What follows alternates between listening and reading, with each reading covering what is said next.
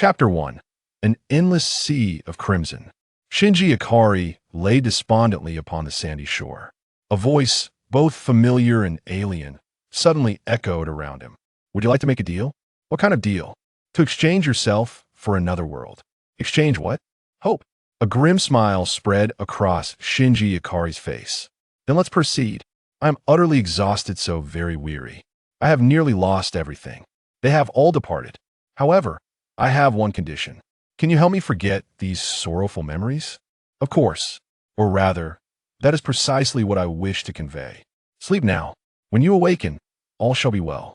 Shinji Ikari opened his eyes once more. Where am I? An unfamiliar sky, an alien land. Strange individuals surround me. Wasn't I supposed to be searching for my father in Tokyo 3? This place is certainly not Japan. Moreover, why do some people bear animal heads, conversing in a language I cannot comprehend? Oddly enough, that green-skinned gentleman seems to understand my words. Excuse me, where am I? Step aside. Do you wish to perish? Perhaps. Interesting, you are quite unique. Rather than seeking death, would you prefer to grow stronger? But I am so inept.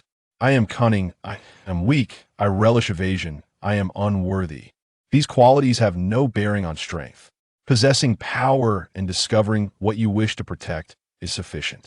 With that, you shall no longer be feeble. Master, what is your name? Some call me God. Others refer to me as the Dark Lord. However, I would prefer you to call me Uncle Piccolo, for many years ago, someone once addressed me thus. Soon, Shinji Ikari donned a white cloak and was then escorted by Piccolo to a training ground.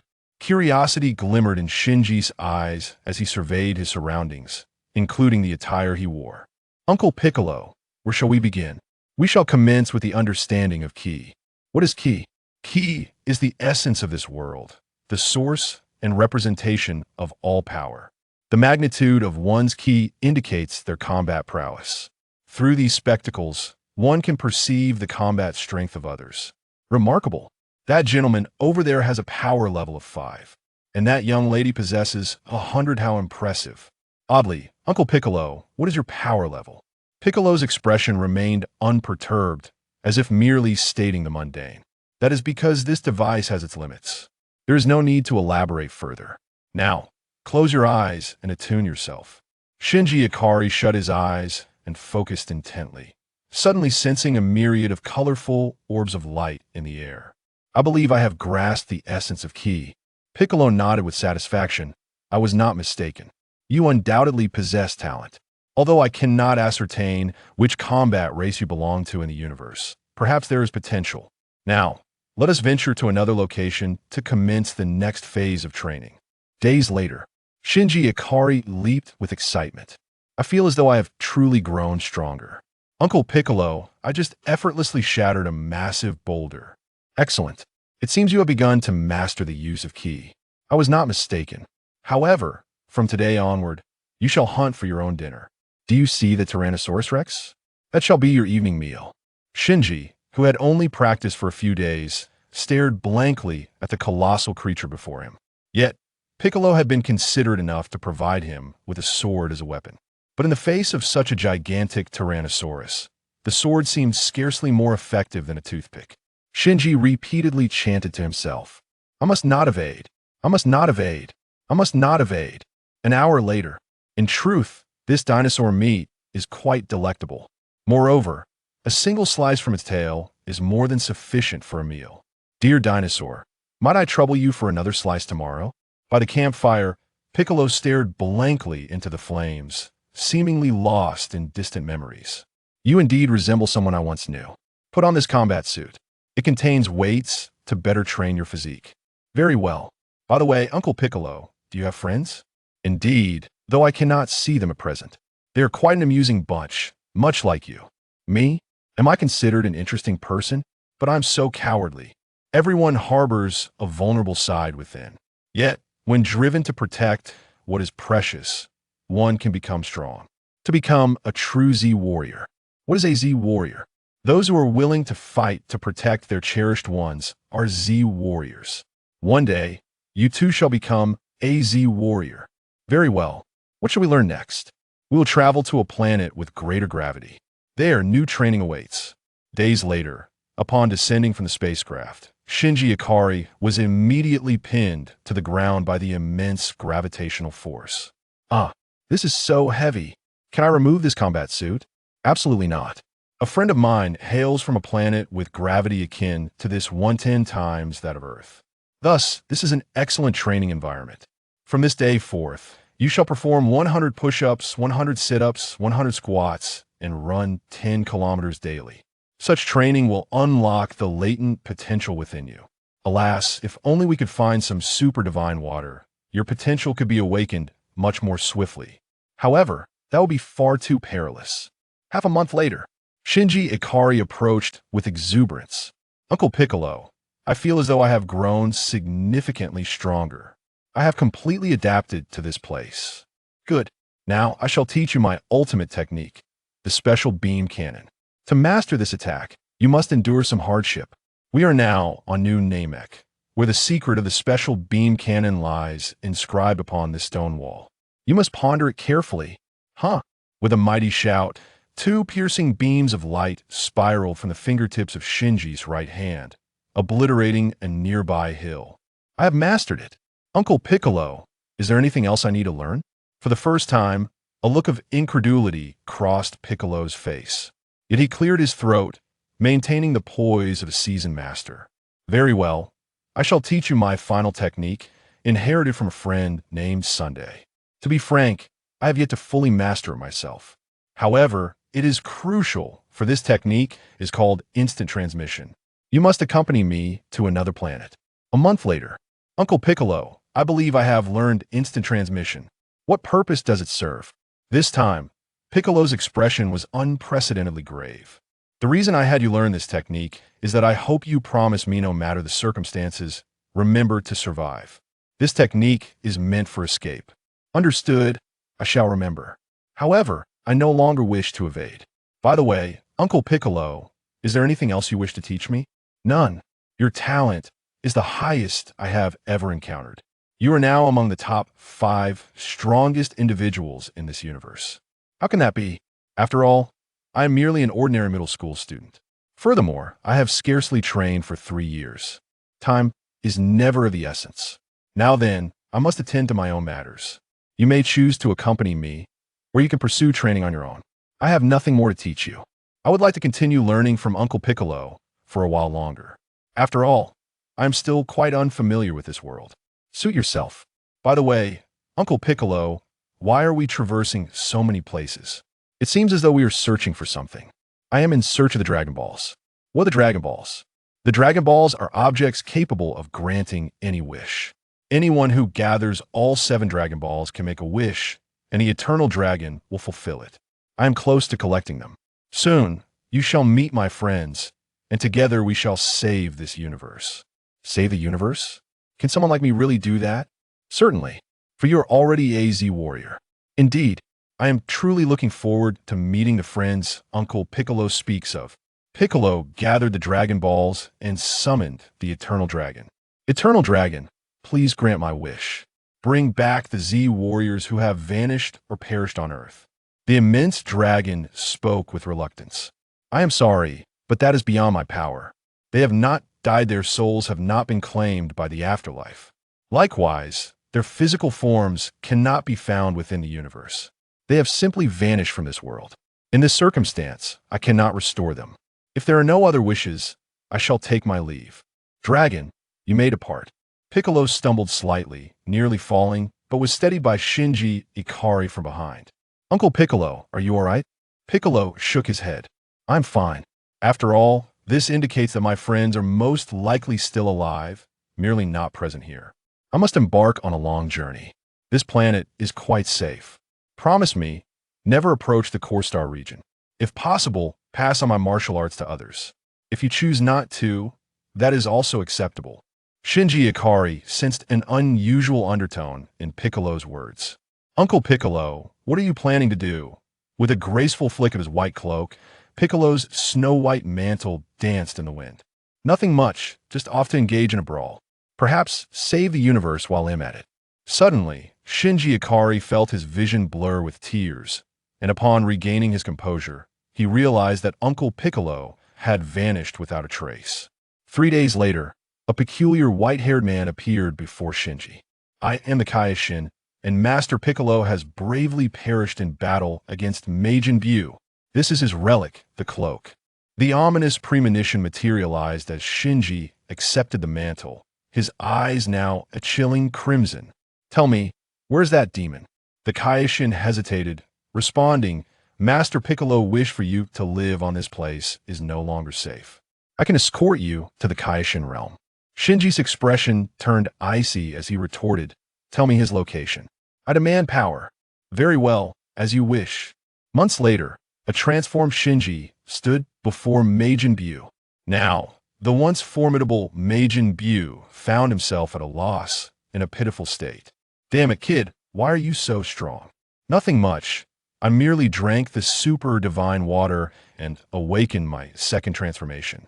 The power of a Super Earthling isn't too shabby, is it? This punch is for Uncle Goku.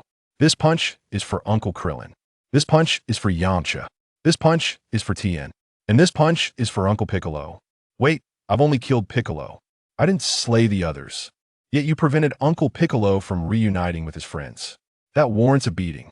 Ha, go ahead and strike. No matter how hard you hit, I am invincible." "Truly invincible? What a joke. The Kaioshin has taught me how to obliterate you. To all beings in the universe, if you wish to protect your most cherished ones like I do, extend your right hand and lend me just a fraction of your strength. Just a little will suffice." Here comes the spirit bomb. In the sacred realm, Shinji's silhouette hovered alone in the air. "It is all over. Alas, I'm left all alone. It is not over. Piccolo can be revived, and the Z fighters can return. You need only participate in the tournament of power." "What? Who are you? Why do you suddenly appear here?" "I am Beerus, the god of destruction of Universe 7. Your battle with Buu has awakened me. Make your choice, young man. I am still bound. You may choose to remain as you are, whether as a tyrant or a hero of Universe 7, it matters not. Alternatively, you can accept my training along with my angel Whis, and then participate in the tournament of power. This will grant you a chance to save your friends. Frankly, I do not know why the Omni King is called for this tournament, but I do know that he is omnipotent among the 12 universes. The champion of the tournament will be granted a wish by the Omni King. I accept." At the conclusion of the tournament of power, Shinji unleashed a final, devastating attack, the special beam cannon, hurling his last opponent, Jiren, the mightiest warrior of Universe 11, off the stage. Shinji, now exhausted to the brink of collapse, declared, "I have finally triumphed." Outside the gates of the Omni King's palace, a figure soared forth. "As a Grand Minister, I now declare Universe 7 the victor. The defeated universes will have to await their next opportunity. The Omni King has decreed that the Kaioshin and God of Destruction of your universes will spend 100 years cleaning the toilets of the Omni King's palace.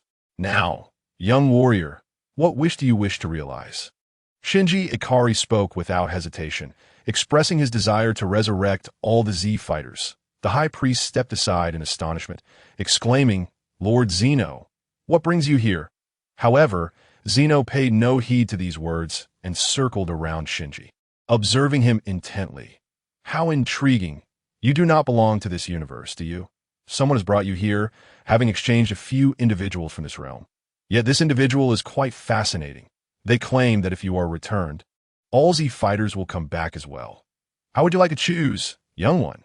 By the way, I must remind you that the planet you find yourself on seems to be experiencing an apocalyptic crisis. If this world can bring happiness to Uncle Piccolo, then I shall return," Shinji replied, opening his eyes to find himself standing before a telephone booth. The sound of a bell echoed, signaling the passing of a tram, followed by the familiar chorus of cicadas heralding summer. Overwhelmed with emotion, Shinji's eyes brimmed with tears as he uttered, "I'm back." Regrettably, his words went unanswered at that moment. He realized that the immense power he once possessed, capable of obliterating a planet, had vanished entirely. This must be the price of his return. Yet he had gained something far greater than mere strength. Furthermore, Shinji noticed that this world harbored a palpable energy. With a greedy breath, he inhaled deeply, feeling his body's strength begin to surge at an astonishing rate once more. However, from Shinji's perspective, the previous power was so overwhelming that this newfound speed felt akin to that of a sluggish snail. It appeared that to fully restore his abilities would take several years, if not longer. In a sudden daze, Shinji glimpsed a blue-haired girl appear in the distance. This was no illusion. This world was more intriguing than he had anticipated. Although he had departed from Uncle Piccolo, the opportunity to meet the fascinating Z fighters he had heard about seemed elusive. Yet, this world appeared far from the simplicity he once perceived. According to the previous timeline, someone should be here to meet him, and the girl he just saw seemed familiar. Judging by her teleportation abilities, the girl in the school uniform was likely no less formidable than Uncle Goku. It seemed this world also possessed individuals with such acute spatial awareness. Perhaps he would not have to endure loneliness after all. Shinji cast a glance at the photograph in his hand, which depicted a voluptuous dark-haired beauty, stylishly attired. She appeared even more vivacious than Aunt Bulma in her youth. Notably, the photograph had an arrow pointing to a significant spot. Was this the individual sent to retrieve him? She hardly seemed reliable, that a sense of foreboding washed over him. Shinji entered the telephone booth to try a call. In these extraordinary times, all lines were down, with no connection and the alluring older sister missing. He pondered his next step. Furrowing his brow, Shinji closed his eyes and began to sense the energy surrounding him. To his astonishment, there was not a soul nearby. Attention, residents. This is an urgent announcement. Please proceed immediately to designated shelters. Well, it appeared that quite a bit had transpired during his brief absence. Moreover, he sensed an aura nearby that was decidedly inhuman. This essence was peculiar, neither human nor divine. Reminiscent, albeit faintly, of the energy from the angel Vados. Yet it was overwhelmingly potent, at least 1,000 times stronger than his own current state. Curiosity piqued, he decided to investigate. Even without fully regaining his strength, Shinji was still capable of employing techniques like the void technique with ease that, in the blink of an eye, he ascended into the sky, only to behold a colossal, bizarre figure approaching him. This being was neither fish nor fowl. Entirely green, with limbs barely discernible, and a peculiar white mask adorning its chest. What manner of creature was this? By now, 4 or 5 armed helicopters were engaged in an assault against the monster. Enormous missiles surged forth, only to be effortlessly crushed by the creature's hand. The gunfire from the helicopters left no trace whatsoever. Shinji sensed that a force field surrounded the monstrous entity, deflecting all the helicopter's attacks. It was clear that he was no match for this creature. Zeno's words rang true. His world was facing annihilation, and he had returned just in time. Suddenly, a blue sedan sped into view. Screeching to a halt before the telephone booth, the alluring older sister from the photograph leapt out. How strange! Where had she been? Cursing himself for miscalculating the time, he wondered what to do next. In an instant, Shinji found himself standing before the older sister. Hello, I am Shinji Ikari. That moment, Captain Misato Katsuragi saw her savior and, without pausing to consider how Shinji had arrived, pushed him into the passenger seat. There's no time to explain. Get in quickly. The warmth radiating from her arm confirmed to Shinji that this was exhilarating, primarily because it felt real. I am Lieutenant Misato Katsuragi, a subordinate of your father. This place is dangerous, and I must get you out of here immediately. The vehicle sped away from the monster. Just as Misato exhaled a sigh of relief, she spotted a heavy bomber heading towards the creature. Damn it, those lunatics are deploying N2 mines. We need to find cover. What are N2 mines? N2 mines are the most powerful explosives available aside from nuclear weapons. We're in trouble. Brace yourself. Misato instinctively threw herself over Shinji as a shadow loomed overhead. The photograph had been too realistic, or perhaps she had underestimated Misato's strength. Shinji instinctively activated his teleportation ability, for the previous location was no longer safe. Not far off, a massive explosion erupted, followed by a deafening roar and an overwhelming wave of heat. Misato suddenly found herself and the young boy behind a large rock. Meanwhile, her beloved car was tossed about by the shockwave of the explosion. I just had that car repaired, and I still have 33 installments left to pay. How did I end up here? That would be my doing. Thank you, Lieutenant Katsuragi. Just call me Misato. How did you accomplish that? That explanation is somewhat complex. The critical matter is that the giant over there is still alive. Shouldn't we keep moving? Misato evidently dismissed the details as her attention returned to the car. After a hasty repair, her vehicle was back on the road. Misato, is your car all right? It's fine. After all, this is an emergency. There is no other option that you're just like the commander. Both of you are remarkable individuals. Ha ha ha. Don't let my appearance fool you. I am an international civil servant, so this loss is inconsequential. All right then, Misato, what exactly is that monster? Why is it attacking the city? That's a bit complicated to explain, much like your earlier abilities that oh, you know what your father does? My teacher mentioned it. He is protecting humanity. It's a very important job. You're largely correct. I have some classified documents for you to review. Feel free to ask me if you have any questions. By the way, Misato, is this the underground city? It's quite magnificent. Of course, this is the ultimate stronghold built with the collective efforts of all humanity. Tokyo 3. But Misato, it seems we've just been here. All right, I seem to be lost. Could you possibly use that technique to take me directly to the commander? I cannot. Why not? Because I haven't seen my father in many years. I can hardly remember his appearance or aura. We shouldn't just appear in certain places. All right, I understand. I'll make a call that, Indeed, Ritsuko is not answering her phone. Hello. Could you please make an announcement, simply stating that I am looking for Dr. Ritsuko?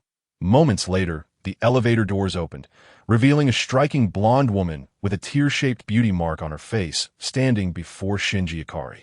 The woman boldly approached Misato, colliding with her like a meteor striking the earth. This woman was indeed formidable. Notably, she was clad in a fitted swimsuit, as if she had just emerged from swim. Misato, visibly flustered, or perhaps lacking in genuine confidence, was knocked back several steps by the force of the encounter. Honestly, have you gotten lost again? Huh. My apologies. This must be the child in question. Indeed, this is the third candidate selected by the Malduck report. Please take care of him, Shinji-kun. Please take care of yourself, too, Dr. Ritsuko. Your aura seems rather unstable. Have you been overworking yourself lately? Sometimes, taking a proper break is not a bad thing. In Shinji's eyes, Ritsuko Akagi's physical state was laid bare. Exhaustion, fragility, and a fade of strength. Ritsuko was taken aback as she gazed at Shinji.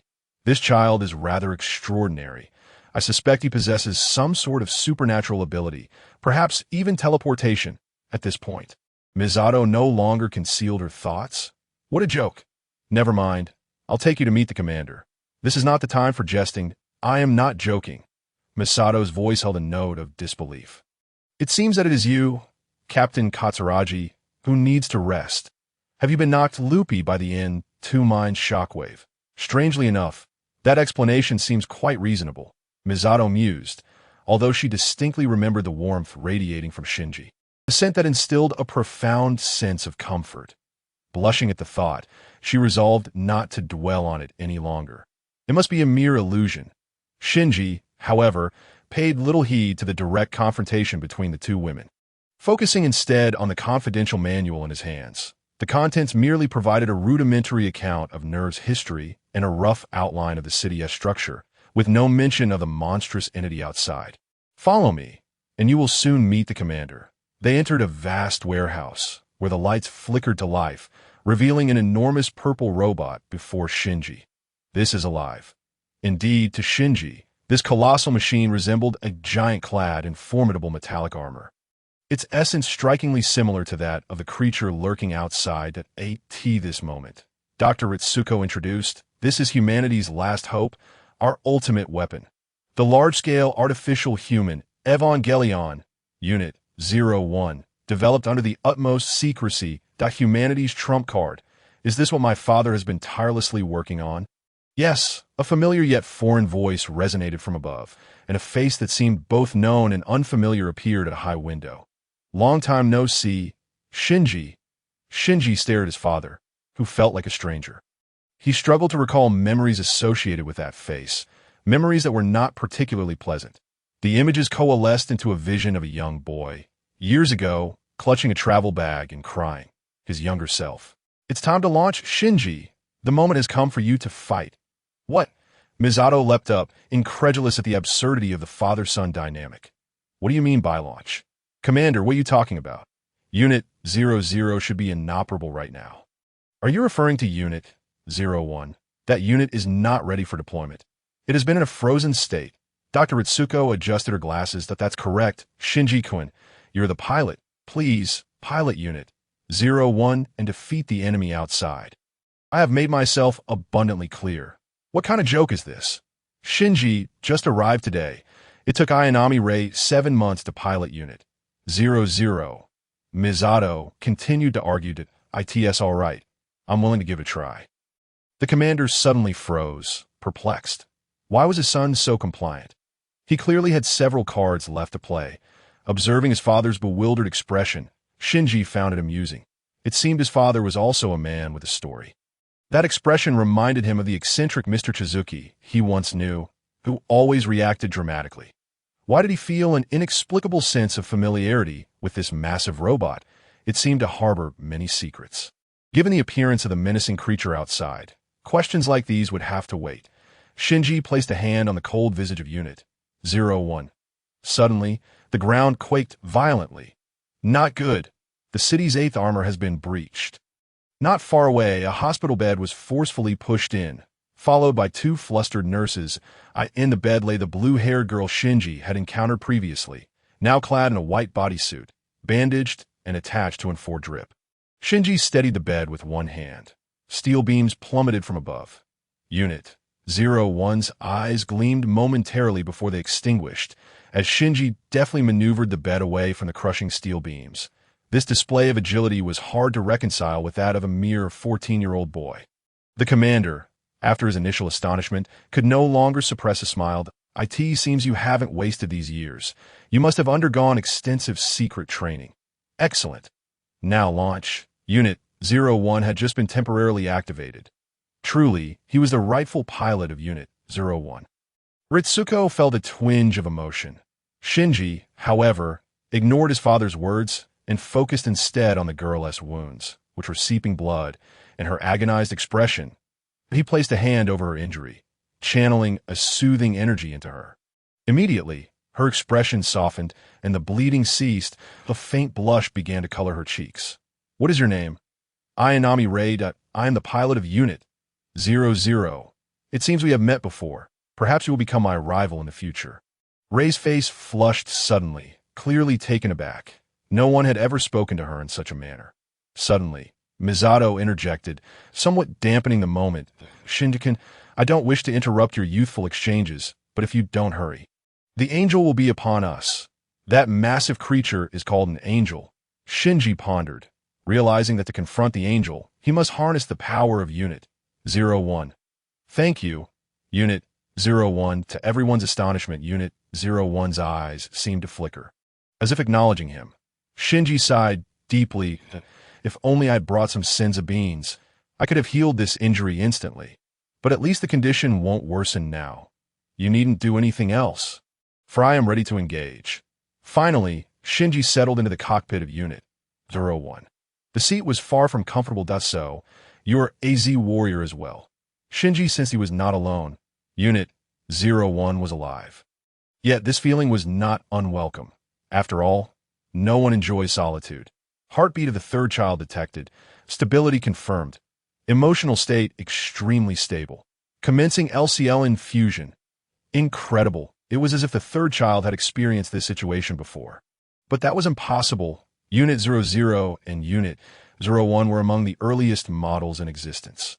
Had he piloted elsewhere before? The technician, Maya Ibuki, struggled to process the scene before her. She was Ritsuko's subordinate and student. Yet her worldview felt utterly shattered. Ritsuko cleared her throat. Do not concern yourself with irrelevant matters.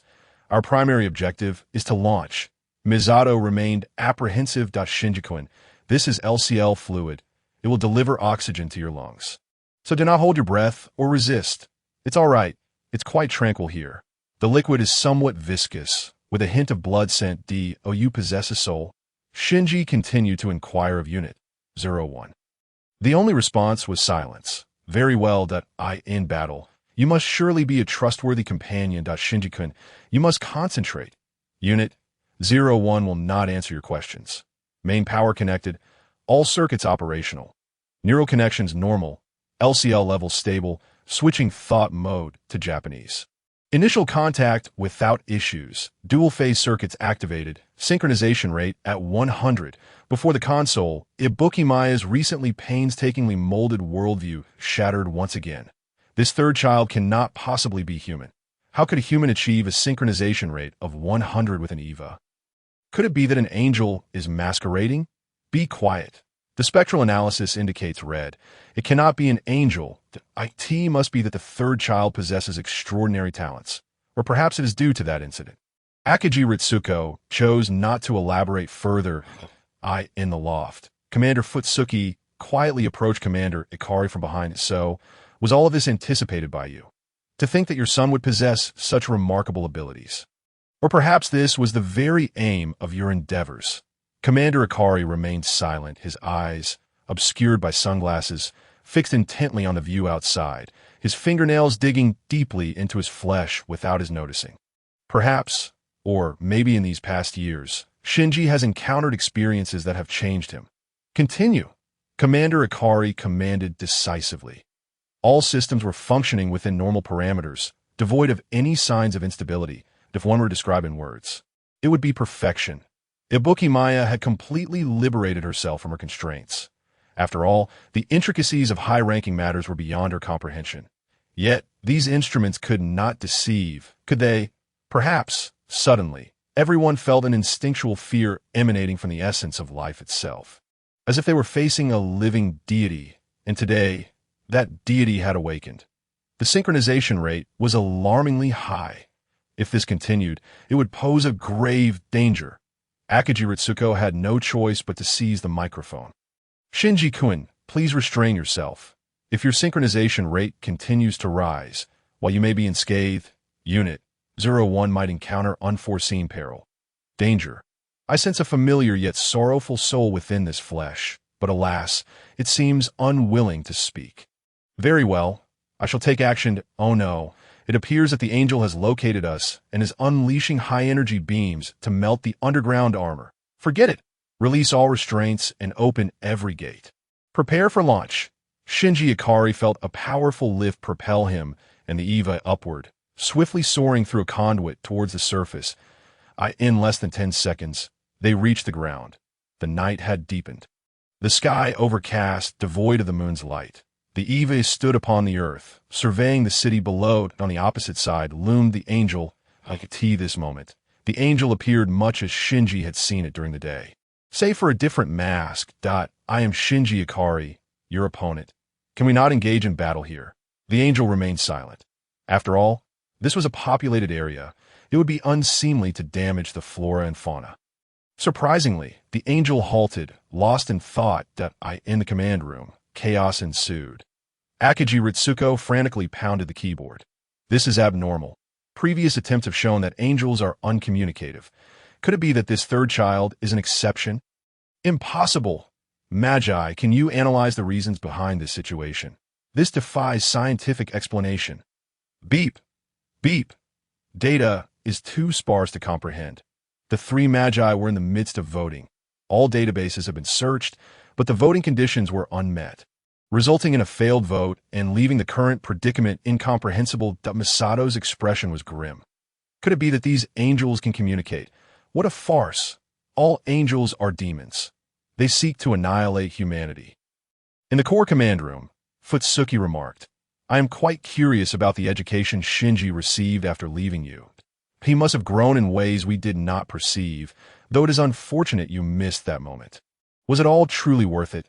Jindo, do you not harbor regrets? Certainly, without defeating the angels, we have no future. Outside, the two giants remained locked in confrontation as the clouds gradually dispersed, revealing a bright moon in the sky. It seems you can indeed understand my words. How about we find a more open space and engage in a proper battle? I can tell you are skilled and a warrior. What say you? In a daze, the angels seemed to nod. This scene nearly overloaded the CPUs of everyone in the command room. Could it be that these angels truly were sentient beings capable of communication? But in the next moment, the angel leaped high and lunged forward. Shinji-kun, be careful. You must visualize the movements in your mind to replicate them in the unit.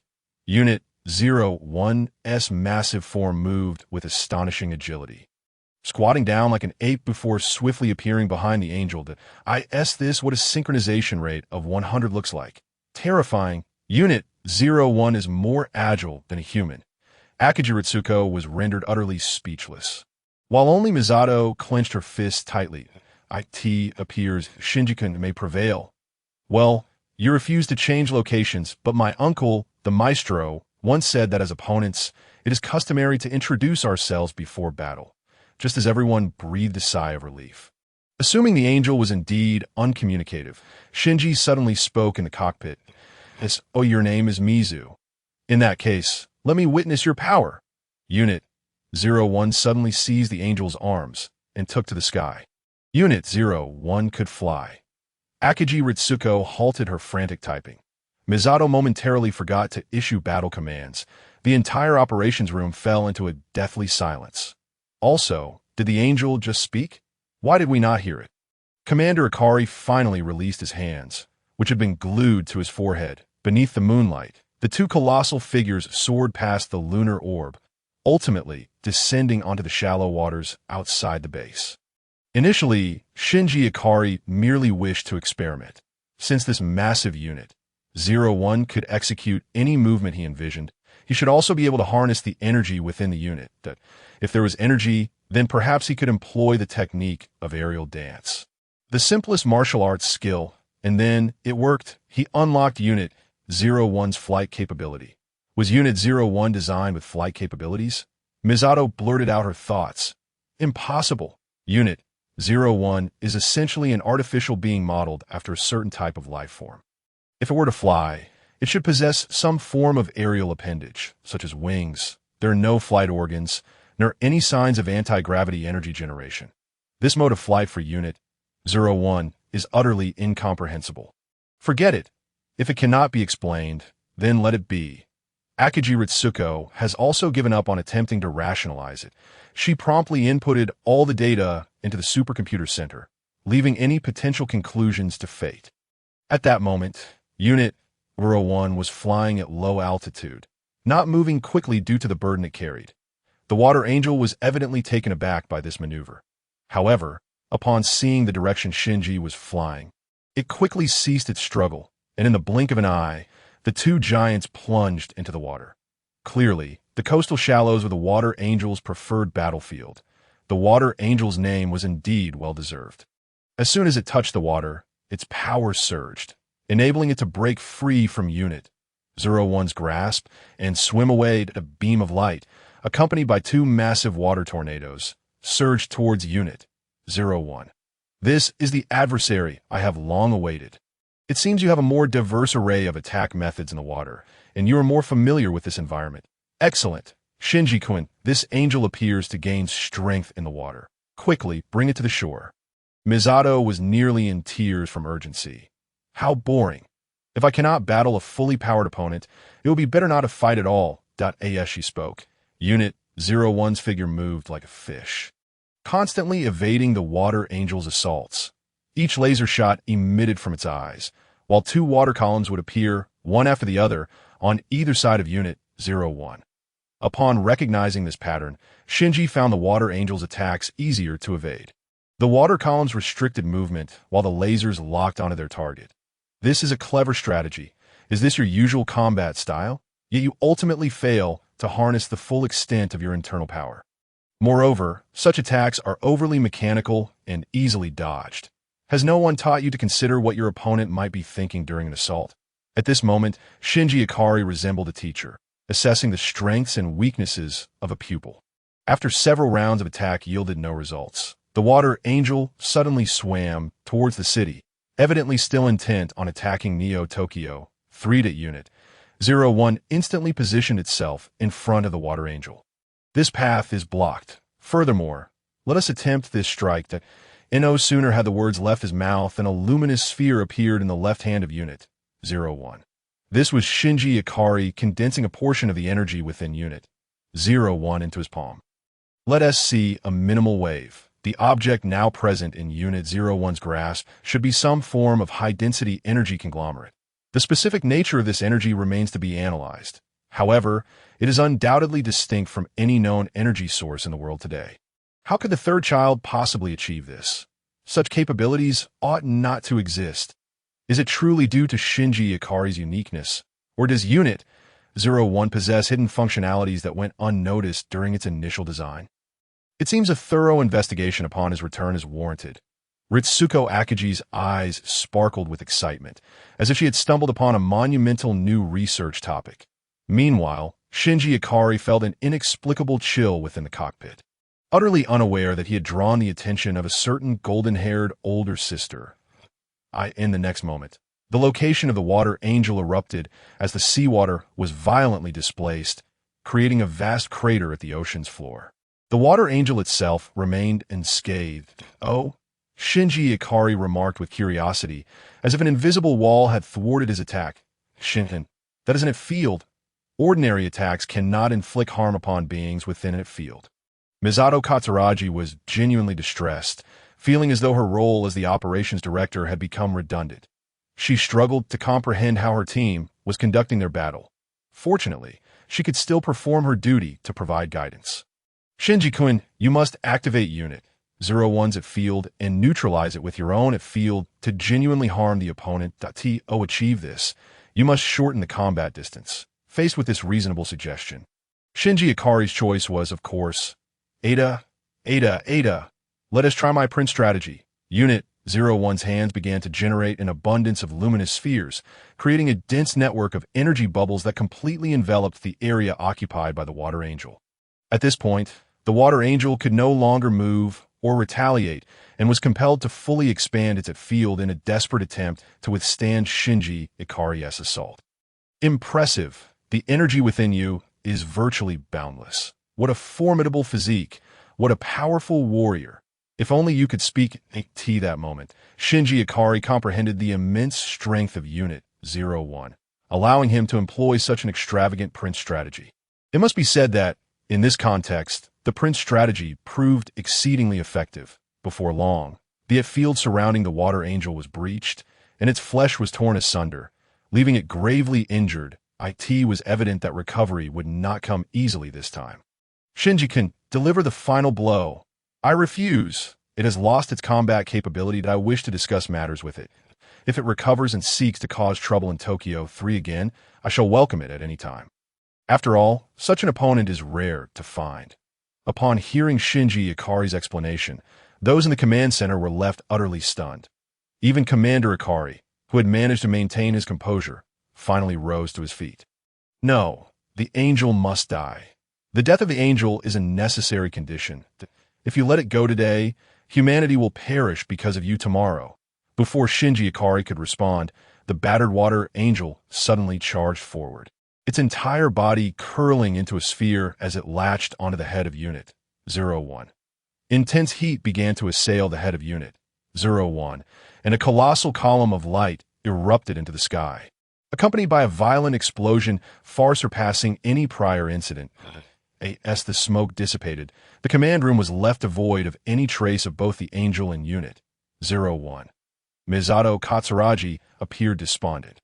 So, Unit 01 has vanished. In other words, we have lost both Unit 01 and Shinji-kun. Shinji-kun is dead. Damn it, Unit 01 has been located. Unit 01 has been found. It astonishingly lay at the edge of the explosion zone. Shinji-kun, amidst the towering flames. A colossal silhouette emerged. Thud, thud, thud. The crowd seemed to hear the sound of footsteps. Such a powerful explosion should have destroyed Unit 01's restraints. Wasn't it supposed to be armored? Ritsuko Akiji did not respond to Maya Ibuki's query because the Unit 01 displayed on the large screen bore no signs of damage whatsoever. Even the paint on the armor remained intact. How could this be? An explosion of that magnitude, even with the field fully activated, should not leave it unscathed. Ibuki, what was the result from the spectral thermal reaction detector just now? The core temperature of the recent explosion was 1,320,000 degrees Celsius. An unknown organism could survive at such a temperature. Forget it. Let all the data records be handed over to Magi for thorough analysis. Ritsuko Akiji felt exhausted. However, Misato Katsuragi was in a hurry. Quickly organize a rescue. Unit 01 has lost power. It was then that everyone noticed the cables behind Unit 01 had been severed, the cut surface gleaming smoothly, as if it had been sliced by a blade. Thank you. That was quite a battle. Now you can rest. Just moments ago, Shinji Ikari had chosen to teleport alongside Unit 01 in a moment of crisis. And to his surprise, it had succeeded. Of course, Shinji had not dared to teleport too far on his first attempt. Unit 01 had merely avoided the core of the explosion. The teleportation had also resulted in severed cables. Yet, even when power was lost, Unit 01 refused to cease its movements. Thus, Shinji Ikari made his statement that IT is finally over. The lights in the cockpit dimmed, casting a dark red hue beneath the water. Shinji Ikari sat in the pilot's seat, gradually dispersing his perception of energy. Someone is coming. Many people. They must be here to rescue me. How reassuring. Furthermore, it seemed that Unit 01 had fallen into a slumber. You feel lonely too. For some reason, Shinji Ikari felt that this place was perfect for sleep, offering an inexplicable sense of tranquility. A wave of immense fatigue washed over him. Oh no. I have recovered too little energy. I overexerted myself in this battle. With that thought, Shinji Ikari closed his eyes and drifted into a deep sleep. Uncertain of how long he had slept, it was a truly beautiful slumber, reminiscent of childhood. Shinji-kun. Shinji-kun, wake up! Shinji Ikari opened his eyes to see a strange ceiling and a somewhat anxious Misato Katsuragi at his bedside. Miss Misato, where am I? You are in the hospital within the base. Please do not take such reckless risks again. You could truly die. It's all right. The Water Angel was a worthy opponent. It was a commendable battle. Besides, did I not successfully protect many people? Indeed, you accomplished something remarkable just now. Strangely enough, when we found you, you were fast asleep, yet the health check indicated you were in good health, just a bit fatigued and slightly malnourished. You must be hungry. I shall ask them to provide you with something to eat. Shinji Ikari's stomach audibly protested. This must be a habit cultivated in the Dragon Ball world, where one feasted heartily after every battle. Unfortunately, this world lacked any magical beans to satiate hunger. In no time. A boxed meal was delivered and I apologize. The hospital only has this at the moment. Misato looked somewhat embarrassed, as the cafeteria was closed at this hour. No problem. This is quite good. In an instant, the boxed meal vanished as if swept away by a tempest. Clearly, piloting Unit 01 demanded immense energy, and no need to worry. The hospital has plenty of these boxed meals. Is there any more? Could you possibly bring me 5 more? No. Make it 10. Misato Katsuragi was left speechless as the empty boxes piled higher and higher before Shinji Ikari in the blink of an eye. 11 boxed meals had vanished into his stomach. The peculiar thing was that Shinji Ikari's abdomen showed no signs of swelling, as if all those meals had been stored in a dimension of their own. Misato Katsuragi wore an incredulous expression. Shinkin, don't you feel stuffed? Do you feel unwell? Overindulgence can be detrimental to one's health. It's all right. Could you possibly bring me another box of meals? Very well. Misato Katsuragi is well aware that Shinji Ikari is not an ordinary individual. However, during a previous visit to the facility, Ritsuko had conducted a comprehensive medical examination on Shinji. The results were even more astonishing than expected. Shinji's health was remarkably robust, devoid of any ailments, and there were no signs of tumors or scars. If there was anything particularly unique, it was his extraordinary physical strength at just 14 years of age. His skeletal muscle density was several times that of an average person, and his skin density was equally impressive. At that moment, had she not intervened, Ritsuko would have attempted to dissect this miraculous body. Fortunately, Commander Ikari had put a stop to that and classified all matters pertaining to Shinji as top secret. Yet, the sight of Shinji enjoying his meal was indeed delightful. Misato could discern that this young man was well-mannered. His dining etiquette remained elegant, even as he accelerated his pace at a box containing 32 meals swiftly vanished before him. In total, there were 43 boxes, equivalent to the food intake of an ordinary person over several days. Finally, Shinji let out a sigh of relief. He was finally full. Misato felt relieved as well, for the meals in the hospital had been consumed. If she wished to eat more, she would have to dig in her own pockets to purchase a bento from a nearby convenience store. Speaking of her finances, the thought of her car loan for the 33rd installment was too burdensome to contemplate. Shinji, are you able to move freely now? The moment those words escaped her lips, Misato regretted them. Shinji stood on the ground and jumped a few times, appearing completely normal. Then he threw punches and kicked his legs. His movements quickened, each strike so swift that it was almost imperceptible to Ai in that instant. Misato recalled a man from her distant memories who, during his university days, seemed to have been infatuated with boxing. Yet, his speed paled in comparison to that of the youth before her. How is this possible? Miss Misato, I believe I am fine now. However, my previous clothes may no longer fit well. Could you arrange for a more spacious outfit for me? Shinji had already noticed the increased girth of his arms and thighs. He fondly recalled the training uniform that Uncle Piccolo had prepared for him, especially that white cape. This is quite simple. Our base's logistics department has a dedicated tailor and 3D printing equipment. You can simply sketch what you desire right here. Misato handed him a drawing tablet. Without hesitation, Shinji took the pencil and began to draw. It was a simple training uniform, emblazoned with the character for truth on the chest, accompanied by a cloak reminiscent of Uncle Piccolo's. Such a uniquely styled outfit, but I fear you may attract attention if you venture out dressed like this. These are my training clothes. Please also prepare some casual attire. Misato nodded. These requests were not unreasonable, especially considering that this young man was at that age where one often embraces eccentric styles. I apologize for the interruption, but Commander Ikari has requested your presence. In ERV headquarters, confidential conference room. Jindo Ikari sat at the lower end of the table. The other stone tablets illuminated simultaneously. Jindo Ikari, you have concealed quite a number of matters from us. Surely, you have secretly integrated your son with the angels. Who exactly resides within the vessel of your son? How could you send Unit 1 to that individual as a mere plaything? What are you thinking? Indeed, the capabilities exhibited by your son are nothing short of inhuman. That a synchronization rate of 100 is utterly outrageous. Even an angel would find it challenging to achieve such a feat precisely. You ought to provide an explanation. The previous attack on the base resulted in substantial losses. At least one or two smaller nations will likely face bankruptcy as a consequence. In response to these accusations, Jindo maintained his familiar demeanor, a smile inadvertently creeping across his lips as he retorted. So what? Finally, the foremost tablet spoke. These matters are trivial. What truly matters is the Human Instrumentality Project.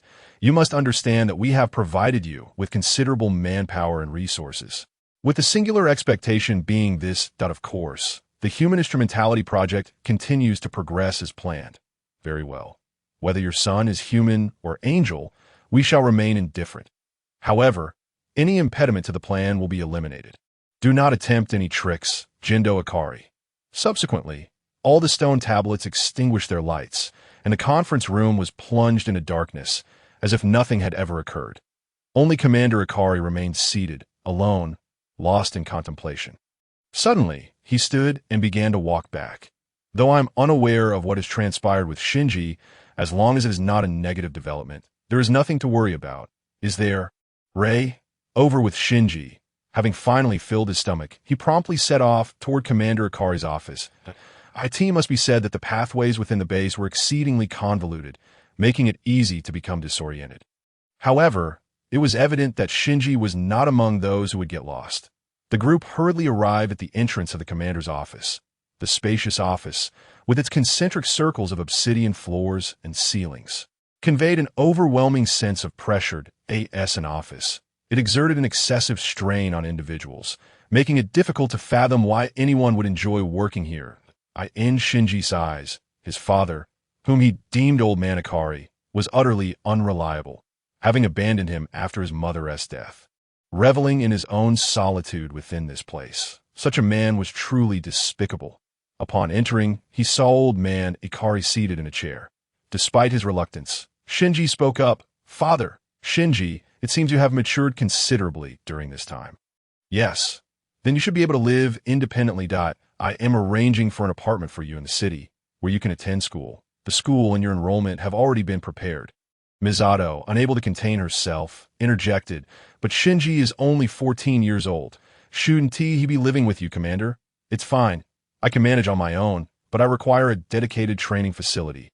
Additionally, my appetite has grown considerably. Shouldn't I have a specific living allowance? The previous allowance provided is likely insufficient now. Misato felt a sense of surrealism. Both father and son appeared quite abnormal. Very well. How large of a residence do you require? At least 10,000 square meters. That I also need a considerable amount of fitness training equipment, especially weight training apparatus. That I tend to disturb the neighbors when I train, so it's preferable that there are no neighbors nearby. If that is inconvenient, I've noticed some primitive forest below. I could reside there instead, which would also simplify my food situation, allowing me to forage for sustenance. Wait a moment. The woods near the base are designated for ecological experiments. The wildlife there comes from various countries, and many are endangered species. Shinji, could you perhaps reconsider your request? No problem, but it need not be so complicated. There's already a substantial villa area constructed near the base. I can allocate a plot for you. That should suffice. The budget will follow the Colonel's standards. Additionally, I will provide you with a special food allowance. It should be sufficient for your appetite. Lieutenant Katsuragi. The relocation of Shinji Ikari is now your responsibility. You will also oversee the tasks of the other qualified candidates. Understood? Wow. Shinji Commander Ikari is truly generous. This villa is at least 20,000 square meters, including a standalone villa and a small artificial lake. Most importantly, this vast lawn will serve as your training ground. IT also comes equipped with the latest fitness equipment and body parameter analysis tools. The commander has truly invested heavily. Misato Katsuragi felt her eyes grow weary. For a moment, she struggled to discern whether the commander harbored affection or indifference towards his son. Her gaze shifted to Shinji Ikari, now imbued with a touch of sympathy. Ultimately, he was merely a 14-year-old boy, orphaned at a tender age, and now neglected by his father. Residing in such relative comfort could be viewed as a form of compensation. Perhaps, just as Misato contemplated this, she witnessed Shinji plunge headfirst into the artificial lake. The surface erupted with a few splashes before falling into a tranquil stillness. After 5 minutes, Misato was on the verge of calling for a lifeguard when Shinji suddenly emerged, triumphantly clutching a fish over 2 meters long. The fish shimmered in a pale blue hue, its streamlined body reflecting the sunlight with a lustrous sheen. What remarkable fortune! It appeared to be quite delectable. This fish was a freshwater domesticated bluefin tuna. Though delicious, it was best not to consume it. Before Misato could complete her thought, Shinji had already begun grilling it. The vibrant red flesh, brushed with oil, sizzled over the charcoal fire, releasing an enticing aroma in an instant. Tears of nostalgia streamed down Misato's cheeks. Please, give me a piece of the belly, the richest cut of the fish. That I long for that taste. Before the second impact, she had savored it a few times at upscale sushi restaurants. As she reminisced, it was evident that her reflections were tinged with more than just pleasant memories. Shinji, ever considerate, offered her a piece of the tuna belly without uttering another word. Upon tasting it, all of Misato's earlier discontent dissipated. This indeed was a splendid place. Shinji even contemplated finding a patch of reasonably flat land to plant some watermelons. Despite being underground, there was constant artificial light, which would surely promote rapid growth, and the soil appeared quite fertile. After assisting Shinji in settling his belongings, Misato prepared to leave. To be honest, if the opportunity presented itself, I might actually wish to remain here. This villa is truly delightful, especially the underground wine cellar, which astonishingly houses a significant portion of Bordeaux's finest vintages spanning nearly 30 years. It boasts all 5 of the first gross CH2s. Could I perhaps sneak a few cases back with me? Don't be ridiculous. How stingy. At last, Misato took her leave. Shinji commenced his daily regimen of unwavering practice, showering and preparing for bed, just when he had donned his pajamas. The doorbell rang unexpectedly. It was Misato standing at the threshold. Time rewound an hour. What? Ritsuko, you want me to live with Shinji-kun? You say it's for better management in emergencies and that it's the commander's directive. Furthermore, in a few days, the second candidate from the German branch will also be moving in. What nonsense is this? Misato's face flushed. Please don't misunderstand. While I recognize that living alone can be quite lonely for Shinji-kun, and I empathize with his family circumstances, that does not imply I am willing to move in with him. In a word, it requires additional compensation. A sprawling villa complete with a swimming pool, hot springs, and gym, not to mention an invincible young bodyguard. Misato, weren't these the very things you longed for during your university days? Now, you have the chance to fulfill them all at once. Moreover, this arrangement will grant you a special allowance. Besides, if you live together, you can forego the rent for your previous apartment. After all, the landlord is the base, and I'm well aware of your financial situation that you've been nearing your credit card limit lately. Haven't you? You wouldn't want those collection calls reaching the base, potentially being overheard by others, including Shinji Ikari, would you? Alright, I agree. But rest assured, I won't lay a hand on a child. You're nearly 30, for heaven's sake. Can you stop pretending to be youthful? You're the one who's been defeated. Thus, an hour later, Misato appeared at Shinji's villa door. Shinji was somewhat bewildered, for Misato was not empty-handed. She was accompanied by a small truck and was dragging along a suitcase. It seemed she had brought all her belongings with her. Misato, what is this? Of course, I'm moving in to live with you. I'm your guardian and your operations director. Why the lack of welcome? No, please come in. Misato. Shinji was taken aback. For a 14-year-old boy, it was impossible to have no fantasies about Misato Katsuragi. Yet, when such fantasies unexpectedly materialized, it often resulted in shock rather than delight. Moreover, this illusion was about to shatter. Thud! Thud! Ah, life is indeed meant to culminate in moments like this. Upon stepping inside, Misato immediately shed her exquisite makeup and sensual business attire, opting instead for a tank top and shorts. It was as if a goddess had descended from the heavens. Transforming into the clumsy girl next door, she then grabbed a large can of chilled beer from the refrigerator and chugged it down. Following that, she uttered the aforementioned words, disregarding decorum by propping her feet on the table. Shinji's perception of Misato crumbled. Misato, since you've moved in, how shall we manage meals in this vast house? Don't worry. After all, I'm a salaried adult and won't always expect you to hunt for food. You see, the refrigerator is stocked with plenty of provisions. I can tell you have quite the culinary skills, so I shall rely on you from now on, Shinji-kun. With a hint of concern, Shinji opened the refrigerator to discover an abundance of pre-prepared meals and frozen foods. Eating such things won't foster good health. What do you know? If children are picky eaters, they won't grow properly. Misato, that is a weak argument. Moreover, I cannot be solely responsible for household chores while managing my studies. Very well.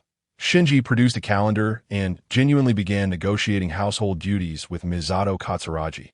All right, Shinji-kun, if you're this stingy, you might find it hard to secure a girlfriend in the future. Mind your own business. Thus, following considerable deliberation, the two reached a consensus that odd-numbered months would be assigned to Shinji and even-numbered months to Misato. If a month had 31 days, they would simply settle it with rock, paper, scissors. Misato's attitude clearly demonstrated the impartiality that household chores could impose. Afterward, they amicably discussed various potential issues that might arise from cohabitation, ultimately establishing their living agreement. Suddenly, Misato let out a light laugh. Shinji-kun, this is truly the real you, isn't it? For reasons unknown, despite her lack of makeup and disheveled appearance, Shinji felt that under the light, Misato now radiated an even more captivating aura than when meticulously adorned. How beautiful! To mask his embarrassment, Shinji coughed. Shinji-kun, the bathwater should be ready by now. Shinji turned to head for the bath. The downside of living in such a spacious house was the lengthy trek of 20 to 30 meters to reach the artificial hot spring bath. At that moment, the hot spring was already filled with water. Suddenly, Shinji saw a figure darting out of the bathroom. With sharp claws and a small head atop a large body, black and white in color. Adorned with a pair of fiery red eyebrows, it was none other than a penguin. Shinji swiftly caught the penguin in one hand. Pin! Despite being grasped by Shinji, the penguin squawked defiantly a couple of times. Shinji's face lit up with excitement, akin to a boy who had just captured a cicada. Unable to contain himself, he rushed out to boast to Misato. Misato, I just spotted this strange bird in the bathroom. It looks like it has a high protein content. The meat should be quite tasty. If we remove its head, we could enjoy it. Oh, you prefer it steamed, braised, or grilled? Awuti recommends sashimi. It seems to have a fair amount of fat, which could lead to dental issues. Shinji-kun, this is my pet Antarctic hot spring penguin, Pimpin. Similarly, he can also be considered one of our roommates. However, he is not someone you can eat. And Shinji, Could you please put on your clothes properly when you come out of the bathroom? It was only then that Ikari Shinji realized he had rushed out a bit too hastily, causing his towel to fall. Amidst his fluster, Pen slipped free from his constraints and walked with precision to a small door. Calmly pressing a button, he opened the door to the room and lay down inside. Upon closer inspection, it was astonishing to find that the room was equipped with appliances resembling refrigerators and air conditioners. It seemed rather absurd. Had the villa's design anticipated the occupancy of a penguin? And what was this nonsense about a penguin using household appliances? Had it somehow attained sentience? Compared to these thoughts, Shinji felt far more embarrassed about the towel incident and hurried back to the bathroom. He immersed himself in the hot spring water, reflecting on the experiences he had undergone during this time. So, was this the beginning of saving the world? Or perhaps, what I am now prepared to protect includes all of humanity on this planet. Uncle Piccolo, if you were here, do you think I'm doing well enough? With these thoughts, Ikari Shinji fell into contemplation. Meanwhile, the previously energetic Katsuragi Misato fell silent, offering a self-deprecating smile. Perhaps it is I who have been seen through. Thus, the tranquil night passed by. The following day marked the occasion for Shinji to report to school. This is Ikari Shinji, the new student assigned to our class. That a new transfer student had arrived. He looks quite dashing. His physique resembles that of a male model from television. This transfer student must be related to some high-ranking official from a base. Humph, just a pretty boy, really. True manliness relies on grit. Facing these remarks, Shinji remained relatively composed. One must acknowledge that his experiences in the Dragon Ball world, having saved Planet Blue multiple times, significantly alleviated his original social anxiety. He was less concerned about the judgments of others. As Uncle Piccolo once said, whether others call me a god or a demon lord, it bears no consequence to me. I should do only what I wish. Calmly, Shinji turned around and confidently wrote his name on the blackboard. Ikari Shinji. Following the protocol, he conducted a brief self-introduction. Hello everyone, my name is Ikari Shinji. I am a Z fighter. My interests include martial arts training and cooking. That I look forward to your guidance. Alright, find a seat. The teacher instructed. Naturally, Shinji chose an empty spot by the window. It was evident that the others did not pay much heed to his mention of being a Z fighter. After all, amidst a crowd of middle school boys, no one would pay much attention to a boy who excessively displayed his eccentricity. Class commenced. It must be said that while Shinji had a solid foundation, the years of inactivity had rendered him somewhat unfamiliar with the material. However, after flipping through the textbooks for a while, he felt he could keep up with the pace. To gauge Shinji's level, a few teachers specifically called on him to answer questions. To their surprise, he responded fluently. It seemed that this body continued to be reinforced at every moment. The enhancement was not limited to physical strength and reflexes. Even his cognitive speed was being sharpened. This outcome astonished Shinji. He had not anticipated that training could also enhance his intellect. He had heard of a Z fighter named Son Gohan, who particularly enjoyed reading and even served as a professor while saving the world. Little did he expect to discover that training could indeed elevate mental acuity when it came to his own experience. It was a delightful surprise. Could this be the legendary notion of strengthening the mind before the body? Time swiftly passed to history class. The elderly history teacher was explaining the second impact on the blackboard. According to the official narrative, the second impact was caused by a multitude of minuscule meteoroids that struck Antarctica. Due to their diminutive size and overwhelming numbers, combined with their average speed of 10 times the speed of light, interception was impossible. These meteoroids utterly shattered the Antarctic continent, sinking it into the ocean. Thus, Antarctica was destroyed by meteoroids, resulting in a chain reaction that caused sea levels to rise and submerged most of the land, leading to the loss of half of humanity. The teacher then began to reminisce about his youth. The sea was still blue back then, teeming with a plethora of marine life. People could enjoy seafood at a fairly reasonable price. However, now most of the ocean was tainted a crimson hue, and almost all marine creatures had been extinguished. The history teacher's reflections grew increasingly distant as he reminisced about the happiness of life before the second impact occurred. Back then, people were filled with hope for the future. Yet, all of that had become a thing of the past, merely a memory to be occasionally recalled. However, it was evident that such narratives had been repeated in numerous films, news stories, and novels over the years. having long been worn out by the younger generation. Consequently, very few students were paying attention in class. Yet Ikari Shinji was a notable exception. After all, he had not engaged with these topics for years. Moreover, through the information obtained at an ERV, he was well aware that these were lies. Hearing them now evoked a distinctly different sentiment.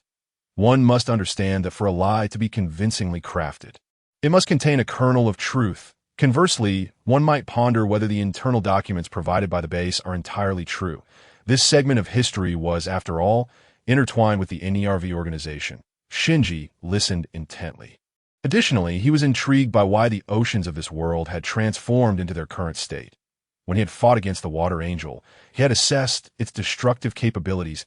If it were indeed one of these so-called angels, it could at most only slaughter a portion of the marine life. The horrifying result of turning the ocean a deep red and eradicating all life seemed far beyond reach. It was said that even the smallest fish and shrimp could not survive in these crimson waters. This outcome was quite absurd. Even in his prime, he could easily annihilate a planet the size of Planet Blue. However, achieving such devastation without destroying the planet's core, merely altering the color of the waters, was beyond him. Not only could he not accomplish it, but even Lord Beerus, the god of destruction, likely could not either. In the Dragon Ball world, only the omnipotent Omni King or Shenron might possess such destructive power. How could such a feat be accomplished? What manner of formidable individual wields such power? Would I be able to engage them in a proper battle and save this planet from their grasp? These questions flooded Shinji's mind, making it difficult for him to concentrate on the lesson. Yet the teacher appeared accustomed to this scenario, continuing to lecture on the textbook material without regard for whether anyone was paying attention, even neglecting to pose questions during class. Most students had long lost focus, especially the girls, who had begun their own gossip session, naturally revolving around recent events and the newly arrived transfer student. Did you hear? A mysterious giant creature attacked here a few days ago. Indeed, I overheard my parents discussing it last night.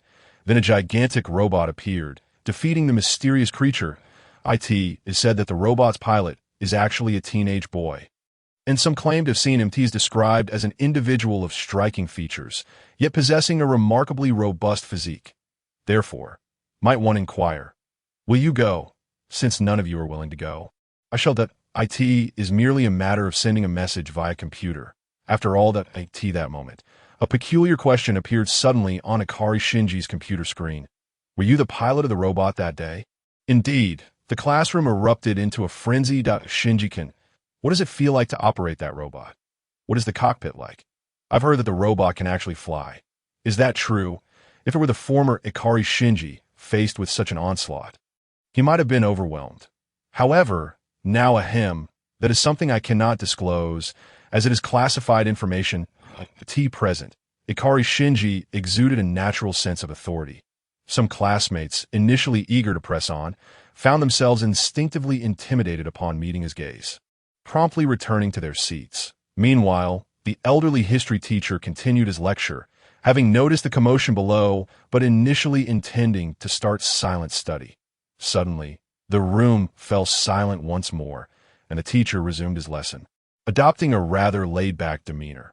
Ikari Shinji suddenly realized that this teacher seemed somewhat unconventional in this land of the rising sun. Due to the existence of teachers' unions, theoretically, educators need not concern themselves with classroom discipline. However, this principle applies primarily to more remote public schools.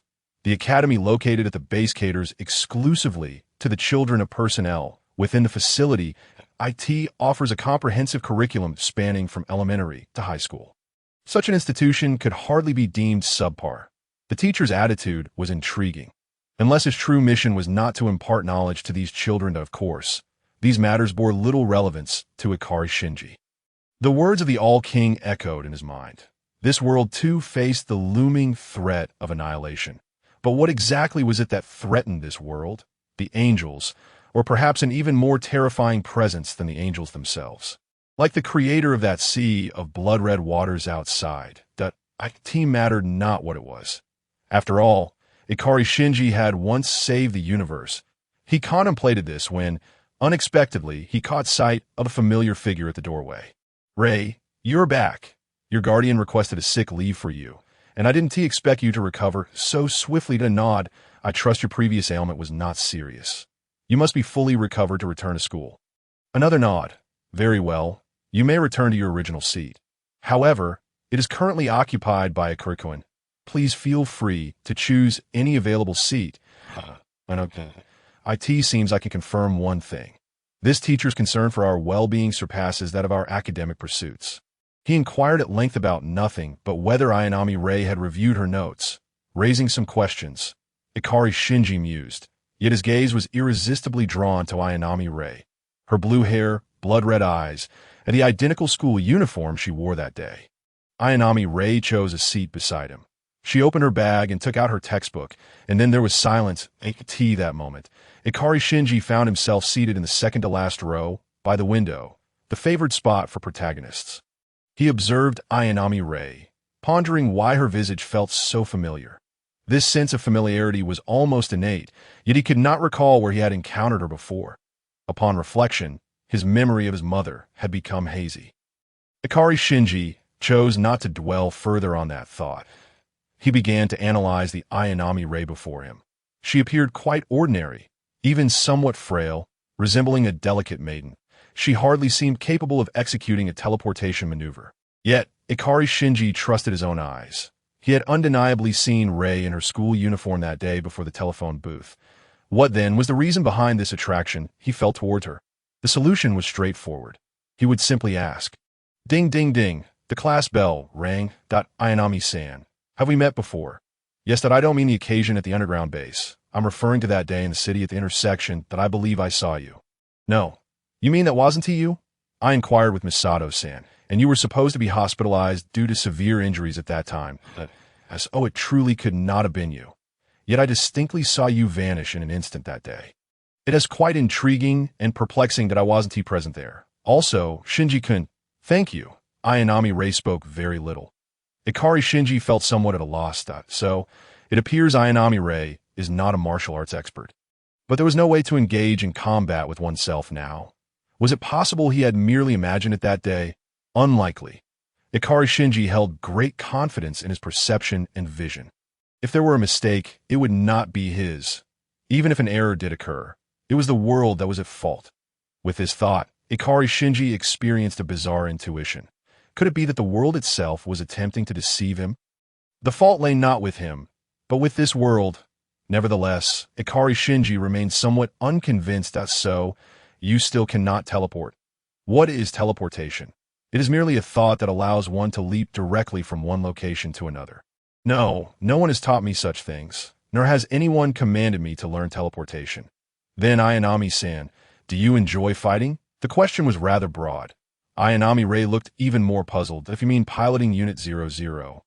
And if it is an order, then I am willing to fight. Not an order, I am simply curious. After all, we are both pilots. Do you personally enjoy or dislike combat? Even disregarding Unit 00, just fighting in general. I do not know. Then Ayanami-san, why do you pilot Unit 00? Bond. For me, EVA represents the bond between myself and others. What about you, Shinji-kun? I long to battle the strong. Why? To protect. Ayanami Rei lowered her head, organizing her books, and did not continue. Ikari Shinji felt a twinge of disappointment. Despite their similarities, the Ayanami Rei before him did not seem to be the one he sought. She was not a formidable warrior and lacked any interest in combat, appearing much like any other girl. Yet, for reasons unknown, Ayanami Rei possessed a certain allure, a comforting, inexplicable feeling. The two of them instinctively turned to face each other, their gazes locking. Black eyes met crimson. The atmosphere grew subtly charged. I apologize for interrupting. I am Ida Kensuk. This is my friend Sahara Tuji. He has something to discuss with you. Ikari-kun, it's a private conversation among men. You understand. Would you mind stepping outside? Ayanami-san, please excuse us. Sahara-kun, is there something you wish to discuss? A punch. Sahara Tuji was a tall and muscular youth, with somewhat dark skin. Ida Kensuk, on the other hand, was much slighter, with freckles and glasses, however, due to physical enhancements. Ikari Shinji now stood at a height comparable to Sahara Tuji, towering over Ida Kensuk by half a head. The punch thrown by Sahara was direct, a textbook jab. Naturally, it missed entirely. Oh, I see you train in boxing? Not boxing, but I have some slight knowledge of martial arts. That is better. Do not claim that I am bullying you. I simply cannot find satisfaction without landing a few punches on you. Do not hold it against me. It is because this fellow's sister was injured during the last attack. However, I recall that the battle primarily took place at the shallow waters outside the city. It should not have affected those within the city, right? It appears we have not misidentified our target. You are indeed the pilot. Yet, there was an earthquake at the refuge where Saharatuji's sister is located. Likely occurring just before your assault, that it is probable that the monsters attacking the city caused it. In any case, is also a result of your tardiness in launching your attack. What is the name of the monster that assaulted us? Is it called an apostle? What is the name of the colossal robot you pilot?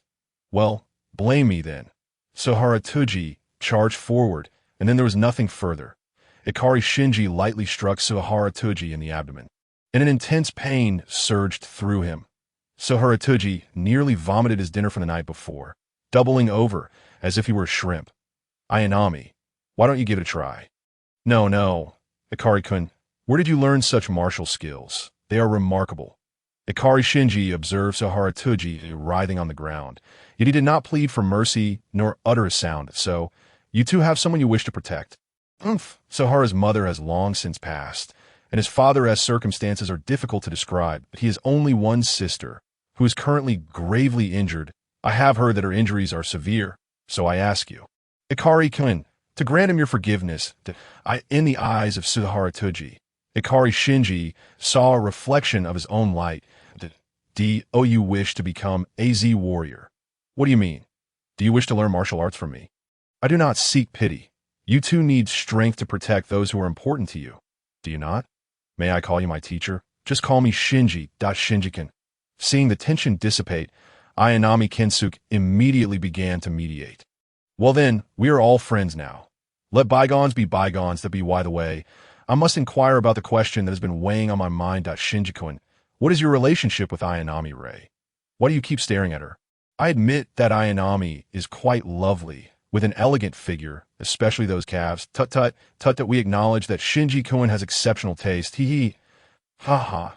Shinji-kun, you truly live up to being my teacher, that a true man should gaze openly. I hope that in the future, not only in martial arts, but also in resilience, you will generously impart your knowledge. That I merely feel that Ayanami has an air of familiarity about her, as if I have seen her somewhere before. Saharatuji raised both hands in reverence. Truly, Shinji-sensei, I have learned much. Ikari Shinji decided to change the subject. The three boys began to engage in casual conversation. Speaking of which, Saharatuji's family situation is quite similar to Ikari Shinji's. Both are the same age and evidently have a fair amount in common. Saharatuji usually resides alone with his sister, as his mother passed away early, and his father is said to be working abroad. Though he may appear to be a delinquent, Saharatuji has no record of misdeeds. Rather, he is passionate about boxing and has trained under a coach for some time. Despite Ikari Shinji not having formally studied boxing, his discerning eye quickly identified several flaws in Saharatuji's movements, earning the latter's respect. Shinji-kun, you are truly impressive. If you were to pursue boxing, you would surely become a world champion. This statement came sincerely from Saharatuji in terms of both skill and vision. Ikari Shinji is undoubtedly a prodigy, but a champion. I am not particularly interested, as I hope to throw punches in the name of protection. Ayanami Kensuke is more intrigued by Ikari Shinji's identity as a pilot. So, due to various confidentiality requirements, Shinji-kun, are you unable to disclose any details about the robot you pilot? I cannot, but I can tell you that my partner is called Unit 01. Unit 01, you say? I truly hope I get the opportunity to pilot it just once. Even if I were to perish afterward, I would have no regrets. From what Shinji-kun indicates, could it be that Unit 01 is alive? This is classified information. However, your wish to take a seat in it is difficult to ascertain. Shinji wishes to wait until his skills have recovered somewhat, as it should not be challenging to invite friends to sit in Unit 01 using teleportation. Of course, this would likely require the approval of Dr. Ritsuko. Yet, Shinji suddenly felt a sense of dissonance. Ayanami-kun, is your mother also no longer with you? Yes, I must share a secret. It seems that none of the students in our class have mothers. It is truly peculiar. By the way, Shinji-kun, is your mother still alive?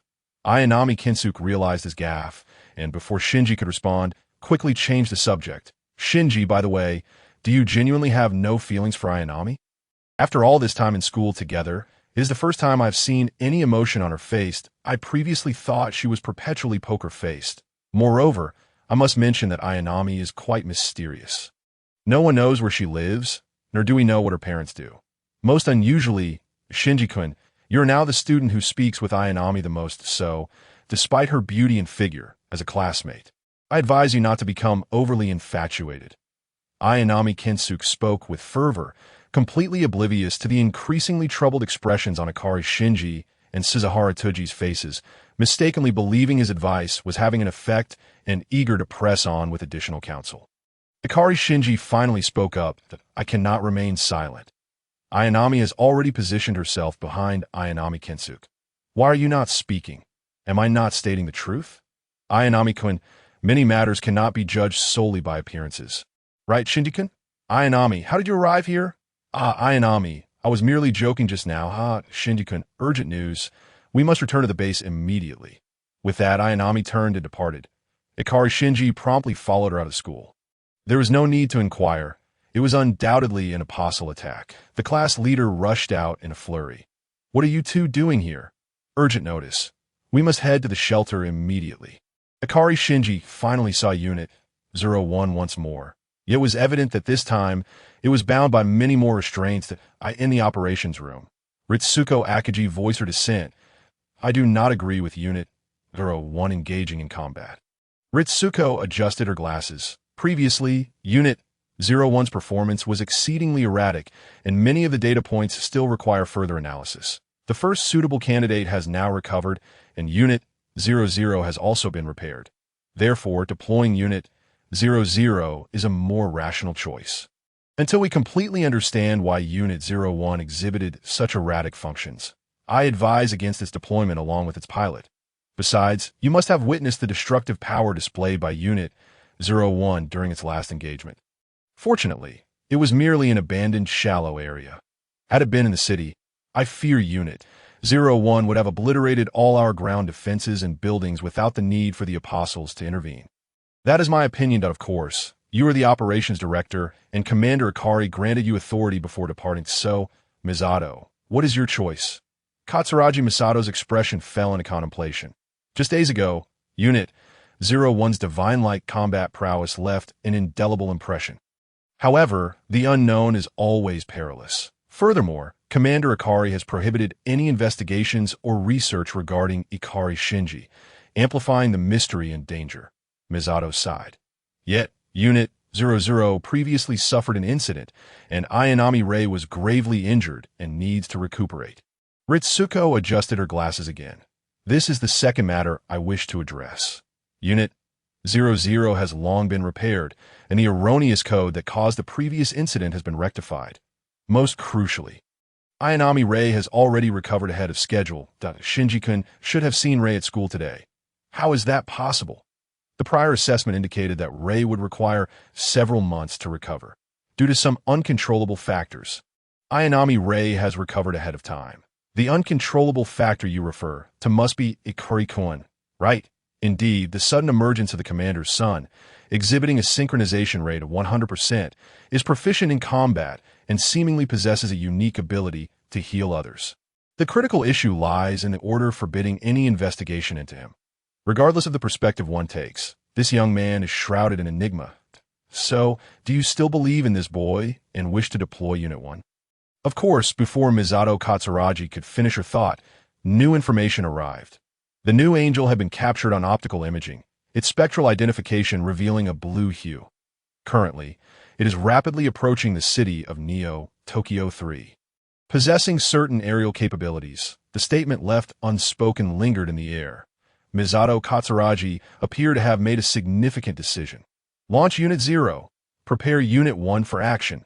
She added, it's not that I don't trust Shinji-kun, but this approach aligns better with combat protocols. After all, no one lays down their trump card at the onset of a game. Shinji Ikari once again entered Unit 1 at this time. The sensation felt markedly different. Unit 1 was unusually tranquil today. Shinji closed his eyes, savoring this rare moment of peace alongside Unit 1. Suddenly, he realized he could perceive everything occurring from the perspective of the A.T. field. Shinji. Unit 0 appeared as a slender, white giant, currently at rest. As Unit 0 mobilized, its AT field diverged from that of Unit 1, that despite their similar colossal forms, Unit 0 lacked a certain essence of soul. Or perhaps possessed one, but it was faint. Oh, you are special, aren't you, Unit 1? Unsurprisingly, this question went unanswered. Upon reaching the ground, Unit 0 did not immediately engage, but instead held a rifle, observing the angel from a distance. At that moment, Shinji also noted the angel's presence. This angel's energy was even more formidable than that of the water angel, and its overall form bore a resemblance to a gigantic lobster. However, its pincers were replaced by two incredibly heated tendrils, such destructive potential. In Shinji's field of vision, those tendrils could effortlessly cleave a building in two with a mere flick. Fortunately, all residents have been evacuated to underground shelters, leaving only some urban structures at risk of destruction. Unit 0 opened fire. The rifle in its hands unleashed a relentless hail of bullets, yet the angel's energy showed no signs of waning. Clearly, the firepower of a mere rifle was insufficient to breach the angel's A.T. field. Nonetheless, Unit 0 exhibited remarkable patience. Rei Ayanami operated with commendable precision, controlling the angel's movements through a shooting while gradually closing the distance to neutralize the A.T. field. A wise choice. It seems Ayanami truly embodies the spirit of a warrior. Having endured numerous battles, in the command room, everyone held their breath, their eyes glued to the screen displaying the clash between the two titans.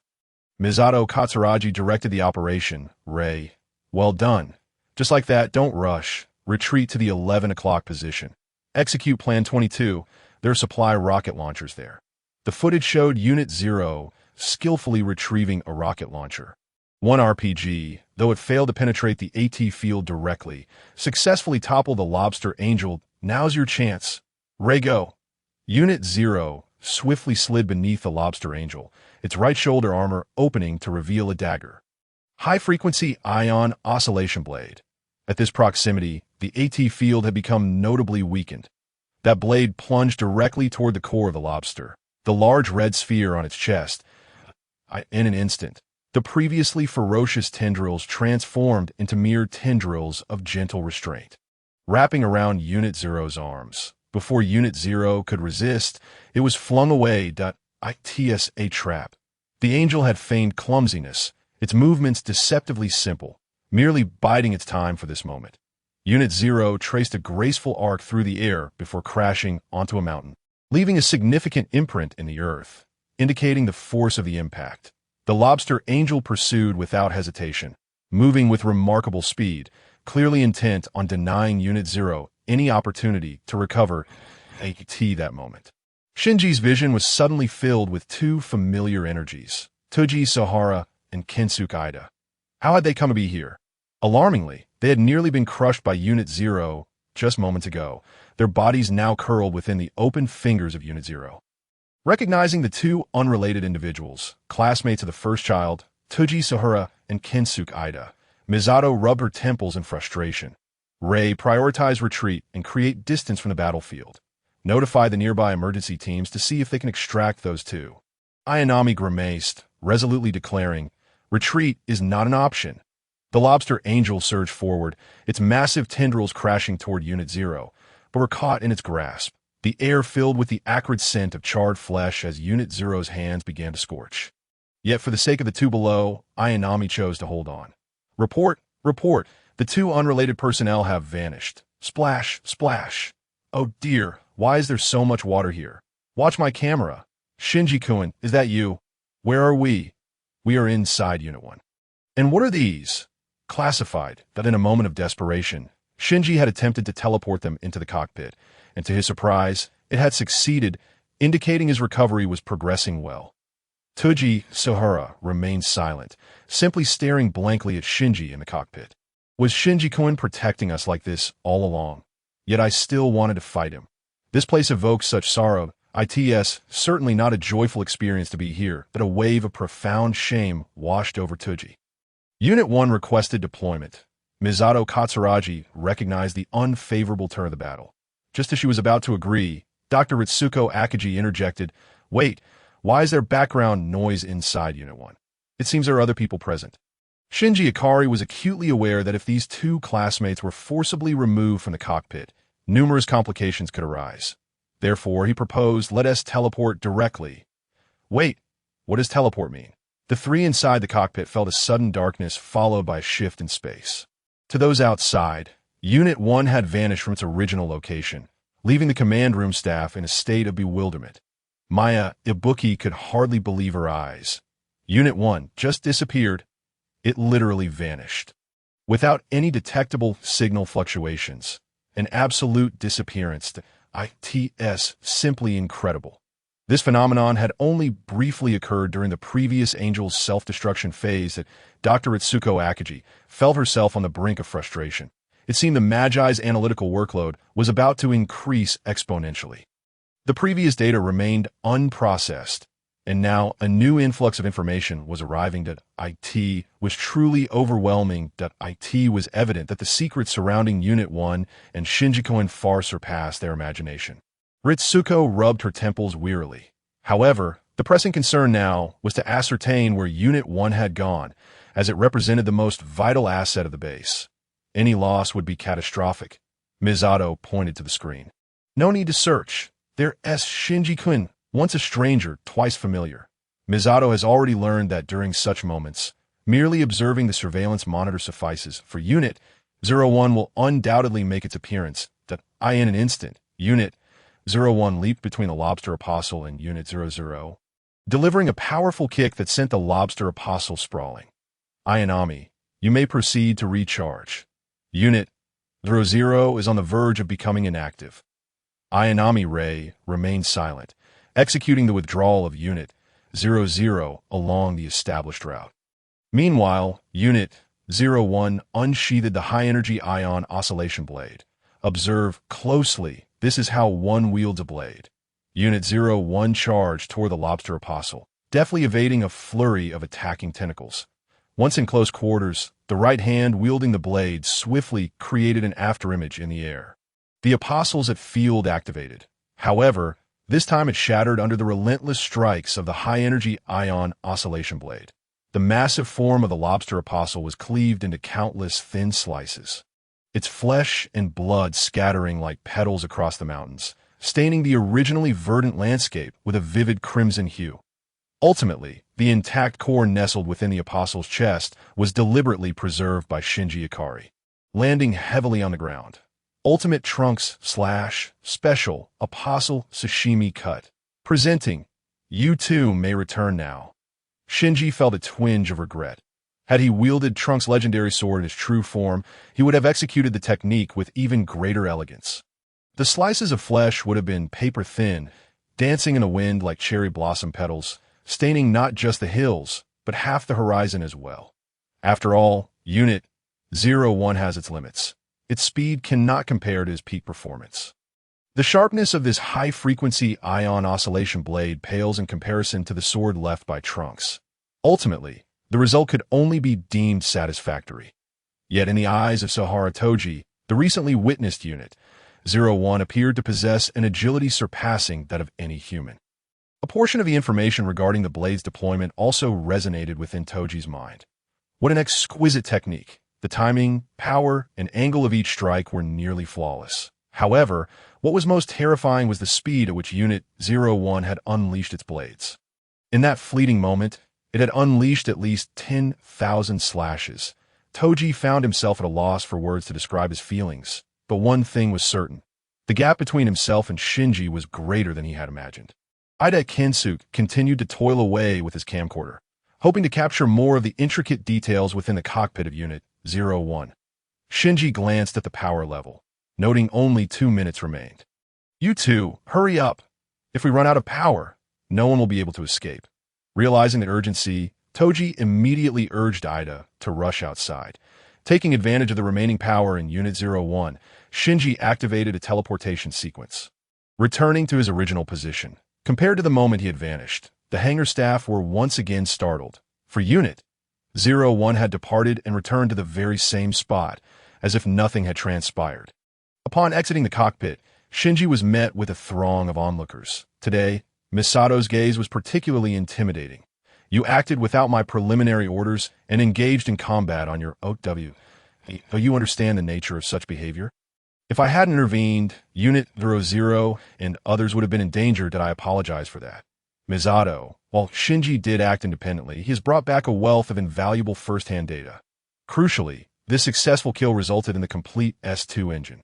This marks a historic first for all of humanity. Rather than remain here, watching you reprimand Shinji, I wish to head to the site immediately to recover the S2 engine and commence research. Indeed, the third child has accomplished the task exceptionally, showcasing the performance of Unit 01 perfectly. Moreover, given the unique circumstances surrounding Unit 01, we cannot place the entire burden of responsibility on the pilot. The unexpected voice belonged to Vice Commander Futsuki. His appearance left both Misato and Ritsuko astonished. Futsuki-sensei, weren't you accompanying Commander Ikari to Antarctica? There have been changes to the plan, so I returned early and happened to witness this astonishing scene. Shinji, your performance was commendable. That I will relay your actions in full to Commander Ikari. Ultimately, Misato raised her hand high before letting it fall gently, leaving behind a warning for future conduct. This time, you are in the clear. However, Shinji discerned that Misato did not genuinely wish to punish him, that he understood that if he were to protect this world, he would still need to rely on the resources of the base and Unit 01.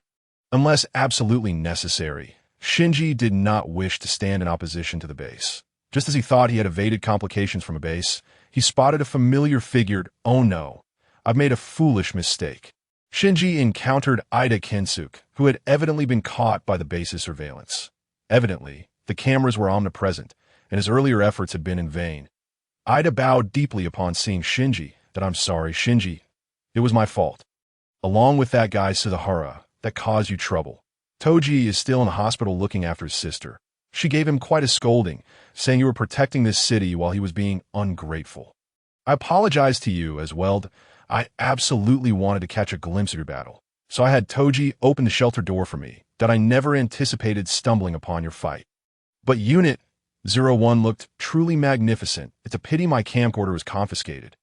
Afterward, I need to find Ayanami to apologize.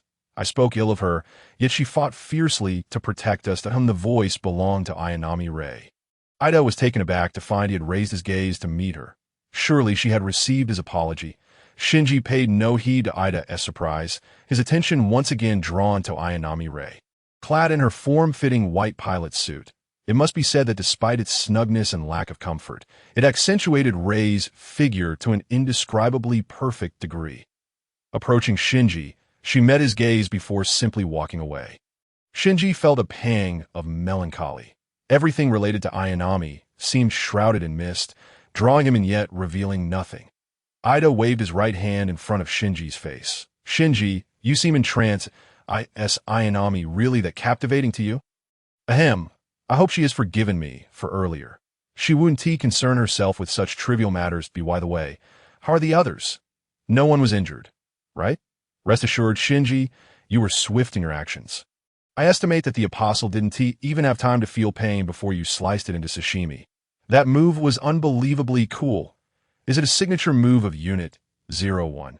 No one was injured this time.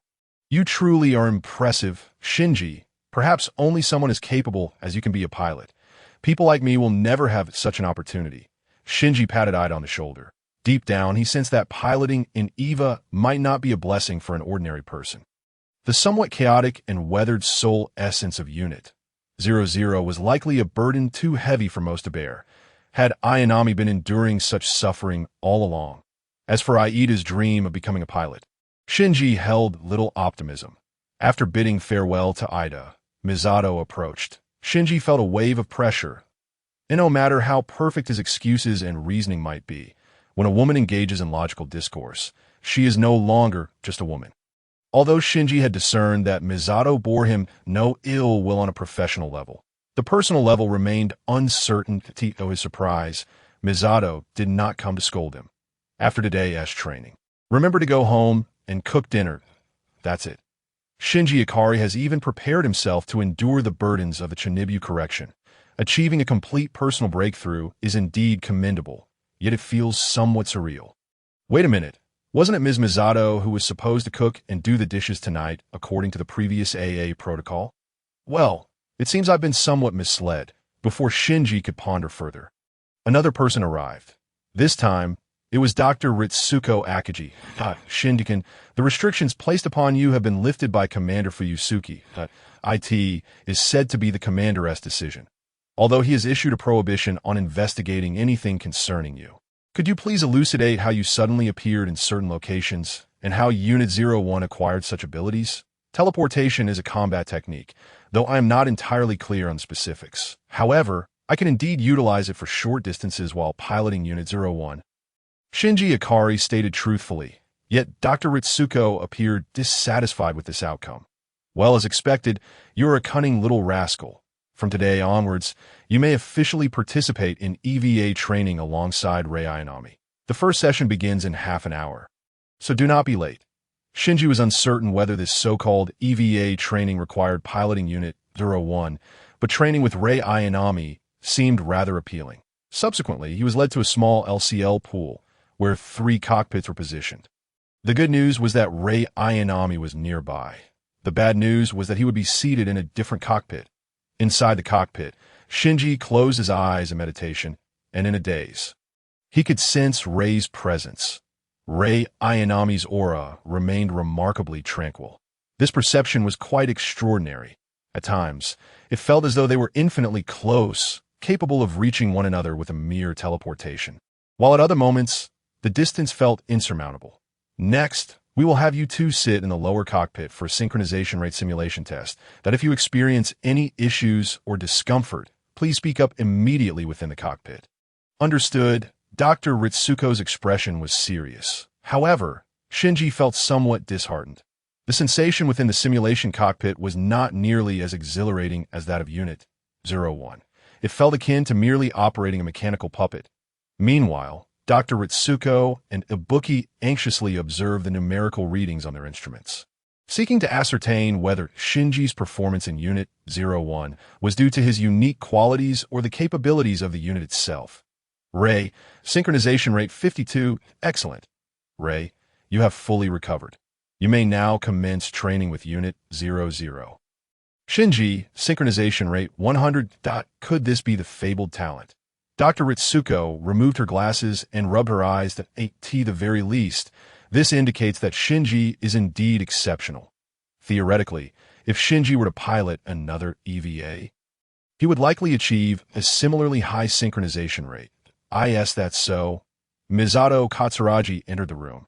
Despite having mentally prepared herself, witnessing such an astonishing synchronization rate left her in shock. Should we directly inform the third child? For once, Dr. Ritsuko sought Misato's opinion, and no need. If this little fellow turns out to be a timid and introverted boy, I would certainly encourage him by telling him he ranked first, but informing him now would only make him overly proud. Then just say his synchronization rate is comparable to Rei's. Humph. Dr. Ritsuko detected a deep resentment in that remark, yet she complied. Ibuki was the most jubilant among them that Ritsuko-senpai, since Shinji's synchronization rate is so perfect and Unit 01 is so formidable. Doesn't that mean victory is assured this time? Do you think a synchronization rate of 100 is flawless? It. Perfection in this world often comes with peril. After uttering these words, Dr. Ritsuko once again activated the microphone. Today's training is concluded. Thank you both for your hard work. Following the end of the training, Shinji changed into a clean set of clothes and was just about to head home to prepare dinner. For a famished Misato was certainly more daunting. Suddenly, he encountered another unexpected guest, Deputy Commander Futsuki. Leading Shinji into a descending elevator, Futsuki guided him into the depths of the base. The elevator descended into the abyss, far deeper than the facilities above. The drastic changes in pressure caused Shinji to experience a slight ringing in his ears. Unable to contain himself, he spoke up. Where are we? It feels like we are deep within the base. This is the original NERV base. The current facility has actually been constructed atop this old base. The IT was here that your father, mother, and I completed the initial development of the EVA.IC. So why have we come here? Oh, it's nothing much that I'm just getting old and want to have a casual chat with you. After all, I'm acquainted with your parents. Deputy Commander Futsuki leisurely walked with Shinji through a long corridor. It is a bit dark here. Be careful. Let us sit for a while up ahead. Futsuki pointed to a spot where a kettle and 2 cups were placed, along with 2 tatama mats. It appeared Futsuki frequented this place, as the tatama showed signs of significant wear. Take a seat. Oh, you know how to play shogi? I know a little. Then come and play a few games with me. Futsuki-sensei, I actually want to know more about my parents. That is fine. We could take our time. Shinji-kun, where did you learn to play shogi? Your skill level is such that it would be a pity not to compete in professional tournaments. I estimate that within 8 years, you could reach the level of a Dragon King. Of course, the current professional league has long since dwindled due to the effects of the second impact. The value of titles and income can't compare to what they once were. There is no choice. Earlier, Shinji truly displayed a lack of mercy, winning 10 consecutive games against me with ease, almost making me question my existence. Shinji felt helpless. As he regained his composure, his mental acuity had become astonishingly sharp, making it difficult to hold back. How about I give you 2 pieces? Forget it. What is the point of playing then? Giving 2 pieces would essentially mean a professional player guiding a mere enthusiast. So, can you tell me now about my parents? Deputy Commander Futsuki's face flushed. He had initially intended to play several rounds of shogi, win a few games, and then impart the wisdom that chess reflects the intricacies of life. However, having lost so many games, he realized this boy's talent was truly exceptional. Perfect in every aspect, reminiscent of the singularity of the past. What I wish to convey is what exactly is attacking us and why we are fighting back. ISNT at the angels that are attacking us. What do you think the angels are? According to what we learned in class, angels can also be referred to as messengers of God. Their original meaning is that they are emissaries of the divine. Indeed, in a certain sense, the angels that attack us can be regarded as messengers of the divine. After all, humanity was created by the divine, and the angels represent a manifestation of divine will. Does that mean we are waging war against the divine? Every time I fight, I am slaying angels? Yes, if the divine wished for humanity's destruction, would you choose to adhere to the divine's will or to fight back? I would fight. What if it comes at a great cost? Have you ever witnessed mountains of corpses or oceans of blood? I may have seen such sights, but not in this world. Shinji Ikari found himself ensnared in a web of memories. Previously, Uncle Piccolo had shown him archival footage from days gone by. Among these tapes were harrowing images of cities, one after another, consumed entirely, leaving behind only scattered remnants of clothing. Such scenes were far more terrifying than mere heaps of corpses. Even more exaggerated was the devastation wrought by Majin Buu, who indiscriminately obliterated one planet after another, nearly reducing the 7th universe to nothingness. In comparison, the so-called piles of corpses and rivers of blood hardly constituted a grand spectacle. Shinji's response once again took Tuji by surprise. Perhaps you have experienced another world in your dreams. He mused, haha. Otherwise it would be difficult to explain your growth. Nonetheless, both your father and I are pleased with how you have matured. Today, however, I wish to show you this. With that, the space they occupied was suddenly illuminated, revealing an array of square, deep pits surrounding them. Within these pits lay immense corpses, many lacking limbs, possessing only a head and a colossal spine. The singular eye atop each head suggested that these were replicas of Unit 01. Each vast pit housed dozens, if not hundreds, of bodies, and there were hundreds of such pits, stretching endlessly before them. It truly was a mountain of corpses. Strangely, however, there was no trace of blood or decay emanating from these remains. Otherwise, Shinji would have noticed long ago. Could it be that these were not entirely corpses? Were they still alive? This notion was quite mad, yet it held a semblance of truth. These are failures from the development of Unit 01 and Unit 00. We have placed them here, but they are merely a trifling cost among many. After all this, I only wish to convey this to you.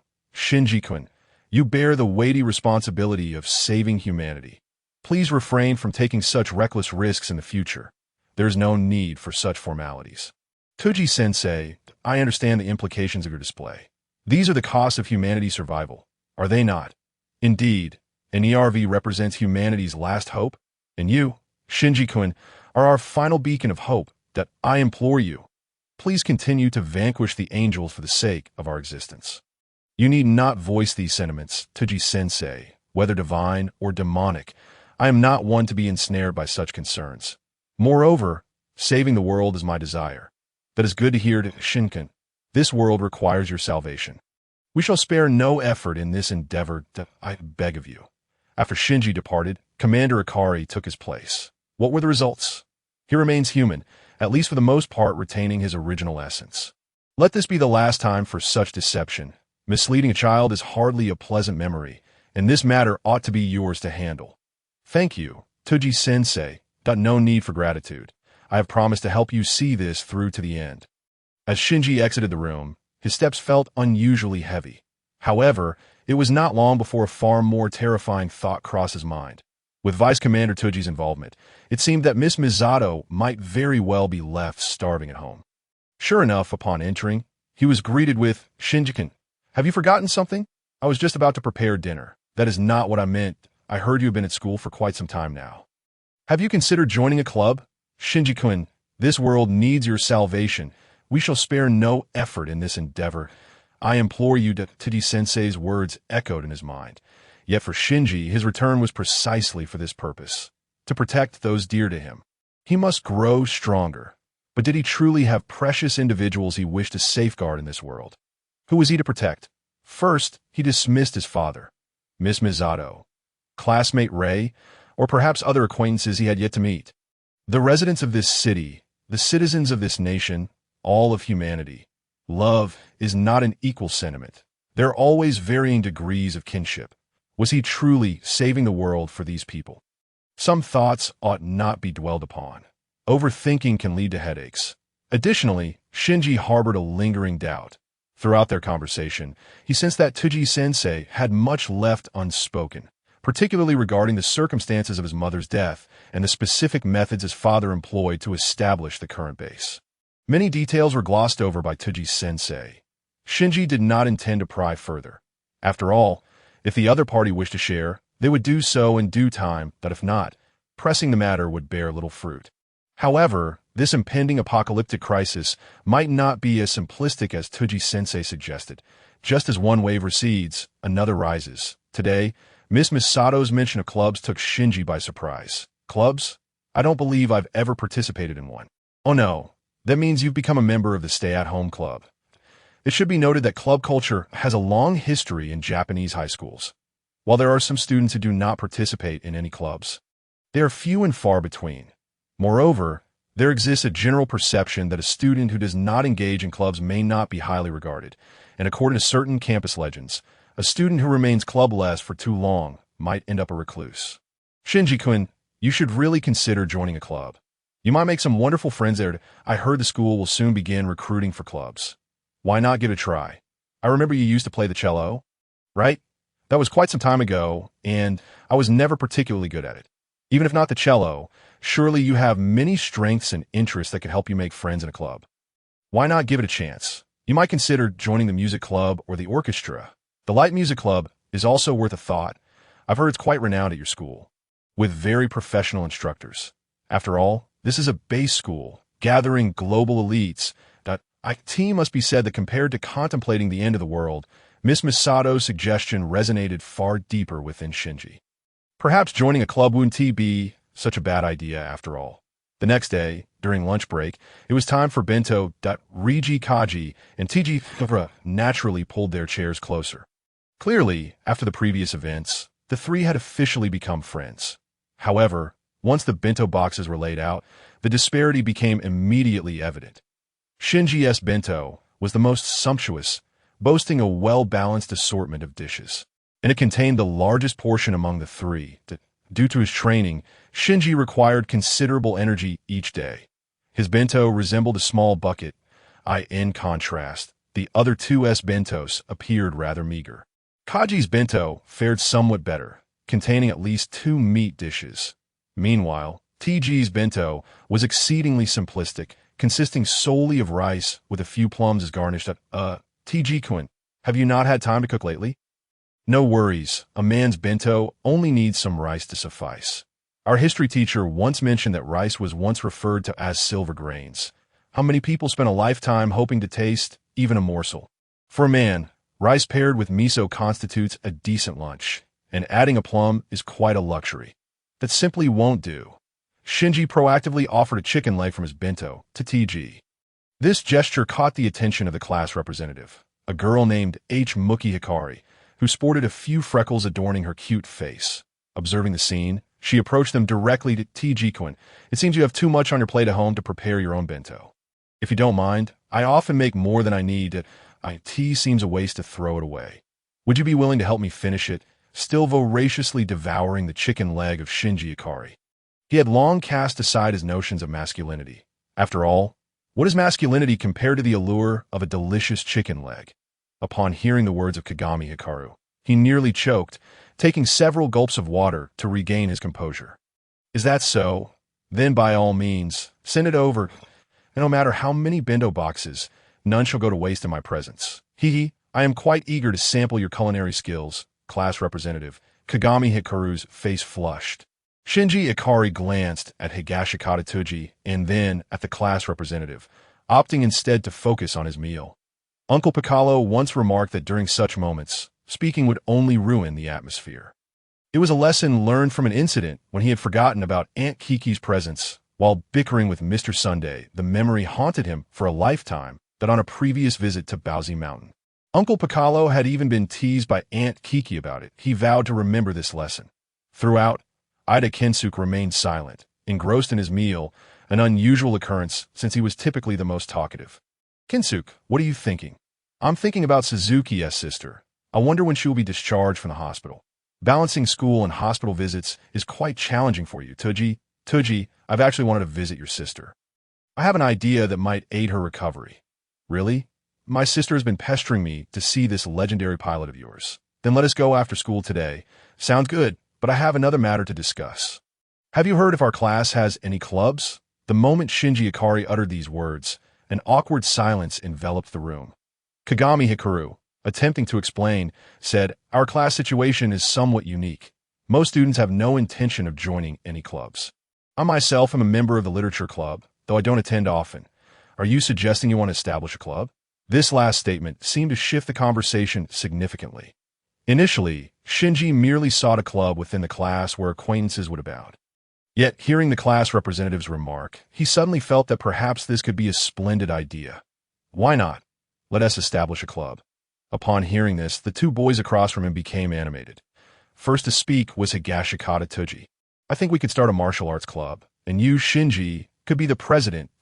In a way, Kagami Hikaru interjected. The school has regulations. Given the current special circumstances, with the city's medical resources strained, we cannot establish a club that poses a risk of injury. I see. The most disappointed by this was undoubtedly Higashikata Tuji, who had not expected his suggestion to be so swiftly dismissed. Shinji pondered the idea and agreed that a martial arts club might not be feasible. Primarily, the martial arts he practiced were not something he wished to be widely known, that he had previously attempted to guide Higashikata Tuji in cultivating his energy, but had proven fruitless. Ida Kensuke shared a similar sentiment. However, aside from the martial arts taught by Uncle Piccolo, Shinji had little knowledge of popular combat sports like boxing or taekwondo, and if they truly organized club activities, it would likely become rather awkward. Moreover, the principal reason Shinji wished to form this club was that, aside from himself, Higashikata Tuji, Ida Kensuke, and a class representative, they needed one more member for it to be officially recognized. According to common sense, a club must consist of at least 5 students. Shinji's intention was for Ayanami Rei and Kagami Hikaru to join, thus making a total of 5 with Higashikata Tuji, Ida Kensuke, and himself, however, with a female member involved. Martial arts seemed even less suitable. Kagami Hikaru raised her hand, suggesting, I think we could create a home economics club that I've seen Shinji's cooking skills, and we could explore various culinary arts. Preparing bentos and perhaps even organizing a campus bento competition would be quite enjoyable. This time, Higashikata Tuji interjected, I oppose this that a real man should not concern himself with household chores. Besides, it lacks excitement. If one wishes to do housework, they might as well do it at home. Indeed, Higashikata Tuji was quite the oaf. Yet, Ida Kinsuke scratched his head, evidently displeased with his club idea as well. Kinsuke, what kind of club would you like to establish? If it were up to me, I would like to form a military enthusiast club. We could collect models of cutting-edge equipment and study the advanced technologies behind them. Additionally, we could host literacy campaigns on forums and engage with military novices that I also possess numerous valuable war footage that I could share, many of which are treasures from the last century that I painstakingly collected. All right, but now it seems the other two are opposed. Ayanami, are you interested in forming a club with me? Ayanami Rei, who had been sitting quite close, had naturally overheard their conversation but remained silent. What is a club? She inquired. A club is a gathering of individuals with shared interests who dedicate their free time to pursuing those interests together. Shinji attempted to define his vision of a club. But everyone has different interests. How can that form a cohesive club? Ayanami Rei, indeed a prodigy in discourse, rendered others speechless with her words. This comment cast an uncomfortable pall over the group. Nevertheless, Shinji earnestly contemplated this issue. If his club merely served to assemble everyone without any genuine engagement, it would devolve into a hodgepodge of home economics, military enthusiasm, and martial arts. Such a name for the club would seem rather absurd. Moreover, if they could not engage in meaningful activities, then perhaps it would be better not to form a club at all. Nonetheless, Shinji felt a twinge of regret. Ida Kinsuke spoke up. It seems our class is unique in this regard. I see many other classes easily forming clubs, yet here, including myself, we all seem to share this reluctance. Shinji, if you truly wish to join a club, I could inquire about those in other classes. With your talents, they would surely welcome you. Shinji fell into silence, as did everyone else. The gathering concluded on an unsatisfactory note, and naturally, the club was not established. As school ended, Shinji felt an inexplicable void within him. He called Miss Misato, expressing his desire to take a stroll nearby that evening, and requested her to prepare dinner for herself. Ignoring the hints of frustration in her tone, he chose to end the call.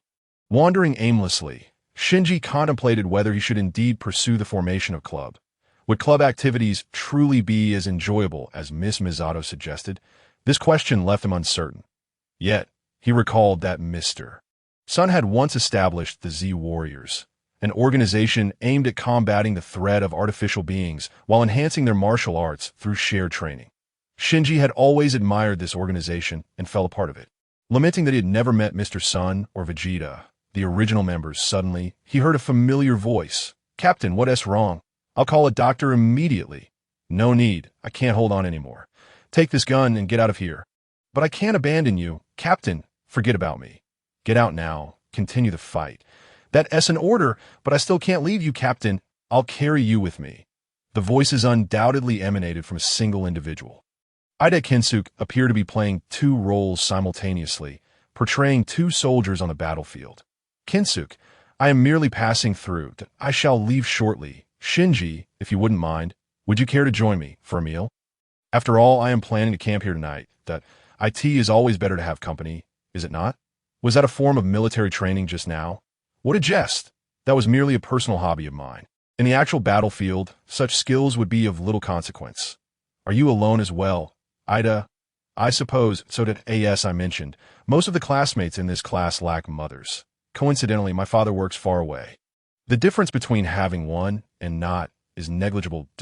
Yes. Oh, even if I were to return home, I would still be alone, at least for the moment. You're not so lonely that I understand now why I wish to establish a club. I have already contemplated our future club activities. Suddenly, Aida's military lunchbox on the campfire began to bubble. We could form a drama club.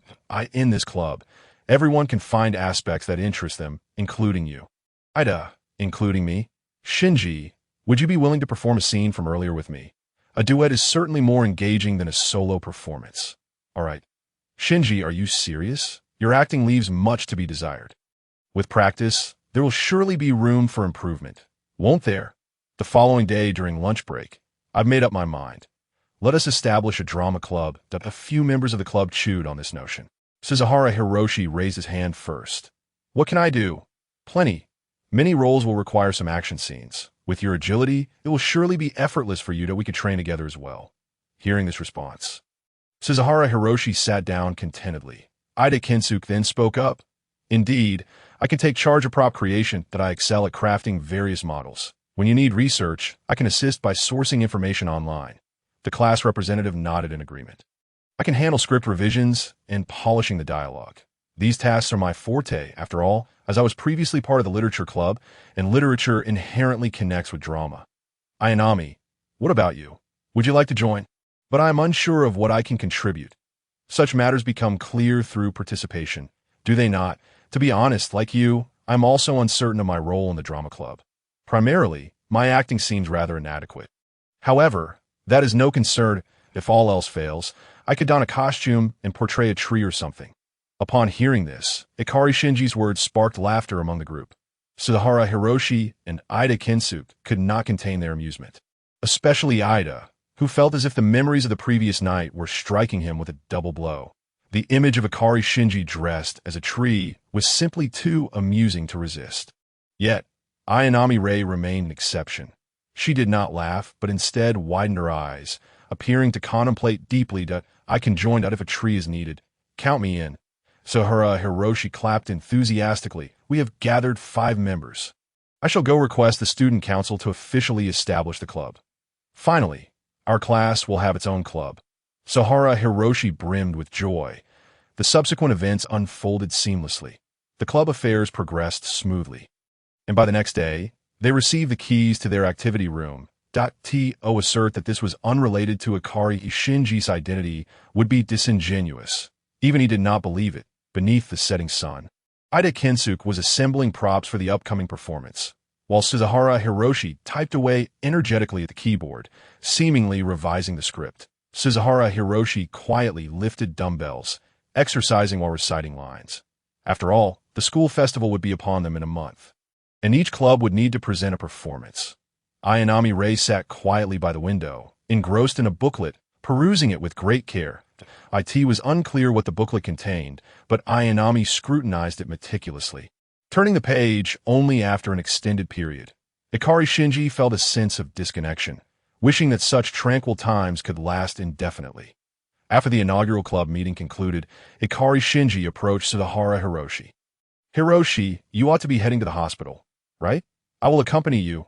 Thank you, Shinji. Sakura has long wished to meet you. You are her idol. Suzuhara Hiroshi suddenly appeared behind them. Perfect. I have no plans today, so I shall join as well. Ahem, as class representative, it is only natural to care for my classmates. Ayanami, would you like to come along? In the blink of an eye, what was meant to be a simple visit transformed into a club activity, leaving Ikari Shinji feeling somewhat exasperated. The group soon arrived at the hospital, the scent of disinfectant wafting through the air from a distance. That was an odor not unlike LCL, rather unpleasant. Over here. Sakura, I have brought my classmates to see you, including the EVA pilot you have been longing to meet, Ikari Shinji and Ayanami Rei. Hello, everyone. Are you Ikari Shinji? Suzuhara Hiroshi's younger sister, Suzuhara Sakura, appeared to be around 7 or 8 years old. A lively and charming little girl. Indeed, I am Ikari Shinji, the pilot. Thank you, big brother, for protecting us. She was truly a well-behaved and thoughtful child, perhaps to the point of evoking sympathy. Ikari Shinji had discerned that Suzuhara Sakura had sustained a spinal nerve injury, resulting in her ability to speak and move her hands. Yet she had likely lost sensation below the waist. It was no wonder that Suzuhara Hiroshi had been under considerable stress recently. After all, he was just a 14-year-old boy, and such burdens were far too heavy for him to bear. Ikari Shinji led Suzuhara Hiroshi outside. Hiroshi, Sakura's injury involved the lumbar nerves, correct? What did the doctor say? The doctor mentioned that in such cases, she will likely be unable to walk in the future. Sigh. However, someone contacted me recently, claiming that an organization might be able to treat my sister's condition. Yet I suspect they might be frauds, considering the doctor has already declared it untreatable. It was merely a minor earthquake, and yet a lamp fell and struck Sakura's back. It is my fault for not protecting her. Such occurrences are beyond anyone's foresight. Hiroshi, you need not blame yourself. However, I believe I may have the capability to heal such injuries. From Ayanami Ray, Ikari Shinji had learned that his energy could mend others' wounds. Yet, he wondered if this method would be effective in this world. Unlike in the Dragon Ball universe, Ikari Shinji hesitated to express his certainty. Please, do give it a try. I will comply with any requests or conditions you may have. Very well. Ikari Shinji re-entered the patient room, making his way directly to Sahara Sakura. She blinked her innocent eyes. Big brother, what are you going to do? Ikari Shinji affectionately placed his right hand on the little girl's head. Energy input. Unlike Ayanami Ray, whose body seemed effortlessly transparent, allowing his energy to flow through her entirely, Ikari Shinji found his energy met with an obstruction at Sahara Sakura's waist. The affliction was like a reef, resisting the infusion of his energy. Right here, Ikari Shinji exerted more force. Sahara Sakura suddenly sprang up from the bed. ITS fixed. Indeed, my energy can also heal bodily tissues in this world. Just now, I must have restored the vitality of the nerves in Sakura's waist. Doctor, my sister can walk again. No, now she can run. Sakura Kahara had barely regained her footing when her legs touched the ground, propelling her into a relentless sprint. Were it not for the quick reflexes of class leader Demuki Hikaru, who seized the little rascal by the collar, she would have surely dashed away at that moment. The little one was utterly ecstatic. Shinji Ikari chose to remain in the shadows, quietly exiting the hospital room amidst the doctor's flurry and the other's jubilation. Indeed, miracles possess a unique power to touch the heart. Yet I ponder, where is my miracle? Shinji-kun emerged from the shadows, the ever-calm Rei Ayanami, who had just set down her phone. She regarded Shinji and spoke, "We have a mission. The angels are attacking." Inside the command room, Misato Katsuragi furrowed her brow as she scrutinized the images before her. This angel was arguably the most stunning one to ever appear, its form resembling two blue pyramids conjoined, creating a perfect octahedron.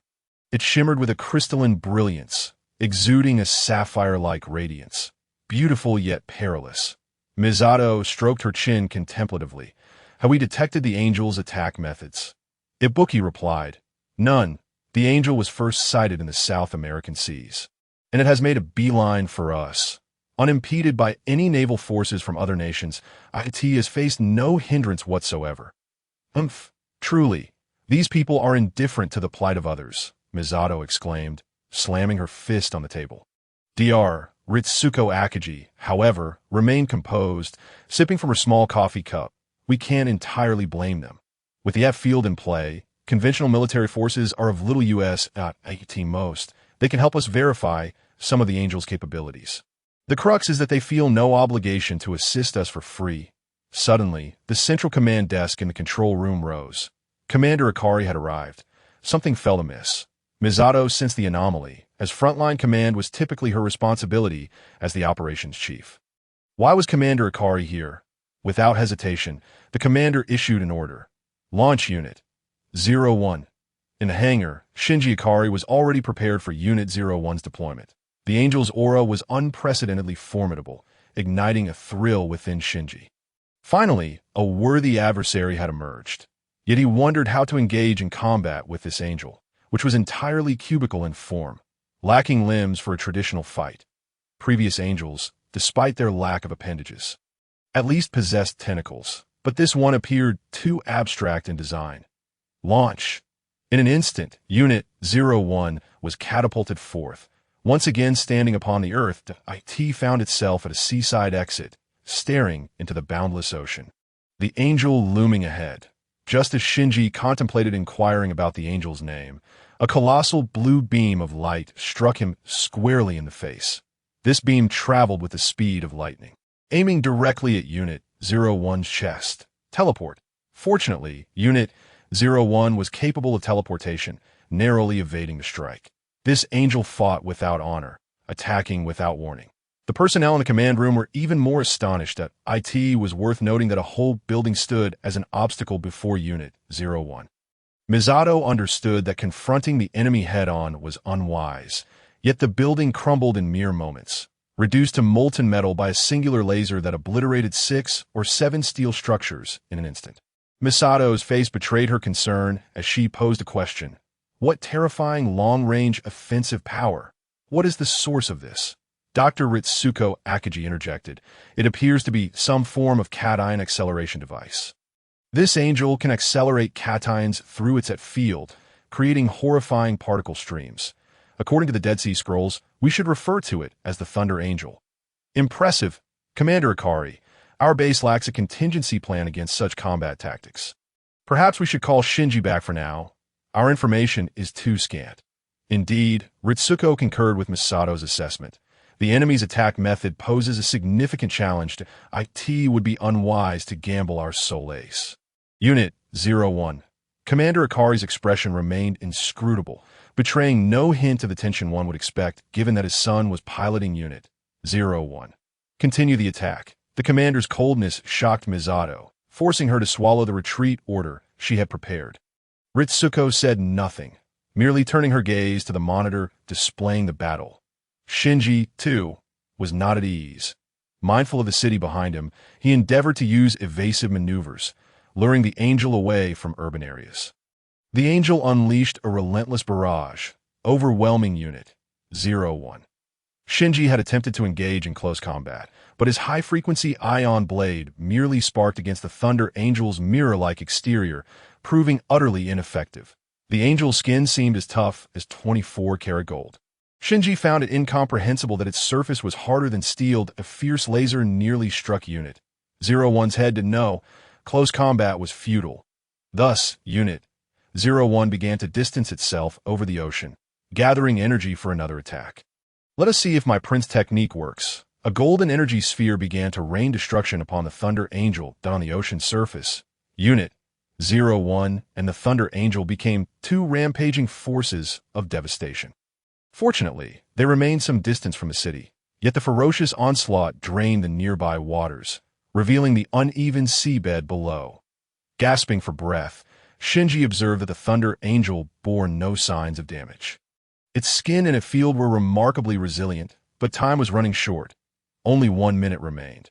Regrettably, once he used teleportation, he could no longer draw upon his power source. Unit 01 was nearly out of energy. Commander, please order Shinji to retreat. Misato was on the verge of tears. Finally, Commander Ikari issued the order, cease operations. The rest is up to you. The commander's desk sank back down. Originally, Shinji had intended to engage further, to at least try some alternative approaches. Upon hearing the retreat command, he glanced at the remaining 30 seconds of operational time. Teleportation. Unit 01 instantly returned to base, commencing a recharge. The charging process was agonizingly slow. It seemed he would have to wait at least an hour before the next sortie. Meanwhile, the angel did not pursue, but chose instead to hover above the city, extending a drill toward the underground base. At this moment, Misato's communication device buzzed. Shinji-kun, come out. The combat plan requires modification.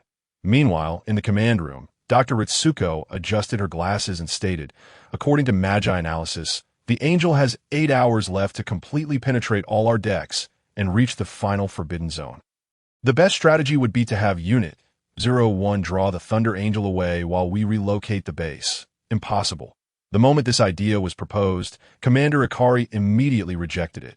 Ritsuko did not dwell on the denial and continued. The critical issue is that there are currently no effective means within the base to destroy the Thunder Angel. Everyone is aware of Unit 01's combat capabilities. Shinji-kun is arguably the strongest pilot in history, with all metrics off the charts. Yet he can only barely withstand the Thunder Angel's onslaught. The Magi's second recommendation is to entice the angel into an N2 mine trap. There's a probability that detonating a 3-digit N2 mine could eliminate this angel, but the anticipated outcome would result in a 60 destruction of the base. Upon hearing these words, everyone collectively gasped in astonishment.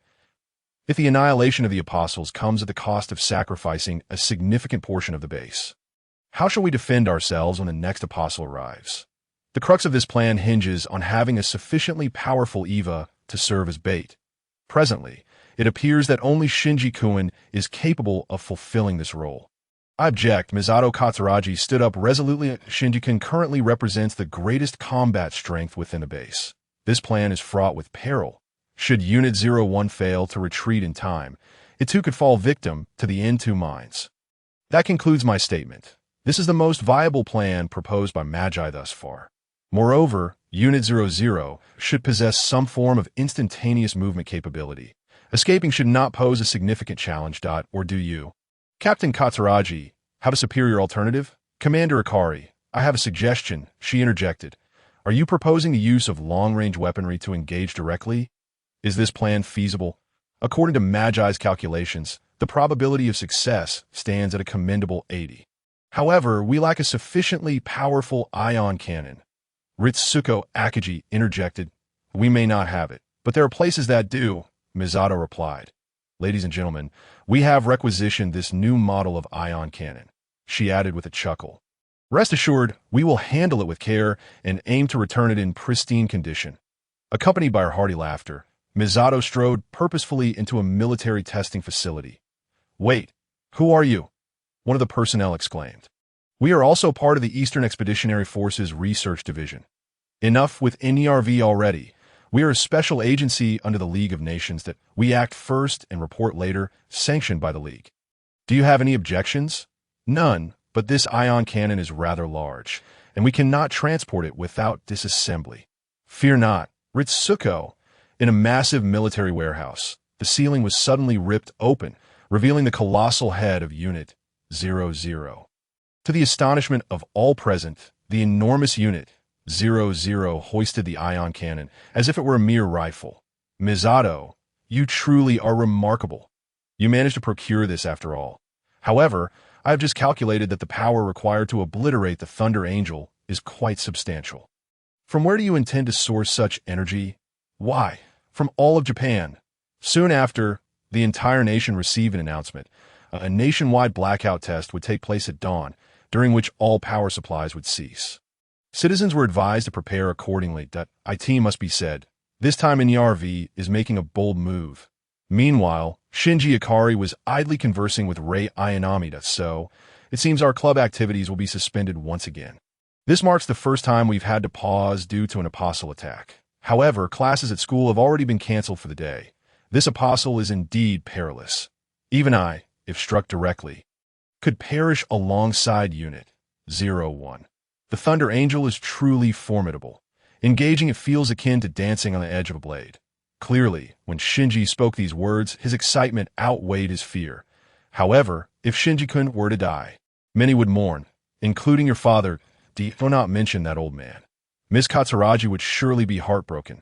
Your classmates, such as Toji and Kinsuke, would also grieve. Therefore, you must not die, for I will protect you. You are mistaken. I, Shinji Ikari, shall protect you. But even if I were to die, no one would care. No one would shed a tear. That is not true. Trust me.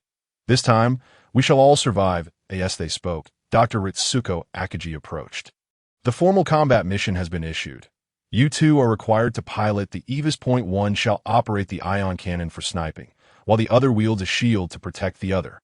My recommendation is to have Unit 01 handle the sniping, as Shinji-kun has a higher synchronization rate and is more adept at delicate maneuvers, making him suitable for this precise task that AS for Rei. I have prepared a specialized defensive shield for you, which should withstand the Thunder Angel's attack for approximately 17 seconds. That I hold a differing opinion. Shinji-kun, do you have any suggestions? I believe I should operate the shield. On one hand, Unit 01 possesses greater defensive capabilities. Additionally, we must consider the possibility of the first shot missing. You have all witnessed my evasive skills. I can at least hold out until Unit 00 has loaded the second round. Your suggestion seems reasonable. Misato, what do you think? Shinji-kun, are you confident you can withstand the Thunder Angel's onslaught for roughly 20 seconds during the loading time? Of course, if fortune favors us, a single strike may suffice to eliminate the apostle. Thus, it matters not who fires. Agreed, Misato concluded. Very well. After midnight, the entirety of this nation's energy will be entrusted to you two. Preparations commenced with fervent urgency. Before long, dusk descended upon the horizon.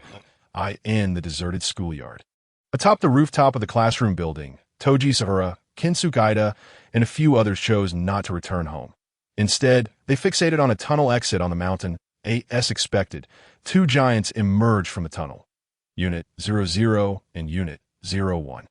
Unit 00 bore the cannon, while Unit 01 wielded the shield. Toji and the others waved frantically from a distant rooftop. Shinji, observing through the monitor, evidently noticed this scene. It seems Aida's intelligence-gathering skills are not to be underestimated. He even learned of our sortie. Shinji maneuvered Unit 01 to wave back as the two approached the site of the final showdown, Mount Yama. This time, they planned to exploit the curvature of the Earth, striking from behind the mountain using a long-range strategy to eliminate the Thunder Angel. Unit 01 in position. Unit 0 in position. AS the overall commander, Misato, was in the control room, monitoring the incessantly scrolling data on the screens. First stage transformation initiated. Cooling systems at full capacity. Transformer operating smoothly. Proceed to second stage transformation. Second stage transformation initiated. Temperature in Group 18A is excessively high. Immediately increase the flow rate of the cooling water. With these commands, the base of Mount Yama was already a labyrinth of cables, channeling power from all directions. This energy underwent successive rounds of amplification, ultimately converging upon a massive ion cannon in Unit 00's grasp. Ion cannon confirmation rate, 100.1. Loading complete. Ready for launch. Alright, Ray, listen closely. As soon as the two guiding stars align, you may pull the trigger. Warning: high energy readings detected from the Thunder Angel. It appeared the Thunder Angel sensed that humanity intended to snipe it, choosing to strike first with a direct ion laser, obliterating a small hill before Unit 00. Ray decisively opted to fire point two substantial beams of laser light intertwined and detonated. Ray, load another round. Warning: the Thunder Angel again exhibits high energy readings. Unit 01 deflected the Thunder Angel's attack with its shield, prompting Lieutenant Ibuki to nearly bite her tongue in shock. Ritsuko, too, wondered if Newton's coffin lid could withstand this. Yet in the next moment, Ritsuko had an epiphany. I understand now. Shinji Ikari truly is a genius. The ion beam, in essence, behaves similarly to light as a microscopic particle, which means it is subject to refraction and reflection. Just now, Shinji Ikari did not confront the laser head-on. Instead, he angled the shield as if it were a mirror, reflecting the particles. This slight alteration in trajectory allows for a significant extension of the shield's lifespan. There's hope. Meanwhile, the loading of Unit 00 continued. After successfully weathering this attack, Unit 01 visibly enraged the Thunder Angel, which began to bombard it relentlessly. That moment, Misato noticed something peculiar. Unit 01 had been maintaining an odd posture for several minutes. One finger pointed at its forehead, while the other grasped the shield. Shinji Ikari, what does it mean for Unit 01 to assume this position? Prepare swiftly for the impending assault. Inside Unit 1, I find myself somewhat reluctant to employ Uncle SHT's ultimate technique. It is imperative that I devise a means to buy some time. Ideally, the next strike from Unit 0 should resolve the predicament. With this thought in mind, Unit 1 activates its loudspeaker as Shinji Ikari prepares to closely engage in a powerful attack to shield Unit 0. Drawing from prior experiences, Shinji understands that the Angel is barely capable of comprehending human language. You, Thunder Angel, lack honor in combat. How dare you launch a direct ambush against me? Yet, behold, I remain vibrant and unscathed. If you possess the audacity, then come and slay me, you feeble creature. No, that is incorrect. You lack even limbs that if you dare, let us engage in another 800 rounds of combat. This tactic of Shinji's is inspired by a previous warrior known as Trunks. Trunks relished in taunting his opponents during battle, effectively prolonging the encounter 8 times. Words wield greater power than fists. Should the adversary become enraged and expose a flaw in their assault, an opportunity will inevitably arise. Indeed, all of Thunder Angel's firepower is now directed towards Unit 1. Shinji deftly evades and parries the onslaught of lasers with his shield. His skill in dissipating force is remarkable. He does not resist head-on, but subtly diverts the attacks. Maximizing the preservation of Unit 1's energy, he continues to gather power for his ultimate move. The Thunder Angel, in a state of urgency, undergoes a transformation, its crystalline form contorting to enhance the speed of its attacks. The reflective surfaces on the Angel quickly adjust, manifesting smaller lenses. What was once a single cannon barrage now becomes a relentless barrage from 4 or 5 heavy cannons. even at the cost of some power. The Thunder Angel is intent on bombarding Unit 1. It is evident that Shinji's prior taunting strategy has borne fruit. The once prominent Yama Mountains are now scarcely visible, reduced to mere depressions by the Angel's relentless assault. The cables behind Unit 1 have long since vanished. At this juncture, they would have been obliterated. Unit 1's agility remains impressive, bounding across the terrain with such fervor that it disrupts the sound barrier. This very speed ensures that Unit 1 has yet to suffer a direct hit. Shinji, however, has reached his limit in a matter of seconds. He has danced perilously close to the gates of death multiple times. His recent maneuvers have been akin to dancing upon his own grave. Nevertheless, the hand pointed at his forehead remains steadfast as the magma cannon continues to gather energy. After an agonizing 20 seconds, Unit 0 is finally prepared to fire its second shot. A glimmer of hope ignites within Misato Katsuragi, who immediately seizes the microphone, proclaiming, "Now, Rei, the fate and power of all of Japan rest in your hands." Fire. This time, Rei Ayanami's aim is precise, targeting the core of the Thunder Angel.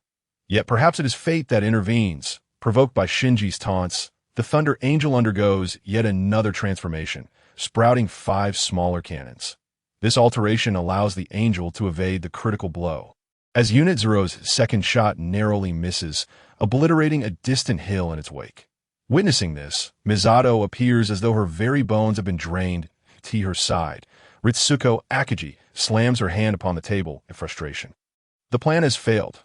Rei, retreat immediately. Shinji, you must withdraw as well. I had hoped you could stall for just a little longer. We need to prepare into mines. Once ready, lure the Thunder Angel to the designated position. Upon my command, you must instantly teleport back to the depths of the base. The rest shall be left to fate. There is no need for such convolutions, for I shall intervene at last. Unit 1 has amassed sufficient energy to activate the magma cannon. After narrowly avoiding several near hits, Shinji refrained from employing the energy-consuming teleportation, waiting for this very moment. First, he closes the distance. Unit 1 lunges forward, swiftly confronting the Thunder Angel. In an instant, 2 beams of light extend from its fingertips, entwining like the double helix of DNA, surging towards the Thunder Angel. This is a direct, face-to-face confrontation. There is no escape. The Thunder Angel generates 5 layers of fields in a desperate defense, countering with a powerful laser shot. The magma cannon, however, reacts without delay, tearing through the incoming laser beam as effortlessly as would meet steel. The Thunder Angel's laser is cleaved in twain. The magma cannon continues its relentless advance, effortlessly shattering the Thunder Angel's 5-layer field. Subsequently, what was once an impenetrable crystalline surface now crumbles like paper. The magma cannon creates a gaping hole, which rapidly expands, culminating in a vast aperture hundreds of meters wide at the core of the Thunder Angel. Through this breach, Shinji can now glimpse the remnants of distant hills. The air is filled with the sound of countless shards of crystal shattering. The colossal form of the Thunder Angel, resembling a pyramid, is soon marred by an intricate web of cracks. The Apostle's lifeless body collapses, transforming into a myriad of blood and crystal fragments. The drill, which had been on the verge of breaking through, vanishes in an instant. We have triumphed. Those in the command room exhale in relief. Shinji suddenly notices that Unit 1 has lost power. Indeed, whether through teleportation or erratic movements, the reliability of this cable is highly questionable. He watches helplessly as Unit 1 gradually succumbs. Regrettably, the magma cannon is far too energy-intensive. Otherwise, he could have retained a modicum of strength to teleport back, and he fears he may have also overextended himself mentally.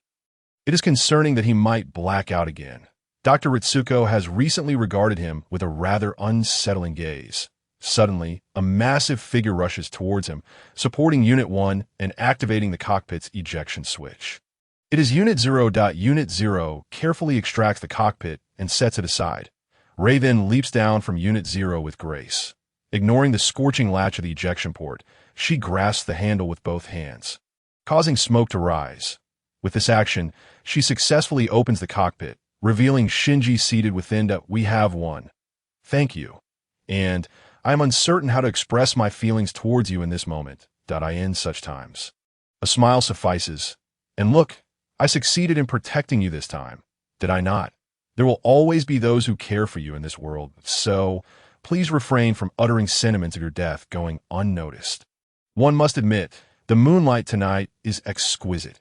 Yet, even more enchanting is the smile of Rei Ayanami. Shinji, at this juncture, does not succumb to unconsciousness. Rather, he forces himself back to awareness, but he takes several deep breaths, rallying his resolve. Thank you, Rei. Unbeknownst to her, the impact of Rei's smile is profound, leaving her momentarily speechless. That moment, Shinji notices that Rei's hand is injured. You are hurt. Did the angel's attack strike you? No. Observing the scalding door outside, he realizes, you were burned by the cockpit's latch, weren't you? Rei nods. Extend your hand. I can assist in treating your injury. If left unattended, it may become inflamed and infected.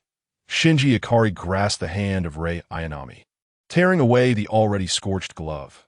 What emerged was a pair of flawless hands, exquisite in their beauty, with fair skin and elegantly elongated fingers, evoking a profound curiosity about which divine artisan could have crafted such a remarkable masterpiece. Yet at that moment, the two ghastly burn marks on her palms appeared as if inscribed by the hand of a demon, dragging an angel down to the mundane world. Shinji, filled with compassion, held Rei's hands tenderly. Instinctively reluctant to let go, in a moment of reverie, he felt as if he had touched these hands before, but needed to be more expansive in his thoughts. He could not dwell on this any longer. He began to gather his energy for healing.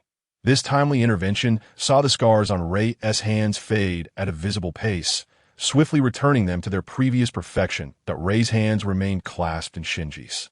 And for a fleeting moment, time seemed to stand still. Ahem, Shinken, if you continue to hold on like this, the rescue team might find it difficult to pull you out of the cockpit.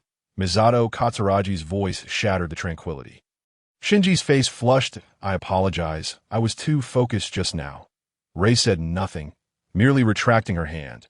Thank you. The night passed without incident. The following morning, Shinji received a message from Miss Misato. The volunteer meeting was about to commence. This meant he needed to summon his guardian to discuss the matter with the school faculty. Miss Misato, I must rely on you for this. You little rascal. Now you know to trouble your lovely Miss Misato. It is too late, but I can manage. For the next month, you'll prepare breakfast. Deal. But Miss Misato, it seems you've forgotten that I've been the one making breakfast all along. Did I ask that so? Ha! Now it's settled then. Being so young and overly concerned with these trivial details makes you less charming. Alas, Miss Misato, at this rate, you may never find a husband. Mind your own business, you little brat. Shinji, your Shinji core is waiting for you at the door. Higashikutakin, Idakin, please wait a moment, that I'll be right out. And oh worries. Good morning, Miss Misato. Observing his two classmates outside the door, both gazing with infatuation, Shinji was perplexed. How could they be enamored with Misato, a woman so untidy, prone to drinking, and neglectful of household duties? On their way to school, Ida Kensuke stated earnestly, I truly envy you, Shinji-kun, living in such a grand villa and sharing space with a beauty like Miss Misato. It is utterly enviable. I heard she is a captain in NERV, the operations chief. That's incredibly cool. What is so admirable about such a disheveled woman? Higashikata chimed in. Well then, Ida, what are your plans? As for me, I intend to join the military and personally craft those formidable weapons. You wouldn't understand the thrill of being a soldier. I plan to continue my studies in high school. Then on to university. I believe all this can be accomplished within the NERV system. Is NERV really that large? Shinji asked, genuinely unaware. Shinji-kun, you truly know nothing. That NERV is one of the largest multinational organizations in the world. The school we attend, even this city, are assets of NERV. Under NERV, there are numerous monopolistic international firms. They have institutions ranging from kindergarten to doctoral research institutes. Furthermore, NERV is the largest contractor for military equipment across nations. In today's world, without NERV, it's nearly impossible for two countries to engage in a proper war. Listening to Ida's explanation, Shinji felt bewildered. This was information Miss Misato had not previously divulged. He had always thought his father worked for an international organization, but he never realized it was somewhat exaggerated. Reflecting on the Dragon Ball world, where Frisia would use planets as currency, he remembered reviving Frisia with the Dragon Balls for training purposes. Frisia was indeed an intriguing warrior, primarily because of his resilience. Well, perhaps this NERV organization isn't so bad after all. Ida, shifting the conversation, asked, so, Shinji-kun, what are your aspirations? Will you continue high school, attend a vocational school, or settle down early? This time, Shinji fell silent. To be frank, this vibrant world did not captivate him as much as the Dragon Ball universe had. His aspirations were simple: to eat well, sleep well, and have a place to train, ideally surrounded by friends to converse with. That would suffice. He had not considered what came after high school, university, and then finding a job. Was such a life truly joyful? Shinji had often observed the faces of those rushing to work or returning home, etched with fatigue and sorrow. Such a life surely could not be deemed as good. This was a rare moment of contemplation for Shinji. His two classmates fell silent, momentarily unsure of how to respond. After a pause, he remarked, I'm not quite sure yet. However, since you mentioned entrusting the salvation of the earth to me, perhaps that will be my aspiration for the future. Of course, that's contingent upon having a future. As time passed, Shinji began to sense that this endeavor to save the world would not be as effortless as he had once believed. The energy of this world seemed less potent than that of the Dragon Ball realm. Regaining his strength would likely be a slow process, and he pondered when he might restore himself to the point of being capable of annihilating the angels with mere physical prowess. As for what lay beyond their defeat, he chose not to dwell on that for now. Higashikata and Ida suddenly recalled the dangers of piloting an EVA, remembering the tales of Rei nearly losing her life previously. Discussing such a heavy topic felt inappropriate, and they opted to steer clear of it. Upon returning to school, they attended a single class before being startled by the roar of a powerful engine outside. Miss Misato had arrived. A fiery red LaFerrari glided into the campus, performing a spectacular drift before halting at the entrance of the teaching building. Dressed in a professional short skirt, black stockings, and heels. With sunglasses perched upon her face, today's appearance of Misato Katsuragi was nothing short of flawless. Even Shinji could not deny that she looked striking today, perhaps more so than ever. Was it the infamous competitive spirit of women at play? He recalled she had mentioned other guardians would also attend the meeting regarding student aspirations. Was she perhaps exerting herself a bit too much? Meanwhile, Higashikata and Ida were left transfixed, their eyes wide with astonishment. Ida Kensuke presented his beloved DV camcorder, capturing Ms. Misato from a lofty perspective without cessation. This naturally caught Misato's attention, yet rather than express annoyance, she responded by flashing a V sign towards the camera. Shinji Ikari found himself at a loss for words. Suddenly, he noticed that the sports car seemed oddly familiar. Ms. Misato had been nearly destitute since the last time she repaired her vehicle. The previous blue sedan still had at least 32 installments remaining on its loan. How could she have so swiftly acquired a new sports car? Shinji recalled that this vehicle appeared to be a complimentary addition from his villa's underground garage.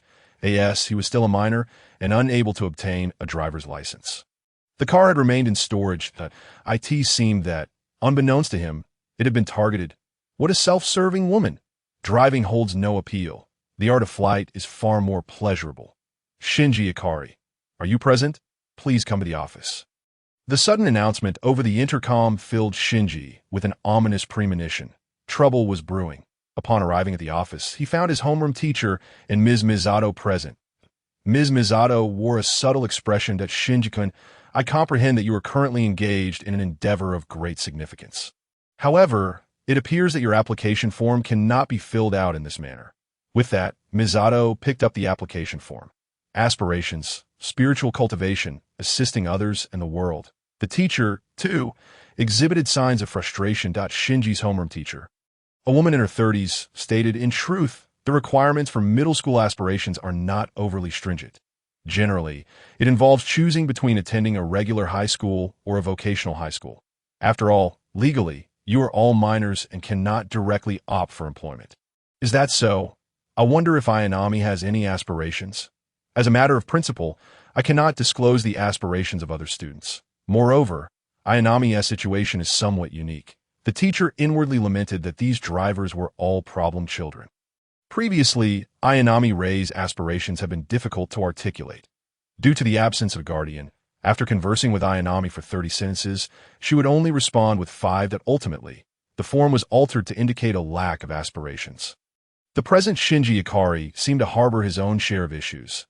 Katsuragi Misato forced a smile. However, Shinken, your thoughts are not insurmountable for any RV. Cannot be deceived by my appearance.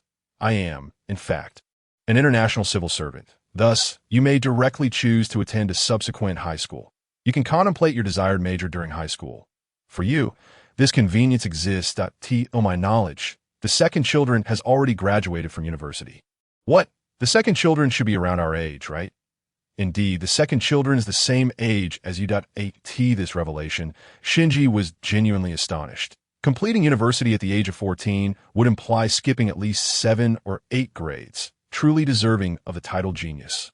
Teacher, then I shall choose to continue attending a regular high school. Perhaps I will eventually discover what I wish to pursue. A new desire arose within Shinji.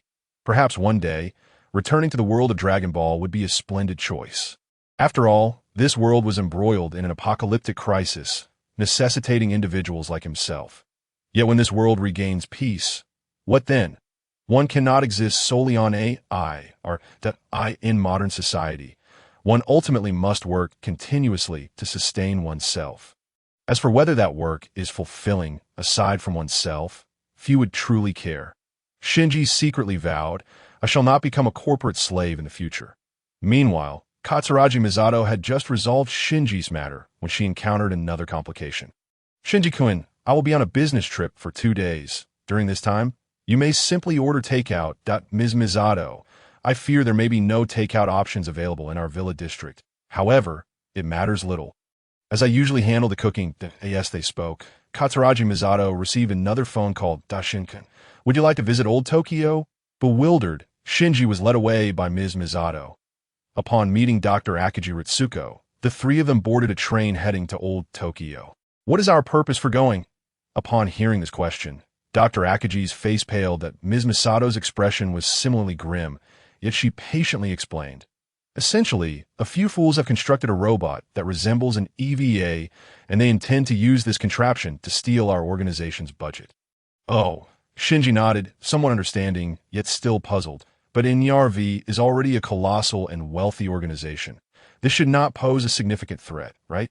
Furthermore, if you disapprove, why go at all? What is my role in this? At this juncture, it was Dr. Akiji's turn to elucidate that in the distant East, there exists an ancient saying, cutting off someone's means of livelihood is akin to killing their parents. That is the essence of it. Thus, Shinji-kun, the adult world differs from yours. To live well, we must consider many factors. As for your task, it has been specially authorized by Commander Ikari. Initially, Commander Ikari intended for just the two of us to attend there for a courtesy meal and to show our faces. However, for reasons unknown, a new order has just arrived, requesting you to gain some experience. Think of it as a school trip. What is a school trip? Ah, I forgot. You belong to the new generation. A school trip was a popular educational method in the last century, aimed at enhancing students' character by exposing them to different cultures and customs through travel. However, you need not concern yourself with such matters this time. Consider it as a 2-day outing. Old Tokyo was the former capital of this nation, but due to the second impact, it has largely fallen into ruin. Were it not for this mission, we likely would not have come here. After hearing this, Shinji was left utterly speechless. Fortunately, the train traveled swiftly, and within a few hours, the three arrived at Old Tokyo. The station gave an initial impression of dilapidation. Upon exiting, they discovered the city was steeped in an atmosphere of decay and destruction. Thankfully, someone was indeed there to greet them. However, upon arriving at the hotel, Shinji and the others regretted their choice. This hotel was far too run down. Though it was labeled a hotel, its exterior raised serious doubts about whether it was indeed the legendary century-old establishment housing the so-called hotel spirits. With wooden doors and drafty outer walls, Ms. Misato erupted in frustration. Dr. Ritsuko was left in disbelief, laughing at the absurdity. It appeared that the two of them were certainly not well received. Nevertheless, according to protocol, they had no choice but to stay here, as a special vehicle would be picking them up for the conference the following morning. Fortunately, the innkeeper and his wife were an elderly couple, and their service was commendable. The next morning, breakfast was somewhat of a challenge. Miss Misato had maintained her habit of starting each day with a can of beer. As she put it, the most favored breakfast among the people of the East has historically been miso. Rice, natto, and sake. As for old Tokyo, mornings unfolded in this manner. Before Shinji and the others lay a traditional Tokyo breakfast. However, it was a bit too traditional, excessively authentic. Shinji glanced at the natto before him. The first time he had encountered this textbook example of traditional cuisine, tea bore a slight odor and appeared clean and sanitary. Yet it seemed rather unappetizing that Ms. Misato was in a similarly unfortunate predicament. Unexpectedly, Dr. Ritsuko has grown quite accustomed to her meals. First, she expertly stirs the natto, and then she combines the well-mixed natto with steaming hot rice. Accompanied by miso soup, it appears to be quite a delightful dish. Shinji Ikari, however, decided to sample it himself. This concoction is truly a culinary nightmare, with a level of unpalatability that surpasses even Misato's cooking. Misato, sitting nearby, looks utterly defeated and abandons any thought of trying it herself. At that moment, the proprietress of the establishment, a woman in her 90s, approached to inquire whether the breakfast was to their liking. Her sincere and pure gaze exuded an unspoken pressure. Under this weight, Misato Katsuragi finally succumbed and reluctantly swallowed the natto, following in Shinji's footsteps. If only there had been a camera present, Shinji would have loved to capture this moment to show the next time that drunken lady filled her glass. Of course, such thoughts were merely fanciful. As for the bowl of natto, Shinji opted to discreetly dispose of it while the proprietress was distracted, feigning satisfaction afterward. The plan was executed flawlessly, yet it earned him a glare filled with resentment from Misato. Although it had been made clear that EVA personnel were not particularly welcomed, they still had to attend. The three of them arrived at the venue by car, where they were greeted by a lavish luncheon. This time, they were seated at a grand table, clearly designated for EVA, laden with a plethora of dishes. However, Misato and Ritsuko had little appetite and merely stared vacantly at the spread. "But aren't you two eating?" Shinji inquired. Ritsuko was fixated on the JA robot brochure. It must be said that while their technical skills leave much to be desired, they certainly excel at creating impressive presentations. These scoundrels only know how to deceive. She remarked, "Well, if you two aren't eating, I shall indulge," Shinji declared. Having been quite famished throughout the day, he devoured the food with such speed that it startled the nearby servers, prompting them to rush back to the kitchen for more dishes. Meanwhile, Misato and Ritsuko continued their murmurs. "Humph, Ritsuko, this meal is the only one that resembles anything decent." After all, at such an occasion, everyone is expected to partake in the feast. Clearly, the J project department is quite affluent. This luncheon is of a notably high standard. IT seems they've swindled quite a bit from the budget. Think that such scraps could yield such funding. Just the thought of it angers me. This is our money. Our money. A bunch of budget thieves. Doctor, perhaps they possess some genuine competence after all. After all, the angels are formidable, and additional power could be beneficial. Humph, how could that be? Aside from their flashy presentations, their technology serves little practical purpose. Ritsuko, I support you. Go ahead and dismantle their arguments later. This so-called JA combat robot project makes my blood boil. Finally, the official presentation commenced that a rather pretentious middle-aged man in a suit took the stage. As per tradition, he began by explaining the JA combat robot's various capabilities and advantages. The large screen behind him showcased a series of PowerPoint slides, far more dazzling than the printed versions handed to the guests.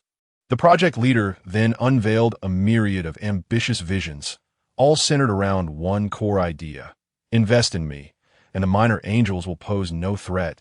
He concluded with the assertion that, with the advancement of technology, no enemy would remain unconquerable.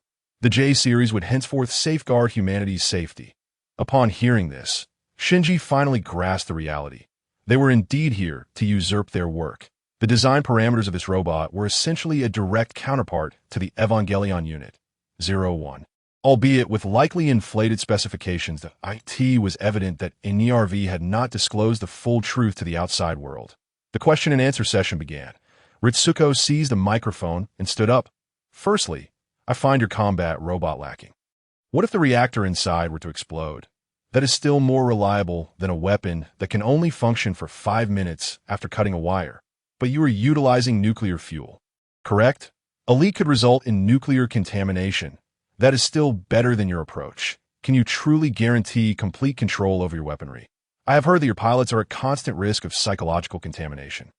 Upon saying this, the man in the suit produced a report marked top secret.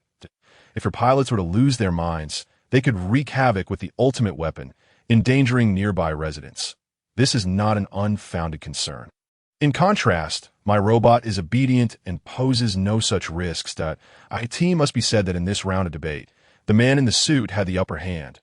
Ritsuko, however, responded with a charming smile. You claim our ultimate weapon poses a risk to its pilots, turning them mad. Yet, our pilot is sitting right beside me. Just look at him. He is clearly a cheerful and optimistic young man. Isn't he? Shinji was utterly bewildered. Was this truly his intended role? To counter the J project? At that moment, he had grease on his lips, his right hand clutching a hefty drumstick as he stuffed it into his mouth. What happened to the supposed school trip? What happened to merely gaining experience? In truth, the EVAs are excellent companions, incredibly reliable. I have felt no discomfort while piloting. Shinji spoke the truth. To him, Unit 01 was a noble warrior.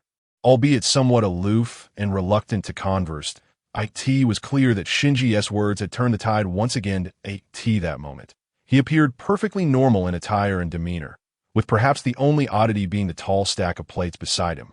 However, it was understandable for a growing boy to have a hearty appetite. Ritsuko's expression resembled that of a hen who had just laid an egg. Moreover, some challenges cannot be managed by a purely mechanical robot. You were referring to the F field, correct? With the advancement of science, I believe this will soon be resolved. It is merely a matter of time. Shocking, Misato's initial reaction was that a traitor had emerged among them. F field? How did he know it was an F field? As that term was uttered, Ritsuko had no choice but to sit down, visibly displeased. It seemed that a traitor had infiltrated their ranks, and of a significant caliber at that. Misato clenched her teeth, nearly grinding them to dust as she muttered, "What is the intelligence division doing?" As the report continued, Misato chose to exit, ignoring Shinji and his unfulfilled appetite. The group returned to a lounge that felt more like a staff locker room, exceedingly shabby, with only a few lockers and 2 rudimentary makeup stations. Once inside, Misato, without restraint, kicked one of the lockers, bending it out of shape. Shinji nearly exclaimed in admiration for her impressive leg strength. It must be said that among all the individuals Shinji had encountered, Misato's martial prowess was indeed formidable. Rumors suggested she had trained in karate, and it appeared that this was most likely true. The sheer destructive power of her bare hands was not to be underestimated, yet perhaps due to the peculiarities of this world. Despite Shinji's attempts to share his insights on harnessing energy, no one had succeeded thus far. Regardless of how advanced his robot might be, the critical issue was that the man was genuinely intolerable. As they spoke, Ritsuko took the promotional brochure and set it ablaze with a lighter. Observing the tone of Ritsuko's voice and the glint in her eyes, Shinji felt a chill run down his spine. From now on, he would rather offend anyone than cross a woman. Women can indeed be quite terrifying. Just the sound alone has left Shinji Ikari mourning for that bespectacled gentleman in the suit. It is evident that this man has severely offended Dr. Ritsuko. Who would have thought that someone who usually appears to be merely a stunning blonde sister could transform into such a frightful figure when darkened? Ah, Miss Misato, since our affairs here have concluded, might we return? I presume you are eager to attend to your club activities. Fear not. Once their drill is over, we shall head back, as our return tickets are booked for that time. It is apparent that even Misato Katsuragi had not anticipated that this group would behave so unscrupulously. The train tickets were booked a bit late. Faced with Akagi Ritsuko's inquiry, she felt somewhat guilty. Ritsuko murmured a few words about a drill. You say? Then let us wish them success in their exercises, shall we? Upon uttering this, Akagi Ritsuko fell silent and began to tidy up her belongings. Meanwhile, the previously self-satisfied host of the event was now joyously announcing the commencement of the drill. Not far away, Building 1 suddenly split in two, revealing within it a colossal ivory-colored robot. This machine appeared to be crafted entirely from metal, coated with a layer of paint that glimmered majestically under the sun. Rest assured, everyone, our robot is completely safe. JA, activate. In the next instant, the JA robot stepped forward, its right foot creating a deep crater upon the ground. Thunderous applause erupted as attendees rushed to congratulate the spectacle. Then came the left foot, and, astonishingly, this towering robot, over 100 meters tall, began to walk. Despite its somewhat stiff movements, it was fundamentally fluid. Such a display was enough to captivate the audience. Bravo! I've seen the early experimental footage from NERV. Their prototypes stumbled when they first attempted to walk. Ha ha! Indeed, I have long asserted that such contraptions are unreliable. The future is here, right before our eyes. Congratulations! Congratulations to you as well. Initially, the project leader wore a smile of social pleasantry, but it gradually faded. Rubbing his eyes, he pondered, strange, we did not press the acceleration button, yet why is JA moving faster? He hurriedly commanded the release of the deceleration sticks to slow JA down. But the order proved futile. JA continued to accelerate. Witnessing this, the host of the event lost all composure. Oh no! Everyone remain calm. I have an emergency button that can halt the reactor immediately. With that, the leader opened a glass case before him and pressed the red button. Nothing happened. After pressing it repeatedly for over 10 times, JA ran even more energetically. The once jubilant guests were left dumbfounded by the announcement of a robot gone rogue. So JA is not safe after all? It seems NERV might actually be the better option. At least I've heard their pilots are exceptionally skilled, managing to lure the approaching angels to uninhabited areas for disposal. To date, Tokyo 3 has suffered minimal losses, and that young man appears to be quite composed, looking remarkably reliable. Indeed, could it be that this JA is merely an ornamental facade, impressive yet utterly ineffectual in the face of such commentary? The project leader could scarcely afford to respond. You, come here and check the force shutoff switch. Report, Doctor. It's out of control for unknown reasons, and we cannot manage JA. Moreover, there's even more dreadful news. Speak quickly. Do not hesitate. The nuclear reactor inside JA is heating up rapidly. It is likely to explode. The suited project leader could no longer maintain his composure and collapse onto the ground. It's over. It's all over. Upon receiving this news, Misato Katsuragi dashed out, seizing the collar of the fallen suited man. Did you not claim that the power of science is limitless? How do we resolve this? Speak quickly. At that moment, the suited man was entirely frazzled, lacking the strength to respond to Misato's inquiries. Shinji Ikari, witnessing this, grimaced. He had no desire to become such a man. Suddenly, an enormous foot descended from above, nearly crushing the crowd beneath it. Fortunately, it merely obliterated the empty tables and chairs in the center of the hall, though the danger was palpable. The dignitaries, who had initially prepared to take refuge, could no longer remain calm and immediately scattered in all directions. It was too late. Everything was doomed. The project leader's cowardice infuriated Misato Katsuragi, prompting her to exclaim a curse. You are a man. Speak up and tell me how to stop this robot from detonating. I have a solution. Ultimately, it was another engineer who stepped forward. There is only one way now. Someone must directly enter JA to shut down the reactor inside. The entrance is located on the robot's back, but it requires the final authorization password. However, look at it now. It's already moving at over 100 kilometers per hour. NO1 can catch up. How do we know unless we try? Moreover, this is old Tokyo, densely populated. If it explodes, the consequences would be catastrophic. The previously incapacitated suited man finally regained some strength. The final authorization password is hope. Once this password is entered, the reactor will cease operation. All right, now I have a plan. Wait, where's Shinji? In the next moment, Shinji Ikari unexpectedly emerged from an adjacent room. Regrettably, your password is incorrect. The force shut-off password is not hope. Misato's original intent was to have Shinji pilot unit 01 to the back of J and input the password herself to force a shutdown. Even though their positions were relatively opposing, Misato could not disregard the lives of millions. What do you mean the password is incorrect? How could you know it's wrong? Miss Misato, you know this is difficult to explain. Misato then realized that Shinji had already teleported inside and entered the password once. She nearly delivered a swift reprimand, but had to lower her voice due to the presence of others. Oh, you realize there is nuclear radiation there. How could you possibly enter without protective gear? Is there? Shinji pondered, recalling that he had felt nothing upon entering. However, he remembered having traversed the sun's surface multiple times during his training with Whis. This so-called nuclear radiation should pose no threat. I can assure you, my pilot's words are undoubtedly true. Your password is erroneous. There were unspoken implications in Misato's words, suggesting that perhaps there was a traitor among them. The project leader in the suit lay completely defeated. The other technicians appeared equally powerless. Misato, biting her lip, felt utterly helpless. Shinji Ikari suddenly raised his right hand and spoke. Perhaps I have a solution. However, I need Unit 01. Based on previous experience, Misato trusted that if Shinji claimed to have a solution, he would indeed have one, and problem. It's merely a matter of bringing Unit 01 over. A piece of cake. Misato elegantly picked up her phone and dialed a number. 5 minutes later, a deafening roar echoed through the sky.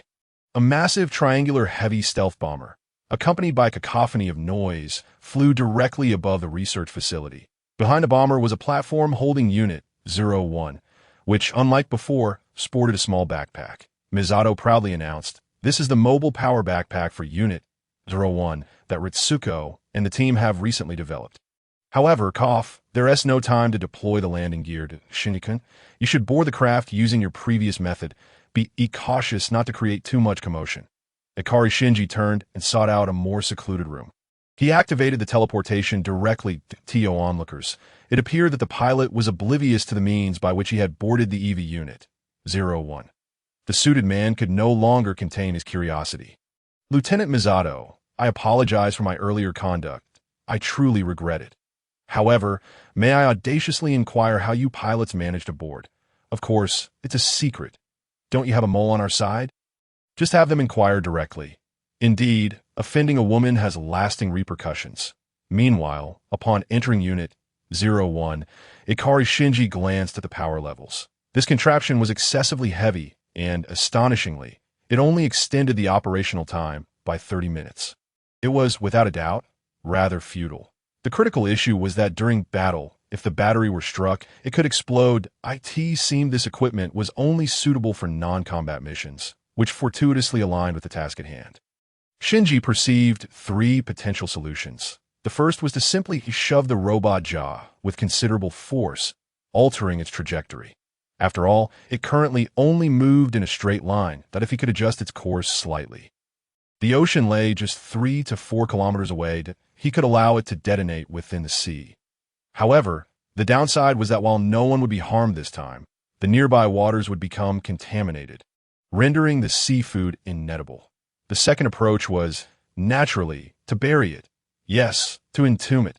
Shinji planned to employ the key cannon to carve a large pit in the ground, confining the machine and subsequently covering it with soil, allowing it to explode within the confines of the pit. The third and optimal solution, of course, was to halt its nuclear reaction by somehow inserting the control rods. Shinji leaned toward a combination of the second and third methods. After all, even in the event of a nuclear explosion, Unit 01 would sustain only minor damage. Furthermore, if things became unmanageable, he could always opt to teleport away with the EVA cannon. Truly, a testament to the mastery of his mentor. Tien Shinhan. With a single blast of the key cannon, he effortlessly excavated a pit hundreds of meters deep. The jaw robot predictably plummeted into the chasm. A resounding cheer erupted from the research facility behind him. The problem was essentially resolved. An explosion within such a deep pit would be far more manageable, even if pollution were to occur. However, after the initial excitement came terror. Was this the power of NERV? Merely deploying a single mecha possessed destructive capabilities comparable to nuclear weapons. It was terrifying. The air was thick with gasps of astonishment. Meanwhile, deep within the pit, the jaw continued its final struggles as Unit 01 leaped down. Now, a method must be devised to insert those control rods to forcibly halt the internal reactor. There was only one approach: sheer force. Unit 01 grasped the jaw's shoulder with one hand while the other began pressing the control rod into the reactor. "Go, Unit 01. Maximum power output." To Shinji's astonishment, the rod seemed stuck, refusing to penetrate further. At this moment, he could no longer concern himself with decorum. Move! Damn it! The entire Unit 01 rotated 180 degrees, switching hands for feet. Delivering a powerful kick, the sound of massive metal colliding echoed. Those in the distant command center presumed a nuclear explosion had occurred and instinctively crouched down. As a result, one of the control rods successfully entered. We have a breakthrough. Just as Shinji believed he could methodically insert the remaining rods, suddenly the Jaw's crimson eyes turned emerald. All the rods automatically engaged. The nuclear reactor ceased operation to ITS over. Shinji felt a sense of unreality wash over him. Misato Katsuragi, her hair standing on end, gazed at the research facility as all the instruments returned to normal. A hidden hand. There must be a hidden hand at play. Moreover, it was a hand she was all too familiar with. Was it Commander Ikari's influence? Regardless, the job project had utterly failed. Fortunately, a catastrophe had been averted. Ultimately, Shinji and the others boarded the train home. All things considered, the situation had been resolved. Misato let out a long sigh of relief. Shinjin, what are you pondering? I'm contemplating whether our efforts are merely a farce. Even if I do nothing, that robot would have eventually stopped on its own. The atmosphere grew somewhat awkward. Ritsuko Akagi cleared her throat. These matters are not for a child to ponder. Leave such worries to the adults. Is that so? In moments like these, it is still blissful to be a child. Then, Misato, shouldn't we be heading back immediately? There are still several hours until the train departs that I wish to take you somewhere. Where are we going, Misato? Why didn't Dr. Ritsuko accompany us? This is a place that, years ago, those your age adored visiting. Akihabara, I'm taking you on a pilgrimage to the sacred grounds. Akihabara, what is that place? Initially, it was an electronics district, but it became bustling with activity. Many other shops relocated here, among which the most famous are those related to anime and manga, that I have a friend who is quite enamored with these. And influenced by him, I've come here several times. However, I'm not particularly familiar with it. This sounded distinctly evasive. Nevertheless, Shinji chose not to dwell on it further, but I don't see anything particularly entertaining here. Misato smiled confidently. Have you ever played video games? Shinji shook his head once more. That I've heard of video games and books. They were probably for children before the second impact. They have completely fallen out of favor now. Not entirely correct. When I was your age, gaming was not solely for children. Many adults enjoyed playing as well. IT wasn't just video games. There were also various collectible card games and merchandise displayed here in Akihabara. You understand what collectible cards are, right? Back in the day, Akihabara was teeming with people every day. Various merchandise was available, and some unscrupulous sellers would even sell lottery tickets to offload rare cards or merchandise. During that time, I and my friends spent a lot of our lunch money here. May I ask, Misato, when you were my age, were you referred to as an otaku? Otaku. That term feels so distant. The current environment scarcely allows ordinary people to indulge in otaku culture. However, those days were truly joyous. Although, Shinji-kun, it is impolite to refer to a lady as an otaku. Please refrain from doing so in the future. Understood, Misato. Actually, I've been meaning to ask since earlier. Misato, the place you mentioned seems quite different from here. Although Old Tokyo is still part of Tokyo, this area appears exceedingly dilapidated. There are heaps of crumbling buildings. Many places show long-term water damage, and several houses lack ceilings, exposing the sky within. The roads are riddled with potholes. Most concerning is that we've walked for quite a while without encountering a single soul. It raises doubts about whether this is truly Tokyo. Could it be that you are forgetful and have led us astray? This is indeed Akihabara, Tokyo. How could I mistake it after visiting so many times? During the second impact, a tsunami struck this area. The damage was immense, and subsequently, little manpower or resources were devoted to repairs. Even after the waters receded, few wished to return at this rate. It seems only a matter of time before it becomes completely desolate. So why are we here? I wish to meet an old friend. If I hadn't found a reason to bring you along, Ritsuko would never have agreed. The rationale for bringing you here is quite simple. Ahem. I need to make it clear to the third party that if we do not fight, the entire world will inevitably become as desolate as this place, for the greater good of humanity. Certain forms of education are indispensable. You should have seen the astonishment on Ritsuko's face. Ha! Shinji Ikari's lips twitched. Truly, Miss Misato is remarkable. Such a rationale is indeed clever. When women resort to any means necessary, it can be quite formidable. Nevertheless, there is a kernel of truth in it. The devastation of the second impact was simply catastrophic, as it directly annihilated half of the Earth's population at that time. Thus, the barrenness here is somewhat understandable, a form of education, in a way. However, Miss Misato, I suspect that this is not your true motive. If that were the case, could we not return? Who is this old friend you mentioned? Is it the one who accompanied you in Akihabara? His fate, I believe, has long since been sealed. As this conversation unfolded, Miss Misato paused. All right, we've arrived. Granny, I've come to see you. Shinji Ikari and Misato Katsuragi stood before a quaint little shop. It was a small establishment, a solitary room that one might easily overlook if not attentive. Miss Misato seemed quite familiar with the elderly woman inside. The grandmother lifted her head. Oh, it's you, my dear. Feel free to try anything you fancy. I must get back to my knitting. Shinji noticed that the shop was indeed tiny, tucked away in a corner of the street, with a thick layer of dust settled on the sign. It appeared that the shop was named Red Comet, a title brimming with the charm of the last century. Inside, shelves were crammed with an array of game cartridges and discs, in the deepest corner. A white-haired grandmother was reclining in a chair, knitting. Miss Misato whispered, "When I was young, this grandmother looked just like this when I came here.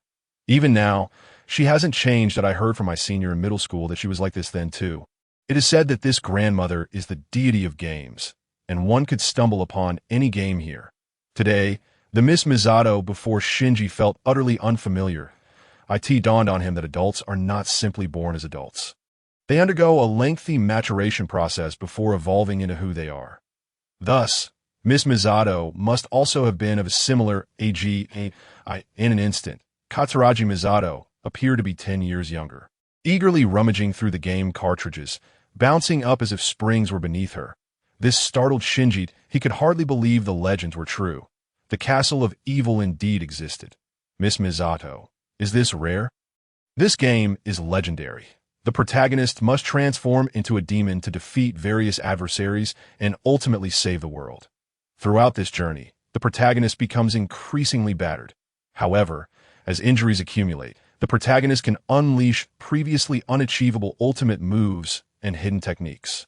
I searched for this game for ages. On the day it was released, the tsunami from the second impact struck.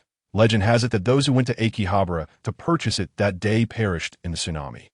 Thus, this game became known as the one that no one could acquire. I never expected to find it here. Could it be the blessing of the deity of games? Is that grandmother truly the deity? Shinji glanced at the grandmother in the chair, who seemed a bit drowsy, nodding off as she knitted. It was hard to reconcile such a figure with a divine being. I am truly fortunate today. Granny, I want to try this. The grandmother seemed to murmur a vague assent. Miss Misato eagerly powered on a game console in the shop and logged into the game, then handed Shinji a controller. Would you like to give it a try? Shinji initially intended to decline, yet his right hand inexplicably reached out to accept the controller.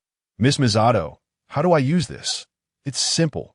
The left side is for the directional keys, and the right side is for action buttons. The two L buttons below are triggers for special game functions, but you won't need those here as soon as the topic of games arose. Miss Misato transformed into an exuberant peer of Shinji's, her tone brimming with excitement. Wait, Miss Misato, slow down. Perhaps I should take a look at the tutorial first. I'm clearly teaching you faster and better. Shinji skimmed through the instruction manual and discovered that the game mechanics were straightforward, with a medieval-like world setting. The basic information on various bosses was also detailed in the manual. It was indeed not difficult. Even more astonishingly, Shinji felt as if he possessed an innate understanding of this game. Rather than learning how to operate it, he seemed to be recalling memories from a past life. This sensation was utterly mystical, devoid of reason and defied logic. After all, he had not yet been born when this game was released. Suddenly, Katsuragi Misato questioned whether inviting Shinji to play together was a sound idea. However, as soon as Shinji entered the game, he exhibited the prowess of a seasoned player, effortlessly executing various combo moves. More astonishingly, he appeared able to predict the boss's actions, consistently dodging their attacks at the last possible moment, with an array of astonishing maneuvers. He overcame lower-level challenges with ease, suffering no defeats nor injuries, smoothly progressing through the levels. Shinji, aren't you advancing a bit too quickly? Many of the ultimate moves haven't even been unlocked yet, and you might find the later boss battles challenging. Miss Misato, hurry up. I've just defeated the final boss of this level. Come quickly so we can move on to the second stage. Katsuragi Misato began to believe in the notion of innate talent. After years of gaming experience, she found herself doubting her own skills when faced with someone who was merely a novice. Miss Misato, does this game truly only have 5 levels? What a pity. I wish I could play for longer. Misato glanced at the time. It had only been an hour. Shinji had astonishingly completed a game designed for a 40-hour playthrough within that brief span. If I had known you back then, we could have dominated every arcade. Ha ha ha. Shinji, your gaming talent is remarkable. If we could turn back the clock by a decade or so, you might have become a professional player. What is a professional player? It's someone who earns a living by playing games. 20 years ago, being a professional player was considered quite a cool profession. So once one officially becomes an adult, one is obligated to work. Shinji's tone turned somewhat somber. Yet he quickly added, still, a job that involves playing games every day doesn't seem too bad. Miss Misato, we should definitely buy some more cartridges to play with. I see that this game has a second round with even greater difficulty.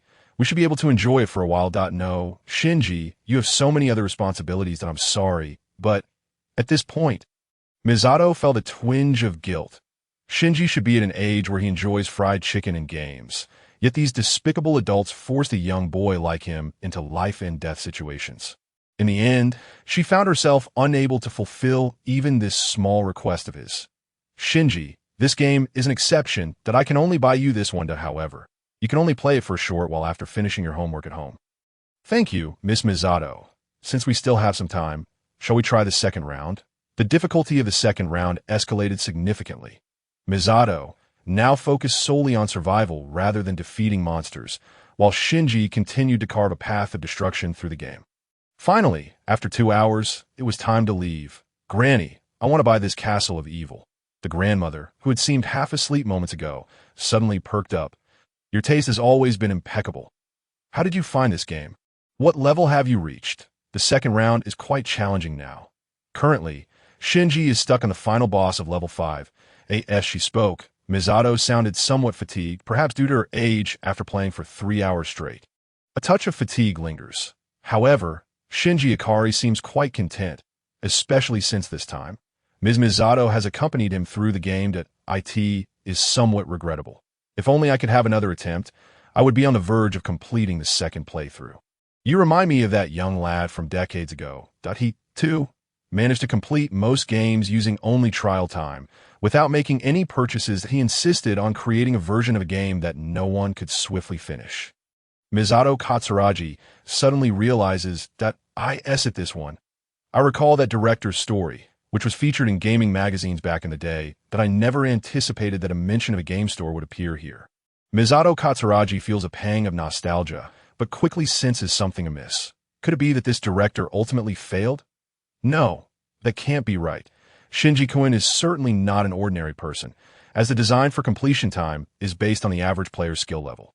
It matters not whether it was a success or failure. The essence of a game lies in its ability to be played. Suddenly, Misato recalls something. How much is this game? It costs nothing. It's free. A gift for this young lad. Why? Because this is a present from a young man from the day before its release, a token of our past promise that he told me. Granny, this game is a commemorative item for the early launch, fulfilling the commitment made long ago. Since I do not play games, it will simply remain on the shelf, awaiting a fortunate soul. But alas, he never returned. Misato Katsuragi hesitates, for if her memory serves her right, that director seems to have taken over this project. He was present at the release event, only to later find himself on the missing persons list. Suddenly, Misato contemplates a profound question. That director was over 30 years old 15 years ago. And here stands the elderly lady. Granny, may I ask you a question? Speak. How old are you this year? A secret. With that, the elderly lady playfully winks. Inquiring about a woman's age is quite impolite. Granny, may I also call you Granny? I actually wish to ask a question. Since you do not play games, and this store sees little traffic, why do you still keep it open? The question is somewhat hurtful, and Misato feels a bit embarrassed. The elderly lady waves her hand dismissively. It's quite all right. I enjoy watching the joy on your faces while playing. Sometimes, witnessing others' happiness is just as delightful as playing myself. Shinji Ikari stands there. Enlightened, lost in thought, he recalls his friends from another world, uncertain of their fates. If only King Kai were here.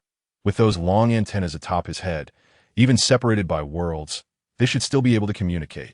He truly misses Uncle Piccolo, and longs to see the Z warriors he spoke of, to know their current circumstances. The elderly shopkeeper glances at Shinji Ikari. I did not expect you to be so young. You seem to have endured much. I merely reminisced about old friends. What Shinji did not anticipate was that Ms. Misato, too, remained silent, seemingly moved by shared sentiment. Ms. Misato, what troubles you? Nothing, it's just that sometimes the wind and sand can easily get into one's eyes. If only it were merely wind and sand. Upon their arrival at the train station, they are immediately met with a scolding from Dr. Ritsuko. Misato, are you still a child? Have you forgotten about the train tickets you reserved for today? Do you realize this is the last train of the day? I apologize. Today, Shinji-kun and I were deeply engrossed in studying the current state of old Tokyo and inadvertently lost track of time. Are you truly conducting an investigation with Shinji? You're not just out having fun, are you? That bag you carry doesn't contain a game, does it? I am well aware of your history of gaming obsessions. UV divulged it in your sleep. Realizing she cannot hide it any longer, Misato concedes. All right, I'm sorry. Shinji can only reflect on the cyclical nature of fate. Just moments ago, Ms. Misato was full of joy, and now she finds herself in disarray. Fortunately, Dr. Ritsuko does not seem overly upset, indicating that such situations are not new to her. Well, it seems we must stay here for another night. However, I have no desire to stay at the hotel arranged by the organization for even a single day.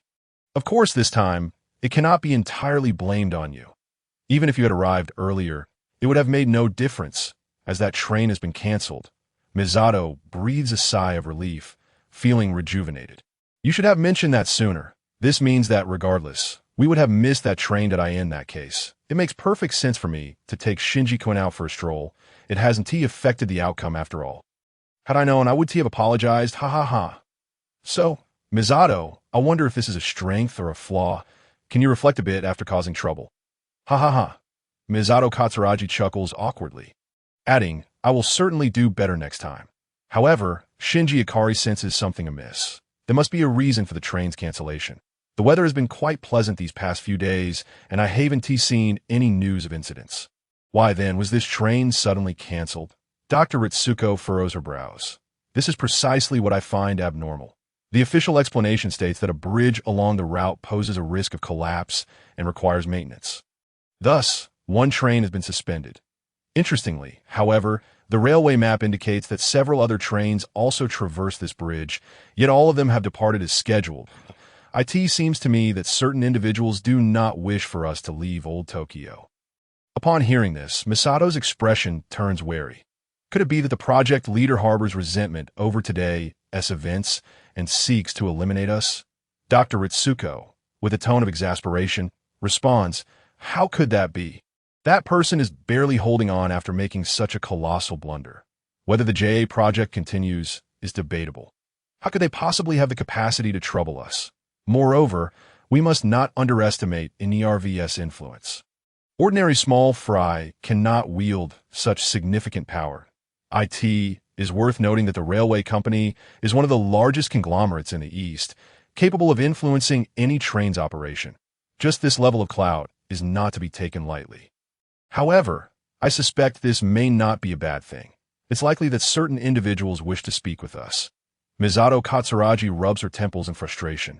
This makes even less sense if they wish to discuss matters. They should approach Commander Ikari or at least Deputy Commander Futsuki. Why would they seek us out? It truly is infuriating. The key question is, what do we do now? We shall eat, drink, and wait. They will surely come to find us. And I believe that moment will not be far off. As she speaks, Dr. Ritsuko exudes confidence. Shinji Ikari's eyes light up. Could this be what is meant by the reliable and competent adults of legend? In stark contrast, Misato's demeanor is utterly indescribable. Suddenly, Dr. Ritsuko adds, "Look, aren't they arriving now?"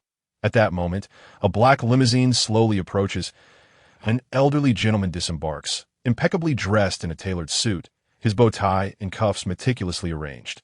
He bypasses Misato and Ritsuko, striding directly to Shinji Ikari. In a respectful tone, he inquires, "Might you be Mr. Shinji Ikari?" Shinji, bewildered, nods that "I am Shinji Ikari, though I doubt I am the Mr. Shinji Ikari you refer to." No need for such formality. That is indeed correct that my master wishes to invite you to be his guest. You must be high-ranking officials of NERV. You're Lieutenant Misato Katsuragi, and you must be Dr. Ritsuko Akijita. I have heard much about both of you. I understand that your train for today has been cancelled, and you are temporarily without accommodation. Therefore, my master wishes to extend an invitation for you to come as guests. To be schemed against in such a manner, Misato Katsuragi could hardly claim to be in high spirits. Particularly vexing was the fact that the butler had so casually revealed their identities. Evidently a premeditated act. We had not expressed any intent to accept the invitation. Moreover, the method employed did not suggest a sincere desire to host us. Shinji, we shall take our leave that if necessary, I shall contact headquarters once more, and we can return by helicopter. Meanwhile, Ritsuko Akiji remained remarkably composed. Who is the master of your household? If one is to extend an invitation, one must at least disclose their name. As for my master, once we arrive, you shall surely discover his identity. However, divulging it here may lead to unnecessary complications. Rest assured, my master is not one to shy away from challenges, having extended an invitation to you. You need not entertain thoughts of calling for assistance.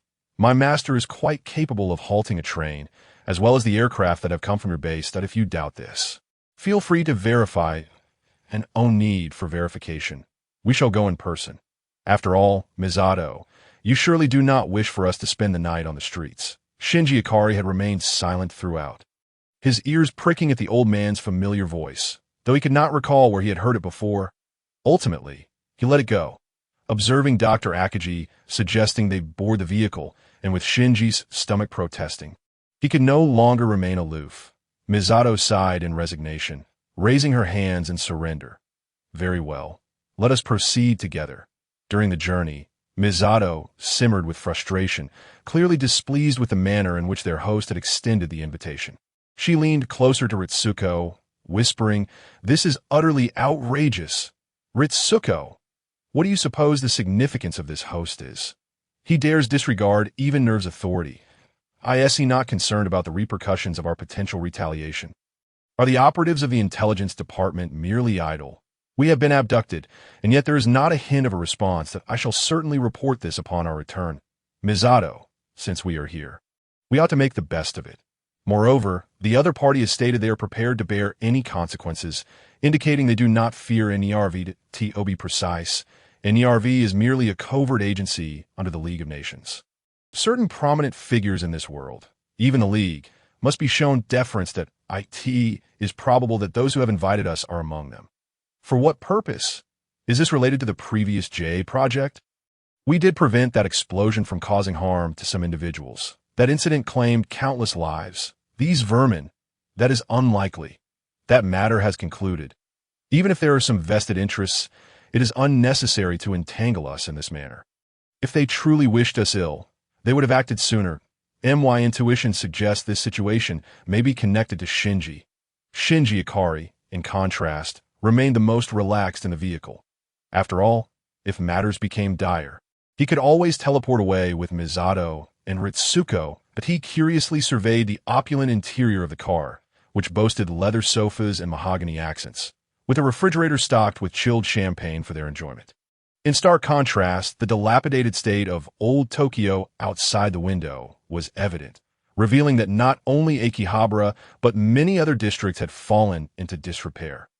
Moreover, several buildings appeared to be partially submerged in seawater. As they traversed the expanse of Tokyo, they soon arrived at the base of a grand mountain. The butler respectfully announced, "Please forgive the distance. We shall arrive shortly." The vehicle ascended higher, soon reaching the foothills of a magnificent estate. Here we are. The sleek black car rolled into a sprawling manor, complete with manicured gardens, fountains, and exquisite plaster sculptures that bespoke the wealth of its owner. The group was directly led by the butler into a vast dining hall adorned with crystal chandeliers. Opulent murals and ancient oil paintings, all showcasing their host's immense affluence. "Please, take a seat." Shinji observed a gaunt elder seated at the head of the table, clad in an exquisite kimono. It was curious how the garment, though seemingly out of place with the room's decor, did not feel discordant. The kimono was a deep black, devoid of any patterns, an embodiment of purity. The elder rang a bell beside him. In an instant, a lavish feast was laid out before them, featuring an array of seafood delights: matsuba crab, tuna, Australian lobster, clams, and sardines. Such delicacies, once commonplace before the Second Impact, had now become exceedingly rare, only available through specific trade routes or protected zones. Even wealth could not guarantee their procurement. The butler kindly inquired, "Have you not yet dined? Please feel free to indulge." Yet no one moved to eat. Shinji scrutinized the elder, noting a peculiar resemblance, particularly in the eyes, which mirrored his own. Yet he was certain he had never encountered this man before. Shinji pondered. Dr. Akagi interjected, "You have summoned us for a purpose. Might you clarify the matter at hand? Some misunderstandings, if left unchecked, could lead to armed helicopters descending upon us shortly." Her words carried an implicit threat. The abduction of two mid-level NERV officials and a driver to a private residence was no trifling matter. "I assure you, there is no cause for concern. Although you are undoubtedly busy with official matters, I trust you can spare a moment to enjoy a meal and rest. Fear not, there should be ample time before the next angel attack." The nonchalant mention of the angels deepened Dr. Akagi's seriousness. "For what reason have you truly summoned us? Thank you for your hospitality. I shall begin." Shinji, unable to contain his hunger any longer, seized a piece of prime rib and began to eat. The flavor was delightful. Misato, feeling a headache coming on, rubbed her temples. The butler gently explained, "My master does not discuss matters during meals. Perhaps you would prefer to eat first?" Seeing Shinji relish his meal, Misato succumbed to temptation and joined in. The quality of both the ingredients and the culinary skill was undeniably top tier, making for an unexpectedly delectable dinner. Dr. Akagi observed her companion's lack of decorum, but reflecting on the quality of the food, she too began to partake. The trio's dining habits varied significantly. Misato's approach was unabashedly bold, tinged with a hint of retribution, as she deliberately disregarded etiquette.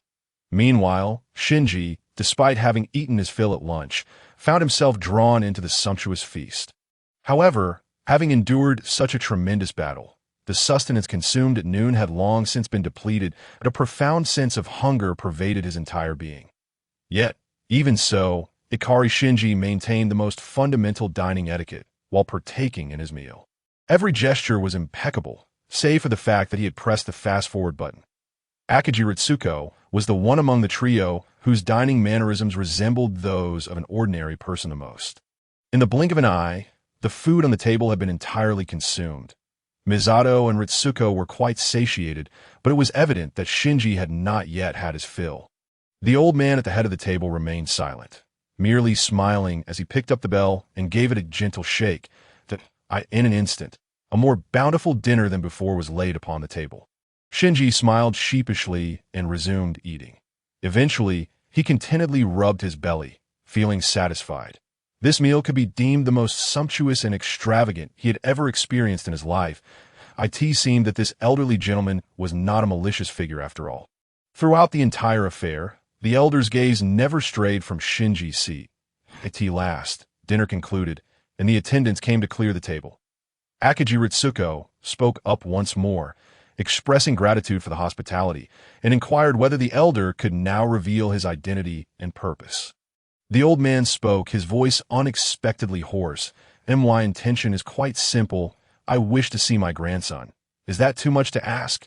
Shinji was taken aback. Throughout his life, no one had ever mentioned the existence of a grandfather or a maternal figure. He had always believed that Ikari Gendo was his sole family member, though that connection felt negligible. The revelation that he had other relatives in this world left him somewhat bewildered. Trembling, Shinji asked, "Who are you?" "I'm the father of Yui, your grandfather." "Grandfather?" Shinji stood up abruptly. "Come closer. Let me see. It's uncanny how much you resemble her. You are the spitting image of Yui from years past." "That scoundrel Jindo." Hearing this, Shinji nodded in agreement. It was clear that his grandfather was indeed real, and evidently, he was aware of his son's shortcomings, that Jindo's initial approach towards Yui had not been pure of intent. Regrettably, Shinji had failed to see through that man's unreliability from the outset, and by the time he realized it, it was too late. Let us not dwell on that. Tonight, I have matters to discuss with my grandson. You two may excuse yourselves. Ritsuko seemed poised to say something further, but Katsuragi Misato grasped her sleeve and shook her head. Let it be. After all, this is a touching reunion that we shouldn't disrupt the atmosphere. Shinji's grandfather led him to a room inside. This is where your mother grew up. Grandfather, do you have any photographs of my mother? I can hardly recall her face. They were all burned after your mother passed away. I incinerated every last photograph. Some memories are best kept within the heart. When the time comes for you to remember, you will do so naturally, for certain experiences can never be erased by the passage of time. These are sorrowful recollections that must not have been easy for you these years. In truth, I have always kept an eye on your growth. It's a pity that scoundrel Jindo repeatedly obstructed my attempts to see you, which has led us to this moment. Fortunately, Old Tokyo is my territory, as long as you are here. Even if you were to summon the Prime Minister, it would be of no consequence. Actually, I've been doing quite well. Over the years, I've experienced various events, met many people, and learned numerous things. Currently, I'm even engaged in saving this world, so, in truth, I am quite happy. What nonsense that my grandson cannot be reduced to a mere tool, fighting for his life atop that monstrous machine. Remember, you are my sole heir. This estate is but a trifling part of my wealth.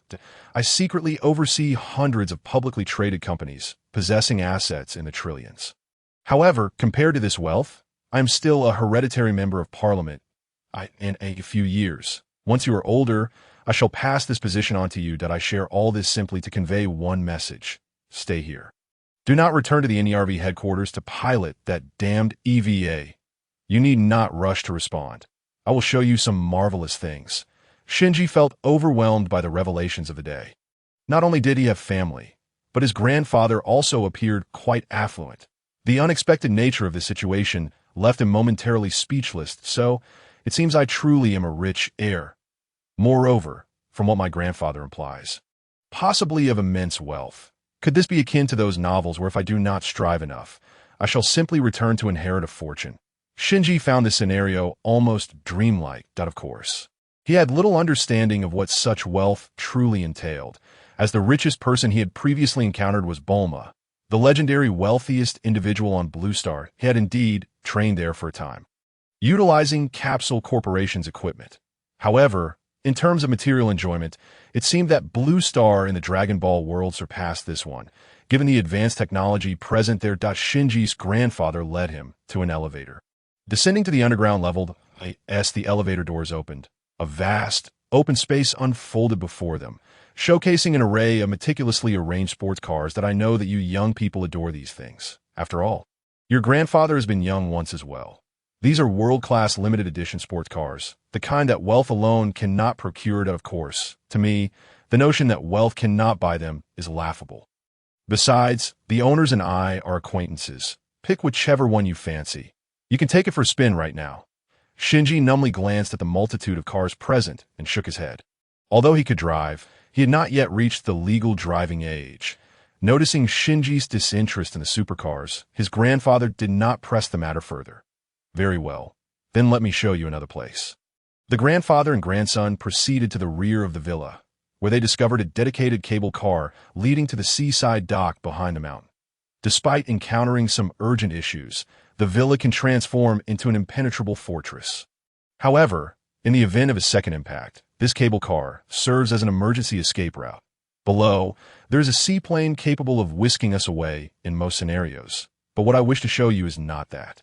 Upon reaching the dock, Shinji was suddenly greeted by the sight of a magnificent cruise ship, resplendent with lights, truly the kind of luxury vessel one might only see in films, towering at 50 to 60 meters. Adorned with various decorations, it quietly moored in the harbor behind the villa. Ascending the stairs, the duo stepped aboard the cruise ship, where a lively party featuring handsome young men and beautiful women in swimwear was in full swing. As Shinji's grandfather arrived, several lovely maidens rushed to him, and he skillfully embraced them. How about this? This is the joy that wealth can bring. Shinji, you are my sole heir, as long as you desire. All of this shall eventually belong to you. Your only responsibility is to enjoy. My sole wish is for you to grow up happily and to live a joyful life. If you do not fancy this lifestyle and wish to venture into entrepreneurship or pursue your education, I can provide you with the finest resources on this planet to ensure your success. As for any RV, you need not worry too much. I will handle the pressure from that side. As far as I know, there are many substitute pilots for EVA. Why should I risk my only and precious grandson? That scoundrel Jindo does not even care for his own son's life. He is truly a heartless wretch, unworthy of the love Yui once showed him. Suddenly, Shinji stood up. Grandfather, I appreciate your kindness, but I do not wish to stay, for I must embark on a mission to save the world. What? Please repeat that. I'm set to rescue the world. Hence I cannot remain here to accompany you, my grandfather. However, once I have accomplished this grand task, I shall make it a point to visit you frequently. Silence, my grandfather bellowed, abruptly halting the once vibrant celebration.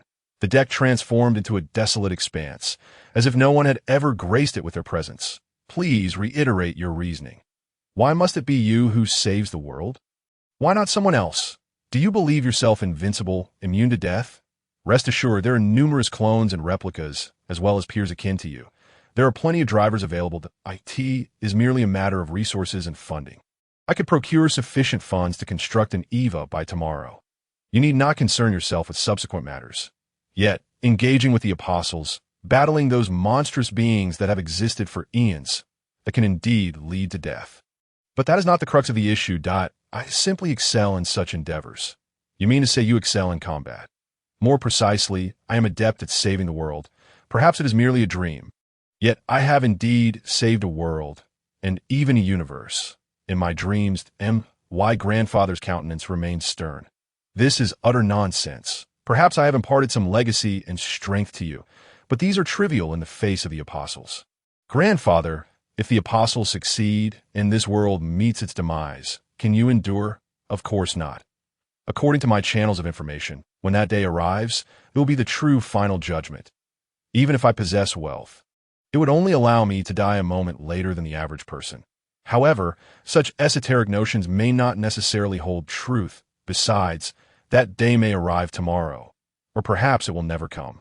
After all, I am aging. Who knows? Yet, your fate remains uncertain. Nevertheless, others pilot EVAs as well. Thus, I shall protect your life alongside that of my grandfather. In this manner, I feel my piloting of EVA takes on greater significance. Ikari Shinji gazed resolutely at his grandfather. You are indeed the son of Yui. Your gaze mirrors that of your mother, and mine from years past, so I am to be safeguarded by my own grandson? What a peculiar sentiment, and why grandfather sank into a dejected seat. Very well, the youth wishes to forge his own path. You may return with those two tomorrow. I simply did not expect you to have matured into a man. Ikari Shinji departed, while his grandfather retreated to the innermost chamber of the estate. There stood a stone tablet and a seat, now occupied by Ikari Shinji's grandfather, the other 6 tablets illuminated in succession. Ikari, this is uncharacteristic of you. Should you not elucidate why you clandestinely engaged with the third child? Such behavior is not scripted. You truly harbor such deep affection for your grandson. You must understand the significance and uniqueness of Unit 01. The third child is likely the linchpin of the entire plan. Not engage in unnecessary actions that I have not acted frivolously. Rather, I am conducting essential tests, for familial bonds. Do you believe I still care? I possess at least 200 or 300 grandchildren. Compared to the Human Instrumentality Project, they are inconsequential. Finally, the central tablet spoke. Chairman, Ikari, have you discerned something? The third child has undergone a sudden transformation due to some uncertain cause. Although the specific reasons require further investigation, the third child's psyche and physique have drastically altered, and it remains uncertain whether they can continue as the core of the human instrumentality project. What is your stance? The third child has already been marked by Adam and Lilith. To replace them, we must find a way to renegotiate the initial contract. This choice is fraught with difficulty. Therefore, my recommendation is to continue observing, testing, and guiding. Regardless of how this change came to be, our power is sufficient to alter it. Even if we cannot reverse it, we can prepare in advance for the next cycle. Preventing such changes from emerging. Of course, I admit that for a fleeting moment, I was genuinely moved, despite not knowing how many times I have experienced this. After all, it was my first time witnessing Shinji in person. An excellent proposal. However, the costs of this trial are not insignificant. Are they? Not merely this stronghold. Some of your open identities have been compromised. You must clean up afterwards. This does not require your reminder. After tomorrow, none of the participants here will remain alive. Such trivial matters do not need reminding. As I shall attend to them, as for the exposed identities, I will also manage the aftermath. Regardless, compared to the gains from this endeavor, the sacrifices are negligible. Reputation, status, wealth, none of these are of consequence compared to our ultimate goal. Everything is for the sake of the Human Instrumentality Project. Indeed, all is for the Human Instrumentality Project. Meanwhile, in another location, within the command room of the 3rd New Tokyo City base, only Ikari Jindo and Futsuki were present. It appears Shinji has been taken by his grandfather. Is it permissible to leave matters unattended? I carried it. Matters not. If it is indeed Shinji's grandfather, that would make him your father-in-law, one of the elders of Seal. Which elder are we discussing? I do not know. How could that be? He is your father-in-law. Yui's father is indeed an elder of Seal, but that is of little importance. This holds true for both him and me. Likewise, Shinji's identity as his grandson is inconsequential. Otherwise, he would not have idly witnessed Yui's demise. Therefore, what do you perceive as the essence of this encounter? A test. Shinji's transformation has aroused Seal's vigilance. They're concerned it may influence Seal's script. Thus, this trial was initiated. Should we adhere to the original script? Certainly, the progress of the script must accelerate. The current apostles are far from sufficient. Additionally, Unit 01 lacks a catalyst for awakening. Futsuki fell silent. If this is your decision, I shall accompany you on this path. In unseen corners, countless undercurrents are engaged in a ceaseless struggle. This moment, Ikari Shinji is blissfully unaware of these machinations, having already succumbed to slumber. After a night's rest, following breakfast, the old butler reappeared. My master is feeling unwell and will not see you off. Moreover, Master Shinji, take care of yourself. The same vehicle, returning to the station with a few individuals, seemed as though nothing had transpired on the train. Katsuragi Misato let out a sigh of relief. Thankfully, nothing untoward occurred in the end. That I was on edge all night, hardly able to sleep, fearing that someone might burst in and jeopardize us. Dr. Akiji Ritsuko wore a disdainful expression. I was the one who couldn't sleep all night. Tell me, which fool was snoring like a thunderstorm, and with such a disheveled, sleeping posture? Unexpectedly, I saw Shinji-kun return completely unharmed, since he was at his grandfather's house. There should have been little danger. Thus, I relaxed a bit during the latter half of the night and fell asleep. You call that relaxing a bit? You practically fell into a deep slumber. I shook you countless times, yet you remained oblivious. At that point, someone could have dragged you away, and you wouldn't have known. After all, I've been like this since university. You should know this by now. By the way, Shinji-kun, what did your grandfather say when he called you over? Of course, that is your private matter. You need not disclose it if you prefer to keep it to yourself. He said nothing of consequence. My grandfather merely inquired whether I would be willing to stay and be his heir. Whether it is Misato Katsuragi or Ritsuko Akiji, both gasped in disbelief. Shinji Ikari's grandfather, without a doubt, is an immensely wealthy individual, as evidenced by that grand castle. Not only is he affluent, but he also possesses considerable power and societal influence. Clearly, he is the sort of prominent figure who exists only in the pages of newspapers or news broadcasts. For such a person to declare to a 14-year-old boy, I am your grandfather, and I intend to make you my heir. How many could withstand such temptation? Misato Katsuragi, still intrigued, posed a question. So, Shinji, did you ultimately agree? Of course not, Shinji replied. After all, I am a pilot of the EVA and have the world to save. Misato felt her emotions swirling within her. Admiration, regret, and confusion. She had remained at NERV to seek vengeance against the angels. Yet in comparison to Shinji, was she not the more despicable one? After much contemplation, she finally uttered, "Thank you. Shinji, it's nothing. These are my choices, and my grandfather supports them. After all, by protecting the world, I am also protecting him." Misato's expression instantly lightened, and she suggested, "Let us talk about something more cheerful," that I seem to have suddenly realized something. "What is it?" Dr. Ritsuko Akagi interjected that I've discovered that Shinji's surname is Ikari. Commander Ikari naturally shares this surname, but it appears that his father-in-law also bears the name Ikari. Does that not imply that Commander Ikari is, in fact, a son-in-law? Moreover, a son-in-law who has taken on his wife's surname. Without looking up, Ritsuko replied, "Yes. And what of it? I've known that for ages, so. Shinji's mother must have been a great beauty in her youth. The IT must have been her allure that compelled Commander Ikari to adopt her family name and marry her." Upon hearing this, Shinji felt no joy. Rather, he sank deeper in a melancholy. Perhaps, but it's a pity that I can no longer recall my mother's visage. Maybe, as my grandfather said, the memories will resurface naturally when the time is right. This trip to Tokyo had indeed left a significant impact on Shinji Ikari. By the way, Misato, after we return home, would you like to play some video games with me tonight? No way. You must first complete the assignments you've missed over the past few days. And after that, if I have time, I might be able to play with you for a little while. The trip to Tokyo concluded. The following day, Shinji returned to school as soon as he arrived. Kinsuke Ida bombarded him with questions. "Shinji, where have you been all this time? Were you on a secret date with Misato? A 3-day-long romantic escapade? No less. I'm so envious." "Not all. It was work. I accompanied Misato on a business trip. Have you heard of Old Tokyo? Of course, it was the original capital of Japan. Is that where you went?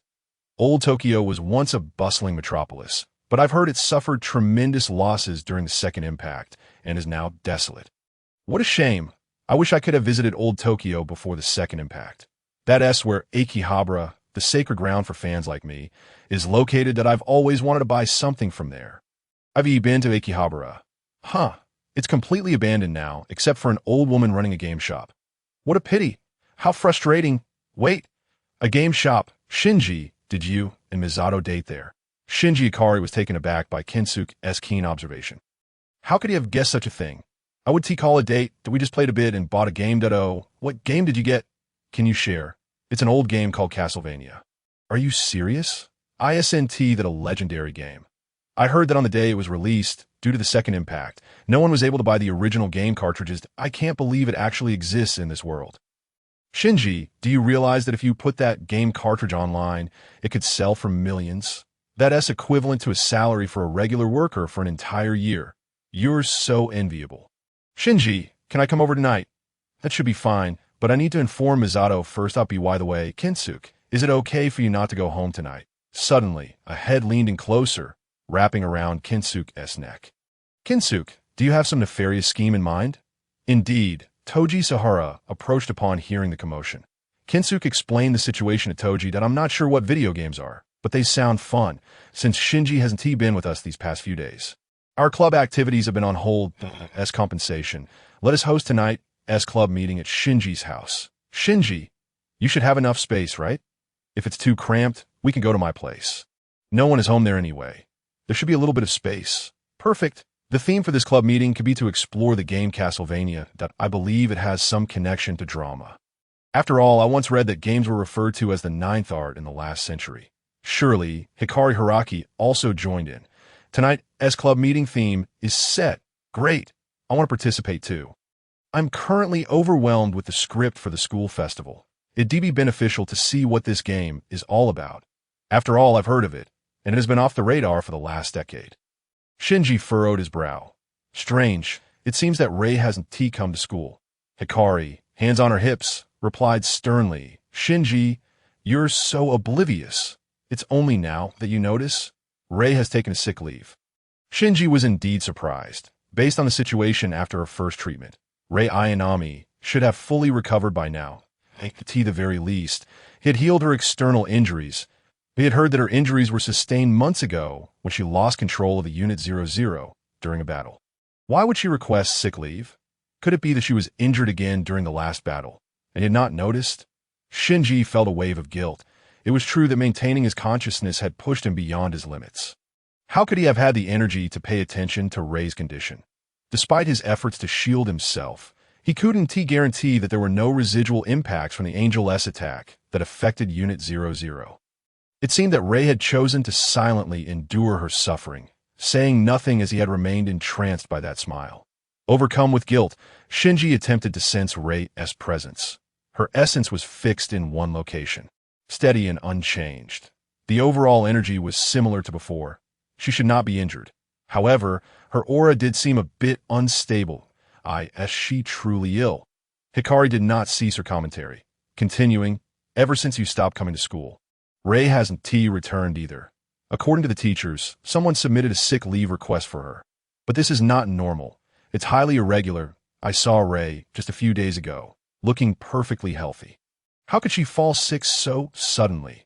And for 4 days straight? It seems like she fell ill right after you left. Domu Guang furrowed his brow, continuing to analyze the condition of Ayanami Rei. After all, among the students in this class leader Domu Guang was one of the few who was somewhat familiar with Ayanami Rei and naturally cared for her. Ikari Shinji suddenly realized that during the time he was away, Ayanami Rei must have been solely responsible for the vigilance of the third New Tokyo City. During that period, it was likely that Ayanami had been summoned to the base to stand by. Upon reflecting on this, Ikari Shinji felt a pang of sorrow and guilt. However, he quickly corrected himself. Now that he had returned, Ayanami should be able to attend school as well. Coupled with some anomalies he had sensed in Ayanami Rei's aura, it was possible that she was indeed experiencing some physical issues. Therefore, it was imperative that he check on her. Of course, this was solely based on the camaraderie shared among warriors. With that in mind, he resolved to visit Ayanami Rei. Ida Kinsuke leaned in, covering his mouth as he whispered, Shinji, being too greedy can lead to trouble in your own backyard that you're already cohabitating with a beauty like Misato-san and still thinking about Ayanami. Do be careful of retribution from the heavens. Just a joke. Domu Guang's expression grew considerably serious. Actually, I have long wanted to visit Ayanami. However, I am unaware of her address, Shinji-kun, since you and Ayanami are both pilots. You should be able to find out, right? Besides, we are having a club activity tonight, so you could check on Ayanami that if she has recovered, perhaps you could bring her along. That I must admit, that is a splendid suggestion. Ikari Shinji was contemplating the whereabouts of Ayanami's aura. It appeared that this area was primarily a residential district, yet there were almost no other people around. The location of this neighborhood was particularly peculiar. Being in close proximity to the base, yet it seemed devoid of other residential areas. It certainly did not resemble a typical housing complex. Could it be a part of the base? The crucial point was that in the vicinity of the entire room, only Ayanami Rei's presence could be felt. Was she living alone? I'll make a phone call. Misato-san, do you happen to know where Ayanami resides? Of course I do. Why? Has Shinji-kun awakened his true nature and is planning a surprise attack? Not at all. We have a club activity today, and I wish to invite Ayanami to join us. Moreover, I am somewhat concerned about her health. I never would have guessed that. Shinji-kun, you're beginning to show some compassion. Can't you just teleport over? It's a bit far, and the terrain around there seems quite complicated that I believe it would be safer to walk for the last stretch. Ikari Shinji certainly could teleport, but the surrounding terrain appeared to be rather intricate. He worried that a hasty teleportation might lead to collateral damage. Indeed, he now felt his body had recovered to a state harder than steel. More than his own safety, he was concerned about damaging the flora around him. No, Misato-san, have you recalled some mischief of your own? Not at all. I've been diligently working to support the household. I merely overlooked one minor detail. You all had your ID cards replaced. I forgot to give them to you. That was close. I nearly locked you out of the base that I would have been thoroughly berated by Ritsuko. Thankfully, you reminded me today. Shinji-kun, you've done a great service. There will be extra rations tonight. Misato-san, I'll be the one preparing the extra rations tonight. Duppy, by the way, we will be holding a club activity at my place. Just to keep you informed. Rest assured, there will definitely be extra food. We just want to play some video games together after finishing our homework. After all, that gaming console belongs to you, Misato-san. That's fine. It is also your home, Shinji-kun. You can use it freely. I'll be working late tonight and will return home a bit later. Now, go home and pick up the ID cards. They should be on the table. Ayanami's address is right there. After hanging up the phone, Ikari Shinji grasped the ID cards and prepared to pay a visit to Ayanami Rei's residence. No, I mean to check on Ayanami's condition. With that thought in mind, Ikari Shinji resolved to take advantage of the lunch break to visit her. Finally, the long-awaited lunch break arrived. A few minutes later, Ikari Shinji found himself standing outside Ayanami Rei's door. From the appearance, this area seemed to consist of quite dilapidated apartments. The hallway was filled with dust, suggesting that it had been a considerable time since anyone had come here clean. It was hard to imagine that Ayanami Rei lived in such a place, where it seemed there was hardly a proper property management. The main structure of the apartment was made of steel. Rather than resembling an apartment building, it appeared more like a fragment of some abandoned fortress. So, Ayanami Rei resided here on a regular basis. Finally, Ikari Shinji, following the address provided by Misato, arrived at Ayanami Rei's doorstep. After carefully verifying the door number, he confirmed that it was indeed the correct one. Taking a deep breath, he prepared to knock. However, just as his hand made contact with the door, it swung open unexpectedly. It was unlocked. Ikari Shinji found himself inexplicably stepping inside. His gaze unconsciously swept across the room, taking in the scattered bandages, some even stained with dark red blood. Various medications were strewn across the table, and a transparent laboratory beaker held some water, which suggested Ayanami Rei used it as a cup. It was not that her living conditions were untidy, but rather that it seemed as though this person had no semblance of a personal life.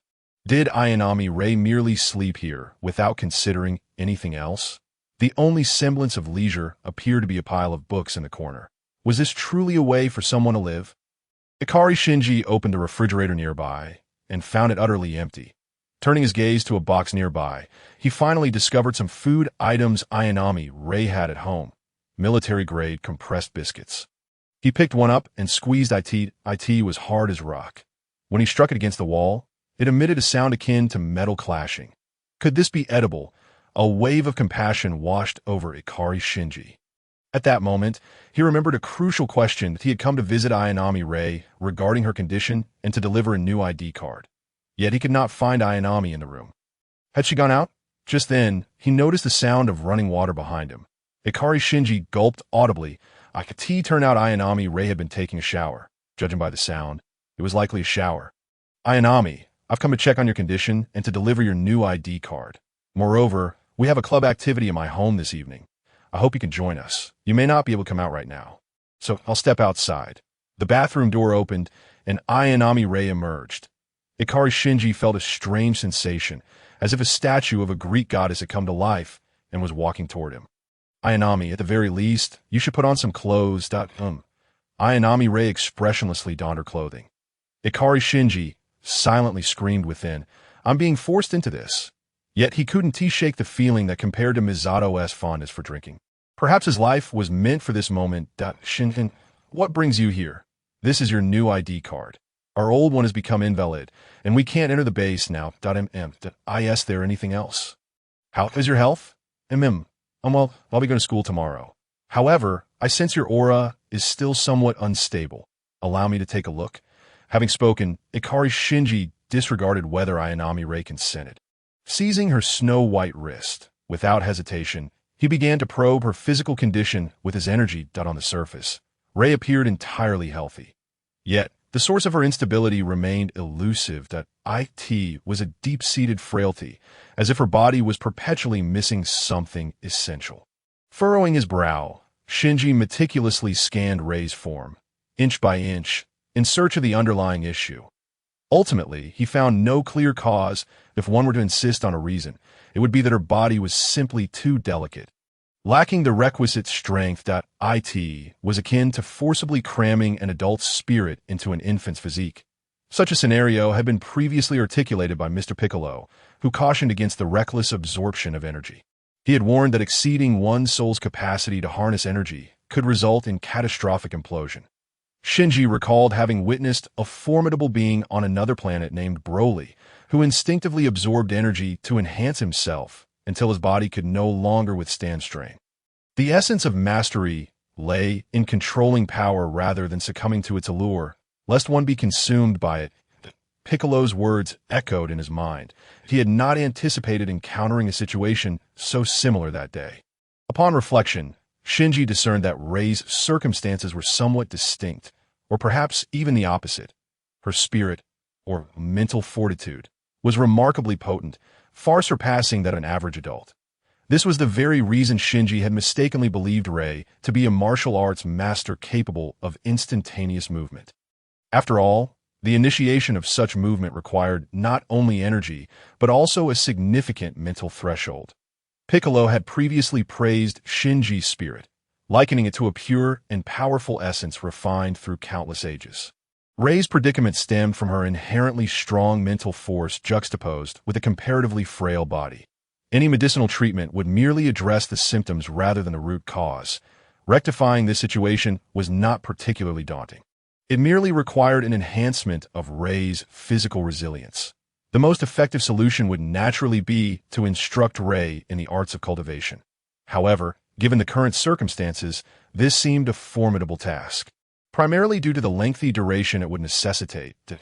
In truth, Shinji had never concealed his methods of cultivation. He had previously shared them with Rei, yet regrettably, she exhibited little interest in such practices. Thus, he contemplated an alternative approach, directly augmenting Rei's current physical state with energy. This, however, would undoubtedly deplete Shinji's own strength. Ordinarily, he would refrain from undertaking such a thankless endeavor. Yet, for reasons unknown, upon seeing Rei, he felt compelled to proceed. With this thought, Shinji began to channel a larger volume of energy into her. Ayanami, you may feel some discomfort shortly. Bear with me as I address your physical issues. He cautioned. Rei sensed a tremendous wave of warmth coursing through her body, and the previously uncomfortable areas swiftly transformed, akin to having enjoyed a soothing hot bath. A comforting warmth enveloped her, lulling her towards slumber. Thank you, Shinji. I wish to sleep. That a profound weariness swept over Rei, prompting her to lie down and drift off. Shinji recognized that her body was instinctively engaging in deep restorative processes. Without pausing, he continued to channel the vital energy he had painstakingly cultivated. Flowing forth in an unceasing stream, Shinji's face flushed red, clearly indicating that this exertion was no easy feat for him.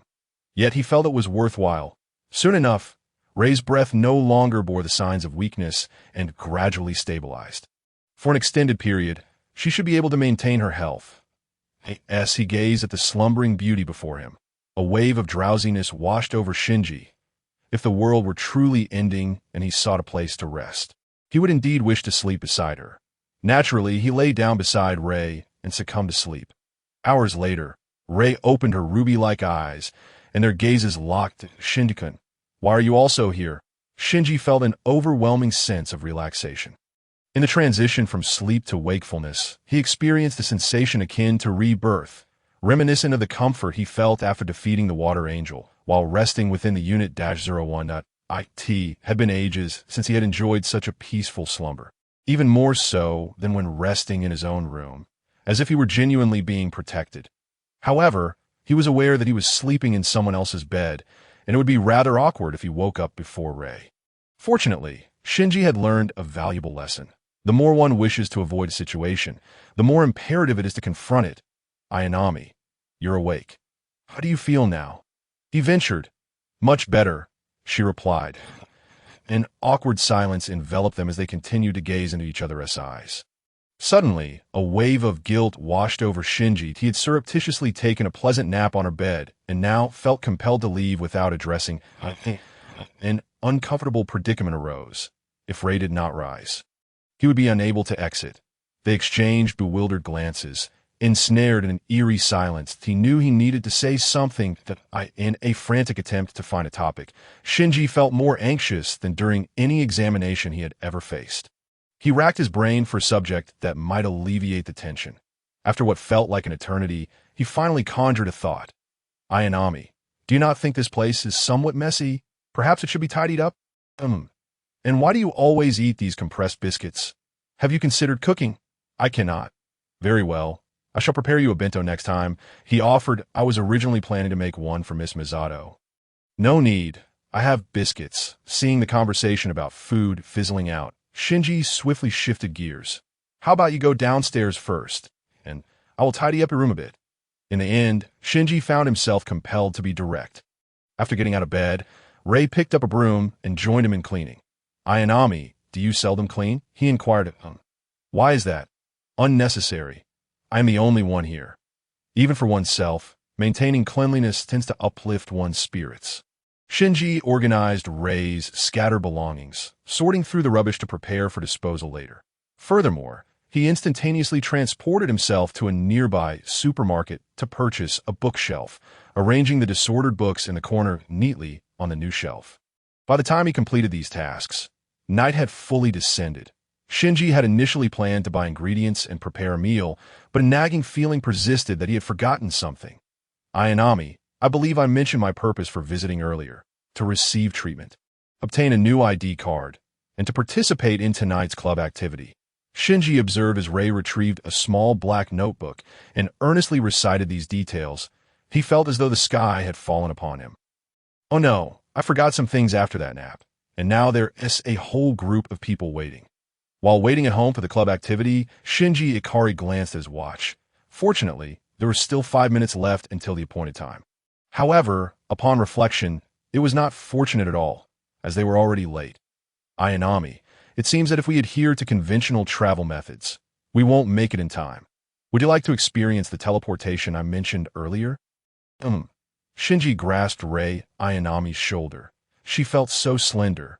Indeed, Ray should take better care of her nutrition. In the next moment, Shinji and Ray abruptly appeared a few hundred meters away from the villa. Shinji found it peculiar that this teleportation had a considerable margin of error. Perhaps he had still been groggy from sleep. Regardless, it was of little concern now. Just then, several classmates were seen approaching from a distance. Shinji exhaled in relief. They had made it just in time. Kinsuke Ida, already waving from afar, called out, Shinji-kun, you really are quite punctual. By the way, you truly are impressive. You managed to bring Ayanami with you. Nearby, Hikari Haraki expressed her concern. Ayanami, is your health all right? It's fine, Ray replied as Shinji opened the door. Everyone, please come into. Misato-san is working late today and might return a bit later. Let's eat first, all right? I'll go wash the vegetables. Hikari said, expertly rolling up her sleeves and tying on an apron before heading to the kitchen. The other classmates were directed by Shinji to the living room. You can play some games for a while. Dinner will be ready soon. Ray quietly sat beside the sofa, observing Tuji Sahara and Kinsuke as they fiddled with the game console. Before long, the television screen displayed the game interface, and Kinsuke jumped up in excitement. Amazing. I can't believe there's such a well-preserved game console and cartridge from the last century. I have one at home, but it no longer powers on, and I can't even find a way to change the game. And this cartridge, it's unbelievable. I never thought this game actually existed. Castlevania, the legendary game. If I hadn't seen it with my own eyes, I would never have believed it. Tuji, let's dive in. Sure, even though I've never played many games before. This one looks like a lot of fun. Besides, tomorrow is the weekend, so we must make the most of today. Ray sat quietly on the sofa, pulling out a book to read. Meanwhile, Shinji had completed most of his tasks. He turned to Hikari and said, you can go watch some television over there, and there are game manuals on the shelf. Hikari glanced at the two engrossed in gaming and chose to take the game manual, settling down beside Ray. Ray, do you enjoy watching these kinds of games? Not particularly. From the text, it was evident that this game told the story of a young boy enduring hardships to save the world. The mere premise and setting could easily inspire a novel. It was astonishing that it had been transformed into a game. It was genuinely moving. However, the graphics were somewhat rudimentary. This comment evidently struck a nerve with Kinsuke. What did you say? This is hailed as the most anticipated game of the last century. Being able to see, touch, and play it. I have no regrets. How can you say it's not good? From the perspective of console gaming, Castlevania is a pinnacle of its era. After all, the gaming industry has largely dwindled over the past decade or so. Kinsuke's tone grew somber as he continued. From the kitchen, Shinji's voice called out, "Dinner's ready. Let's eat together." His call brought everyone to the dining table. Despite knowing better, Suhara eagerly asked, "Shinji-kun, should we wait for Misato-san?" Misato-san mentioned she would be working late today, so she has likely eaten at the base already. Shinji replied with a smile as he set the table. Who would not return for dinner? Suddenly, Misato Katsuragi appeared at the dining room door. Oh, it seems some people were not keen on my return. Kensuke and Tuji stood up theatrically, performing a gentlemanly bow. Not at all. We are honored by your presence, Misato-san. Misato, unceremoniously, took a seat at the center of the table. Shinji noticed that her mood seemed rather off today, so he quickly offered her a drink. She gulped it down. Although it's not beer, it's been chilled. How thoughtful, Shinji-kun. You didn't do anything mischievous today, did you? Shinji appeared bewildered. He had dedicated himself to saving the world, acting with integrity. While he couldn't claim to be a moral paragon, he at least considered himself a good youth. How could he possibly have done anything wrong? Hikari coughed lightly beside him. Shinji-kun, I fear that your secret of skipping class has been exposed. You should apologize quickly. Shinji suddenly recalled that he had snuck off during lunch break to find Rei, and for some reason, ended up sleeping on her bed for the entire afternoon. While he had enjoyed the respite, it seemed he had forgotten to formally request leave. Feeling somewhat embarrassed, he pondered if this counted as truancy. Well, technically he had skipped class and disappeared for an afternoon. The fact that ENYARV agents hadn't apprehended him was already quite lenient. Shinji sheepishly admitted, I sincerely apologize. I missed class this afternoon for reasons I cannot explain. Shinji-kun, your unexcused absence prompted the teacher to call me. I covered for you, saying you were engaged in special training at the base. The intelligence department was not alerted either. How do you plan to thank me? I know exactly where you were for the entire afternoon. Shinji felt utterly defeated, raising his hands and surrendered. I'll cover all the meals for the next week, and I'll wash the dishes. Misato wore an expression of satisfaction at his compliance. Hikari suddenly burst into laughter. I had envisioned many scenarios in my mind before, but I never imagined you two would get along like this at home. Allow me a moment to laugh. Tuji and Kinsuke looked on with envy. Shinji felt somewhat embarrassed. Scratching his head, there's no need for everyone to feel constrained. Let us just enjoy dinner. He had prepared a sumptuous meal for the evening. It seems that cooking for young ladies is far more motivating than for an old aunt like me, isn't it? Seeing Misato poised to press further, Shinji pleaded, please spare me. Misato-san, I simply wanted everyone to enjoy the meal. Noticing something peculiar, Shinji asked, Rei, why are you only having the miso seaweed soup? Is it that the other dishes don't suit your palate? I dislike the taste of meat. Upon hearing this, Shinji suddenly understood why Rei's refrigerator was empty, containing only a few compressed biscuits. That it turned out that Rei was indeed a vegetarian. However, even in this era, vegetarians were not an uncommon sight. That in the last century, vegetarianism had been quite fashionable in many countries. Rei's preference for vegetarian food was not particularly surprising. Fortunately, aside from her dietary choices, Rei's appetite had improved significantly compared to before. She polished off 2 bowls of rice, proving herself to be quite the adept eater. This reassured Shinji regarding the effectiveness of his care. After dinner, the classmates began to connect and play games together. Hikari showed little interest in participating, merely extracting a notebook to diligently jot down fleeting inspirations.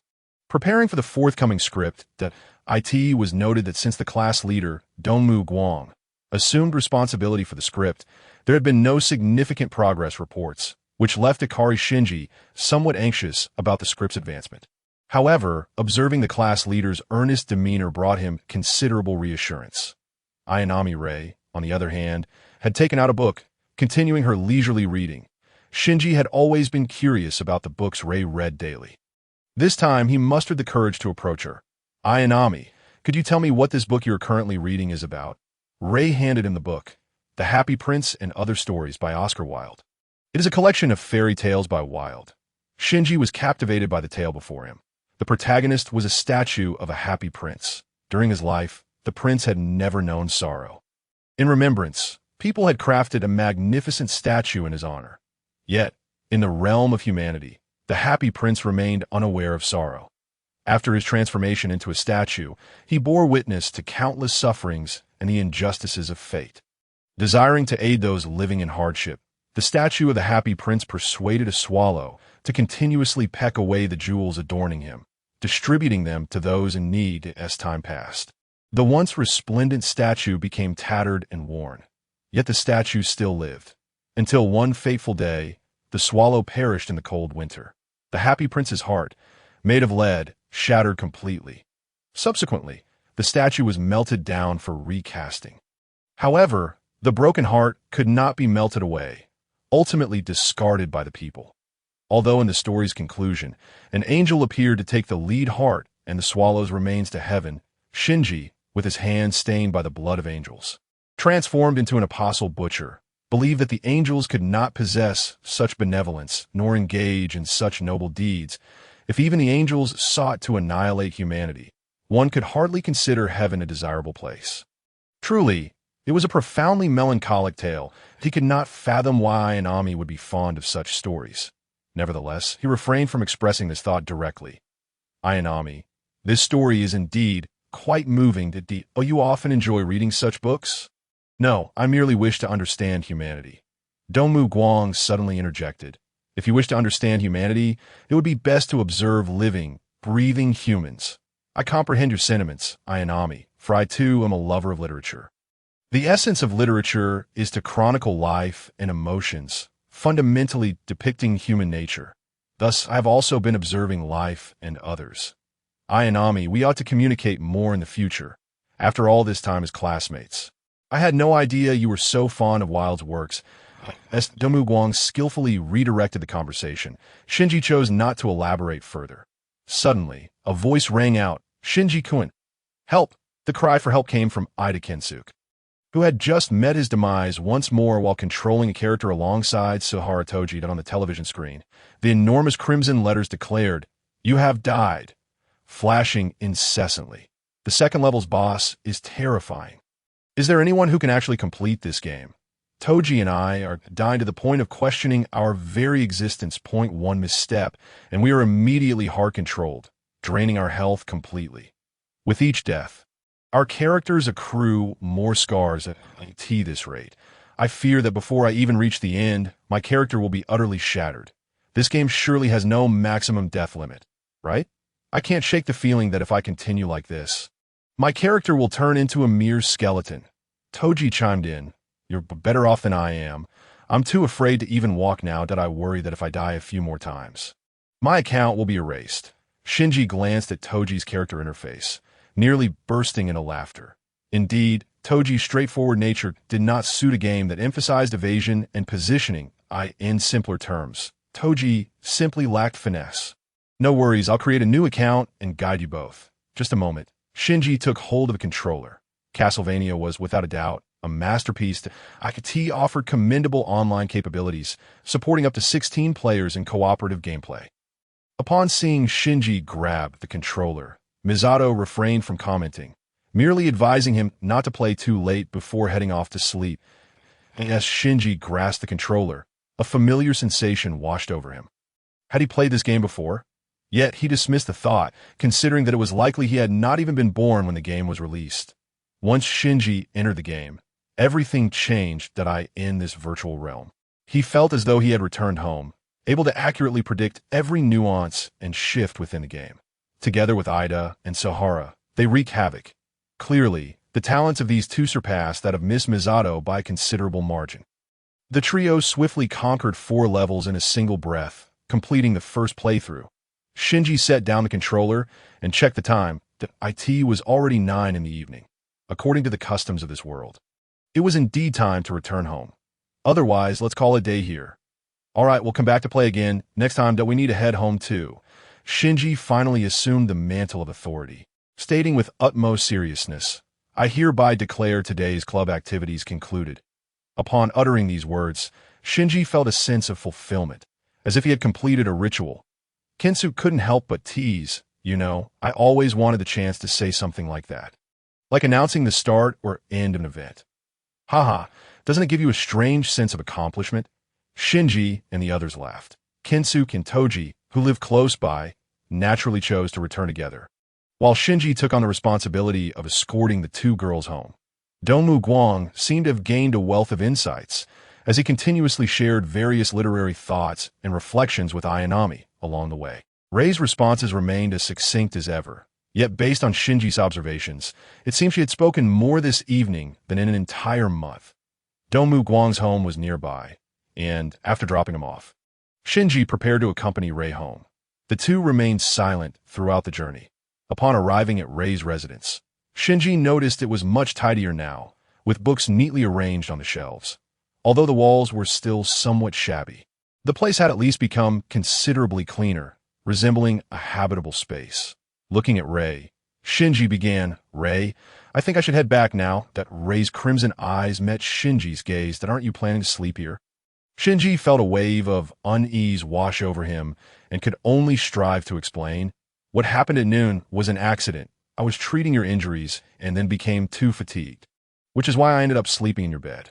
Rei nodded, seemingly understanding. "Shinji-kun, do you actually dislike sleeping here?" "Not at all." Shinji immediately regretted his honesty. "Then why don't you stay and sleep?" Gazing into Rei's innocent eyes, a surge of guilt welled within him. It seemed that Ayanami was simply being genuine. Shinji solemnly replied, "Ayanami, primarily, sharing a bed is something meant for after marriage. What happened at noon was unavoidable. I was simply too exhausted. However, if any other man were to suggest sharing your bed, he would undoubtedly be a rogue with ill intentions. That I strongly advise you to report such behavior immediately. Ayanami, living alone, please ensure that you lock the door securely, especially while bathing. It would be dreadful if a malicious person were to intrude." Ayanami Rei nodded slightly, her understanding vague. "Shin, you are a good person, and no one has ever spoken to me like this before. Not even in books. However, I've always been curious. What is this thing you call marriage? Can we get married?" A wave of warmth surged through Ikari Shinji, rushing upward to the crown of his head. This topic was perilously delicate. It was far too early for us to discuss such matters. By the way, Ayanami-sen, what time do you usually go to sleep? Ayanami Rei glanced at her watch. There are 15 minutes and 23 seconds remaining until sleep. Ikari Shinji exhaled deeply. "Very well. I shall not disturb you." Then he bolted away as if fleeing for his life. As he exited the door, he felt a mix of relief and regret, ultimately deciding to cast these thoughts aside. He instantaneously teleported back to the villa. Today felt unusually different. To his surprise, Miss Misato had already gone to bed, despite the beautiful lights. Shinji glanced at the clock. There was still some time left. Perhaps he could indulge in a bit more gaming. Logically, years of training had honed Shinji's biological clock to an impeccable precision, almost to the second.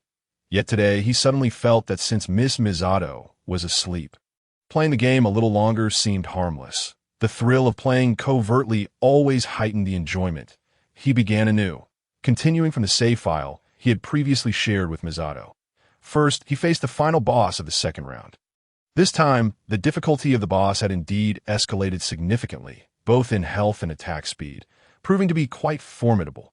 However, Shinji's understanding of the game now rendered him nearly invincible. Eventually, the mighty form of the final boss fell. Upon commencing the third round, it became evident that the monster's difficulty had increased exponentially. At this point, even someone as strong as Ikari Shinji began to meet with frequent demise by the end of the third round. He found himself in an awkward predicament. He was stuck at a level. The final boss appeared to be a demon fallen from kingship, and this demon had received epic enhancements in the third round. Not only were its health and speed augmented, but when its health was nearly depleted, it would trigger a unique skill, an indiscriminate, powerful control ability dubbed Death's Finger. Upon hitting its target, it would impose a 5-second forced immobilization and cause a percentage of continuous health reduction. In other words, it was nearly impossible for one person to overcome this boss.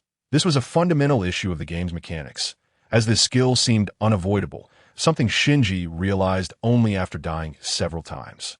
Thus, to defeat the final boss of the third round, At least 2 players were necessary, and considering the difficulty, the skill level of Shinji's potential partner could not be subpar. With this thought, Shinji felt a twinge of defiance. He believed that sheer strength could yield miracles. Thus, he embarked on one challenge after another, only to meet with repeated failures. The appearance of the protagonist on the screen grew increasingly battered. Ultimately, the character's form shattered like crystal and vanished. The screen displayed a blood-red game over, indicating that this save file had been irrevocably corrupted. Was it truly futile? A sense of disappointment washed over Shinji. Suddenly, a voice interrupted his thoughts that, of course, it's not going to work. Do you realize you have school soon? Hurry up and go to sleep. He turned to find a furious Misato standing behind him. Unbeknownst to him, he had been playing until 3 in the morning. It seemed that his gaming had been too noisy, awakening Miss Misato. The next day at school, Shinji continued to ponder this issue. If he managed to complete the 3rd round, would he encounter an Easter egg, as some books suggested? However, finding someone of comparable gaming skill, or at least not too inferior, would prove challenging. Miss Misato was certainly not suitable. While she was not lazy, her skills were genuinely lacking. The other classmates appeared similarly inept. Suzuhara Toji was too straightforward in his demeanor, ill-suited for such a game, while Ida Kinsuke had good awareness and theory, but could not keep pace with his thoughts. The class representative seemed completely disinterested in the game. The only viable candidate appeared to be Ayanami. In an instant, Shinji's mind conjured the image of him and Ayanami Rei gaming together through the night, clad in pajamas, sitting on the sofa. No, he must not think further in that direction. He found himself ensnared in a web of vexation. Ultimately, he chose to dismiss the notion of Easter eggs. What did they matter? After all, his primary mission was to save the world. He had no time to dwell on such trivialities. Before he knew it, lunchtime arrived, and Shinji took out his bento, offering Ayanami Rei a small portion. Ayanami-san, this is my homemade vegan bento that I hope you enjoyed. Ayanami silently accepted it, opened it, and began to eat. Appearing to relish the meal, delicious, Shinji felt as though he had accomplished a great task, finally having fed Ayanami. Just as he settled back into his seat and opened his own bento box, he noted with satisfaction that today's meal was quite lavish. After a grueling gaming session yesterday, he had treated himself to 2 turkey drumsticks. Suddenly, Ida Kinsuke spoke up mysteriously. Shingen, have you heard? A new transfer student and pilot is coming soon. Shinji was taken aback, bewildered as to why a new pilot was needed when he was already doing well. I haven't heard anything. Where did you get this information? Kinsuke adjusted his glasses. Clearly confident in the source of his news that my father is an insider. I've heard they are already preparing storage space and maintenance equipment for the new unit. This means there will be 3 EVAs in Tokyo, 3. Which brings a sense of security. A sense of security? Shinji felt otherwise. From previous encounters, he had determined that these angels possessed self-awareness and intelligence. Yet, despite knowing they would face destruction upon arriving in Tokyo 3, they continued to come, one after another, willingly walking to their doom. This alone defied logic. More importantly, why did the angels come here? The notion that they could breach the fortress signified humanity's obliteration, and one had taken the time to explain this to Shinji. However, it was fortunate that no one was vying for the unit 01. This new pilot would come with a new unit. Shinji suddenly contemplated a troubling thought. The addition of another unit implied that the base was assessing their current combat capabilities as insufficient. Did this mean even stronger angels were on the horizon?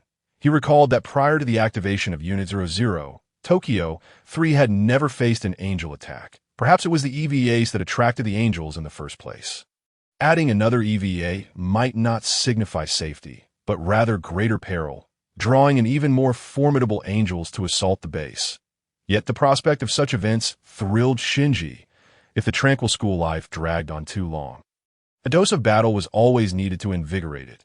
The arrival of a new pilot meant that combat could not be far off. With this thought, Shinji's spirit ignited anew. Shinji-kun, it seems you will soon have a rival.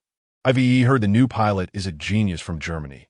It's uncertain whether they are male or female. Kinsuke, I must say your intelligence gathering skills are truly impressive that you've uncovered information that even I, a bona fide pilot, was unaware of. Of course, but I am eager to see the new EVA unit and to witness you all in battle against the angels. Unfortunately, when you last faced an angel, you were too far away. We were hiding in the underground shelter, unable to see anything. When we finally emerged, all that was left was the remains of the angel. The nearby area was heavily guarded, and I was stopped several times. It was infuriating. Regarding Ida Kensuke's reckless spirit, Shinji Ikari felt a tinge of admiration. This fellow truly dares to take risks. Suddenly, Shinji noticed that beside him, Rei Ayanami was quietly enjoying her bento. He felt that simply watching her was rather pleasant. Among the group, only Tojihara seemed to be waiting for something at that moment. Class leader Hikari Haraki entered from outside, locating Toji-kun. It's time for lunch. I apologize for the delay. I was just summoned to the teacher's office. Kensuke glanced around, sensing that his focus differed from the others. Did he miss something? Why was it always him who ended up hurt in the end? How frustrating. That evening, Shinji returned to the villa. Noticing that Misato seemed somewhat fatigued, it appeared that her workload had significantly increased during this period. Even on days without angel attacks, these adults certainly did not have it easy. Contemplating this, Shinji casually remarked, "Misato, I heard a rumor about new EVAs and pilots coming to the base." That Misato's expression shifted to one of alertness. Where did you hear that? Who leaked the information? This made Shinji uneasy. Could this matter be confidential? Oh no, he hoped he hadn't inadvertently implicated Kensuke. After all, according to the files, the penalties for leaking information at the base were severe, just as he was about to explain that he learned it inadvertently from the base. Misato interjected, "Shinken, you seem well informed. However, this sort of news is indeed not widely known within the base. Coincidentally, I have a task, and I believe we can go together. It concerns the new pilot. Please tell me I won't have too much work to do." "None at all." "Huh. The last time was an accident." Misato's demeanor was slightly sheepish, yet she maintained her bravado. "Besides, Shinji-kun, didn't you successfully resolve all the issues? Commander Ikari even praised your prompt and appropriate handling of the situation." "Who cares for that old man's praise? But there's one issue. I had planned to attend a club activity today that we were supposed to refine our script. If there's still time, I would like to play some games too." "I understand. It's because of Rei, right? Your enthusiasm for club activities is truly rare. It's hard to imagine you were once part of the homecoming club. Youth is indeed wonderful." "Huh. It's not as you think. We were merely engaged in a straightforward club activity. That I'm a serious person. I get it. Please wait a moment." Misato pulled out her trusty phone and made a few calls. "Shinji-kun, I've successfully arranged a leave for you from the teacher. To be precise, the entire club is excused. You can accompany me on my business trip. However, there is a slight disappointment. Rei has a test today and cannot join us, but you certainly won't guess where we're headed. Weren't you curious about the ocean? This time, we're going to the depths of the ocean to see the blue sea. The ocean sounds wonderful. Every time I approach it, I feel like I can smell LCL. I wonder if it's just my imagination, or perhaps I've never truly seen what the ocean is supposed to look like. Indeed, the world has changed, and so has the sea. However, in the depths of the ocean, one can still witness the visage of the ocean from the last century. Actually, I have a question I've always wanted to ask you. Misato, go ahead. Does this count as abusing power for personal gain? There shouldn't be any issues, right? Is there any disciplinary organization within NERV? I worry that halfway through our fun, a group of men in black might come and take Misato away. Misato almost spat her drink out. Well, haha. As long as you're going, I'm sure there won't be any problems. She gave Shinji a hearty pat on the shoulder, as if to conclude that matter. Shinji couldn't help but doubt whether Misato was leveraging her position for personal gain. But without evidence, he remained silent. All right then, what exactly is the purpose of this outing? Just consider a spring outing or a summer camp. As for me, I'll be taking charge of Unit 02 and its pilot. Just as you heard earlier, you all can just enjoy yourselves. Honestly, Shinji-kun, you're not very cute at all. At my age, if an adult took me out, I would go without hesitation. Unit 02, I've heard that the pilot is supposedly a genius from Germany. Indeed, Asuka Langley Soryu, a German, and the second child. You missed a detail. She is a true genius and a beautiful girl. Misato emphasized the latter. Those details aren't particularly important. Misato, that I'm a serious person. Nonetheless, I genuinely want to meet her. especially since you mentioned she graduated at 14, that you'll have plenty of opportunities to meet her in the future. However, ideally, the current combat strength of the base is unprecedentedly strong. There's no reason to deploy Unit 02 here. Well, I don't quite understand the matters of those high-ranking officials. The next day, after breakfast, Misato stretched and declared, "Let us head to the airport. Your friend should already be there." When Shinji finally spotted his classmates, indeed, Toji and Kinsuke had been waiting for quite some time. Hikari had even lifted the bag she was holding to "I prepared the bento. We can enjoy our lunch while taking in the ocean view." The class leader was indeed reliable. Upon seeing Misato, Toji and Kinsuke wore expressions of admiration. Shinji felt a sense of helplessness. Once on the helicopter, the atmosphere was lively with everyone exchanging words. It was truly the most prestigious club activity. They were about to visit the United Nations Navy fleet. Even now, Hikari found it hard to believe they were engaged in such a club activity. Kinsuke was even more excited. My camera is itching to capture everything. I've heard this is a joint fleet, complete with various aircraft carriers, destroyers, and cruisers, along with an array of medium to heavy combat aircraft. It's the strongest fleet of the last century. If it weren't for this task, I might never get such a chance to witness these in my lifetime, that I'm so moved. I have no regrets, even if I were to die now. Shinji noticed that Kinsuke's enthusiasm for military affairs had intensified. He observed that Toji was gazing out the window, looking somewhat worried.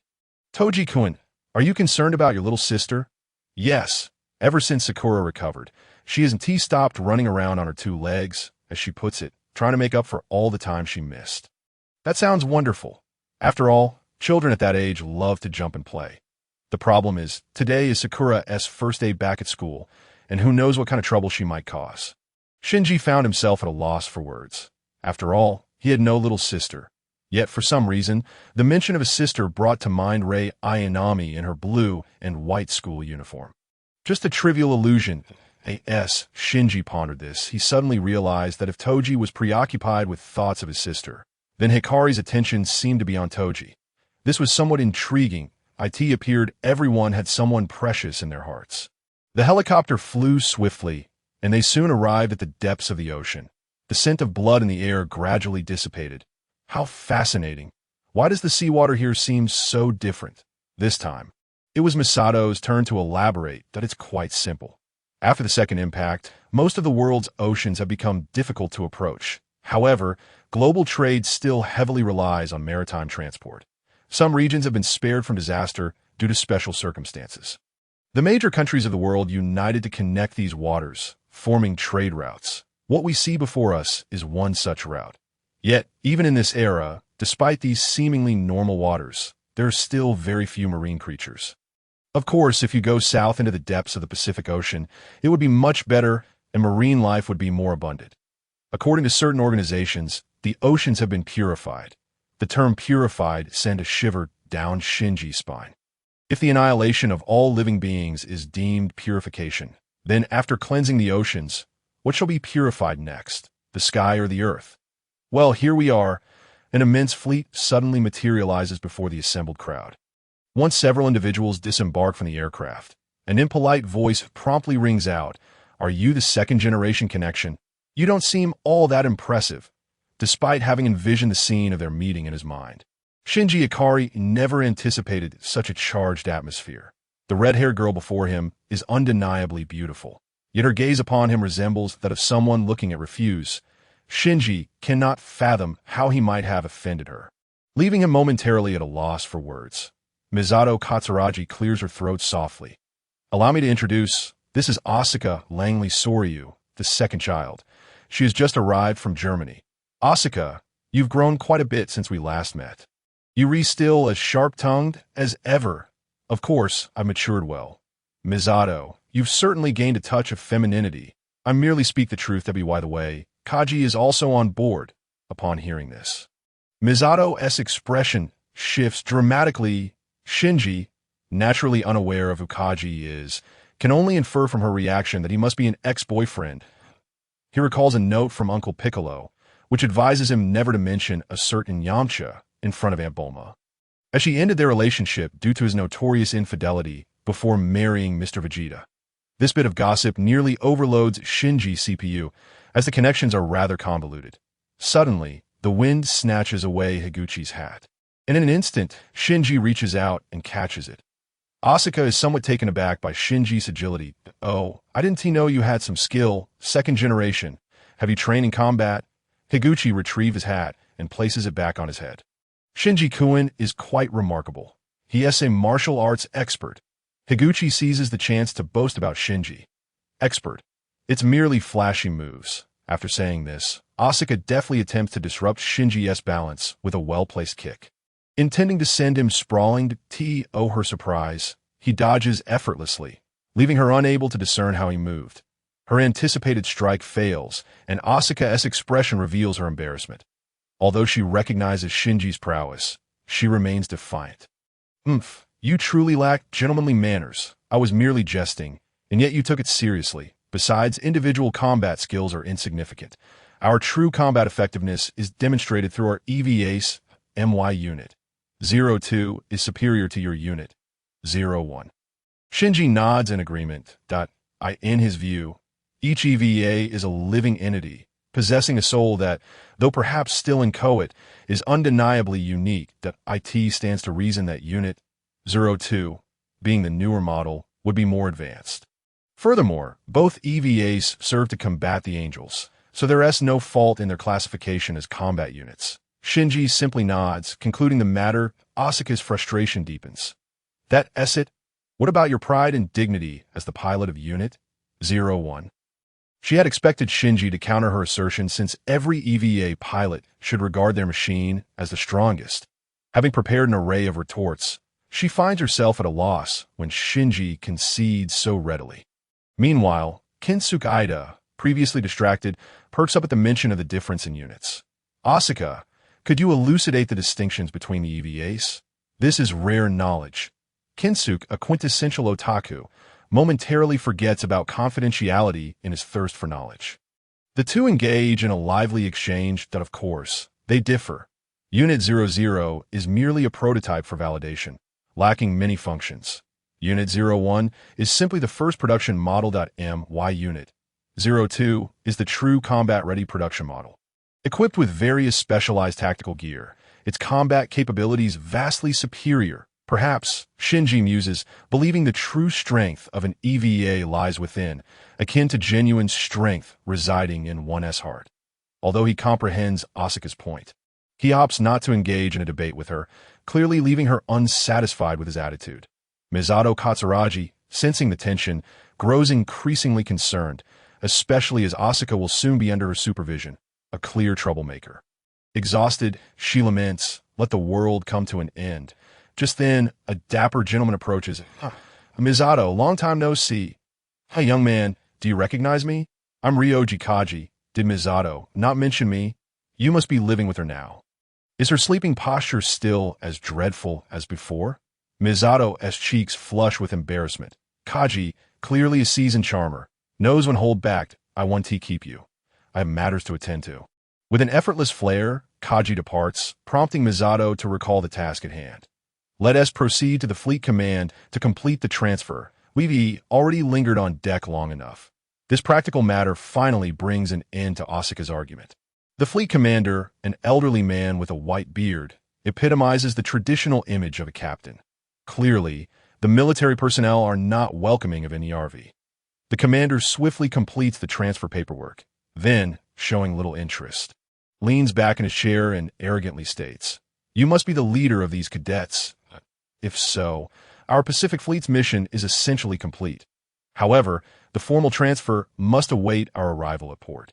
That is acceptable, but in the event of an emergency, I, as the NERV representative, reserve the right to command." Misato, exuding authority, contrasts sharply with her previously disheveled demeanor. Shinji finds himself momentarily stunned. The earlier version of Misato was undeniably impressive. Higuchi and Kensuke are equally captivated by her transformation. After exiting, Higuchi mimics her commanding tone, but as the NERV representative, I reserve the right to command.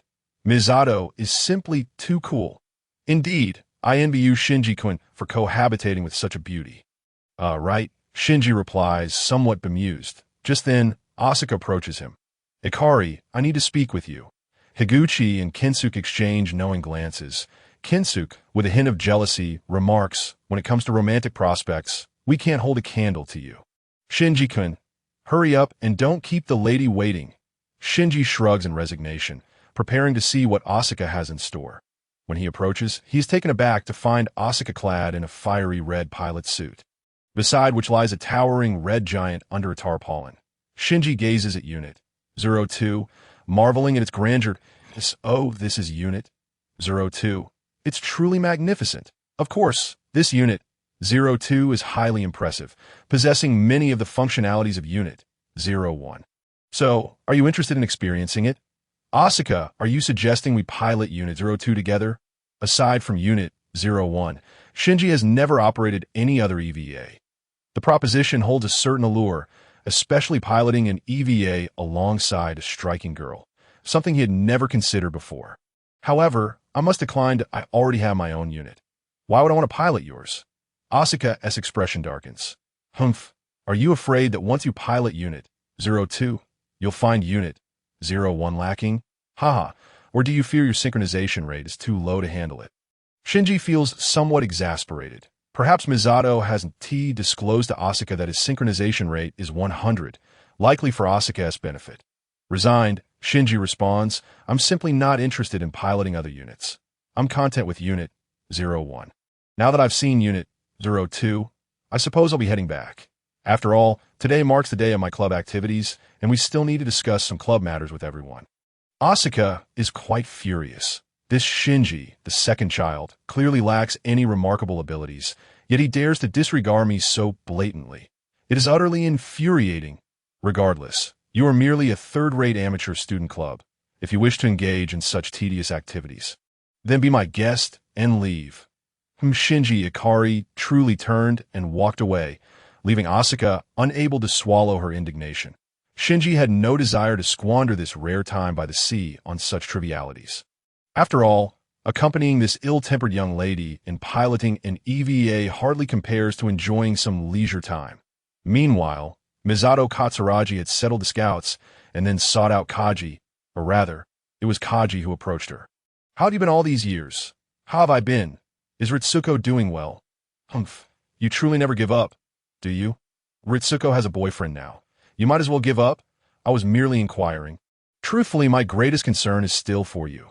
Save your deceitful words for someone gullible, you scoundrel. With that, Misato stepped on Kaji's foot, causing him to grimace in pain. That footstep brought me immense satisfaction. I need not see you again. Thank you, Misato departed.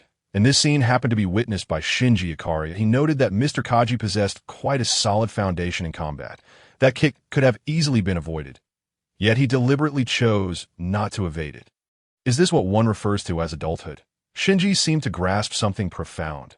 Suddenly, Kaji approached Shinji-kun. Is it somewhat challenging to live with Misato? Not too bad, huh? After all, who knows how far Misato-san has gone? This room doesn't seem very soundproof. Don't be too tense. I can see that you are someone who considers others. With you around, Misato can relax a bit, right? Mr. Kaji, did you and Misato-san know Ritsuko-san before? Of course, those are the most vibrant years of our youth, but it would be better not to dwell on it. Saying too much might provoke someone. Indeed, Misato was eavesdropping not far away, her irritation palpable as she stomped on the floor. Asuka, filled with hostility, approached and shot a glance at Shinji and Misato, deliberately wrapping her arms around Kaji's. Well then, I must attend to another young lady. I beg your pardon. Finally, peace was restored. Shinji gazed at the azure sea, feeling as though he had been transported to another world. This sea, indeed, was as blue as that in the world of Dragon Ball. It is a pity that one cannot know if there are any large fish beneath the surface. Otherwise, both sashimi and barbecue would be a true delight. Misato, however, was oblivious to Shinji's musings. Shinji-kun, you must have been born after the second impact. It's true that there haven't been many opportunities to witness the blue sea. Such scenery is rare. Soon, as we approach the coast, it will all turn into a crimson ocean. Misato-san, is there truly no fish here? Of course not. Do you know the tuna you caught back then was one of the last few remaining at the base? The property management nearly sued us over it, but I distinctly recall that many of those frozen sashimi ended up in your mouth, Misato-san. Ahem, let's not focus on the details. It was simply too delicious. However, you might be surprised, there could be fish in these waters. Although theoretically, most marine life was extinguished after the second impact, there is an idiom in the East about the fish that escaped the net. I've seen reports indicating that large fish have been sighted in these waters over the past couple of years. Perhaps you'll be fortunate enough to catch one, then I shall give it a try.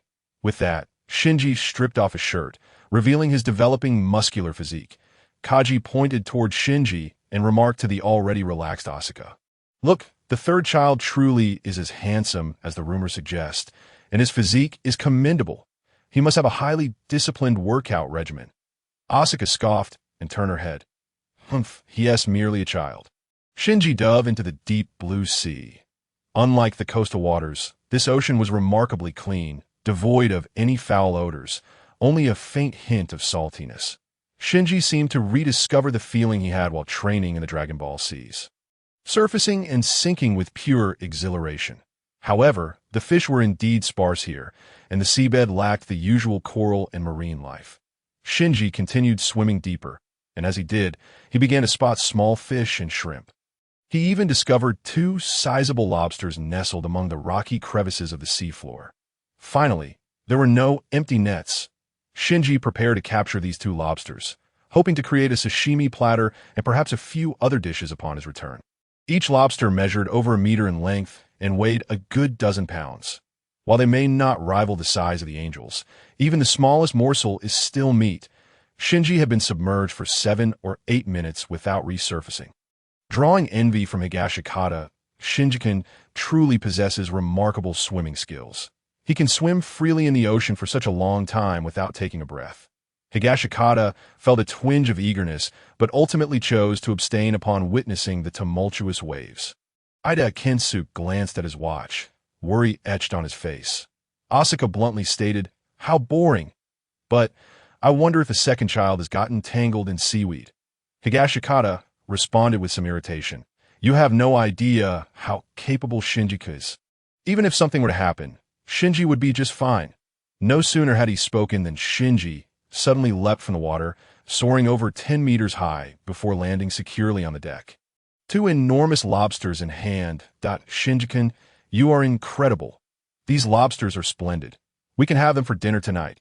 Shinji's tone was slightly urgent. Let us not discuss the lobsters just yet. I've spotted a large fish, but it's rather enormous, or perhaps too enormous. Alarm! Alarm! An angel's signal detected. Angels sighted ahead. The angels are coming. This news was utterly unexpected. How is that possible? Misato turned her gaze towards the nearby Unit 02. Well, it seems that apart from Tokyo 3, the EVA itself also attracts the attention of the angels. It is likely for this reason that the German branch chose to send Unit 02 here. Such cowards! In this light, Unit 02 is indeed a hot potato. Nevertheless, it is fortunate that we now possess Unit 02. It is certainly better than having nothing to counter the threat. With this thought, Misato inquired of Asuka, "Asuka, can your Unit 02 engage now?" Of course. Asuka raised her head high. Unit 02 can engage at any time, and there are EVA power cables prepared on the ship. Asuka displayed no fear. Rather, she seemed rather exhilarated. Chance, an opportunity has arrived. It is the perfect moment for that connection to witness how I fight. Asuka swiftly entered Unit 02, and in an instant, all 4 of its eyes gleamed to life. Unit 02 was activated. Asuka piloted Unit 02 to stand atop the cruiser, draped in a waterproof tarpaulin that resembled a cloak. The astonishment of the onlookers, Unit 02 leapt into the air, using other military vessels as launching pads, ultimately landing on an aircraft carrier. Several ships, including the carrier, rocked precariously beneath Unit 02's weight. Yet, they managed to stabilize without capsizing, clearly demonstrating Asuka's impressive control over the unit. Misato finally breathed a sigh of relief upon witnessing Unit 02 connect to the power source. However, an awkward scene unfolded. Unit 02 stood on the ship, yet the Angel was still in the water. Damn, we didn't bring any underwater equipment this time. Just after boasting about the extensive equipment of Unit 02, Asuka realized she had neglected to bring the most vital underwater gear. She shot a fierce glance at Shinji Ikari, who was nearby on the deck. His attention was completely fixated on Unit 02. Indeed, it was a machine that stood in stark contrast to Unit 01. To be precise, if Unit 01 could be likened to a body of water, then Unit 02 resembled a blaze of fire, much like Asuka herself. Although these two units appeared somewhat similar, their intrinsic natures were entirely different.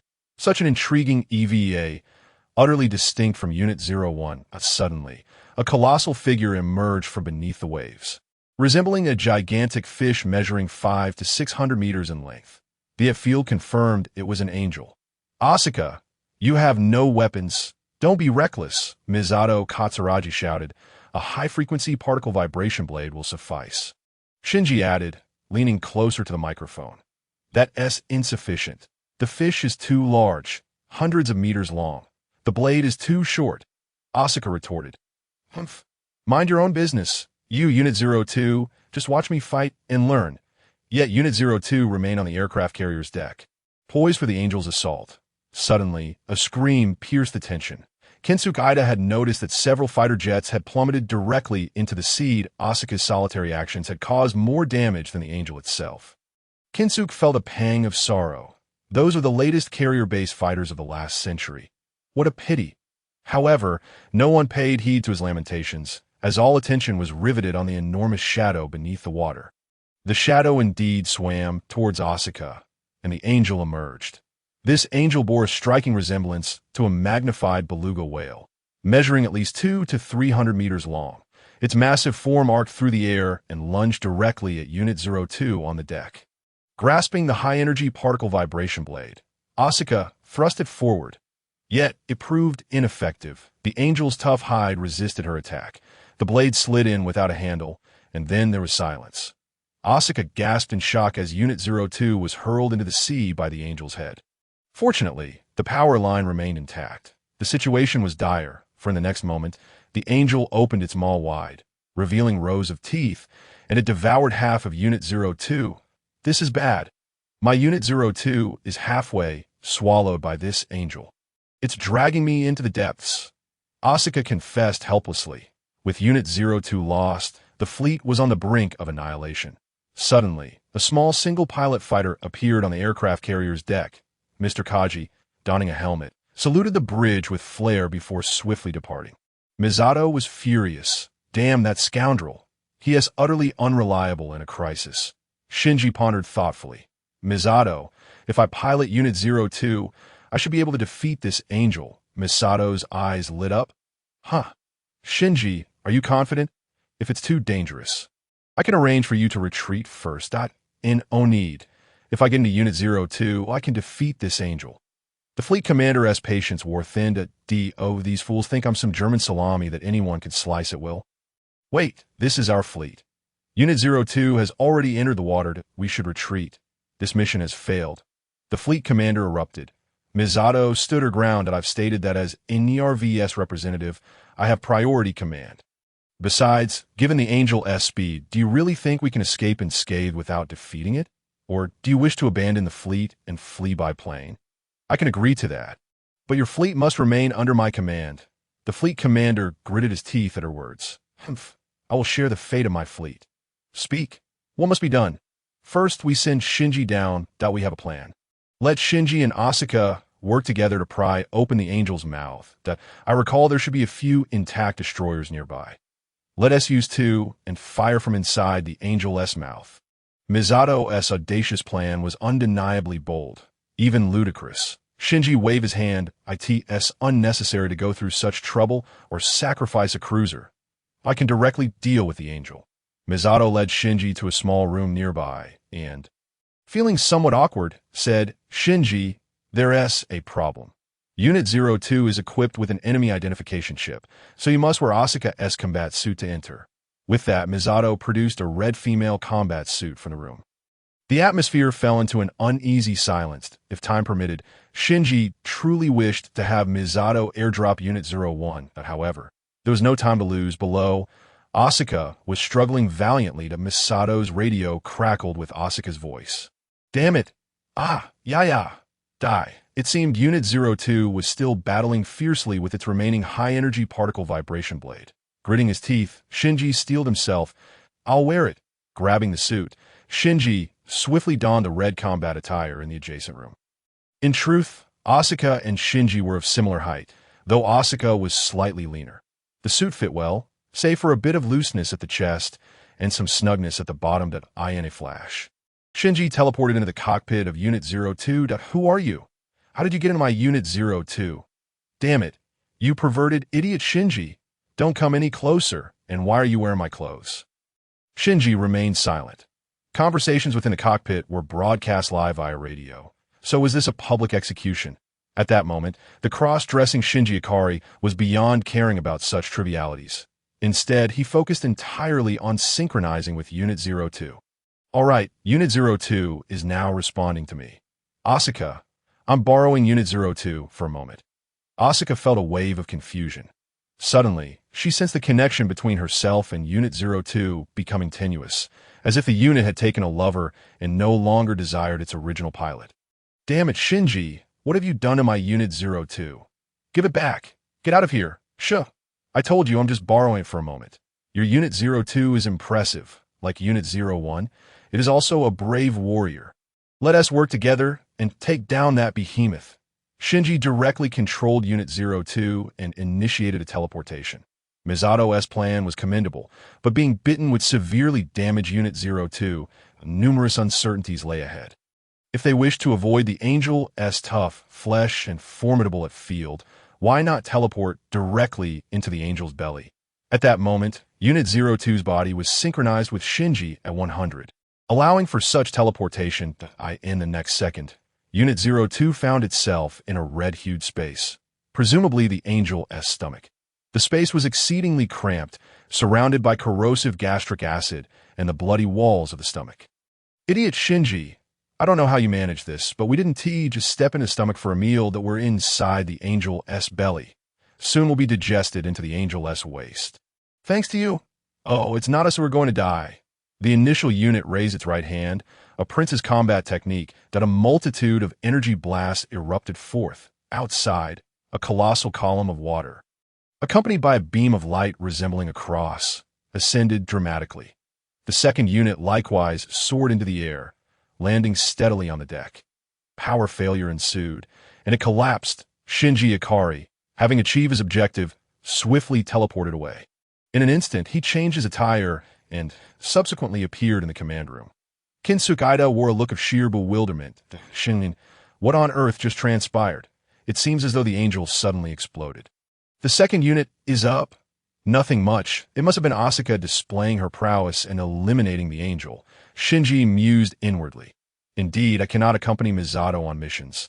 There always seems to be some sort of issue. However, the handling of the second unit feels quite pleasing, remarkably fluid. Kinsuke Ida nodded, still perplexed. That moment, Asuka emerged, her fury palpable as she strode towards Shinji without pausing to cleanse herself of the LCL fluid. Speak quickly. What kind of potion did you feed my second unit? Why did it obey you completely? Secret, Shinji replied. Damn you, Shinji. And what about that immense destructive capability? Is that a hidden function of the second unit? Why was I not informed? A secret, no comment. Now, we must prepare for our return. All right, Shinji-kun, I still have a few words I wish to discuss with you privately. Kinsuke Ida immediately cast a look of suspicion at the two. No need to worry. I shall not intrude upon your I will check on the progress of the script collection with the class representative. That moment, Shinji recalled that the theme of their outing was the drama club's activities. Yet, throughout the journey, Toji Sahara had been admiring the scenery, while Kinsuke Ida obsessively gathered military information, leaving Shinji preoccupied with battling angels. Only the class representative seemed dependable, diligently focused on the script collection. Very well, I will join you shortly.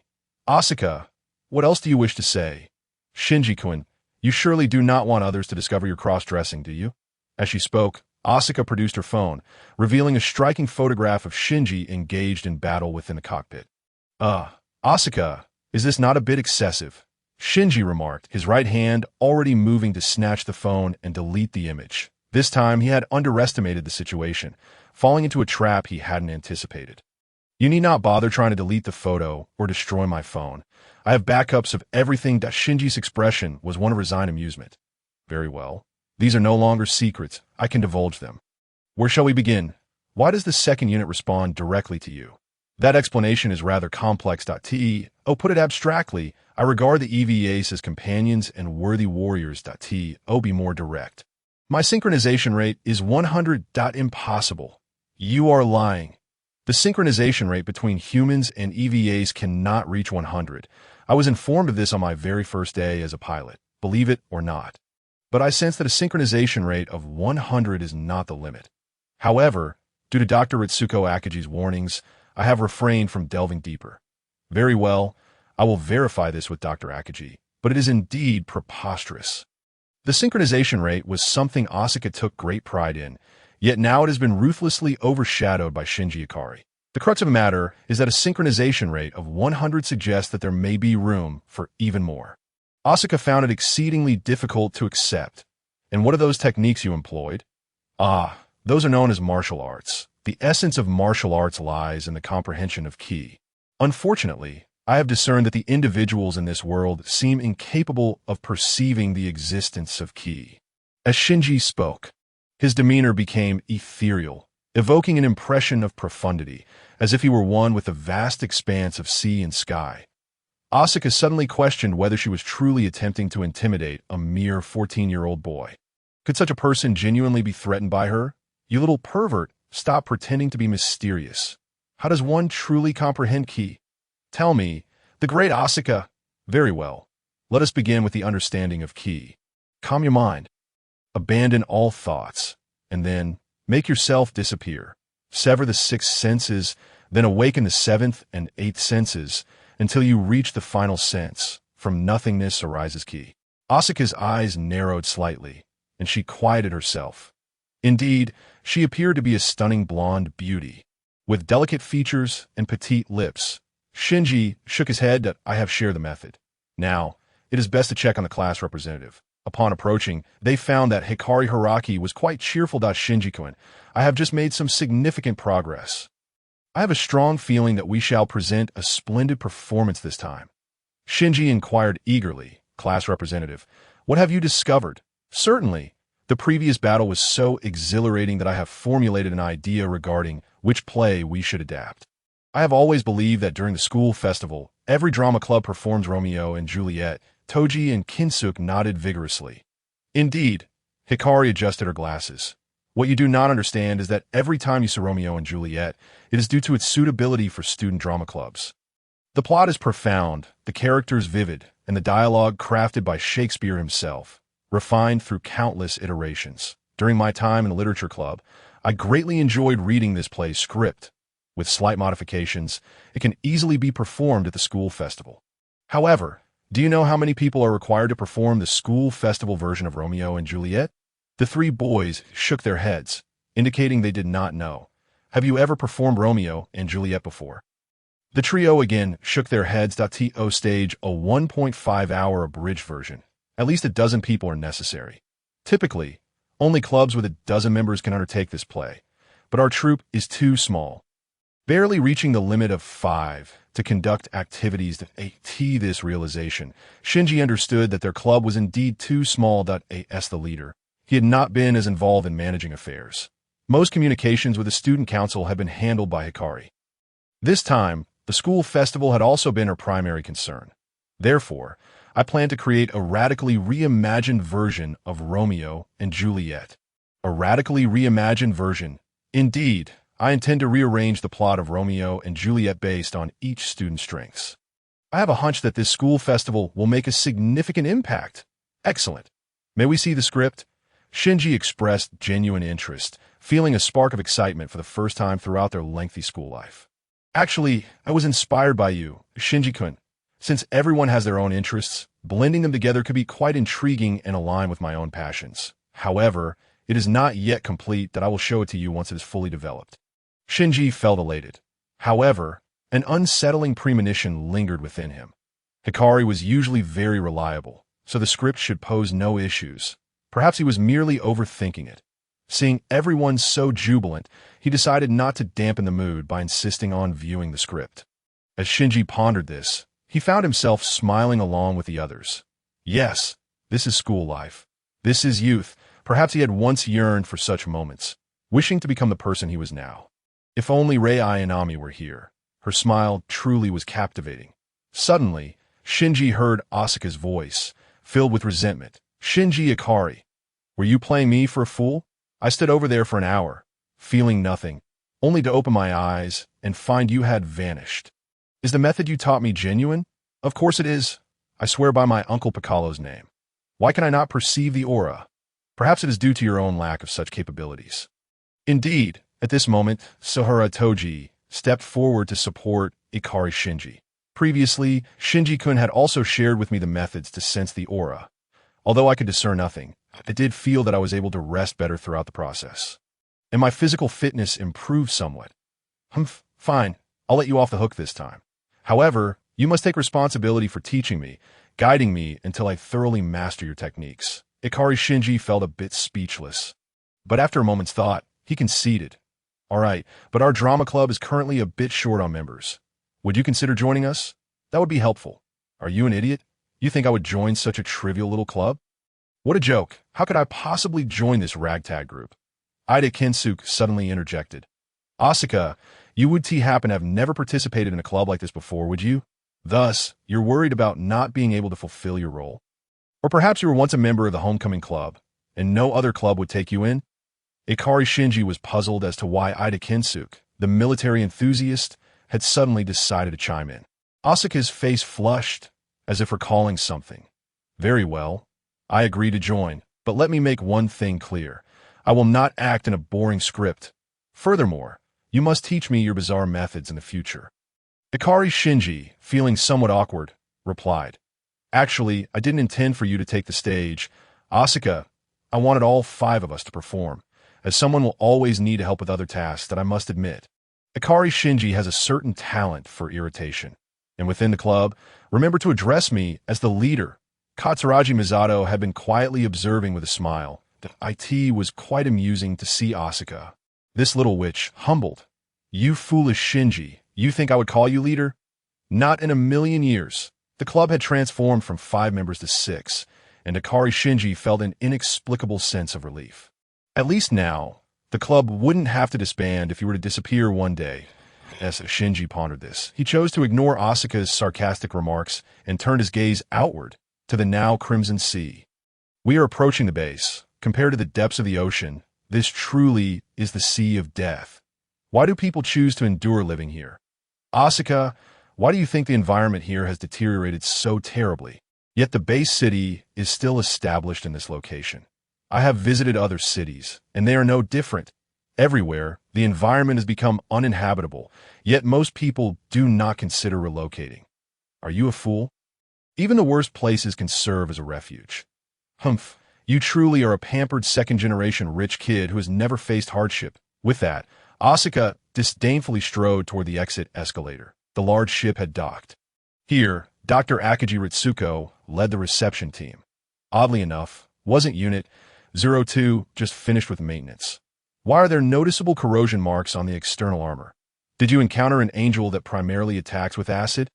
Katsuragi Misato wearily recounted the events. Well, it's no surprise that Shinji-kun managed to pull off various astonishing maneuvers. Regardless, this time has indeed successfully refreshed Unit 02 synchronization rate record. Moreover, it is a record that is virtually impossible to break.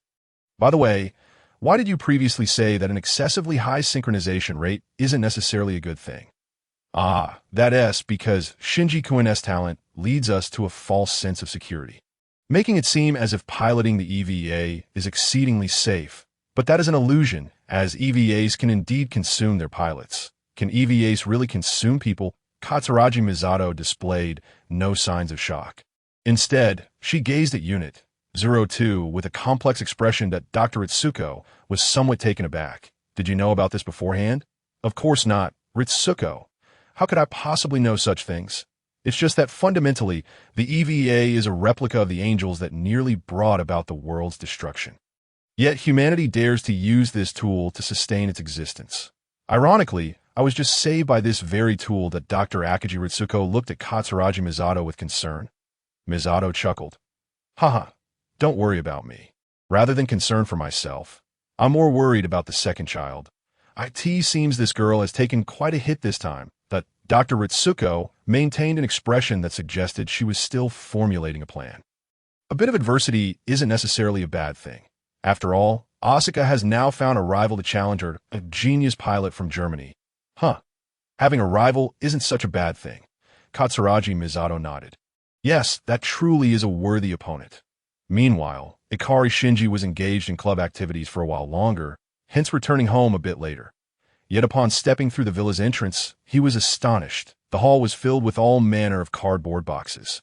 Asuka's voice echoed within the house. Misato, you are indeed living quite well. This villa is lovely, with a private lake out front. The training room and gym are impressive too, especially the massage chair for post-training, which is even newer than the one I used before. The hot spring bath in the back is also delightful.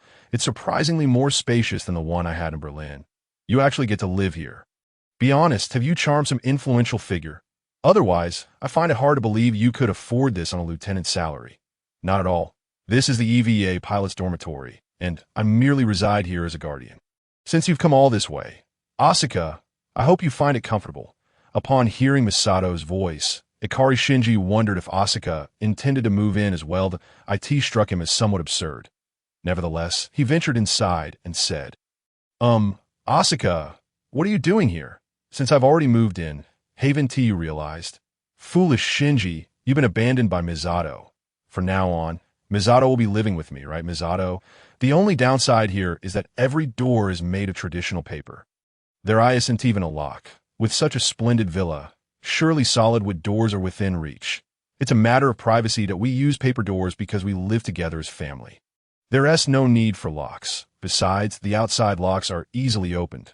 The locks of the heart, however, are another matter. Actually, Asuka, you were mistaken earlier. This time, it is you who will be living with us. Moreover, this place is very close to the base. It seems I must speak frankly, Misato. I oppose this. This person is a perverted, arrogant lunatic. I cannot live with someone like that. Furthermore, according to tradition, once boys and girls turn 7, they shouldn't cohabitate. Misato, you're committing child abuse. Unfortunately, all pilots must be managed collectively. Moreover, according to the contract, this time the primary transport is Unit 02, that you must have heard about this. Just moments ago, Asuka had been filled with indignation, but she instantly calmed down. I understand. In an instant, Asuka capitulated. Ikari Shinji felt quite surprised. For his eyes, Asuka was unafraid of anything. But was Misato's mere mention of the primary transport of Unit 02 truly a threat? No. Ikari Shinji suddenly realized that Misato had subtly hinted at a potential change in the pilot. The primary transport of Unit 02 means the pilot is merely a bonus. Yet this was perplexing. After all, being an EVA pilot was not an enviable job. He was doing it to save the world out of necessity. Why did Asuka care so much? Since he couldn't fathom it, Ikari Shinji decided to let it go. Asuka didn't seem impacted by the earlier threat as she began selecting her room. Subsequently, Ikari Shinji's former private game room.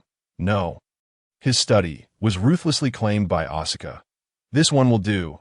It has the best lighting. Ikari Shinji acquiesced. After all, this villa had plenty of vacant rooms. A few more residents wouldn't be an issue. Asuka pointed at Shinji and declared, "This area is your absolute forbidden zone. Pervert, dare to enter, and I'll kill you." Ikari Shinji felt somewhat speechless. Call him a pervert. Asuka was rather narcissistic, wasn't she? He admitted that Asuka was a tad cute, but they were both merely 14-year-old kids. Naturally, dinner was still prepared by Ikari Shinji. Recently, Misato had become increasingly lazy. With Asuka now here, the household chores had multiplied, and a discussion about the allocation of domestic duties was necessary, though he spoke thus. However, Shinji Ikari still managed to prepare a sumptuous dinner. For a warrior, being well fed at every meal is fundamental. The teachings of Uncle Shorty continue to resonate with Shinji to this day. Faced with a table laden with delectable dishes, Asuka's resentment began to dissipate significantly, with a sudden spark of curiosity. Shinji remarked, "By the way, Asuka, you seem quite adept with chopsticks that I always thought you would prefer using a knife and fork." The only response he received was a curt, "Humph." Ms. Misato chimed in to explain. Although Asuka was raised in Germany, she is of mixed heritage. Her mother is Japanese. That makes sense. It was clear that Asuka preferred not to dwell too much on her mother. Shinji felt an instinctive understanding. Much like his classmates, Asuka seemed to lack a maternal figure. Coupled with the peculiar behaviors observed in his class, he pondered the true purpose of Class A's establishment. Could it be that the admission criteria required the absence of a mother? Naturally, such bizarre musings were merely fleeting thoughts for Shinji. As always, Katsuragi Misato opened a can of beer and took a hearty swig, exclaiming, "Living is truly for moments like this." Ever since reaching the legal drinking age, I've maintained the splendid habit of enjoying a can of beer daily. Without hesitation, Shinji retorted, "That only proves you're a female alcoholic. It hardly qualifies as a good habit." "What do you know?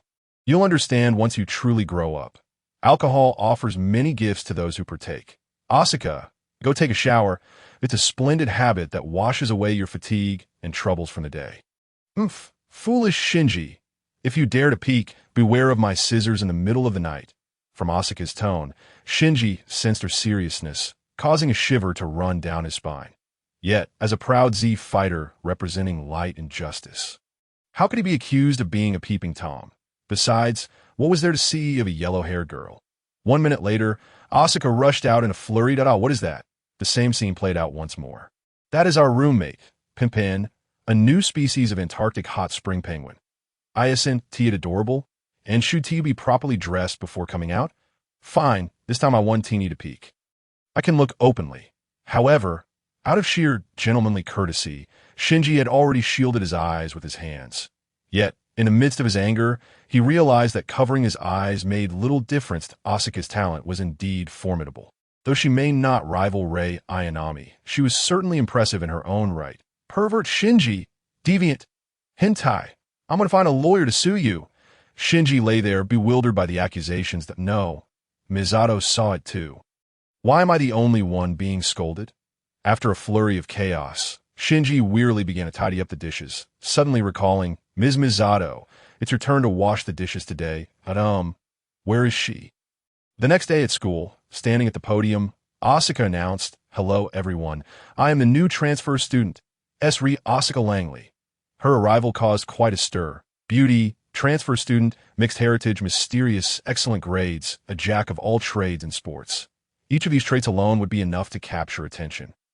But combined, they created a sensation akin to a nuclear explosion within the campus. Almost every student in the school turned their attention to this newcomer, perfectly sharing the spotlight with Asuka. Shinji felt a sense of relief. Content to remain a mere shadow, he even found joy in his newfound anonymity as a pilot. Initially, Shinji hoped this tranquil existence would continue uninterrupted. In the afternoon, at the club activity room, many speculated which club Asuka would join.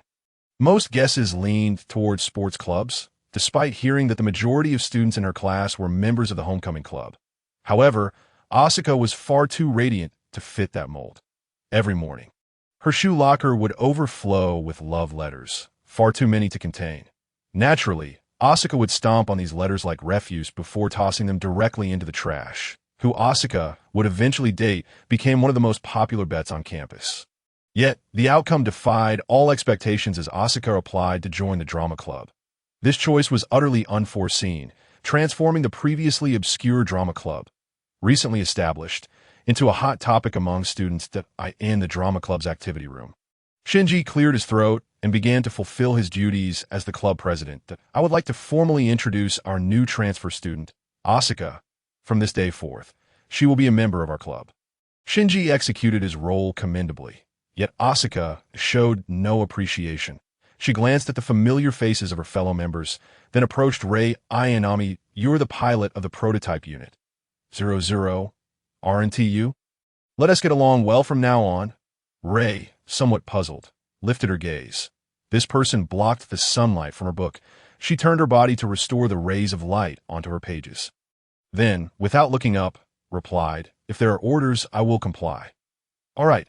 You're just like that foolish Shinji, appearing rather abnormal, that I presume you also gained your position through connections, right? Unlike you, I emerged as a true genius from among 20,000 candidates. Unit 02 is the strongest EVA in history. If you don't wish to cooperate, that's fine.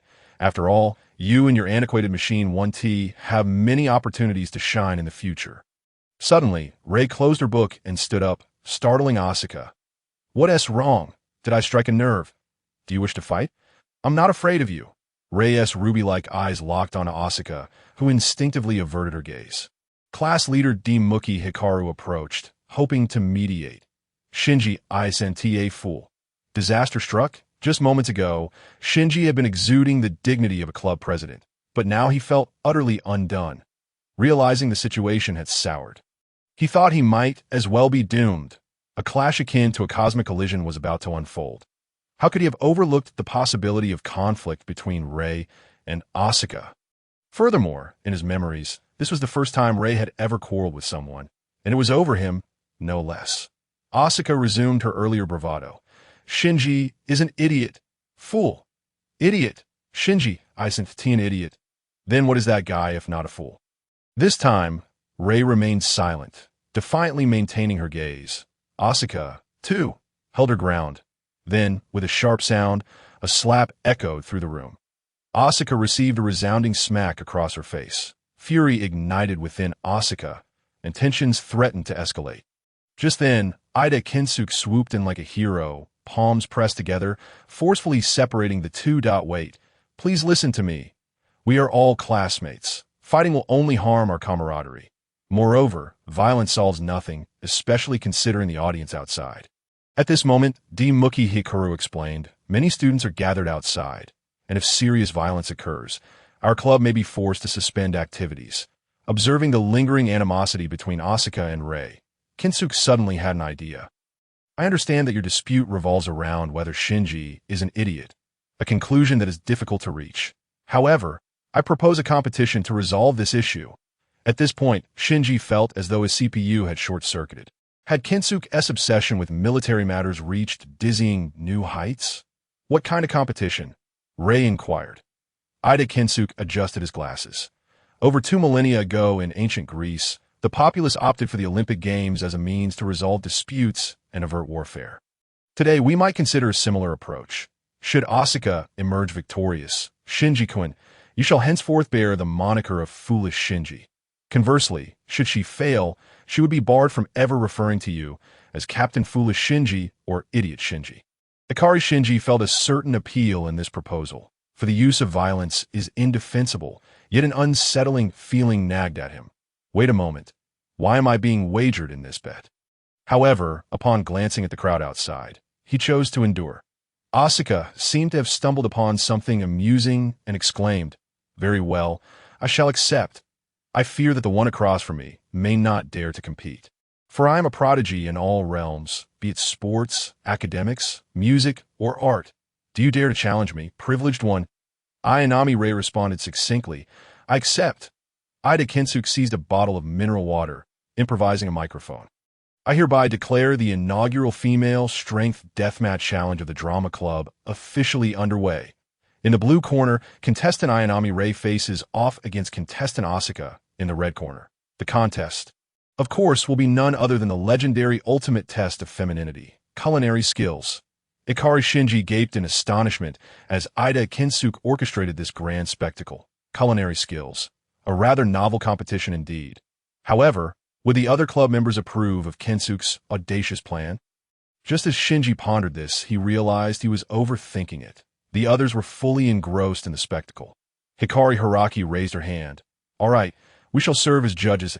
I happen to be experiencing a creative block at the moment, and staying here has severely stifled my inspiration. I am quite familiar with the head of the Home Economics Club and can borrow their facilities, though the ingredients must be self-supplied.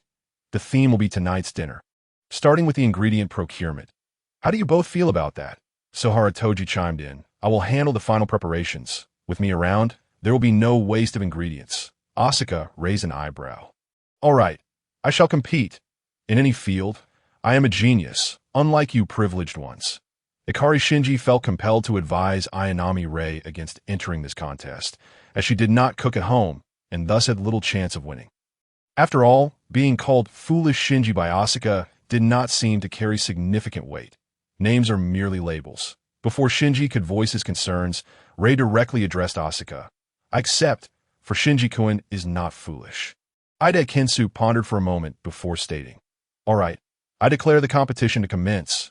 You may head to the supermarket beside the school to procure your ingredients that we will accompany you for supervision.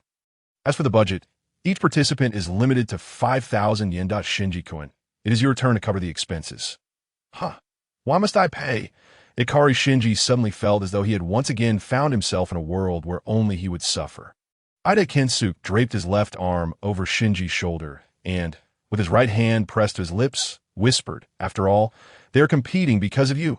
Shinji, if you don't pay, who will? But think about it. You will get to sample both Asuka's and Rei's culinary skills. Sometimes I envy you, you lucky fool. Although this reasoning seemed a bit far-fetched, Ikari Shinji still retrieved his wallet. Very well, I will bear this expense. Excellent. Off to the supermarket we go, since the captain is treating us. This counts as a club activity. Upon arriving at the supermarket, to prevent the contestants from cheating, the judges split into two groups, accompanying each participant for their shopping. Hikari Hiraki opted to follow Ayanami Rei. Rei, isn't this a bit too bland? Hikari was genuinely curious about what kind of dish Rei intended to prepare, which prompted her to tag along. Meanwhile, Asuka's shopping cart was filled to the brim with an astonishing array of ingredients. Radishes, cabbage, tofu, miso, and mushrooms. The further Ikari looked, the more absurd it seemed. Was Rei planning to feed everyone like rabbits? Eventually, Hikari could no longer contain her curiosity and inquired about Rei's peculiar choices, receiving this response. I dislike the taste of meat. Well, that was a strong justification. However, Hikari glanced at her own flat chest and then at Rei. Could one truly gain such strength from a vegetarian diet? On the other side, Asuka's approach was decidedly different. Ida Kinsuke wore a bemused expression as he observed Asuka's cart. Asuka, you've purchased an excessive amount of meat. We are only 6 people. We may not finish it all. Humph. You must eat plenty of meat to grow strong. You are all too picky, Suzuhara Toji immediately retorted. We are not picky. The issue is you should have bought some normal meat. You have a giant pork knuckle and sausages in your cart. Yet not a single fresh vegetable. How are we to prepare that? Ha ha. Well, I shall treat you all to Germany's national dish. Consider yourselves fortunate, for this is my first time cooking for anyone. The title of national dish certainly held a certain weight, igniting considerable anticipation in Suhara Toji and Ida Kensuke. However, the latter part of the statement, first time, filled them with an ominous premonition. Haha. Indeed, there it is. NYRV truly deserves its reputation as an international organization. And third New Tokyo City is no less an international metropolis. With that, Asuka produced a large glass jar filled with yellow cabbage leaves. The foreboding feeling in Suhara Toji and Ida Kensuke intensified. Ikari Shinji, meanwhile, chose not to accompany either of the two in their shopping, instead relishing the rare moment of standing at the street corner, enjoying the breeze and music.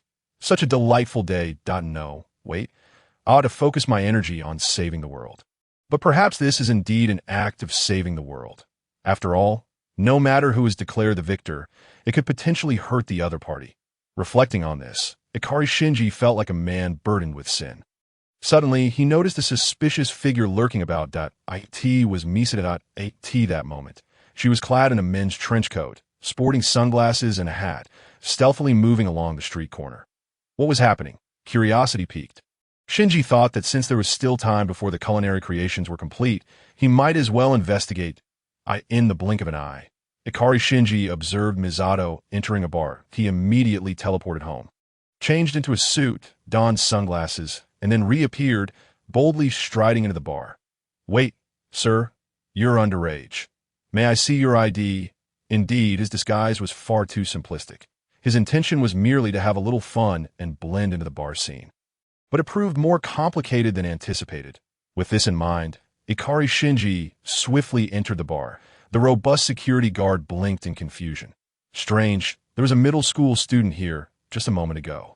How could he have vanished? Shrugging it off, he thought perhaps he had simply been too fatigued from the night shift. Ikari Shinji found a spot that was neither too close nor too far. Just then, a server approached him. "Sir, what would you like to order?" "A glass of hot milk." "Certainly, just a moment." Indeed, milk had a soothing effect. Shinji picked up a newspaper at hand to shield his face. At that moment, Misato appeared anxious at the bar, seemingly awaiting someone. Before long, Ikari Shinji spotted a familiar face to Kaji-san. Kaji still maintained his carefree demeanor, yet he was undeniably handsome. He elegantly draped his coat over the server's arm and effortlessly pulled up a chair to sit beside Misato. "So, what is it? You summoned me here for a reason. What if I simply wanted to meet you without any particular matter? Of course, my schedule is quite packed. Those wishing to meet me must line up from Tokyo to Paris." "Well, you remain as direct as ever. Let us have a drink first. I'll have a martini, shaken, not stirred. And you? You're treating?" "Of course, my lady. Today I shall cover all expenses. May I have a glass of the right bank Ch2 Cheval Blanc for 1990? The previous century is forever nostalgic." "Ahem. Well, you still possess such exquisite taste. These wines have certainly appreciated in value after the Second Impact. After all, much of their origin is now submerged beneath the sea."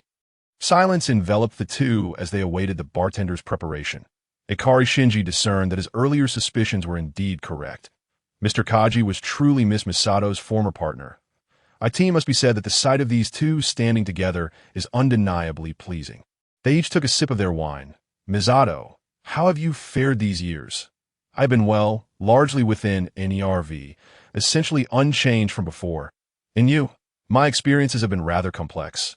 "How complex?" "Complex enough that I cannot speak of it directly. Otherwise, I might find myself executed by you." "Really?" "I do not believe you. You, a man, speak not but falsehoods. All I wish to convey is this. Be wary of NERV. Its true intentions differ from what you may presume. Take care to be by the way. Are those you are responsible for here?" "All well. Of course, I knew you wouldn't have anything encouraging to say. Shinji and the others should still be engaged in their club activities at school." "Is that so? Yet I have encountered a familiar youth here." "Haha. Until we meet again." Misato noticed Ikari Shinji. Ultimately, she seized him by the collar and led him out of the bar. "This is not a place for someone of your age. Return home, and I'll deal with you then." Ikari Shinji could only change back into his school uniform and return directly to the club activity room. It appeared that dinner was already prepared. "How strange. Why aren't you all eating? And why do you all look so pale?" At that moment, an array of sumptuous dishes lay before the panel of judges, yet no one moved to take their chopsticks. Ayanami Rei had prepared what could be described as a type of soup, various vegetables haphazardly tossed together, a veritable medley, or perhaps one might call it a green revolution. Not a single drop of oil adorned its surface. Beside it stood Asuka's masterpiece. Asuka had also concocted a large pot of soup. Ikari Shinji recognized it. This was none other than the legendary German national dish, sauerkraut with pork knuckle. He had seen this dish on a television variety show, but it had been during a punishment game segment. The problem was that Asuka's pork seemed not to have been properly cut, with traces of blood still present, indicating it was undercooked. This dish required an abundance of spices, which Asuka seemed to have neglected. Consuming this would be perilous. An instinctive sense of danger surged within Ikari Shinji. This dish was more dangerous than the angels themselves. Observing the expressions of the three judges, Ikari Shinji felt his apprehension confirmed. Asuka grew increasingly impatient. "You lot must have tasted it by now. Speak up, whose culinary skills surpassed the other." Silence reigned among the three, however. With Ikari Shinji's arrival, they appeared to have found a glimmer of hope. Ida Kensuke stood up. "Shinji-kun, where have you been? We just evaluated the culinary endeavors of both our classmates, and it has proven exceedingly difficult to discern a victor. This noble obligation now falls upon you." Ikari Shinji was practically thrust into the center seat of the judging panel. Hikari Hiraki passed him the utensils. Shinji first glanced at Ayanami Rei, whose gaze held a flicker of anticipation. Under such scrutiny, it was evidently impolite not to partake. Summoning his courage, he noted the expressions of the others. He felt he must muster enough bravery to taste. Not bad. Quite delectable. In truth, Ikari Shinji could not discern any remarkable flavor. It seemed that Ayanami-Rei's soup was merely boiled vegetables and water, lacking even a hint of salt. Furthermore, the vegetables were poorly cut, some large and others small, suggesting that Rei likely did not cook at home. The absence of salt and other seasonings made it rather unpalatable. Yet, gazing into Ayanami-Rei's ruby-like eyes, he found it impossible to utter any disparaging remarks. Noticing that Shinji had taken ages to finish his bowl of soup, Asuka grew anxious. "You idiot, Shinji, try mine." Shinji reluctantly picked up his chopsticks and sampled Asuka's pork sauerkraut. Upon closer inspection, the dish appeared quite chaotic, featuring German sauerkraut, alongside sausage and assorted meats of indiscernible origin. Asuka likely believed that more meat could only enhance the dish's flavor. Regardless of its preparation, as he took a bite, a strong fishy odor combined with a terrifying sourness assaulted him, nearly causing him to collapse. While others might take pride in their culinary skills, Asuka seemed intent on taking lives with her cooking. Drawing upon his martial arts training and formidable self-control, Shinji managed to swallow it down. It must be said, Asuka's ability to transform these ingredients into such culinary chaos displayed remarkable talent. Even surpassing that of Miss Misato, Shinji felt a profound sense of relief that Asuka had not taken charge of the kitchen at home. With a slight pout, Asuka queried, "So, how is it? This is my first time cooking for someone else. However, I've watched others prepare this German dish many times, and they seem to enjoy it immensely. Speak quickly. Who won? And considering the effort we put into this, we shall have this for dinner tonight. No one is allowed to leave until all is consumed. Furthermore, if you cannot determine a victor, we shall decide based on who has the least leftovers after dinner." One could hardly deny Asuka's relentless competitive spirit, which caused Ida Kensuke and the others to break a sweat. Merely swallow a few bites required immense resolve. Having it for dinner meant contemplating a potential trip to the hospital afterward. In all fairness, Ayanami's dish was somewhat better, unpleasant but not lethal, though saying so would be rather tactless. The three exchanged desperate glances with Shinji. "The trouble you've caused now rests upon your shoulders." Ikari Shinji cleared his throat, mentally repeating to himself 3 times, "Do not evade, do not evade, do not evade." In truth, I feel that both dishes possess their merits. Ultimately, Ikari Shinji endeavored to play the role of a peacemaker. Seeking to declare a draw, Asuka immediately protested, "Wait, I refuse to accept a draw. You must declare a victor. Is it Ayanami?" To Shinji's surprise, Ayanami-Rei nodded in agreement. Beads of sweat formed on his brow. Are women truly this difficult to appease? Reflecting on his earlier encounter with Misato, he lamented his perceived shortcomings as a man.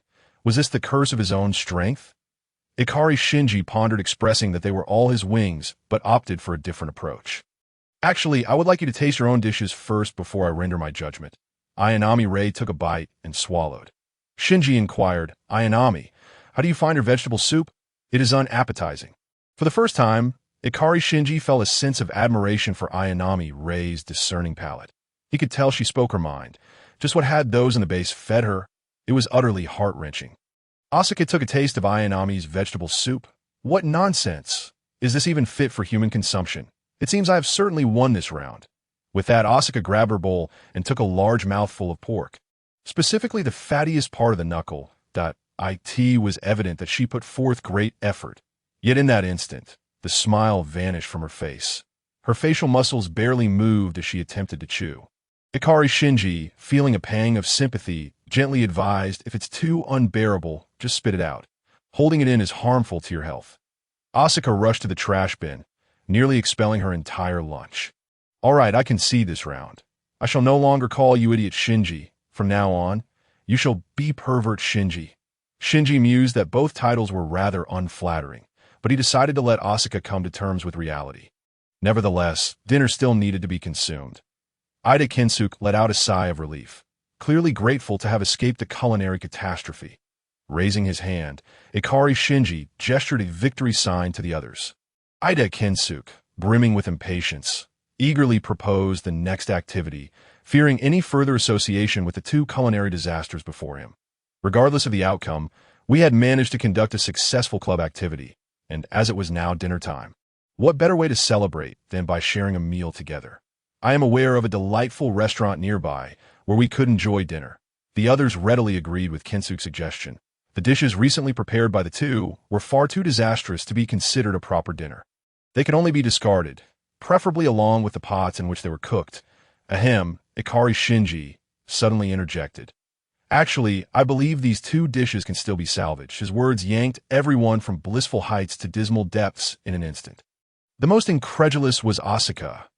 Shinji, you must be joking. The dish I made is hardly worth saving. Are you suggesting you have a method to improve its taste? Asuka's disbelief was palpable, and she was not alone. The other classmates also struggled to accept this notion. Ida Kinsuke looked at Shinji with a complex expression, pondering what had come over their leader. Could it be that the moniker perverted Shinji had awakened some strange desire within him? No, please, Shinji. While your pursuit of romance is your own affair, we still wish to live. Is that too much to ask? Of course, Ikari Shinji was oblivious to Kinsuke's internal monologue. Instead, he stated earnestly, in truth, there is nothing fundamentally wrong with these dishes. The absurdity of his claim only escalated, prompting the three judges to roll their eyes in unison. The underlying implication was clear. Shinji, are you serious? Ikari Shinji continued with his explanation. In any case, please bear with me for a moment. Allow me to demonstrate the complete potential of these dishes. The truth is, they have only been half prepared and are far from finished. With that, he exited, teleporting to the supermarket, where he procured a variety of spices, along with chicken, fish, and additional vegetables. The quantities prepared by Ayanami-Rei and Asuka were woefully insufficient. Once we began eating, it would likely not suffice that in the blink of an eye. Shinji returned with 2 large bags of ingredients. He ignited the stove and donned an apron. Professional chef Ikari Shinji was now in action. He skimmed the soup from Rei's dish, rechopped the vegetables, and treated Asuka's dish similarly. He reprocessed the meat and sauerkraut, rinsing the latter to dilute its flavor before adding everything into a large pot. With various seasonings, fresh vegetables, and fish, he commenced a new simmering process. This time, he utilized minced chicken breast to enhance the broth, skimming off any impurities. Before long, a rich aroma wafted through the air. Delicious, Suzuki Toji exclaimed, unable to contain his drool. Asuka was equally bewildered. Were these truly the dishes she had prepared moments ago? What kind of magic had the perverted Shinji conjured? Shinji took a spoon, sampled the broth, and found himself momentarily speechless. Gazing into the pot, he recalled another world, where Mr. Sun had likely returned home to celebrate with his family. The last time he met Aunt Chi-Chi, she had served him an Uncle Short Flute this very soup. According to Aunt Chi-Chi, every time Mr. Sun went hunting, she would make soup at home using the game he brought back and last night's leftovers. The method was simple. Repurpose the remnants and introduce fresh ingredients. However, each time he had followed Aunt Chi-Chi's instructions, those who tasted it, including himself, had felt something was missing. Today, it seemed he had discovered that missing element. Suddenly, Shinji had another idea. He set aside some mushrooms to pair with miso, preparing a smaller pot of broth alongside. Now, let us all sample my Buns Mountain's 10-ingredient nourishing soup. Suzuki Toji could hardly wait to try a bowl. Incredible! This 10-ingredient nourishing soup is delightful. The fish is tender, and the pork is savory. How did you do it, Shinji? Is this truly the same dish Asuka just made? Asuka, still skeptical, also ladled herself a bowl. So this is the proper way to prepare sauerkraut and meat? It's undeniably delicious. Why am I crying? Darn, that perverted Shinji. Like a startled deer, she dashed outside. The class representative suddenly shouted, Shinji, hurry and follow her. EVA made her cry. You must take responsibility. Shinji, somewhat bemused, followed her out. However, upon his arrival, he found Asuka solemnly sipping from her bowl, savoring each sip as if engaged in a significant ritual. The sight of her drinking soup was surprisingly captivating, leaving Shinji momentarily dumbfounded, forgetting what he had intended to say. Perverted Shinji, what are you staring at? She retorted, I just think the soup outside is getting cold. Let us head back, that I need a refill. When the two returned, they discovered their classmates had indeed begun to eat. Ida Kinsuke patted his belly. Now this is food worthy of consumption. Shinji, you are truly remarkable. Whoever marries you will undoubtedly be blessed. The class representative, having finished his bowl, noticed that there was still a significant amount of soup remaining and expressed concern. Shinji, did you perhaps make too much? I'm not sure the school has a refrigerator large enough for all this. Not to worry. I'll finish it all shortly. Shinji replied with a chuckle, and he then noticed Ayanami Rei, who had yet to touch her food, and approached her. Rei, I know you don't eat meat. Would you care to try this mushroom miso soup? Quietly, Rei picked up the soup bowl and took a sip. It's very delicious that in that moment, the three boys present, including Shinji, shared a singular thought. Ayanami Rei's smile was truly enchanting. Did I get something on my face? Shinji asked, slightly blushing. Nothing at all, she replied, and then he began to eat. Ikari Shinji's appetite was no joke. The rich broth in the pot diminished at an astonishing rate. Finally, after satisfying his hunger, he let out a contented burp. Following dinner, Asuka reverted to her usual aloof demeanor. With the club activity concluded, everyone pitched in to clean up the tea that moment. Shinji found himself momentarily transfixed by the sight of Ayanami Rei wringing out a cloth. Her unique technique involved grasping both ends of the cloth with her hands and twisting it with the strength of her forearms. This reminded Shinji of why he felt an inexplicable familiarity upon first seeing Rei. Ayanami, your method of wringing out that cloth is quite distinctive, he remarked. It somewhat resembles my mother's technique. Perhaps one day, you two will become a devoted wife and mother. Cut it out. That is such a clutch pickup line. Perverted Shinji, I knew I wasn't mistaken in that nickname. Asuka scoffed, continuing to mop the floor. Yet, those words momentarily pulled Shinji back to reality, and he resumed washing the dishes. Ayanami Rei felt a blush creeping on her cheeks but remained silent. The group continued their chores in comfortable silence.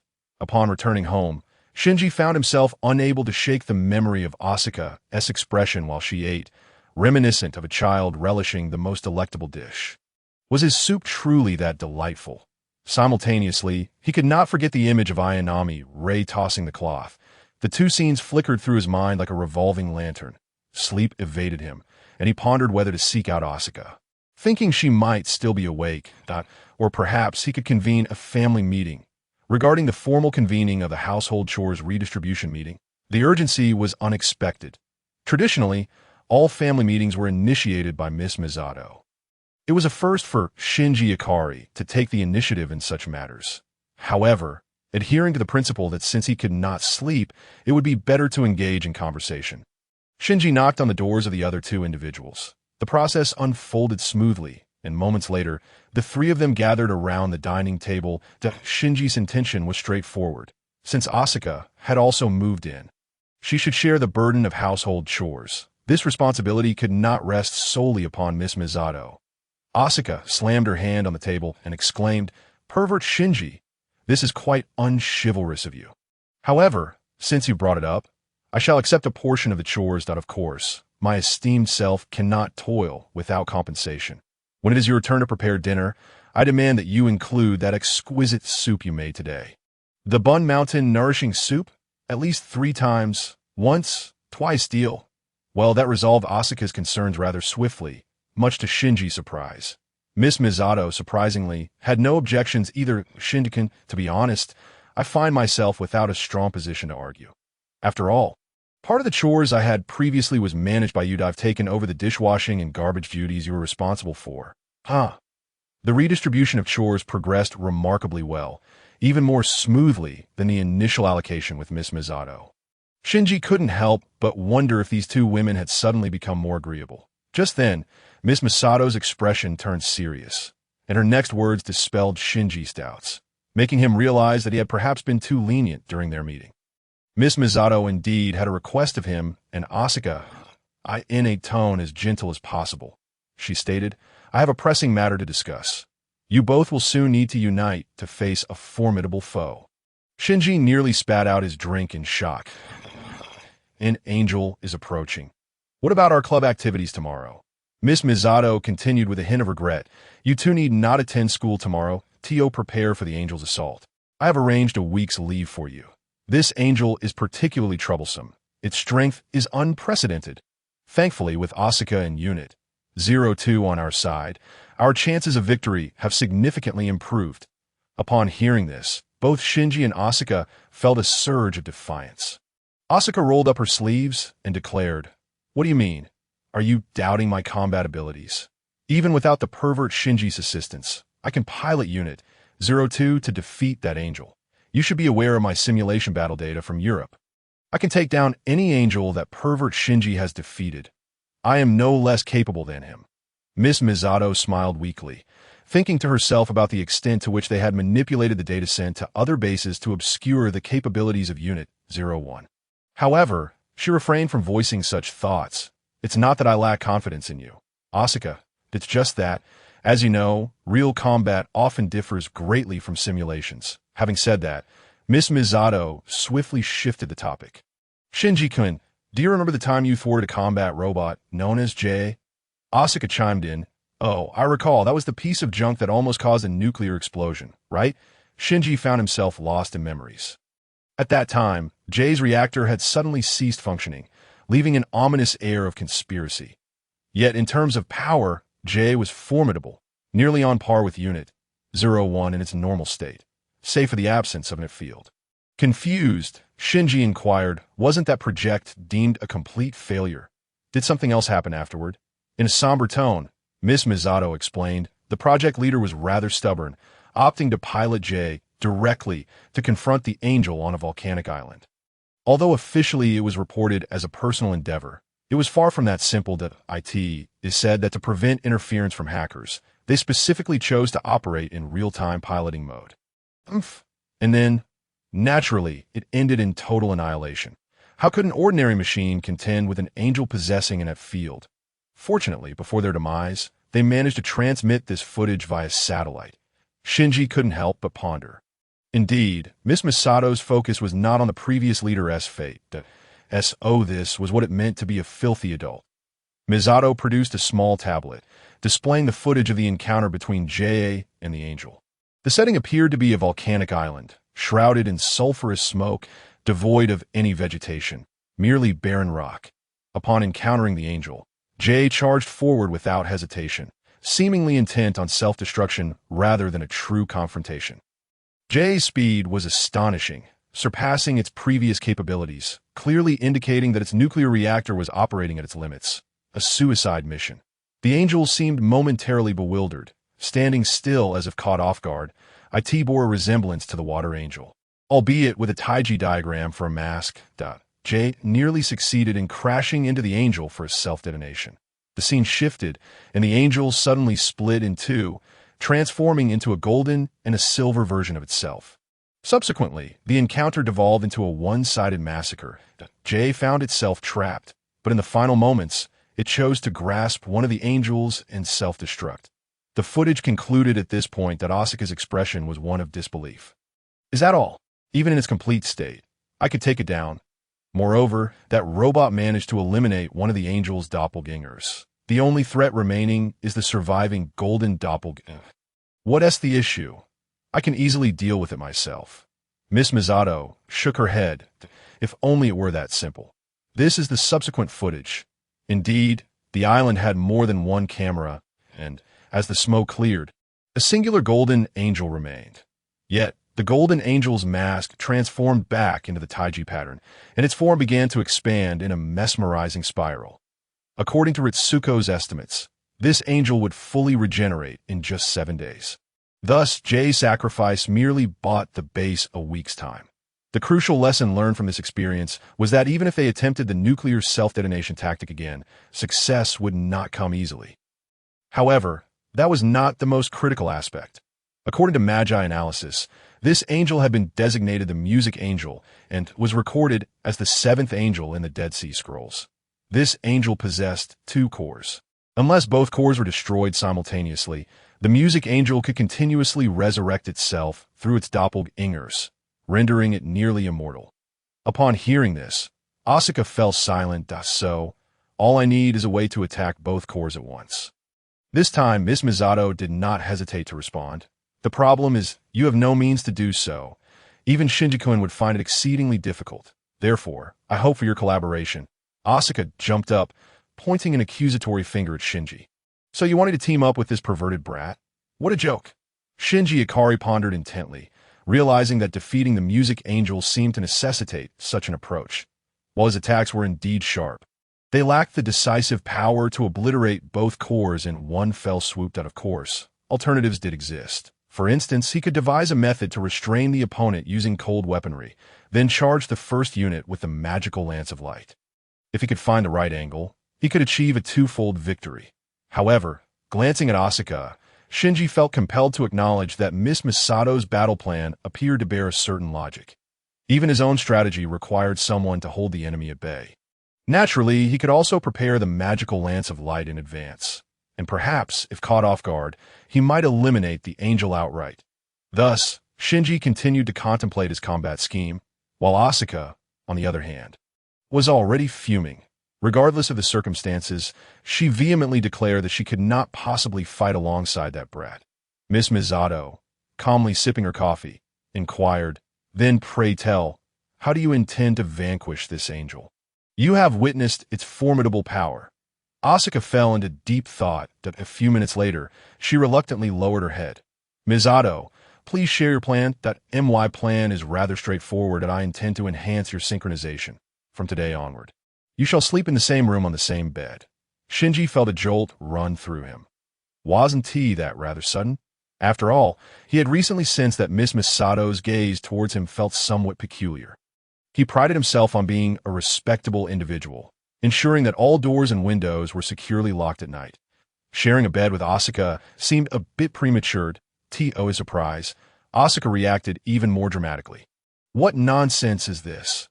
Living in a villa and sharing a bathroom is already beyond my tolerance. Besides, I'm accustomed to sleeping in a bed, not on the floor like you two. I would surely suffer from insomnia." This time, Miss Misato's stance was resolute. "No.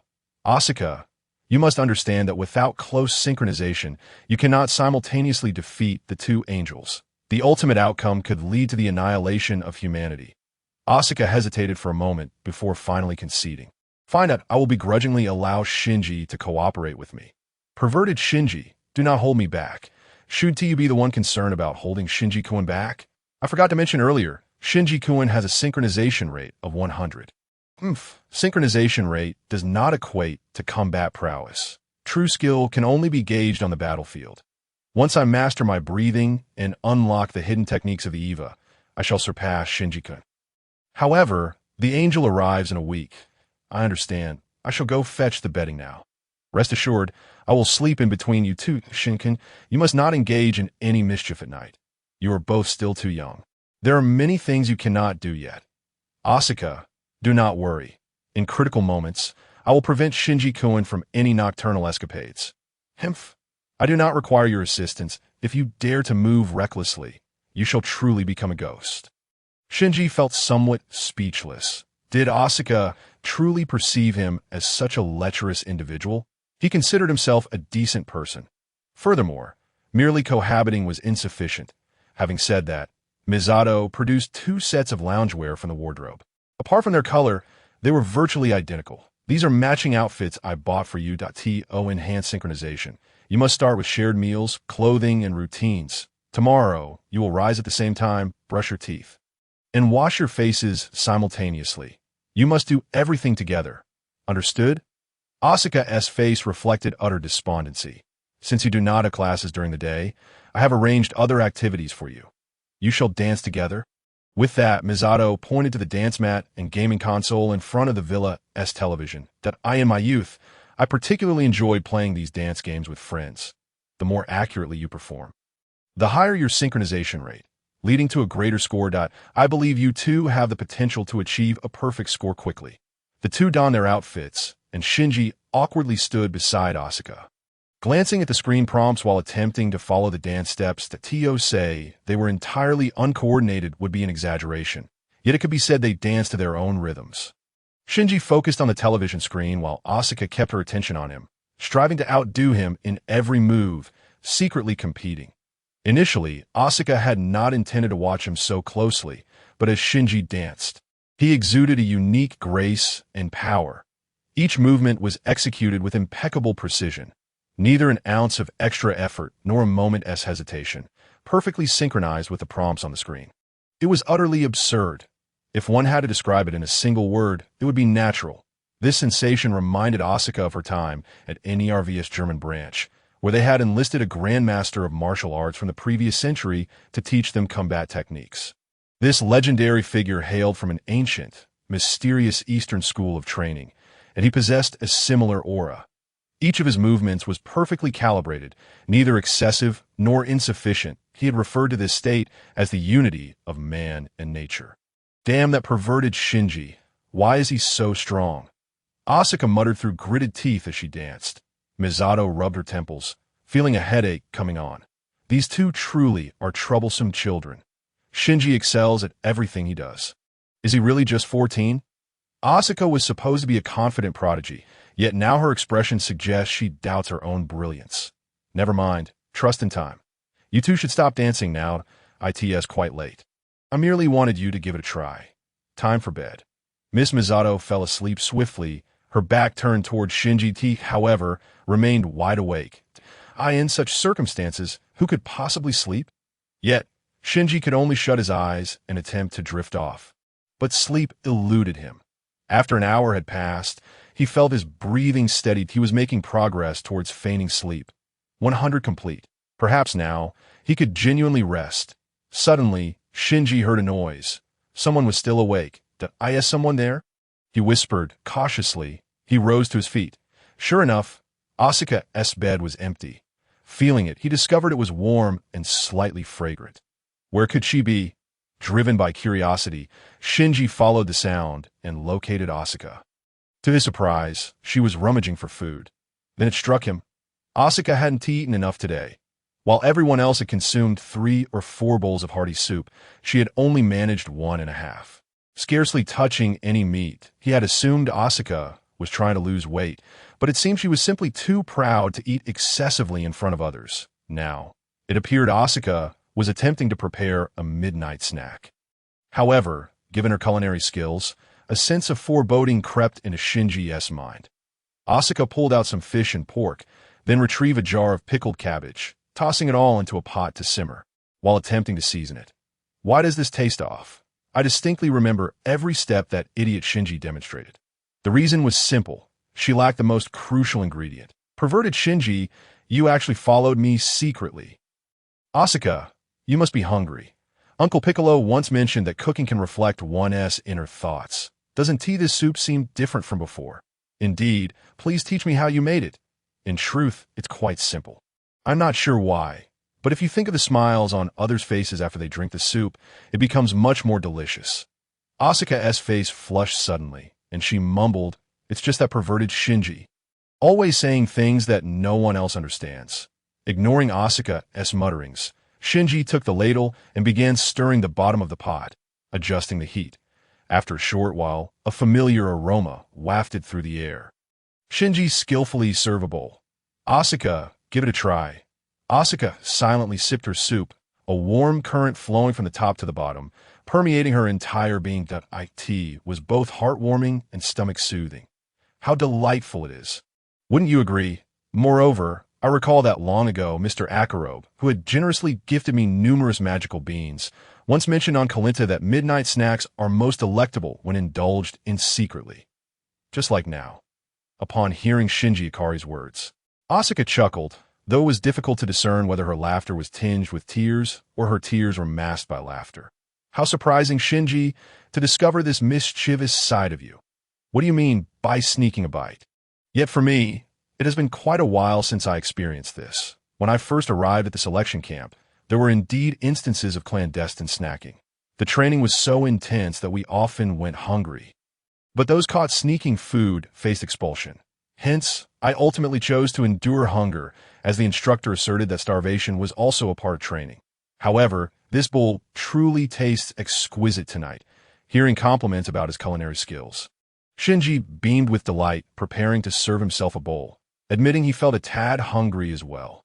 Suddenly, a sinister voice echoed from behind. So you two are hiding from me to indulge in midnight snacks. This is quite unbecoming of young people, to forget your elder sister when there's delicious food around. Such behavior will incur divine wrath. Shinji's face turned crimson with embarrassment, having been caught indulging for the very first time at midnight. Despite being discovered, Asuka stubbornly retorted. Maya, weren't you just lying down, sleeping? Why are you up now? Humph, I simply didn't eat much earlier. Now I'm replenishing some energy in preparation for tomorrow's dance training, but don't think I'm oblivious to your waistline. Maya, if you dare indulge in midnight snacks, beware of becoming a pig and being unable to find a spouse. Maya seemed to have been hit where it hurt and retorted defiantly. Mind your own business. Shinji, give me a bowl. If I don't fill my stomach, I won't have the strength to lose weight. Besides, this soup is so aromatic that who could possibly sleep? Wait a moment, I'll add some noodles. The previous amount was a bit insufficient. Maya added, make sure to use udon. And so, Shinji's secret weapon, udon noodles, made its appearance. Add a portion for me too. Asuka readily agreed this time, I must admit, it is indeed delicious. Before long, the three of them had their fill. With a grand gesture, Maya declared, leave the bowls soaking. I shall wash them tomorrow. The following day, Misato Katsuragi lamented, no more midnight snacks, Shinji. Next time I crave a midnight snack, you must hold a knife to my throat and threaten me, saying, dare to eat, and I shall slay you. But do not truly kill me. Darn it, after just one midnight snack, I've gained at least half a kilogram. How infuriating! Today, I must go swimming for exercise. Asuka interjected without hesitation. Oh, I certainly don't feel that way. But didn't someone just a few hours ago thump their chest and declare they would wash the dishes? Fine, I shall wash the dishes. By the way, Shinji, you prepare breakfast. The dishes will be cleaned in no time. Rarely having a day without school or the need to prepare a bento, Shinji Ikari's breakfast was notably more elaborate. Misato elegantly consumed the last piece of her sandwich, wiping her mouth with a napkin. Shinji, today's training continues. Turn on the television. Let the music play. To the dance mat. Just like yesterday, Misato's cheerful mood from breakfast dissipated instantly. Though I shouldn't be in such a rush, are you certain you are dancing a proper dance? In Misato's eyes, Asuka seemed to be even more affected by Shinji today. Her rhythm was completely thrown off. It's all Shinji's fault. He prepared the midnight snack last night, disrupting my rest. Asuka, we can't just put down the bowls and berate the chef. You ate no less than I did last night. And besides, Shinji is dancing quite well now. If it's not standard, then it's you who's affecting the rhythm. Asuka redirected her focus to the music. Do not be influenced. Misato's words, once spoken, only served to stiffen Asuka's posture further. It was evident that things were not working out. If this continues, I shall fetch Rei. She should be recovered enough from her training to join us. Asuka's expression darkened as she abruptly halted and dashed outside. Having learned from past experience, Shinji immediately pursued her. Misato did not expect that in the blink of an eye, both troublesome children would have fled. She chose not to chase after them, but instead murmured in a tone only she could hear. That Shinji kid is quite resourceful. That is this what they call self-taught? Asuka, are you all right? Misato's words rang true. You are overly concerned with my movements. Just dance according to the musical cues. It should be easy for you. You know nothing, but rest assured, I will return and continue training with you. You must dance well? Asuka, if you find it painful, I can inform Misato, and we can take a break at 18 noon. I will prepare Yamucha's hometown delicacy. A grand feast of roasted lamb. Everyone who has tasted it has praised its flavor, and no need. Let us practice, because aside from Unit 2, I have nowhere else to go. Asuka, do you have no home? I am a test tube, baby. My biological parents are world-class geniuses. Therefore, there is nothing in this world that I cannot learn or accomplish. Actually, I have a method that is even easier to enhance synchronization rates than dancing. Shinji, what is your idea? As long as it can rapidly improve synchronization, I permit you a degree of impertinence. That it's quite simple. I think you should try martial arts. Compared to dancing, you should be more adept at combat. Of course, I'm a black belt in karate and proficient in various fighting styles. But what exactly did you consume while growing up? Your physical condition, speed, and strength are utterly extraordinary. I am recognized as a martial arts genius. But your physique is entirely inhuman. As long as you can comprehend chi, you will gradually achieve these feats that I merely understood a fraction of a moment before you. However, I do not sense the chi you speak of. No matter, I actually possess a method that can deepen our understanding and rapport. We need not practice chi. We can first train our fists. Asuka found this approach credible. After Shinji relayed this idea to Misato, she agreed it was worth attempting. After all, considering how poorly you danced, I have no other alternatives that I hope, Shinji, that your method proves effective. However, in this case, you shall be Asuka's martial arts instructor. Asuka, you must show proper respect for your teacher and at least join his martial arts school. I remember, Shinji, that you have a spare martial arts uniform, right? Shinji had initially thought he had escaped the matching outfits, only to find himself returning to it once more. Humph, it's merely a trivial matter. I'm just learning a few of his combat techniques. What need is there for a martial arts uniform? That is simply too juvenile. Despite her words, Asuka silently donned the same martial arts uniform as Shinji's. Their figures were quite similar, and Shinji's training attire fit well in most places. The effect was rather subtle. The white cape, paired with the snug training vest beneath, accentuated the curves of one's physique beautifully. Let us begin our practice. This is the first set of punches I learned.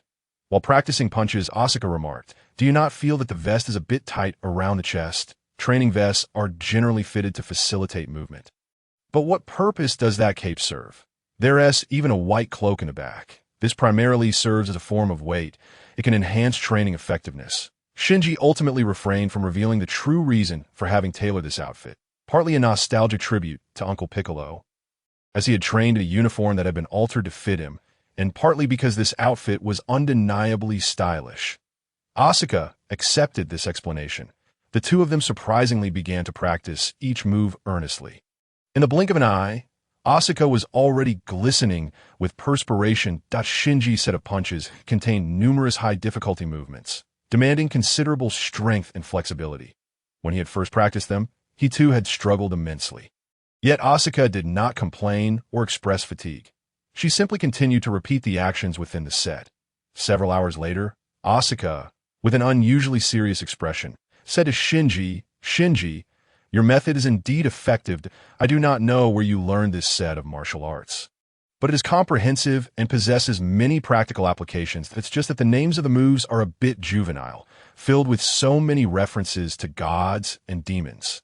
In the midst of battle, I could discern the intentions behind your movements and those of Unit 01 that, regrettably, I have yet to grasp the essence of the chi you mentioned. That I do not wish to take advantage of you. Rather, I am willing to share some of my combat techniques with you. This time, Shinji, I must acknowledge your assistance. Ikari Shinji has long recognized that Asuka possesses an exceptional talent for combat, yet her inability to master the chi confines her strength. In an alternate world, perhaps Asuka could also become a formidable powerhouse. However, the mere thought of Asuka unleashing her full potential, transforming into a superhuman with tattered clothing and hair standing on end, is a vision too beautiful for Ikari Shinji to contemplate further. He promptly shifted the conversation, addressing Ms. Misato. Ms. Misato, I believe that if we continue to train in this manner, we could develop a remarkable synergy. Misato Katsuragi nodded in agreement, satisfied with this outcome. Over the next 3 days, Asuka's boxing skills became increasingly refined. Shinji, too, broadened his horizons by referencing the martial arts techniques Asuka had shared, regardless of the world. The essence of combat remains fundamentally the same. Yet, without the enhancement of chi, an individual's strength is severely limited. Nevertheless, combat is not solely reliant on chi. Technique holds great significance as well. Today, Asuka felt prepared to spar with Shinji. Two white figures danced across the lawn, their forms intertwining. Shinji had restrained 99.9% of his strength, resulting in a contest that appeared evenly matched with Asuka. However, both were continually predicting one another's movements. Ultimately, it was Asuka who succumbed first, conceding defeat. Sparring with you is unbearable that I cannot land a blow, and you do not tire. Truly, you are a tedious man. Suddenly, the doorbell rang. Shinji shrugged off his shawl. That I will answer the door. At the entrance stood Hyuga Tsuji, Ida Kensuke, and Ayanami Rei, all present. Ida Kensuke, having waited for a considerable time without a response, grew anxious and called out, "Shinji, Shinji." Upon opening the door, Shinji was immediately confronted with Kensuke's worried inquiry. "Shinji, why did you and Asuka take a leave of absence together and disappear for so long? We were all quite concerned. Has something happened? Or did you elope with Asuka?" Indeed, Kensuke had a knack for shifting the conversation toward peculiar topics. "You lot, Class Representative Hyuga Tuji, somewhat embarrassed, covered his eyes. The others noticed that Shinji and Asuka were both clad in matching martial arts uniforms, complete with identical white capes adorned with the character embroidered on their chests. Although it appeared somewhat odd, it was not merely a couple's outfit. It was what one might call couple's loungewear. Wait, it's not what you think. Shinji and Asuka exchanged glances, realizing their synchronization had reached an unprecedented level. Even speaking in unison, the class representative pointed an accusatory finger at them. You two have no shame. This is inappropriate. Ultimately, it was Misato who stepped in to clarify the situation. Ida Kinsuke slapped Shinji on the shoulder. Why didn't you mention it earlier? But now, living with two beautiful ladies, we envy you even more. Hyuga Tuji raised his arm. Shinji, can you invite me to practice with you next time? Huh? Asuka scoffed dismissively at Hyuga. You couldn't last 2 rounds against me. What? Shinji recognized the truth in Asuka's words. Though they stung a bit, let's have some drinks first. These are all fruit juices. To everyone's surprise, Ms. Misato appeared wearing an apron, carrying a tray of fruit juice beverages. Hyuga let out a sigh of relief. So, you were training to synchronize in order to defeat the angels. That is indeed a serious matter. She produced 2 copies of the lecture notes they had missed over the past few days. Misato was in good spirits, and the atmosphere had lightened considerably since 3 days prior. Ayanami Rei sat silently in the corner as Shinji approached her, offering her a glass of juice. Rei, why are there so many cuts on your hands? Upon mentioning Rei's injuries, Hyuga explained, after that day, Ayanami wanted to prepare something tasty as a gift for Shinji, but she accidentally cut her hand. Shinji looked at Rei's hand with concern, gently taking hold of it to channel a bit of his energy into her. Rei understood that this was Shinji employing his previous method of healing, yet she remained unsure as to why her face flushed. Shinji, however, paid little mind to this, believing her blush to be a side effect of the treatment. Uncle Piccolo had once said that chi is the essence of life force, and its healing properties inherently assist others in maintaining and enhancing their vitality. Shinji sensed that the wounds on Rei's hand were steadily healing. It will be fine soon. Just be careful when using a kitchen knife in the future that don't try to replicate my cutting technique by slicing the ingredients too thinly. That can easily lead to injury. There are indeed alternative methods to practice your knife skills, such as using specialized cut-resistant gear. Wait a moment. Shinji dashed to the adjacent room and, using instant transmission, procured 2 pairs of cut-resistant gloves from the supermarket before returning. He emerged from the room, handing one of the protective gears to Rei. Use this while you practice. If you get hurt, many people who care about you will feel pained. Rei nodded silently, stowing the gear away. Thank you. Asuka, feeling somewhat displeased, huffed. Humph, perverted Shinji is indeed a pervert, forgetting friends for the sake of appearances. Asuka, you're included in this too. Who would want that useless thing? Despite her words, Asuka quickly tucked the small protective gear into her pocket. Ida Kinsuke sighed. If possible, I would very much like to become Shinji's disciple. After saying this, he raised his thumb in an exaggerated manner. Suddenly, the class representative appeared to have remembered something. Since you were training for synchronization, how has it been going? Can you show us? Ms. Misato immediately chimed in, yes. You've been training for a few days now. You should demonstrate. Shinji suddenly felt that this demonstration might be somewhat intimidating, but it was too late to refuse. They all proceeded to the training ground in the backyard. Shinji and Asuka exchanged a glance before simultaneously executing a series of punches, which still felt relatively normal. However, it quickly escalated as they began to shatter bricks with the same rhythm. Next, they jumped in unison over the same distance and delivered 3 punches that shattered a wooden training dummy. At this point, it was becoming absurd. Ida Kinsuke and Hyuga Tuji touched their heads. Thankful they had not crossed Asuka previously, lest they find their skulls softer than bricks or wood. Things became even more outrageous as they synchronized their dives into the water, surfacing simultaneously with a fish clenched in their mouths. However, it was clear that there was a disparity. The fish Shinji bit down on was noticeably larger. Yet the more striking sight was Asuka's martial arts uniform becoming wet, accentuating her graceful form, causing the class representative to turn the heads of the 2 boys while he sighed at his own physique. Glancing at Ayanami and Misato nearby, he could only murmur, is this what they call a difference in talent? With a resigned sigh, he decided to abandon the idea of vegetarianism, realizing it had yielded no results. The two of them set the fish aside and resumed their synchronized punches. Ultimately, they stood firm, facing two candles 2 meters away, and struck simultaneously. This time, the candle before Shinji extinguished immediately, while the one in front of Asuka flickered a few times before reluctantly dying out. However, throughout their performance, their movements maintained an extraordinarily high level of synchronization, as if one were merely a reflection of the other. This was professionalism. This was synergy. A few other classmates, including Miss Misato, were left utterly astounded. Ultimately, it was Miss Misato who regained her composure first and led the applause. The others soon followed suit, as the déjà vu of having experienced a similar scene before washed over them, once again enveloping Shinji Ikari. Nevertheless, Shinji felt quite elated, as the outcome of this rehearsal had surpassed his expectations significantly. This instilled within him a robust confidence in eradicating the angels. Asuka, too, held her head high with pride, but suddenly noticed that her training uniform, now damp, seemed to cling more closely to her form. After all, both Toji Sahara and Kinsuke Ida had just suffered nosebleeds. Shinji had already discerned that within the confines of his angry perspective, there was little distinction between wearing clothes and being unclothed.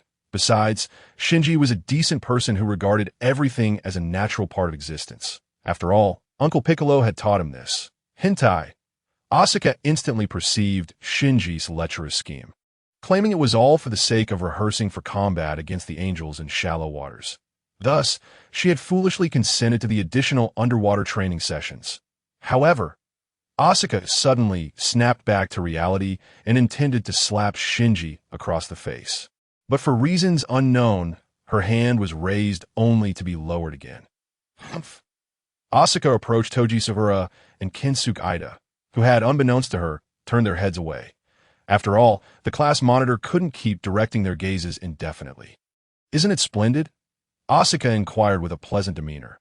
The two, perplexed, nodded in agreement. Slap. Slap.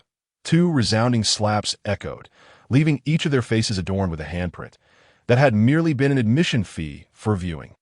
Toji Sahara, indignant, immediately began to remove his shirt. Asuka's second slap landed swiftly, leaving another red mark on both sides of Toji's face. Kinsuke Ida felt tears welling up, not from the pain, but from the injustice of it all.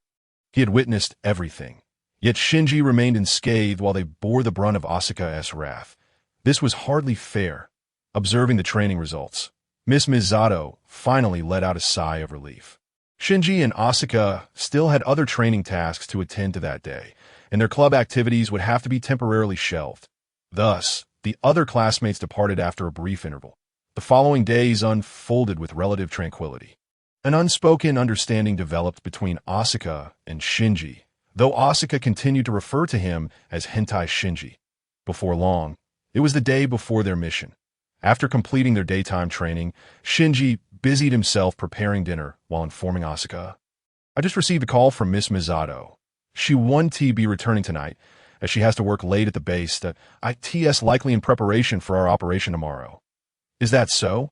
Initially, Shinji expected Asuka to promptly retreat to her own quarters, as she had voiced her grievances regarding sharing a bed on several occasions. To his surprise, her reaction was rather subdued. In truth, if Miss Misato were absent, it was unnecessary for them to share a room. "You fool, Shinji." Shinji was left puzzled, unable to discern what he had said wrong to provoke Asuka's ire. He sighed, accepting that women were often inscrutable. Asuka retreated to her room to retrieve her bedding, returning to her original quarters. "Hentai Shinji, this is a domain that must remain uninvaded. Dare to enter, and I shall show no mercy." With that, she slammed the door shut. Shinji found solace in the newfound quietude, deciding to step outside and assess the extent of his recovery. This time, he opted not to practice in his backyard, but instead soared directly into a secluded corner of the underground base. It appeared desolate, perfect for testing his progress. A powerful shout erupted from Shinji, his entire being radiating a transparent aura. It seemed he had regained a modicum of strength. What followed was a flurry of punches and kicks. the air reverberating with explosive sounds as Shinji's strikes tore through it. Excellent. Though it paled in comparison to his peak form, it nonetheless provided him with a semblance of self-defense. The next phase was crucial. Shinji extended his right hand, attempting to gather a sphere of energy. Previously, due to insufficient recovery of his internal energy, employing such techniques had proven too taxing, potentially jeopardizing his life. It was only after these days of recuperation that he felt confident enough to give it a try. Gradually, a small orb of golden light began to coalesce in his palm, roughly the size of a walnut. Perhaps this was not solely my predicament, but rather a reflection of this world's limitations. The energy here lacks the richness found in the Dragon Ball universe, and my recovery is far too sluggish.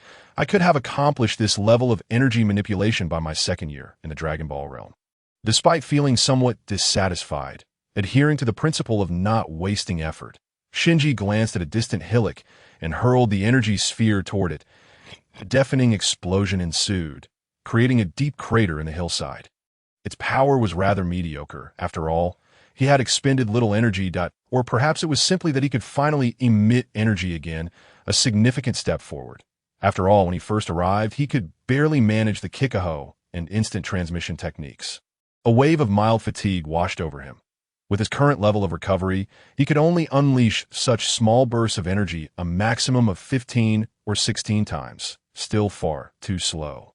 Shinji gazed toward the distant sea, a hint of concern etched on his face. Tomorrow, a formidable angel would approach. Following that, according to the base's estimates, more angels would inevitably follow. There was even the possibility that one day, the ultimate foe that had triggered the second impact would make an appearance, leading to the third impact. Given his current capabilities, he held little hope of overcoming such adversaries. Yet, perhaps this situation was not without its merits. Shinji wiped his nose, reflecting that what he had always endeavored to achieve was to turn the impossible into the possible. It had been so in the previous world, and it ought to be so here as well. He resolved to get a good night's sleep. Suddenly, a cacophony of screams pierced the air. Alas, alas, it seemed my watermelon seeds were destined to be sown anew. Truly unfortunate.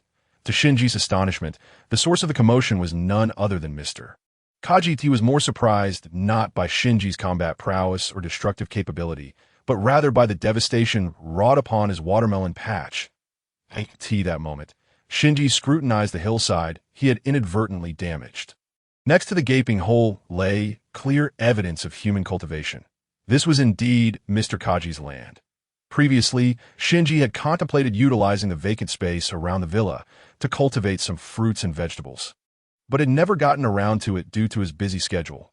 Little did he know, Mr. Kaji had already taken the initiative.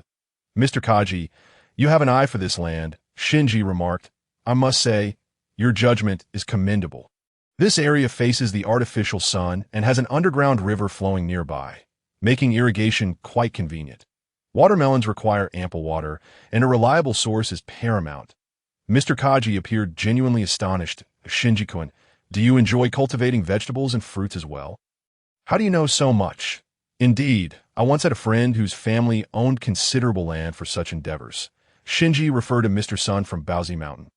Incidentally, one of Mr. Sun's primary occupations involved farming. However, the Dragon Ball world was remarkable, as crops there grew at a much faster rate than in this realm. The variety of food was also plentiful, making farming a worthwhile endeavor. Mr. Kaji nodded in acknowledgement. "I never imagined you shared such a hobby. For me, I often find myself creating or cultivating something when I have idle time. Watching these new lives thrive from infancy to maturity gives me a profound sense of redemption." Had Mr. Kaji experienced any sorrowful or distressing moments in his past? That is a secret of man. Yet the process of cultivating crops must not have been entirely devoid of hardships. Of course, how could adult life be free from suffering? But isn't suffering quite unpleasant? Some suffering is inescapable. Furthermore, pain is not entirely a negative experience. Only those who have endured hardship can learn the gentleness required to treat others with kindness, and this is not a sign of weakness. Take, for instance, you, Shinji. As for me, I'm not entirely certain. I have always harbored aspirations to save the world, to shield those dear to me from harm. Yet, if you were to inquire how I intend to accomplish this, I would be at a loss for words. Surely, Mr. Kaji would not mock my seemingly futile dreams, that of course not. In my view, what you aspire to is not merely a dream, but a tangible pursuit. Do you have affection for Misato Katsuragi? Ms. Katsuragi is a wonderful person. Please protect her for me, for this is a task I should have undertaken, yet have found myself incapable of doing. I must entrust it to you, my little knight. Consider this a small compensation for the disruption of my garden. Very well. I had initially thought you, Mr. Kaji, were a good person as well as adults. One must sometimes embrace a touch of shamelessness. Such is the way of the world. Children ought not to emulate it. Nevertheless, Mr. Kaji, I have also resolved to tend to the vacant land in the villa's garden after a while, planting some vegetables and fruits. If you are interested, you are welcome to join me in this endeavor. I truly miss the sensation of watching crops grow. I could certainly assist. However, you must first navigate the challenge of dealing with Miss Katsuragi. By the way, Shinji, tomorrow morning you will face the angels, correct? Shouldn't you be getting some rest now? Perhaps someone is waiting for you. It suddenly dawned on Shinji Ikari that he had left Asuka alone in the villa. Glancing at the clock, he realized it was indeed approaching midnight. After bidding farewell to Mr. Kaji, as Shinji returned to the villa, he was met with a startling scene. There was an unexpected occupant in his bed. Could this be the legendary nocturnal incursion? Bathed in the moonlight, he discerned that the figure lying there was Asuka.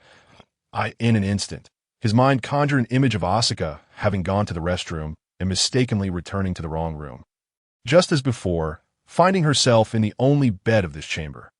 Asuka was sound asleep, her slumber far deeper than Misato, as how tranquil she appeared, with the moonlight gracing her face, long eyelashes framing her eyes, delicate lips and slender legs exuding a faint, alluring fragrance. Shinji felt a heat rising in the air. No, I'm not the lecherous Shinji that Asuka speaks of. Such actions are beyond my bounds. At least they should be.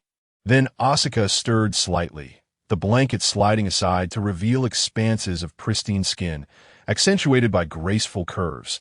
Shinji found himself swallowing hard, unable to avert his gaze. Upon a closer inspection, Asuka's hair was truly beautiful. Not the golden hue of Dr. Ritsuko, but a rich red with golden undertones. In the moonlight, it shimmered like the finest silk, emanating a lustrous sheen that tempted one to reach out and touch. As Shinji's hand extended, he quickly retracted it. Asuka's hair is indeed enchanting. Long ago, he had pondered why Dr. Ritsuko, who naturally possessed such exquisite red hair, chose to dye it blonde. In truth, girls often appear more attractive with red hair, just like Asuka does now. Shinji chuckled softly. After all, he was not entirely the 14-year-old boy he was supposed to be. Moreover, now that Asuka had finally drifted off, if he were to steal a kiss, he would truly be the lecherous Shinji. With this thought, he felt a wave of frustration. Clearly, conversing too much with adults leads to such complications. He had already revealed too much to Mr. Kaji. Only adults seem to consider the consequences of their actions beforehand. Yet, as he contemplated this, Shinji began to reflect further. Asuka is a good person, albeit with a somewhat irritable temperament. Nonetheless, she possesses many admirable traits. She is quite forthright. Her words can be harsh, yet she is also optimistic, always striving to outdo others. Am I highlighting her virtues or her flaws? Perhaps she is endearing because of her many strengths. In any case, the Asuka who sleeps is far cuter than the one awake. I must be precise in my thoughts. However, Asuka is undeniably adorable even when awake. Shinji felt as though a storm was raging within his mind, relentlessly tormenting his fragile nerves. He recalled a conversation he had with Uncle Piccolo, who had questioned why he hadn't considered finding a wife. Uncle Piccolo had explained that Namekians do not have females, nor do they have the tradition of seeking a spouse. It must be said. This reasoning is quite compelling.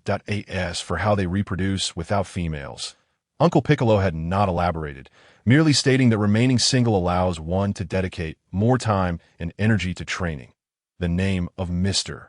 Son, frequently mentioned by Uncle Piccolo, came to mind. He had married and had children, yet that had not hindered his martial pursuits. With this realization, Shinji felt another wave of confusion. Should he be contemplating such matters? It seems these are concerns reserved for adults. Perhaps it is best to defer this issue, for I am merely 14. This is not a matter one can entirely evade, but perhaps it is wise to wait a while longer. Shinji thought this to himself, yet his gaze remained fixed on Asuka at this moment. Asuka was in a deep, peaceful slumber, her breathing steady, her expression utterly relaxed and sweet. This was the most beautiful sight Shinji had ever seen of Asuka in sleep. Indeed, he had previously observed her while she slept, as he was often the first to rise in the household, bearing the responsibility of preparing lunch for the family. Thus, he had witnessed Asuka in slumber many times. However, her current repose was by far the most enchanting he had encountered. Could it be that her beauty was enhanced by Misato's absence? Perhaps not. More accurately, it might be that Asuka was simply indulging in an exceptionally sweet dream this evening. He resolved not to disturb her. With that thought, Shinji decided to take a shower, for he had just exercised. More importantly, he thought it a clever excuse to escape for a moment. Sometimes, men need to concoct a justification for themselves. A shower would do, followed by a quick nap before the few remaining hours of rest slipped away. In a daze, Shinji heard a sigh of disappointment. Could it be that Asuka was pretending to be asleep? Such matters are indeed impossible to verify, for one can never awaken someone feigning slumber. Shinji immersed himself in the bath, beginning to meditate. Mr. Kaji's words echoed in his ears. Would Misato encounter any dangers? Surely not.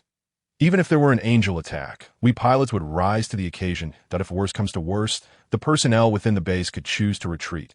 But what, then, did Mr. Kaji mean?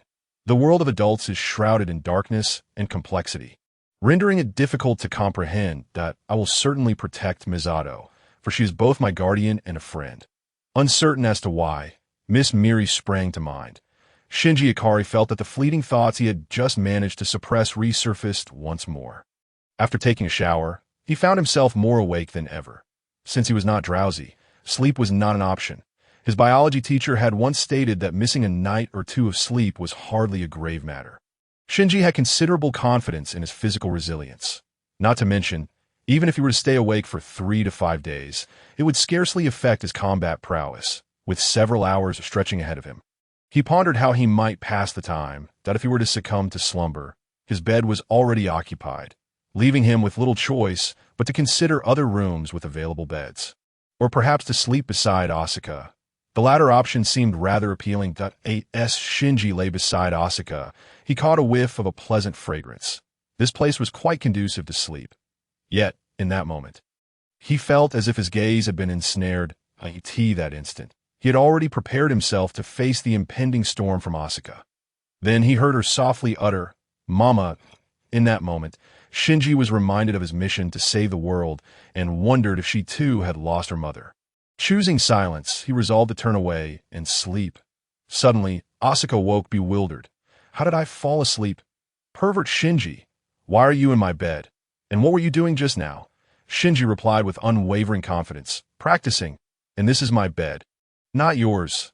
Naturally, Asuka found his reasoning absurd. However, upon observing her surroundings, she realized she had mistakenly occupied the wrong bed. Yet in that moment, admitting her error was out of the question. Stubbornly, she retorted, "Practicing. Sneaking out in the middle of the night surely can't lead to anything good." Shinji, unperturbed, shot back, "That's the reason you're here in my bed." Upon hearing this, Asuka felt a twinge of guilt. "I merely took a wrong turn on my way to the restroom. I'm leaving right now."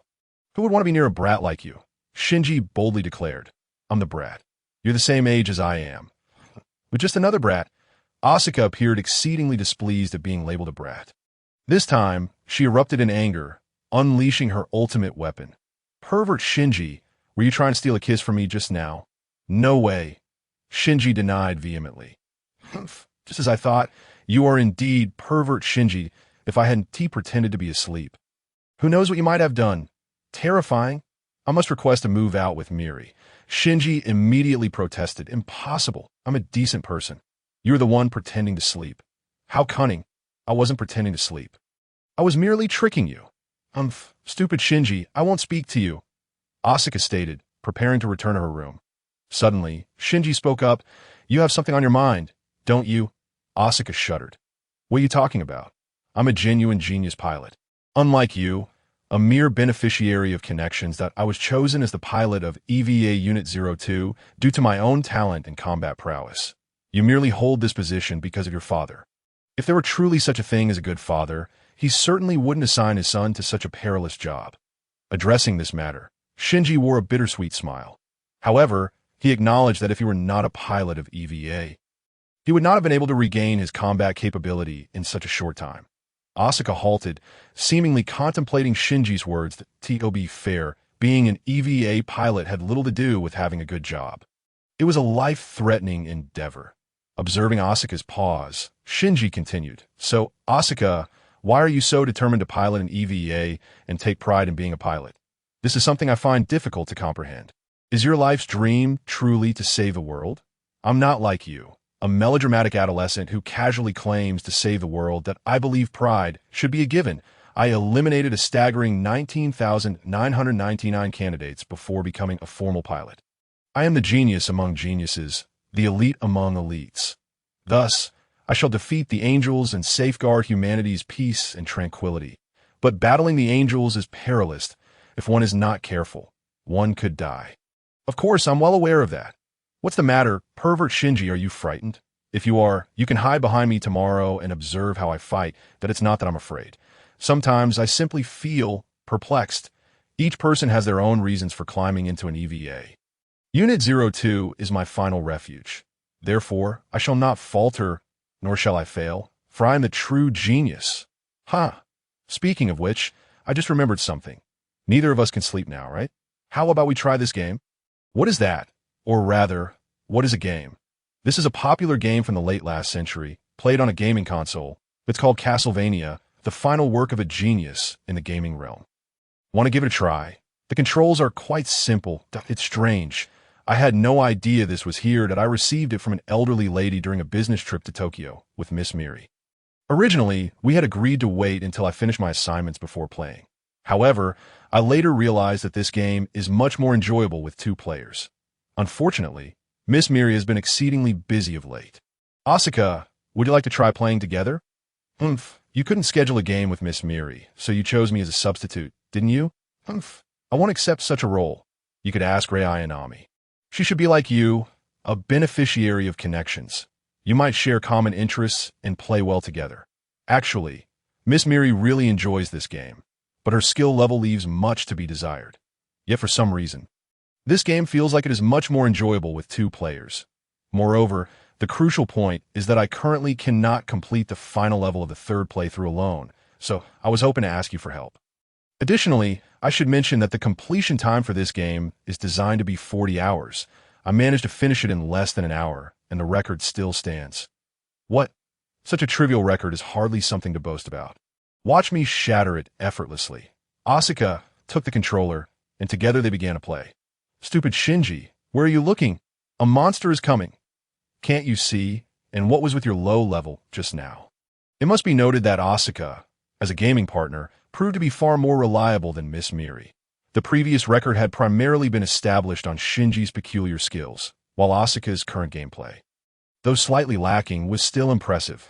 They managed to complete the first playthrough in just 40 minutes. This game is rather average, to be honest. It's not particularly fun, but I found the versus mode intriguing. How about a one-on-one match? At that moment, Shinji noticed that indeed, there was a versus mode among the initial game options. Perhaps we should skip that. The difficulty of a second playthrough is significantly greater. Maybe we can push through to the 3rd playthrough in one go. Asuka, however, was not eager to continue with the story mode. You mentioned that the content of the 2nd and 3rd playthroughs is not much different from the 1st. At most, there are just a few extra Easter eggs. Compared to that, I'd rather see whether I'm stronger now, or if you are, let's give PvP a shot. Shinji realized that having Asuka play the game may not have been the wisest choice. His plan to leverage Asuka's abilities to complete the 3rd playthrough seemed less feasible than he had hoped. It appeared that Asuka was now far more engrossed than he had anticipated. The so-called genius girl was swiftly devolving into a gaming enthusiast. Well then, however, I think it would be better if you napped a bit that I'll accompany you for a few casual rounds. Stop talking nonsense. The battle has begun. Damn, how are you so strong? Don't go easy on me, you bastard. Do you think I'm too foolish to notice your blatant kindness? Keep playing. I must defeat you honorably tonight. On the second day, when Katsuragi Misato walked in, intending to take the two of them to the base, she was astonished to find that both were sporting dark circles under their eyes, seemingly having gone without sleep for an entire night. What mischief have you two been up to behind my back? Asuka shook her head in response. I had intended to sleep soundly, but I was kept awake all night playing games with that lecherous Shinji. Misato turned her incredulous gaze towards Ikari Shinji. There's an ancient saying in the East. Young men should refrain from lust. Shinji, in a state of panic and sweating profusely, felt the urgency of defending his honor, adamantly declaring, Miss Misato, Asuka is telling the truth. We were indeed playing a game. We were engaged in the demon fortress we brought back last time. Initially, we were playing in the standard mode, but later Asuka insisted on a one-on-one duel. And I had no choice but to play until dawn. We did nothing else. We are innocent. Asuka, please back me up. Asuka wore an expression of innocence, resembling a naive girl deceived by a scoundrel. She stared blankly at Misato and shook her head. What is there to explain? Shinji-kun, you didn't say that last night. Didn't you say you simply couldn't sleep, so you dragged me out of bed and then insisted on satisfying your desires? Refusing to let go afterward? One had to admit, Asuka's performance in portraying the heartbroken girl deceived in love was quite remarkable. She concluded with a sharp remark. Isn't it normal for a lecher like Shinji to engage in such behavior? I can only say that last night, Shinji-kun was very gentle. Shinji felt as though the sky had fallen upon him. He was thoroughly trapped, and no matter how he tried, he knew he couldn't clear his name. In that moment, Asuka seemed to sprout horns and a tail, completely transforming into a little demon from hell. With a bitter smile, he pleaded, Miss Misato, I am innocent. Actually, Shinji-kun, I have been your age before. It's inevitable for young people to make mistakes. But you must take proper precautions. Though I must emphasize, inappropriate behavior is unacceptable. Shinji felt himself flushing that if he had indeed done something wrong, perhaps he wouldn't be entirely unjustly accused, but the problem lay in the fact that he had done nothing at all. This was a gross injustice. Suddenly, Asuka laughed, and Shinji found her smile quite charming, a realization that startled him. But he quickly dismissed the thought, thinking, what a ridiculous notion. That is the smile of a demon. Asuka is a true devil. After her laughter, Asuka, with a serious tone, stated, enough of this. I wouldn't choose a fool like lecherous Shinji regardless. However, I must admit, my resentment from last night, where I was thoroughly tormented by lecherous Shinji in the game, has finally been alleviated. Ultimately, it was Asuka who came to Shinji's defense. In Shinji's eyes, Asuka now possessed the wings of an angel and the tail of a devil, a genuine little witch, Misato, who had initially been amused by their banter, suddenly glanced at the clock on the wall, and her expression shifted instantly, realizing that they were about to exceed the allotted time. You too. Enough is enough. Misato was genuinely exasperated. After all, the angels would soon make their appearance. And there was no time for such frivolities. You two, hurry up and get into your EVA. Shinji jumped into the vehicle as if he had been granted a reprieve, followed closely by Asuka. Once in the car, Misato's demeanor softened slightly, likely realizing that the streets were empty and they would arrive on time. With a hint of concern, she suggested, you two haven't slept at all. Perhaps you should take a nap first. Asuka confidently replied, not necessary. I'm in excellent health. That if anyone should sleep, it should be that child Shinji. I don't need it. I'm not tired, she added. Upon hearing this, Misato sighed with relief. The vitality of youth. Well, do as you wish. She conceded. As Misato drove, she couldn't help but regret not having stayed at the villa to sleep. Truly, one could never let their guard down with troublesome children. This made her ponder whether there was something more between Asuka and Shinji. Although they were still quite young, in just a couple of years they would no longer be children, and one must start nurturing relationships early. Back in the day, she thought, why did that scoundrel have to ruin my plans? At that moment, Shinji suddenly brought up a topic that wasn't welcome. By the way, Misato, I ran into Kaji-sen last night. What does he have to do with that scoundrel? Nothing much. I just felt that Kaji-sen cares about you. At that point, Asuka interjected, Humph, Kaji-san should be concerned about me. After all, he initially came here as my guardian, but unexpectedly he passed me off to you, Misato. Suddenly, Misato and Asuka seemed to share an unspoken understanding and exclaimed in unison. What a scoundrel! Misato added, Shinji-kun, you must not grow up to be like Kaji, that if you do, Asuka will be heartbroken. She's a good girl, and you should cherish her. Asuka immediately bristled, saying, Misato, why are you still saying this? I've already told you I'm not interested in Shinji, Misato, with seasoned experience, replied. Shinji is quite exceptional, but if you don't seize the opportunity, another girl might snatch him away. The two women began to engage in a lively exchange, leaving Shinji at a loss for words. Minutes later, he finally found a chance to interject. Actually, I think Kaji-san is a good person.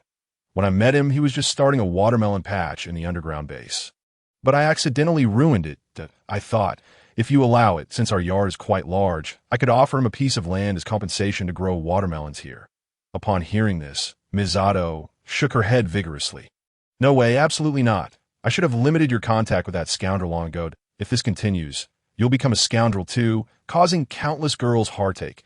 Shinji then spoke the truth directly. Kaji-san is not a scoundrel. He asked me to protect you in the future because he said he could no longer do so. Shinji's words. The entire car came to a sudden halt as Misato slammed on the brakes. Staring blankly out the window, Kaji, did he really say that? Yes. That is why I believe Kaji-san is a good person.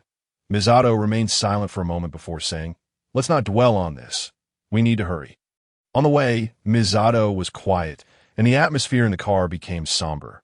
Once Shinji and Asuka arrived at the base, the Unit 01 and Unit 02 were ready for deployment.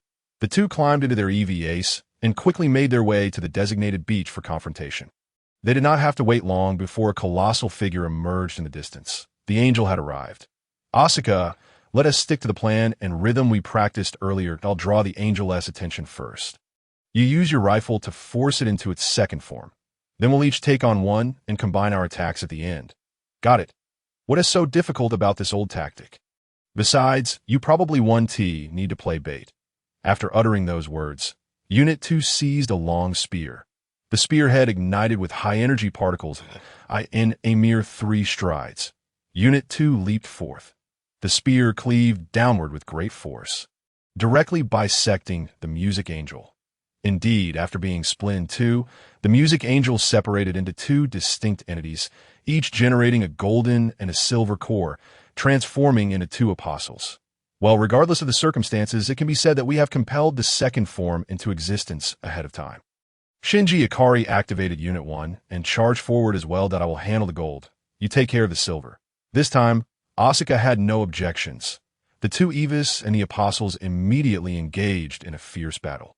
It was evident that Shinji's martial training during this period had borne fruit. The combat techniques of Unit 2 and Unit 1 had begun to synchronize, although the opposing apostles had been divided. They still shared a singular consciousness that a rather peculiar scene unfolded. Despite the apparent clash of 4 giants, the fighting styles of each pair exhibited a remarkable degree of synchronicity. Victory was within reach. Shinji felt that he and Asuka had successfully subdued the 2 bodies of this apostle. They were on the verge of delivering the final blow. Suddenly, an anomaly occurred.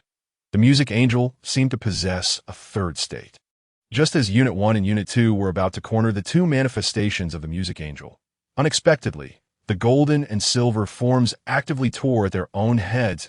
A disconcerting sound of bone and flesh separating echoed across the battlefield. Then, astonishingly, the apostle transformed into 4. Misato Katsuragi shouted into the microphone, Shinji-kun, you must stop it. This apostle may be on the verge of entering its next state. A bizarre event transpired. After half of its body had separated. Neither the golden nor the silver manifestation appeared to change at all. It was as if the universal principle of conservation of mass did not apply in the presence of this music angel. The body that had been severed in 2 rejoined in midair. Asuka was taken aback, almost letting a curse slip. Perverted Shinji, did you not review the prior intelligence thoroughly? Does this apostle possess reproductive capabilities? A small apostle emerged on the scene. The crux of the matter was that it was of no use. Did these two elder apostles intend to use themselves to hold us back while allowing their offspring to escape? One must admit that Asuka's imagination in this regard was quite vivid in a short span. Her conjecture held a semblance of reason. However, Shinji distinctly sensed that this newly born apostle was unlike the original music angel. The intensity of its aura was incomparably more potent in the command room. Dr. Ritsuko Akagi furiously pounded the keyboard. Damn it, why is there still missing data this time? I cannot analyze what has changed with that apostle. Misato, gazing at the display screen, suddenly recalled an ancient Eastern saying, Tao begets one, one begets two begets three, and three begets all things. As Shinji-kun, you must accelerate your pace. Allowing the apostle to evolve further will be perilous. This was a woman's intuition. Meanwhile, Asuka had become fully consumed by rage, shouting at Misato, It's easy for you to say. Those two over there are desperately trying to prevent us from approaching the newly birthed apostle. Perverted Shinji, what is happening on your end?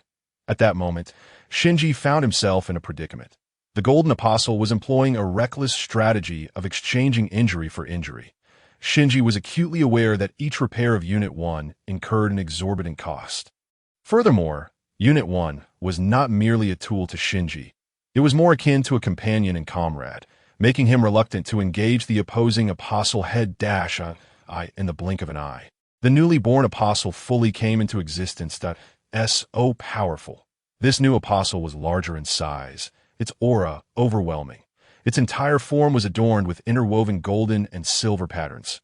Most astonishingly, the new apostle bore no discernible core structure. The area that was once the core had transformed into a swirling taiji diagram of gold and silver.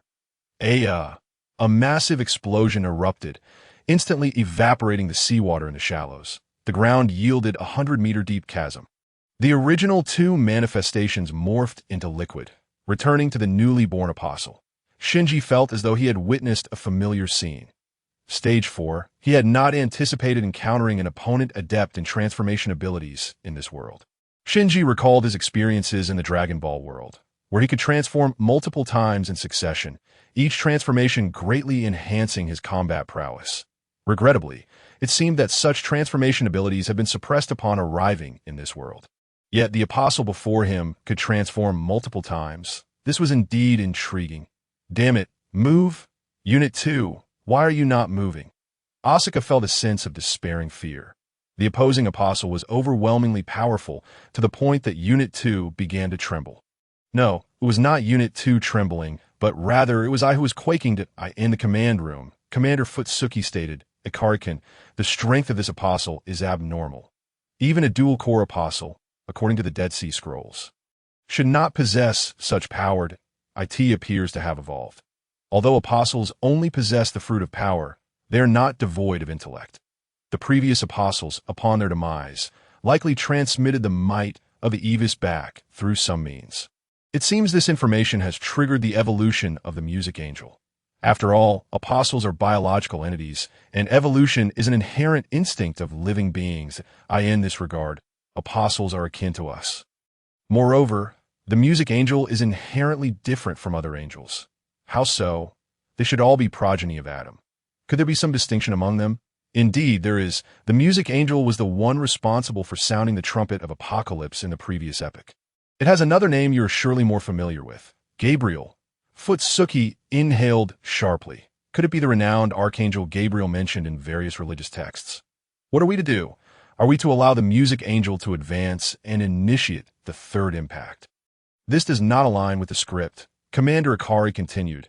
According to the original script, the music angel should not awaken with such strength at this juncture. However, nothing is absolute. Even predetermined destinies often possess variables.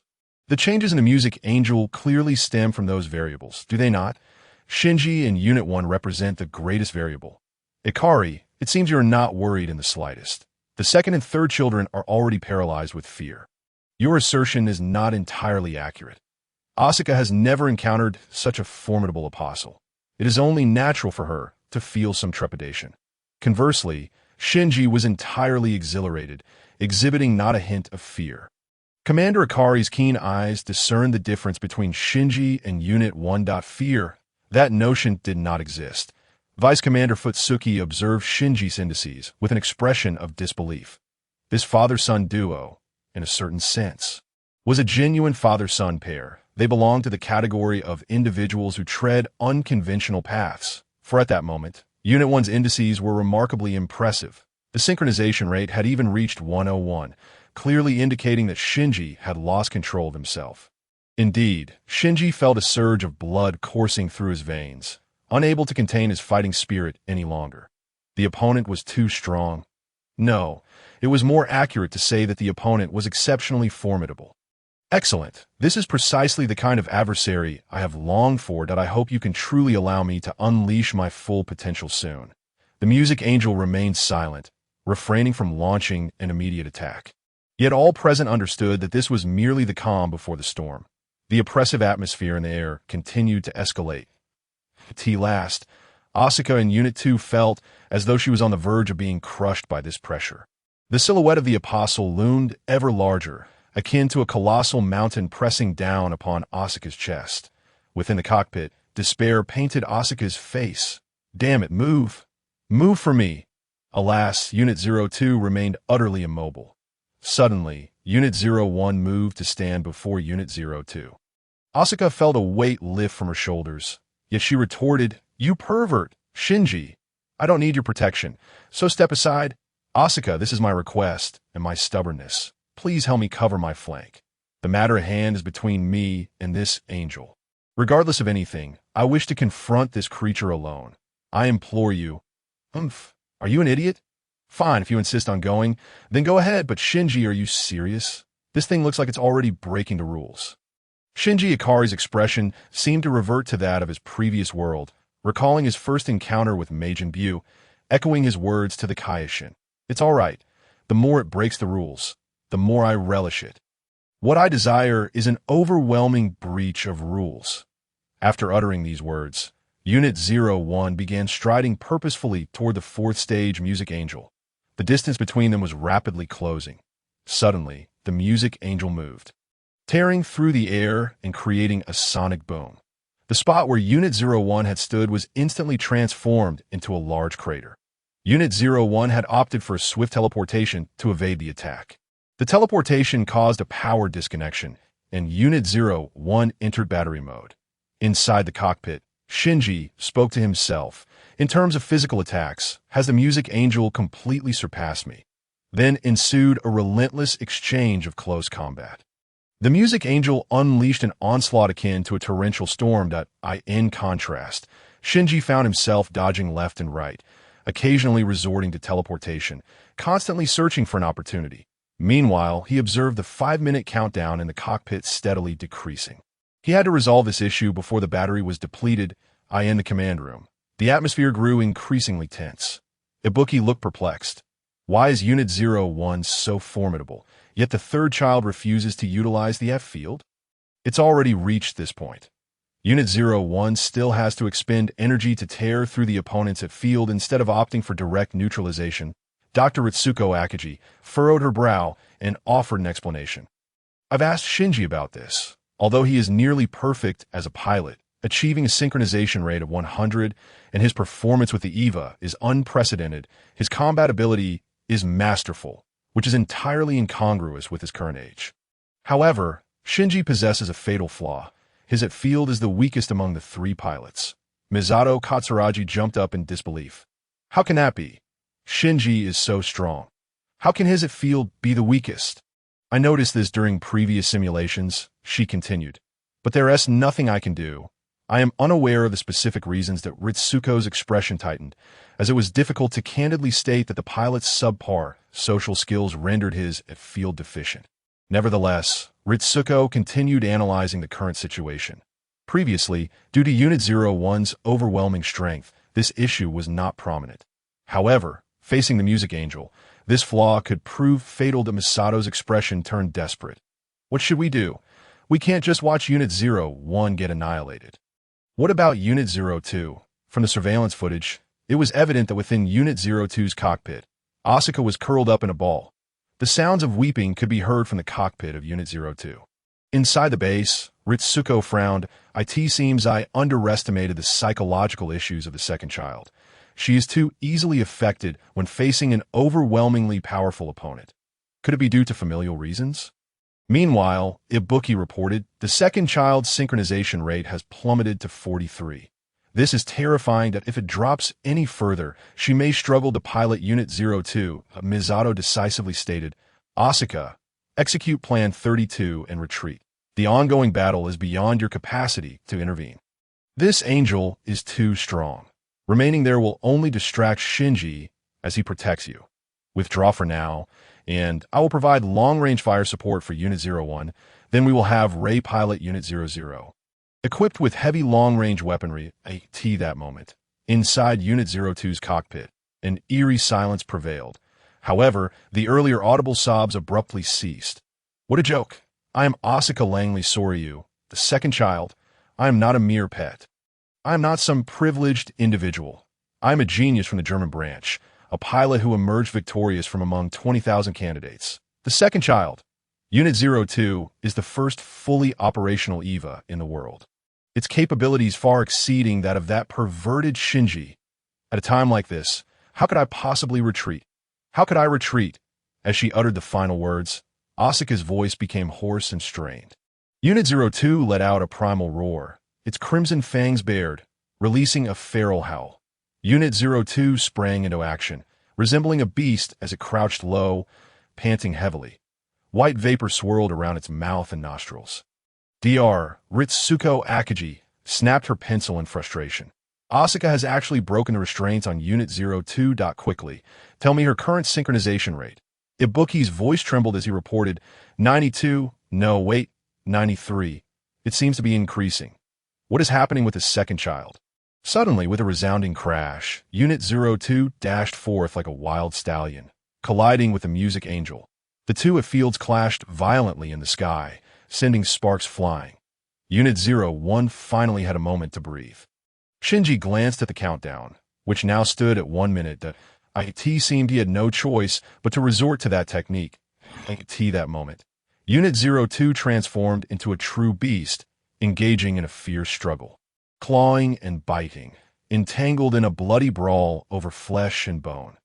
Even the formidable music angel found it challenging to extricate itself for the time being.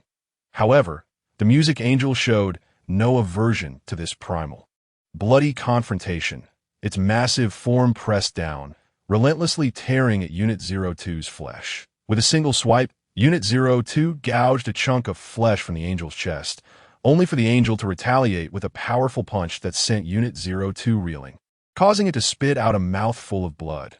The two colossal beings continued their furious entanglement, claws against claws, talons against talons. Inside the cockpit, Asuka's face was a mask of mania, yet she felt no trace of fear. Damn it, this angel is too strong. Unit 02, hold on. Shinji's expression shifted. Well done, Asuka. Buy me 10 seconds. If the battery allowed, Shinji genuinely wished to engage in a prolonged battle, akin to Mr. Sun, relishing the fight rather than unleashing his ultimate technique from the outset. Yet, he could not retreat this time. If he did, the base would likely be destroyed before he could recharge. Thus, he had no choice but to employ that technique. Shinji maneuvered Unit 01 into a peculiar stance. One foot forward and the other back, hands positioned like a blooming flower at his waist. Then he began to chant Kami, Hami-ha. Asuka, get out of the way. Each word was pronounced slowly, as if each syllable required immense effort. Although the Kamehameha was aimed directly at the angel, Unit 02's presence could still bring collateral damage. Between Shinji's hands, a blue orb materialized, gradually growing larger. Once the orb reached a sufficient size, an immense blue beam manifested between his hands. Hurtling straight toward the music angel. Kamehameha, engage! The air was rent with a tremendous tearing sound as the beam surged forth. Perverted Shinji, your ultimate move is finally ready. Damn it, how am I supposed to escape? Yet in that fleeting moment between life and death, Asuka demonstrated the synergy they had developed over time. Unit 02 was determined to break free at all costs. That moment, the body of Unit 02 remains entangled with the music angel. The music angel has firmly grasped Unit 02's right arm, which has been twisted into an irregular shape. It is evident that the bones within have suffered a shattering fracture. Of course, the music angel is not in a much better state. Unit 02's left hand has ruthlessly dug into the music angel's abdomen, inflicting a deep wound that continues to bleed profusely. However, for Unit 02 to escape, it must first free its right arm from this constraint.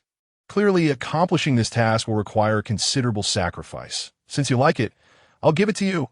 Asuka gritted her teeth and activated a button within the cockpit. Right arm disengaged. In an instant, Unit 02's right arm separated from below the shoulder joint. This brutal action completely caught the music angel off guard.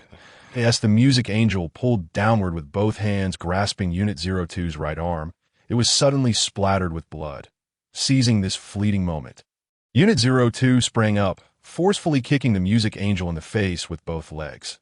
Although the mass prevented significant damage, the tremendous recoil allowed Unit 02 to break free from the fray. Just as the initial moment of respite arrived, the Kamehameha wave emitted by Unit 01 struck. The music angel, seeing the beam of light from Unit 01, did not evade. Its golden and silver patterns shimmered, and a sphere of light emerged before it, unleashing a massive golden beam in retaliation. The two beams collided mid-air, erupting with a violent sound. The already battered ground by the seaside fractured completely, with streams of lava surging from beneath the ocean floor. Such an intense clash was now altering the very geography of the land. The beams of light became locked in a stalemate in the air. With Unit 01 on the right and the music angel on the left, these two titans appear to be engaged in a struggle of light beams. At least in this moment, the scene seemed evenly matched. Time ticked away. Both the personnel in the command room and Asuka, who was watching from the sidelines, were drenched in anxiety. After all, they all knew that Unit 01's power was dwindling. There was a growing concern that the depleted Unit 01 might be engulfed by the opposing beam due to insufficient power. At this moment, Unit 02, having successfully escaped, lay limp and powerless on the beach.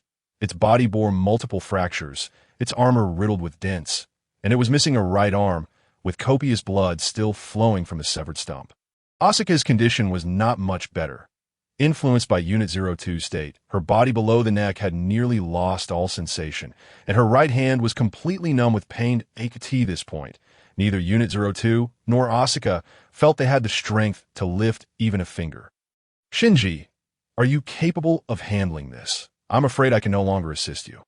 Ikari Shinji wore a confident smile at the corner of his mouth. Don't worry, I'm doing just fine. I've got this in the bag. Despite Asuka's evident weakness, she still managed to ask, why? Once a lady named Kiki had revealed to me an unspoken secret of their family. Historically, the left side always loses. No sooner had the words left his lips than the beam in Unit 01's hand instantaneously thickened tenfold. The overwhelming force propelled the music angel upwards. This sudden escalation took the music angel completely by surprise, causing it to lose its balance. At this moment, the Kamehameha wave could no longer be described as merely powerful. It was capable of annihilating the heavens and earth, reshaping mountains and filling seas. In the final moments, Shinji had exhausted every last ounce of potential within Unit 01, elevating the power of the Kamehameha wave to unprecedented levels. This terrifying strike forcefully thrust the music angel skyward, ultimately propelling it beyond the atmosphere. A tremendous explosion echoed from the horizon as a cross-shaped light illuminated the sky, resembling a supernova just erupted. Even in daylight, the brilliance of the explosion created the illusion of two suns appearing in the surveillance monitors. It seemed that in the final moments, the Kamehameha wave completely consumed the music angel, which chose to self-destruct at the last second.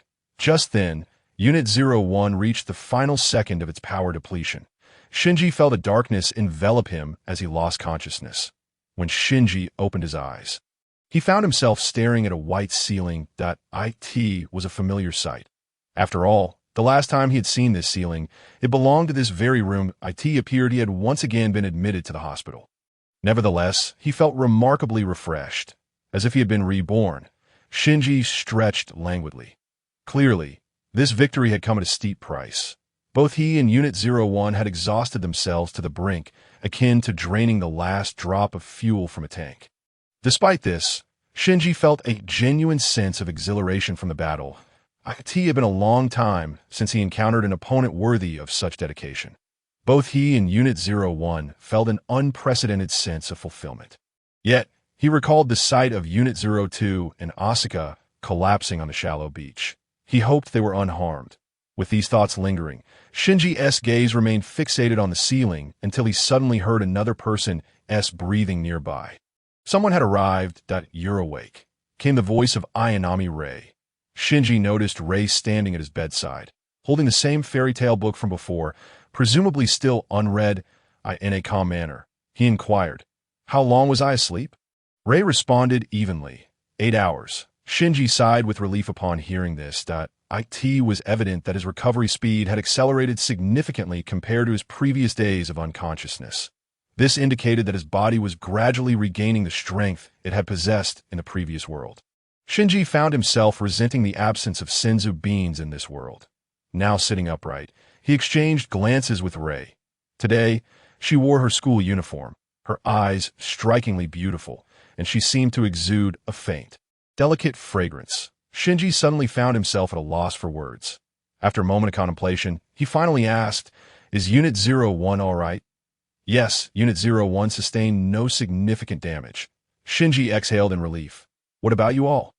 "I remained on standby at the base. The other students are taking shelter underground, and no one was injured." "Has school resumed?"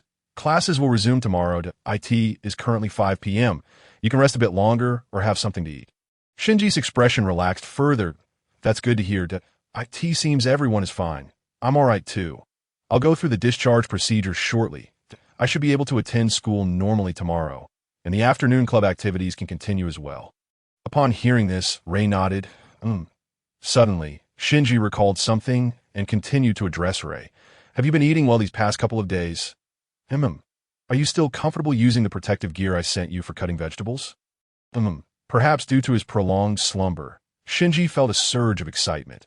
Chatting with Rei for an extended period without noticing the ominous atmosphere gathering beside him had a pair of resentful eyes pierced through the hospital's curtain surrounding the bed. If looks could kill, Shinji would have been pierced 1,000 times over. Clearly oblivious to this, Shinji continued to chatter away with Rei. Suddenly, a familiar voice called out from Shinji's left. "Pervert Shinji, you really have forgotten about me. Haven't you? You've been asking about everyone else, but never inquired about me and my Unit 02. You truly are a lecherous fiend, a pervert, forsaking all moral obligations in the presence of beauty, Shinji Ikari. How could you realize this only now?" In a desolate hospital room, 2 beds lay side by side, separated by a curtain. Asuka was lying just next door. What a veritable battlefield of emotions. Shinji awkwardly turned his head away and addressed Asuka. I was actually about to inquire about your condition." The voice of Asuka from behind the curtain brimmed with indignation. "I don't believe you've asked at least 20 questions just now, none of which pertain to me." With a sharp sound, the curtain was drawn back, revealing Asuka beside him. Her situation was far more dire than Shinji had anticipated. An N4 drip was attached to her hand, and her right arm was tightly bandaged. Clearly, she had sustained significant injuries in the previous battle. Shinji was taken aback to discover that every question he had posed had indeed been heard by Asuka, who even remembered the exact number. Desperate to salvage the situation, driven by an instinctual will to survive, he inquired with genuine concern, "Asuka, are you all right? Is your injury severe? What did the doctor say? Only now do you think to ask. It is too late. Are you a fool? We fought together this morning. Didn't you see how badly I was hurt? And now you dare to seek information from other girls. Have you forgotten where I am? You scoundrel, Shinji, Misato-san was right about you. You've indeed learned from Kaji-san and have become a disgrace."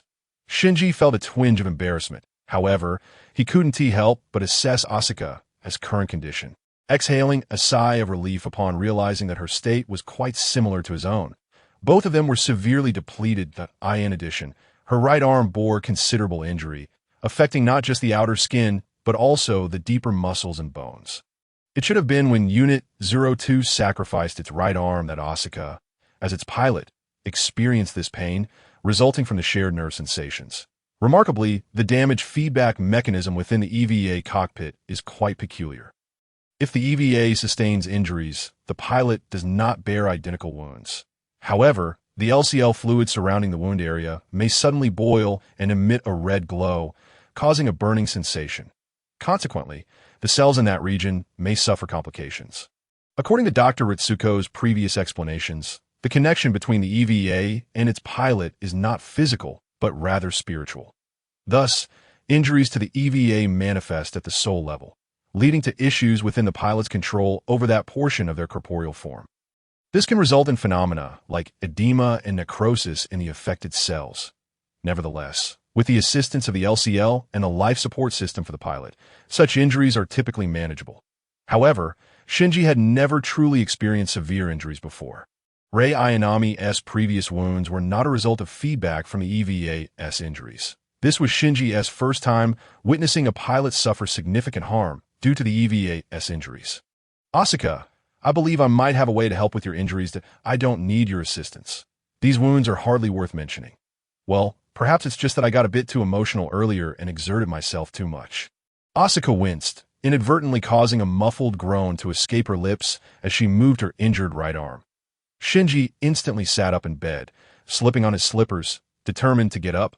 Upon witnessing this, Asuka suddenly exclaimed, "Pervert, don't come over here.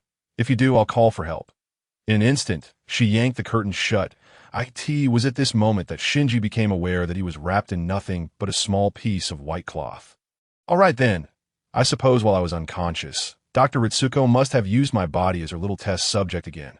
This woman is utterly insane. Several times, Shinji had felt that Dr. Ritsuko's gaze held the intent to dissect him alive. It seemed he would have to steer clear of her next time. Feeling somewhat embarrassed, Shinji noticed that Rei Ayanami remained completely expressionless, as if she had grown accustomed to such scenarios, forming a stark contrast to Asuka's fervor. However, Shinji could scarcely concern himself with these differences, swiftly searching for his clothing. Rei adeptly opened the cabinet and handed him his garments. Your clothes are here. My task is to care for you. Task complete.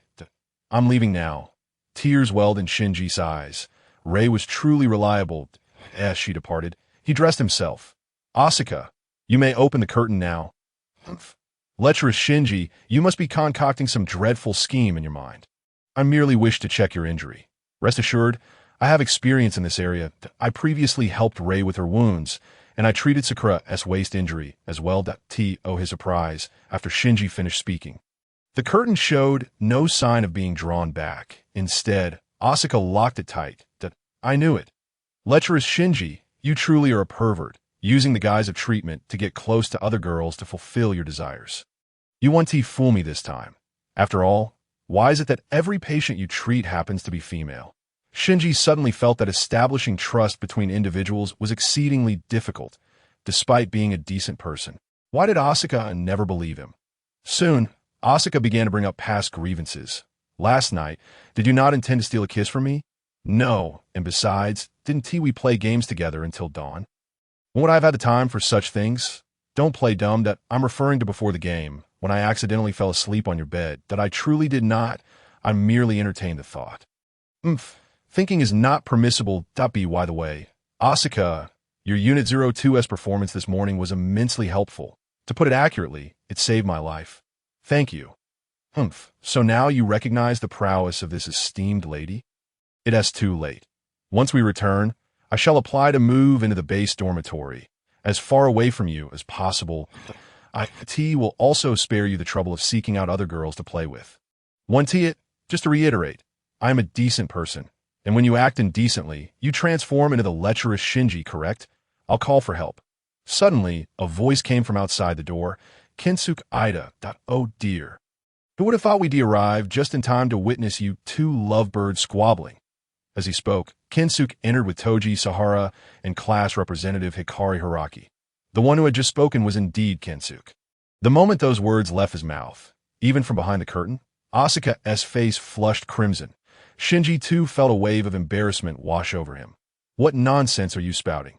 I'm not spouting nonsense. We've been outside listening for quite a while. Most of what we heard was you two bickering like a couple. Look, even Asuka has grown shy and doesn't he want to speak now? At last, Asuka pulled back the thick curtain, declaring, as you can see, Shinji should be discharged shortly. He just promised another girl that he would return to school tomorrow to MY recovery. However, may take a bit longer. There's nothing more to see here. Kinsuke opened his mouth to say something further, but Asuka's tone was laced with jealousy, unmistakable to anyone. It was Ikari who interrupted Kinsuke, saying, "Actually, we came because we heard you faced a perilous battle and barely managed to win. We've been wanting to visit for some time, but information about the pilots is classified. Eventually, I contacted Misato to get this address. After several rounds of checks, we finally made it here. These are gifts of consolation." Ngm Guing, the class leader, possesses a profound understanding of Ikari Shinji's needs.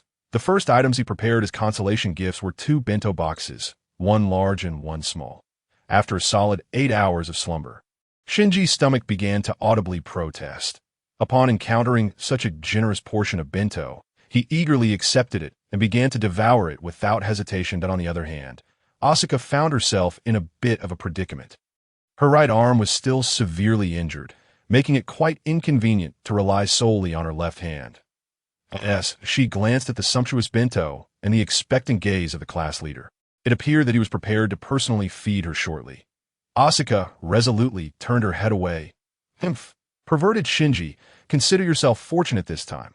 What methods do you possess to expedite the recovery of my right arm?" Shinji had been waiting for this moment.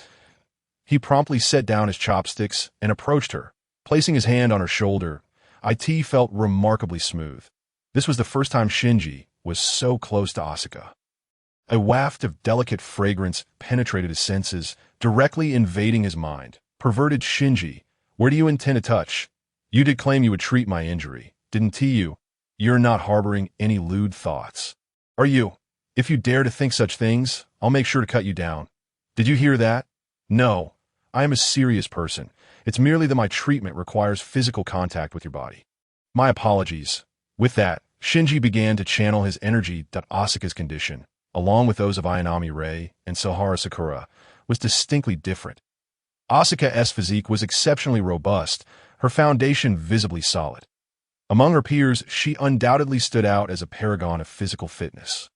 Yet her right arm's condition was dire, with numerous cells seemingly stripped of vitality. As Shinji infused her with his energy, the dormant cells began to revive almost instantaneously. Asuka merely felt a tingling sensation, as large patches of dead skin began to slough off, revealing fresh, fair, and delicate skin beneath. "All done. Now, give it a try," he encouraged. Asuka tentatively moved her right arm, finding it reasonably functional. With her arm regaining its strength, she swiftly removed the needle and began to eat her bento. Sahara TG, having experienced this before, was somewhat unfazed. The Njingu Ing and Ida Kinsuke exchanged astonished glances directed at Shinji. Kinsuke in particular exclaimed, "What manner of ability is this, Shinji-kun? Is it a special skill, a superpower, or perhaps a legendary miracle? Are you truly human?" Shinji rubbed his nose. "I suppose. So, as Asuka munched on her bento, she mumbled, "Of course, perverted Shinji is human. If he weren't, how could he possibly be a pervert?" Surprisingly, upon hearing this explanation, Kinsuke nodded in satisfaction. Feeling somewhat hurt by such a remark, Shinji was taken aback. Suddenly, class leader Ngm Gu-ing seemed to recall something and addressed the two. "Actually, I have another matter to inform you about today. If all goes well, the day after tomorrow, our entire class will embark on a school trip. Our destination is Okinawa." This news was indeed shocking, particularly for Shinji, who had never encountered such a lavish concept as a school trip in his memories. The term itself was something he had encountered in other books.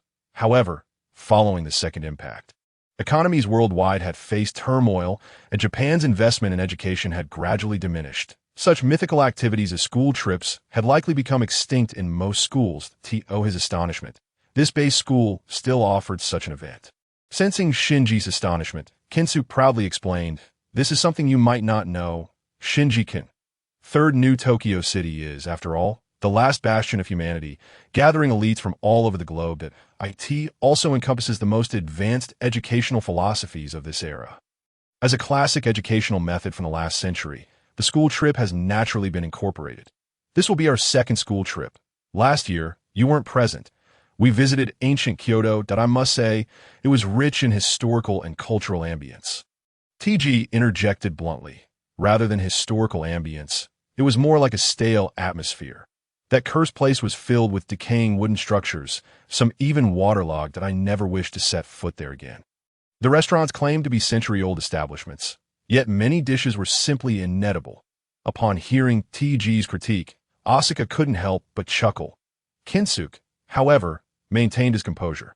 The class leader sheepishly explained that the last trip had been an anomaly and assured them that this time would be different, as their destination was a southern island with sun, sand, and sea.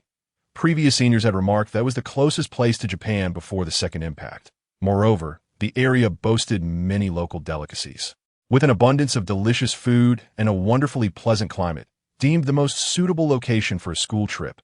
Upon hearing the mention of unique cuisine, Shinji's eyes sparkled with longing. Asuka, on the other hand, wore an expression of disdain, as if she viewed the notion of a school trip as nothing more than childish play, utterly unworthy of mention.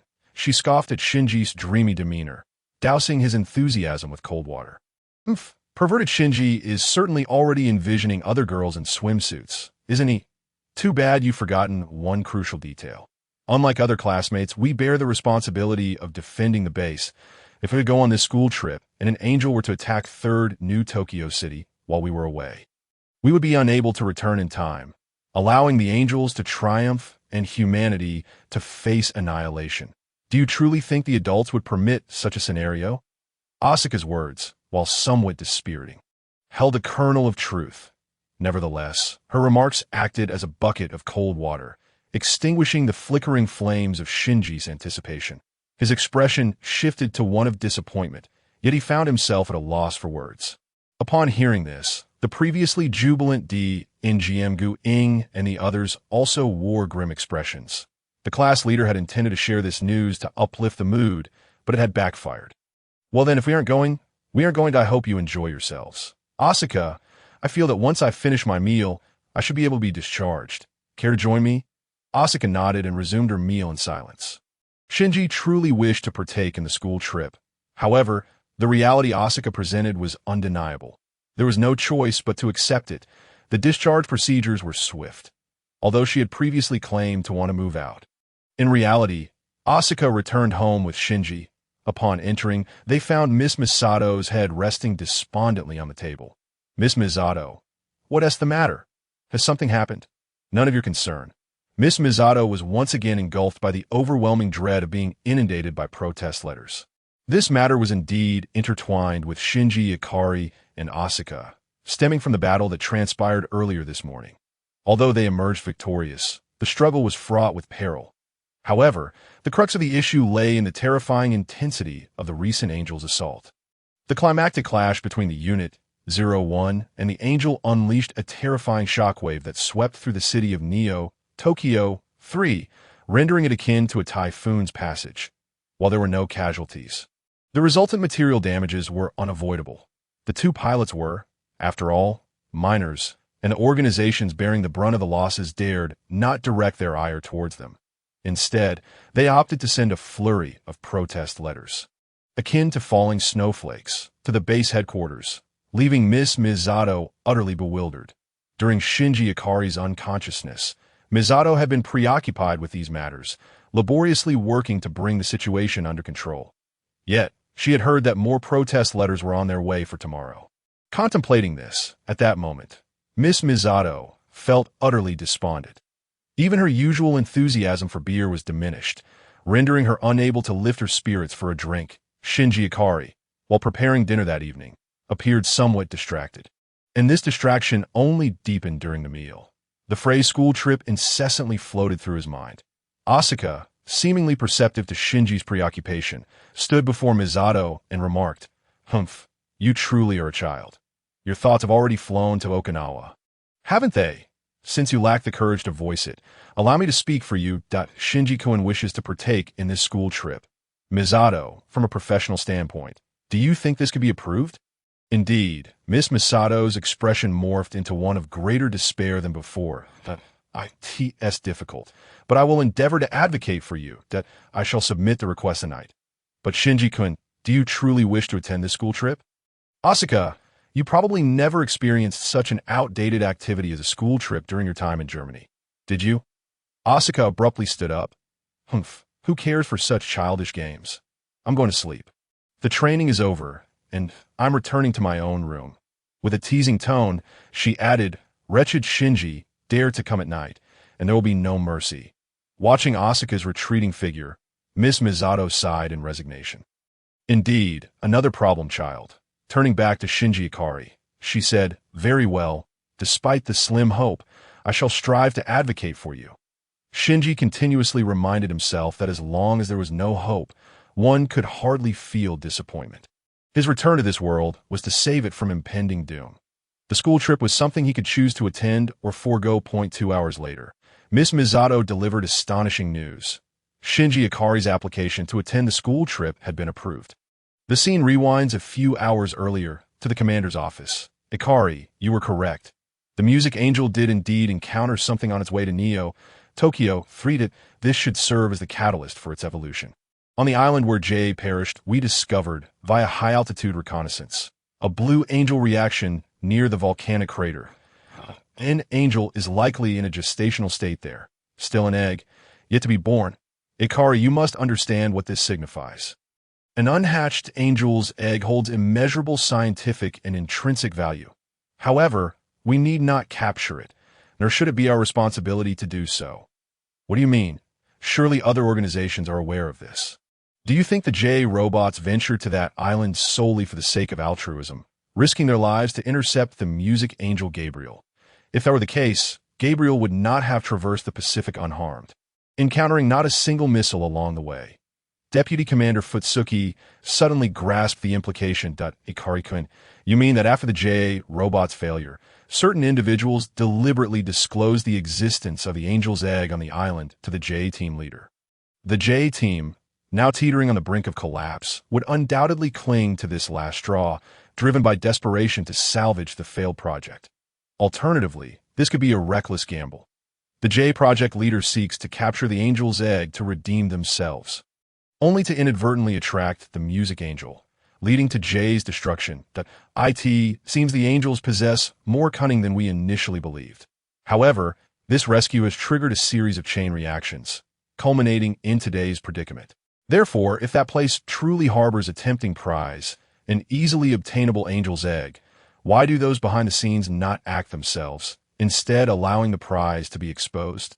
Commander Ikari nodded, affirming Futsuki's deduction. Indeed, if I am not mistaken, the egg gestating in the volcanic crater is the next angel we must confront in our narrative. In that case, there is no need to disrupt the script. We can simply await its hatching and then confront it. However, if that is the case, the timing of the next angel's attack will inevitably be delayed. After all, no one knows when the angel within the crater will hatch. It won't be long. For some matters, even if we do not take action, others will act on our behalf. Moreover, I previously examined the satellite footage of that island and discovered something intriguing with that statement. Commander Ikari exhibited a peculiar smile. Suddenly, Futsuki picked up a document bearing the stamp of the operations department. By the way, Ikari-kun, this is Shinji's application to participate in the school trip, just submitted by Misato. What is your opinion? Though there are certain risks, Shinji possesses unique abilities that he should have a means to return swiftly in a critical moment. Considering his development, permitting him to attend the school trip seems a worthwhile choice. Commander Ikari gazed at Futsuki in surprise, not anticipating that he would plead Shinji's case for such a trivial matter. Futsuki had prepared himself for rejection, but to his astonishment, Commander Ikari suddenly lowered his hand from his forehead and seriously addressed Futsuki.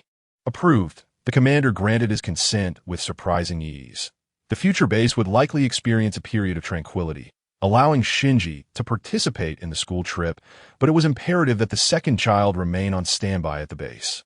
This decision took Futsuki by surprise. Ikari, are you suggesting that not only Shinji Ikari, but also Rei Ayanami may attend this school trip? ISNT, that's somewhat reckless. It is not reckless. Some risks are necessary to take. Cell has already begun to sense my intentions. Our narrative must accelerate now. Besides, Okinawa does not seem far from that volcanic island on the map. While waiting for that angel to arrive at Neo, Tokyo 3 is feasible. It would be a lengthy endeavor. Utilizing the existing facilities, there would yield higher efficiency in dealing with the angel and minimize losses. That Futsuki's expression shifted, seemingly gaining a new understanding of Commander Ikari's motives. It turned out that it wasn't merely about lamenting his son's missed opportunity for a school trip. He simply wished for Shinji to venture forth and work. However, this was not the first time Futsuki had witnessed Commander Ikari's inclination to lower his standards. The discomfort etched on his face lasted only a few seconds before he found acceptance. That I reiterate, as long as you deem it worthwhile, I am willing to accompany you to the very end. Meanwhile, Shinji Ikari was taken aback by the outcome, feeling not merely surprise, but also a sense of shock. What had his father ingested that led him to approve such an outrageous request? Not only did he approve of the application, but he also agreed to allow Rei Ayanami to attend the school trip. For the first time in many years, Shinji felt a flicker of fondness for Gendo Ikari. Could it be that this old man had undergone a transformation? Yet, recalling his childhood memories, Shinji clenched his fists. Impossible. Absolutely impossible. Gendo was still Gendo. He could not have changed. He could never become better. This man was nothing but scum and a rogue. Since the day after tomorrow I shall depart, I must begin procuring essential items for my journey to Okinawa tomorrow: travel-sized toiletries, a change of clothes, and most importantly, my swimsuit and goggles. Ikari Shinji is well aware that with his physical prowess, he can dive and swim freely in the ocean without the need for goggles or flippers. After all, he had done just that in the previous world. However, should he exhibit such abilities among his classmates, he would undoubtedly be regarded as an oddity. Nevertheless, more than these concerns, Ikari Shinji is far more captivated by the splendid vistas of the ocean there. The waters surrounding Okinawa are reputed to be exceptionally blue and beautiful, with the underwater coral and marine life remarkably preserved. It is settled then. Tomorrow, I shall go shopping. This time, I must thoroughly enjoy the underwater experience. Yet at this moment, Ikari Shinji suddenly realizes a troubling thought. As a result, Asuka would be the only student left in the class. From initially having 3 students remaining, it has now dwindled to just 1, a significant difference that would render Asuka utterly isolated. No, she should be referred to as a solitary maiden. Furthermore, according to Misato, Asuka would largely be unable to stray far from the underground base. After all, Asuka's unit, 02, has become the last line of defense for the base in the event of an emergency. They must at least hold out until Shinji can return. This is so the following day. As dawn broke, Ikari Shinji rose from his slumber and set about preparing breakfast. Before long, a sumptuous spread adorned the table, accompanied by a bento box meticulously prepared for Miss Misato. Suddenly, Miss Misato dashed out of her room, carelessly snatching the bento and grabbing a piece of bread as she hurried away, leaving Shinji and Asuka exchanging bewildered glances. With a look of disdain, Asuka remarked, "What a klutz Misato is, and at her age, does she truly believe she is still a high school girl?" Asuka took a hearty bite of the bread, followed by a mouthful of bacon and eggs, washing it down with a sip of freshly squeezed juice. Perverted Shinji, were you daydreaming last night? This breakfast is rather lacking. Not at all. Oh, and I also made this Neapolitan seafood chowder. Shinji presented a large bowl filled with a colorful medley of seafood, the aroma wafting enticingly through the air. Asuka took a sip and nodded in satisfaction. This is more like it. It's up to your standard. Freeze 2 portions of this soup for later. Shinji watched with a tinge of disappointment as Miss Misato left without tasting the soup. It struck him as odd that she was in such a rush, especially since she wasn't working today. Was something significant occurring at the base? You're such a fool when it comes to these matters. Can't you see Misato is in casual attire, adorned with jewelry? Let me take a whiff. Yes, unmistakably Chanel Coco, at her age, still sporting a youthful style. How shameless. Don't guess. She must be going on a date. Asuka continued, her chin resting on her hand, momentarily transforming into a detective. Oh, I wonder who her date could be. Chance. The last sentence left Shinji puzzled. Asuka clarified, an opportunity has presented itself that I've changed my mind. We want to go shopping or eating. I'm going to follow them. This sudden decision nearly caused Shinji to spray milk everywhere. But Miss Misato is an adult. Having a date is perfectly normal. There's no need to stalk her. Of course, the primary reason for his reluctance stemmed from the awkwardness of having been caught by Misato during a previous attempt at following her. Asuka shook her head. That just shows you're still a child. Misato is our guardian. If she were to be deceived by a scoundrel, our well-being would be compromised. If you want to go, I will. Besides, I'm not like you. I've received tactical tracking training in Germany. A 1TB discovered. Shinji recalled the last time he had followed Misato, witnessing her with Kaji. Perhaps this time her date would be Kaji as well. With that thought, he sighed. Never mind. Even if we do follow her, we might just see Kaji. That would be awkward for you since you know him well. What? Say that again. Have you seen them on a date before? Perverted Shinji confessed, with no choice but to tell the truth. Shinji admitted, during the cooking competition with Asuka and Ayanami, I inadvertently saw them together at a bar. Asuka wore an expression of exasperation. Oh, you're utterly useless, Shinji. Though you might have some utility, if I'm not mistaken. They will surely meet at that same bar again. Why? Women's intuition. Just looking at you reveals you're a novice who doesn't even know how to follow someone. Watch me. The key to stalking is disguising oneself. Now, take me to a nearby thrift store. Shinji was perplexed. Asuka's mind raced ahead, leaving him struggling to keep up. Sure, but why a second-hand store? Isn't it better to buy something new? In recent times, Shinji had ample pocket money and hadn't given such expenses much thought. However, the idea of stalking still felt shaky. Humph, new clothes still have their tags on. Anyone would see you just changed. If you're a coward, just give me the address, and I'll take a taxi. Shinji found the ways of women to be utterly perplexing. However, since he owed Asuka a favor and she was eager to go, he figured it wouldn't hurt to cooperate a little.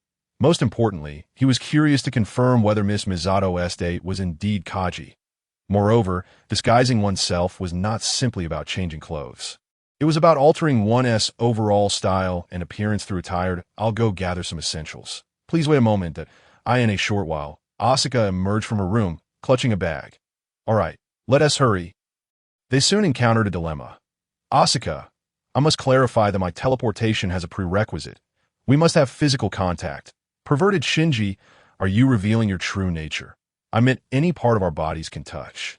Usually, I hold hands that, in a way. If you touch me, I want to be able to sleep at night. Shoulder contact is fine, even through clothing. That want to do either. If you can't help me, I'm at a loss. Well, begrudgingly, I suppose I could allow you to touch my hair. Hair? At this point, the sun had fully risen, and unlike the night, Asuka's hair shimmered with a golden red luster in the sunlight, resembling the most dazzling silk kimono.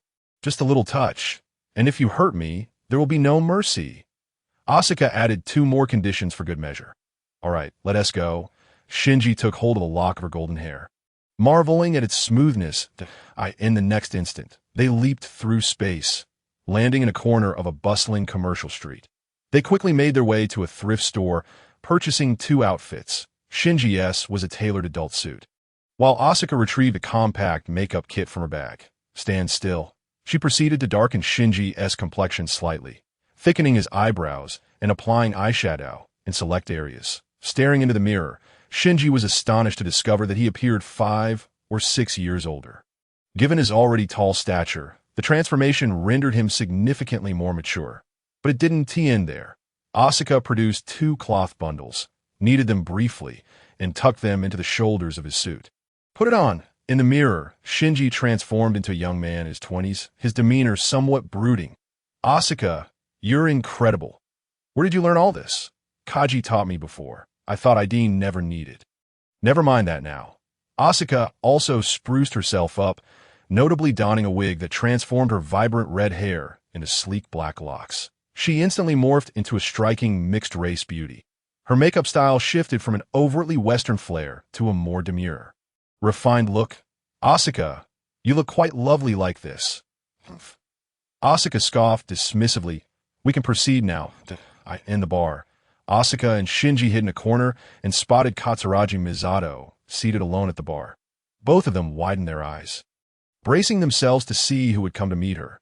Then he arrived to their astonishment. It was not Kaji. The man who appeared had graying hair and appeared to be at least in his 60s. It was Vice Commander Futsuki. This revelation left both Asuka and Shinji utterly stunned. The brain seems to have completely shut down. The first thought that crossed my mind was utterly absurd. There is no conceivable way these two individuals could be connected. Even Miss Misato, with her rather peculiar tastes, would hardly find herself enamored with someone as elderly as Vice Commander Futsuki. Ikari Shinji felt that Asuka must have made a mistake. Asuka, don't you think we should consider leaving?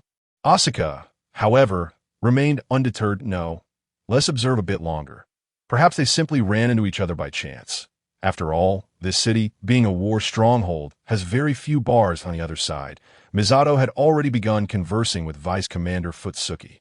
Due to the raucous atmosphere of the bar, their words were inaudible to Shinji and the others. Yet they could see that the demeanor between the two was notably amicable, far from the typical sternness expected between superiors and subordinates. Apologies for my tardiness, Vice Commander. Not at all, I just arrived myself. May I ask why you summoned me? Especially on a Sunday. Is there something that cannot be discussed at the base? Indeed, Futsuki replied. This matter regarding Shinji's trip to Okinawa is quite significant. You are to accompany him to this. Misato nearly spilled her beer. Are you joking? Even if I want to go, I have no reason to do so. I am an officer here, the director of operations. Attending a field trip for middle school students. This is simply outrageous. Futsuki slid a card across the table. This is your plane ticket. Not only you, but Unit 01 will also be secretly transported to Okinawa, temporarily stationed at a clandestine NERV base for maintenance. The operational objective is likely to be near a small island not far from Okinawa. Not just Unit 01, but even Unit 00 will be dispatched. Misato slumped back in her chair, clearly taken aback by the revelation, which had drastically lowered her expectations of the commander. After a moment of stunned silence, she spoke slowly. So, this so-called field trip is essentially an expedition. Futsuki nodded that, if not for necessity, he would have preferred to keep this matter under wraps, but circumstances were pressing. Precisely. And you are to be the commander of this expedition. Yes, Futsuki and Misato spoke. They deliberately lowered their voices, blending their conversation into the din of the bar. Even with eavesdropping devices, it would be challenging to overhear anything. Moreover, Asuka and Shinji were situated far enough away that they could only vaguely discern Futsuki quietly conversing with Misato. Asuka, can you make out what they're discussing? Asuka, visibly irritated, replied, Of course not. Do you think I have superhuman hearing? But I have a dreadful suspicion. Shinji, feeling anxious, asked, What do you suspect? Asuka scoffed, Never mind. You're still just a child. This isn't something you should hear. Please, I'm genuinely curious. Humph. I suspect that Miss Misato is being harassed by her superior. Did you see that card Futsuki just handed over? It must be a room key. A room key. Shinji nearly leapt from his seat. So, it's a key card for a room. Futsuki gave Misato a key card, presumably for her to wait in some room, where she will undoubtedly face a most terrifying and tragic fate. It must be said that Asuka's imagination and capacity for conjecture far surpassed Shinji's. Within mere seconds, she had concocted an elaborate scenario involving a lecherous figure preying upon Misato. Furthermore, in Asuka's estimation, Futsuki was likely not the ultimate perpetrator, as many influential figures prefer to remain hidden. Futsuki's role might simply be to deliver the key card, while another powerful individual awaited in the room. If I'm not mistaken, that individual could very well be your father, Commander Shinji Ikari. What? That old man. The mention of Shinji Ikari stirred Shinji, igniting a surge of adrenaline within him. The thought of that unscrupulous man filled him with indignation.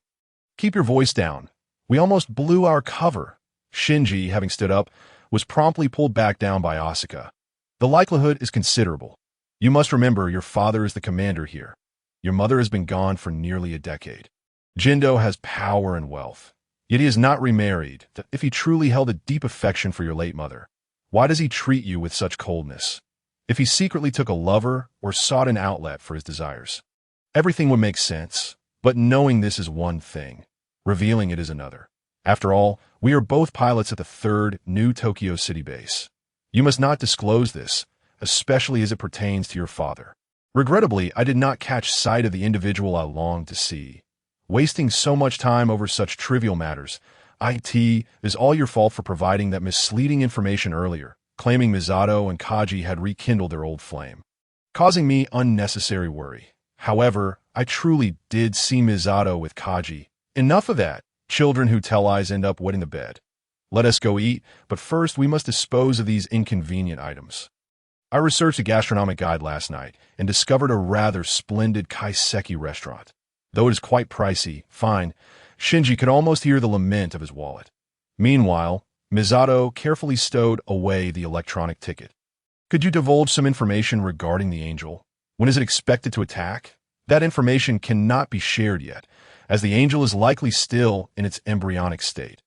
According to Commander Ikari's calculations, it will emerge soon, most likely during Shinji's field trip. Just be patient while you wait that I ask for its identity. That is simple enough. Let them have their field trip, adding a bit of Boy Scout training to the agenda. After Futsuki departed, Misato felt her molars nearly cracking from the pressure. This mission was beyond absurd. An unfamiliar territory 1,000 miles away, devoid of base support. It seemed she would also need to organize a means of evacuation. What sort of monumental task had Commander Ikari assigned her? This superior was utterly inhuman. Commander Ikari certainly held her in far too high regard. Damn it, bring me a bottle of vodka. Neat. Misato felt that without a few drinks, maintaining her sanity would be a challenge. That moment, Shinji and Asuka had already distanced themselves. A familiar voice beckoned from behind Misato. Are you enjoying a drink alone? Beautiful. Would you like some company? Shinji noticed Asuka was visibly upset. She was aware that Shinji recognized her anger, and he too was cognizant that Asuka knew he was aware of her displeasure. In truth, Shinji understood the root of Asuka's frustration. After all, Miss Misato was likely the very type of admirable woman Asuka aspired to be. Witnessing such a person in a state of decline left Shinji feeling somewhat disheartened, while Asuka must have felt her idol shattered. Forget it, let us indulge a little. It won tea break the bank. Yet Shinji had an ominous premonition that this meal would be anything but ordinary in terms of expense.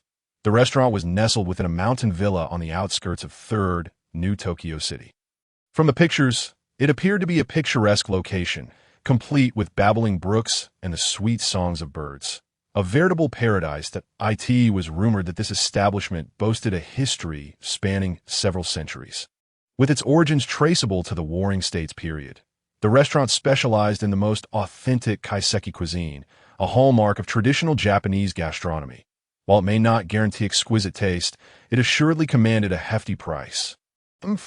I shall see what justifies such exorbitant prices for their ingredients. Furthermore, the restaurant had garnered a 3-star rating, suggesting that even if one were to travel from afar, the culinary experience here would merit the journey.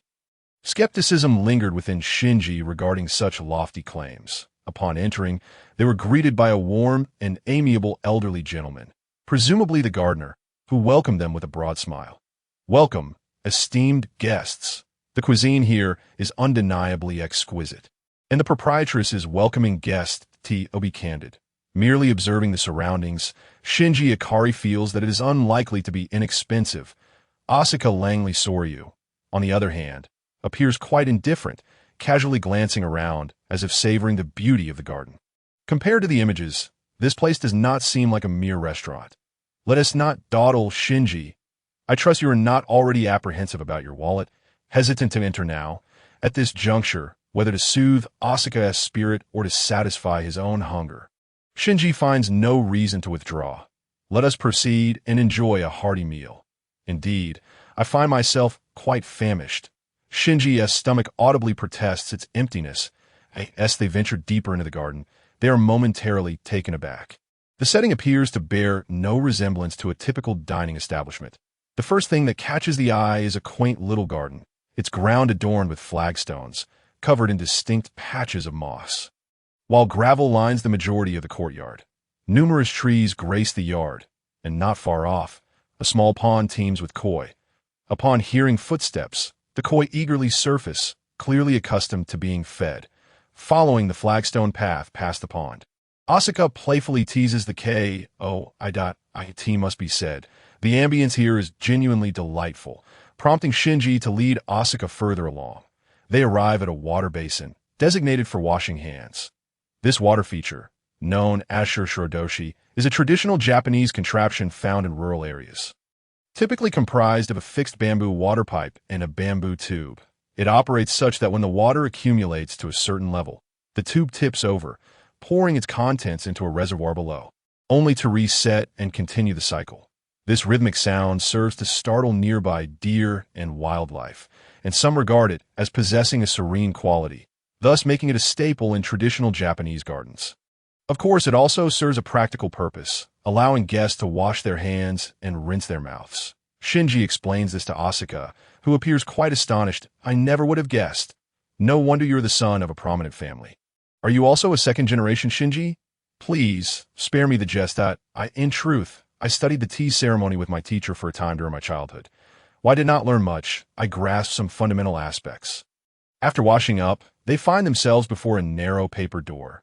Shinji, they can't possibly expect us to crawl through that, can they? Following the customs of the tea ceremony, it seems they indeed do. This practice, said to have originated hundreds of years ago during the Warring States period, symbolizes the need for samurai to remove their swords upon entering, signifying humility toward the exquisite food and tea. After all, one must not take fine cuisine for granted. There is also a rather whimsical reason. It is said that if the samurai do not relinquish their weapons, they might be slain on the spot should the food prove inedible. Asuka bursts into laughter at this notion, her earlier gloom dissipating significantly. Shinji, hold on a moment before we enter. Let me have a good laugh. Was the second reason imparted by your tea ceremony instructor as well? Shinji, maintaining a serious demeanor, replies, not quite. It stems from my own experiences. While this was not a falsehood, Shinji recalls his time in the Dragon Ball world, where chaotic times led to some restaurants serving unpalatable fare, and patrons were required to surrender their weapons at the entrance, prompting his speculation. Shinji adds, before we enter, we must remove our shoes and leave them outside. It's also a matter of etiquette. With a resigned nod, Asuka lowers her head, removes her shoes, and opens the paper door to prepare for entry. Suddenly recalling something, she turns back to warn, Shinji, you'd best not do anything odd while I'm in front of you. Shinji, somewhat at a loss for words, waits for Asuka to fully enter before following suit. Inside, they discover a tatami mat room of approximately 6.5 mats, furnished only with cushions. Asuka promptly sits down. Though proper decorum would dictate that she kneel, that a voice suddenly emerges from outside. Feel free to make yourselves comfortable. The rules of the tea ceremony are not intended to cause discomfort, but rather to ensure that guests receive proper hospitality and enjoyment. Here, I do not impose many regulations. If any exist, they are to guide my own conduct. As she speaks, the paper door opens to reveal a woman clad in a kimono, who captivates Shinji's attention. This lady exudes a charm that seems undiminished by the passage of time, perhaps even enhanced by a unique sense of mature allure, accompanied by the subtle fragrance of a refined woman. She appears to be in her 40s, or perhaps not yet 30. Truly enigmatic. Asuka, emboldened, exclaims, see? The proprietress has made no fuss at all. Ma'am, we are nearly starving. Do you have a menu? Do not fret. I assume you have traveled quite a distance and may be feeling parched. I have some light snacks and tea for you to enjoy while I prepare the main dishes, as promised. The proprietress soon presents a delicate platter of pastries and 2 cups of tea. You Japanese are truly peculiar. We are both starving, and you offer us tea. It's far too hot to drink at the moment. Dear young lady, one must always be willing to try new things. Sometimes what seems logical may not reflect reality. With that, the proprietress gracefully retreats. Asuka, somewhat unconvinced, takes a sip of tea and is pleasantly surprised to find it at the perfect temperature, neither too hot nor too cold. After sampling a couple of pastries, her expression reveals that their flavor is equally delightful. Shinji feels a stirring within, realizing they have indeed encountered a master of culinary artistry. As they progress, Shinji senses that he and Asuka have fallen entirely into the rhythm orchestrated by the proprietress. The first cup of tea is perfectly warm, quenching their thirst, while the second, noticeably in a smaller cup, is slightly hotter and possesses a richer aroma. Shinji deduces that the next offering will likely be a small cup of concentrated tea. It is evident that the tradition of serving tea in 3 rounds holds genuine significance. This realization brings Shinji some relief. It appears they are not in a rigidly formal tea ceremony restaurant, allowing for a more relaxed dining experience. As time passes, Shinji perceives that the proprietress possesses an extraordinary ability to read her patron's needs, knowing precisely when to offer water, when to provide a towel to wipe sweat, and even when to offer support for weary backs. She seems to masterfully anticipate every requirement. Additionally, her culinary skills are exceptional, presenting dishes that include, but are not limited to, kaiseki cuisine and a variety of exquisite Western dishes. This aspect leaves Asuka utterly thrilled as she eagerly orders several renowned French delicacies. To her astonishment, they taste even more authentic than what she had enjoyed in Europe. This revelation astonishes Asuka greatly. Shinji's amazement grows even more profound. Not only are the dishes delicious and plentiful, but he also finds himself developing a sense of belonging in this unfamiliar place. His gaze toward the proprietress softens, as if she were a familiar elder. This is not normal. It is decidedly abnormal. Shinji is certain his mental state remains intact and unassailed. Could it all be attributed to the proprietress's charm and service? Asuka curiously observes the colorful array of tableware. Proprietress? The proprietress, engrossed in grilling eel, looks up upon hearing Asuka's call and smiles brightly. You may call me Kyoko. Kyoko, sister. Asuka instinctively hesitates, unable to ascertain the proprietress's age, but opts for polite address. What is the origin of this tableware? Or where might one purchase such intriguing pieces? Not only is the color a riot of hues, but the shape and the artwork above evoke the impression of a child's whimsical doodles. I have never encountered such an item during my time in Europe. I wish to procure one to take back home. Shinji Ikari glanced at his wallet, allowing a moment of silent contemplation. The elegant smile remained on Kyoko's face. These items are not for sale, many of which boast a history spanning several centuries. As for the style you mentioned, it is indeed quite rare even in contemporary Japan. These artifacts originate from a tea master of centuries past, Kitagawa K.B. This particular tea, where is referred to as K.B. Yaki, if you desire, young lady, I could offer you one as a gift. Ah, perhaps not. Such treasures must be cherished. Kyoko shook her head. In this world, nothing is more precious than life itself. I thank you both for your guardianship of this city. T.O.B. recognized is rather embarrassing for Shinji Ikari. Asuka, too, felt a twinge of discomfort. Moments ago, she had been casually seated cross-legged, but now she felt compelled to adopt a kneeling posture akin to Shinji's. There was, after all, a hint of idol-like pressure. The proprietress could not suppress her laughter. Young lady, there is no need for such formality. In truth, there are many in this city who are familiar with both of you. After all, your photographs occasionally circulate on social media. The authorities have not imposed stringent regulations in this regard. Hence, I recognize you the moment you step through the door. Upon hearing this, Asuka exhaled in relief that it seems her tracking skills are not as lacking as she feared. After a satisfying meal, faced with the proprietress's generous offer of a complimentary bill, Shinji Ikari finally spoke. Even so, Miss Kyoko, we must pay for our meal. The proprietress glanced at her hesitant counterpart across the table, but ultimately replied, That is true. I must consider your status as guests. Out of respect for both of you, I shall offer a discount of 20%. Your total comes to 735,824 yen. After adjusting and applying the discount, it amounts to 588,000 yen. Shinji felt a pang of discomfort. To be fair, the price was not exorbitant. In this era, fresh vegetables, particularly seafood, are highly valued commodities and inherently costly. However, based on Shinji's understanding, the average recent university graduate earns merely 200,000 yen a month, while the average office worker's salary hovers around 300,000 yen. This sum would nearly cover 2 months' wages for a typical employee. Indeed, it is not inexpensive. With a certain reluctance, Shinji produced his bank card to settle the bill. As they exited, Asuka suddenly burst into laughter. It seems I must bestow upon you a new nickname. In addition to pervert Shinji, perhaps stingy Shinji. Seeing you so pained at parting with your money makes this meal worthwhile. Let us return. You owe me nothing now. This time, Asuka extended her hand graciously, catching Shinji by surprise. This is a special treat. After all, you did tug at my hair a bit too harshly last time. I fear that in time, you might leave me bald that I must insist. Do not use my hand for anything peculiar. Shinji extended his hand in return. The warmth and softness of Asuka's little hand was intoxicating that a flutter surged within him, prompting him to activate his teleportation ability.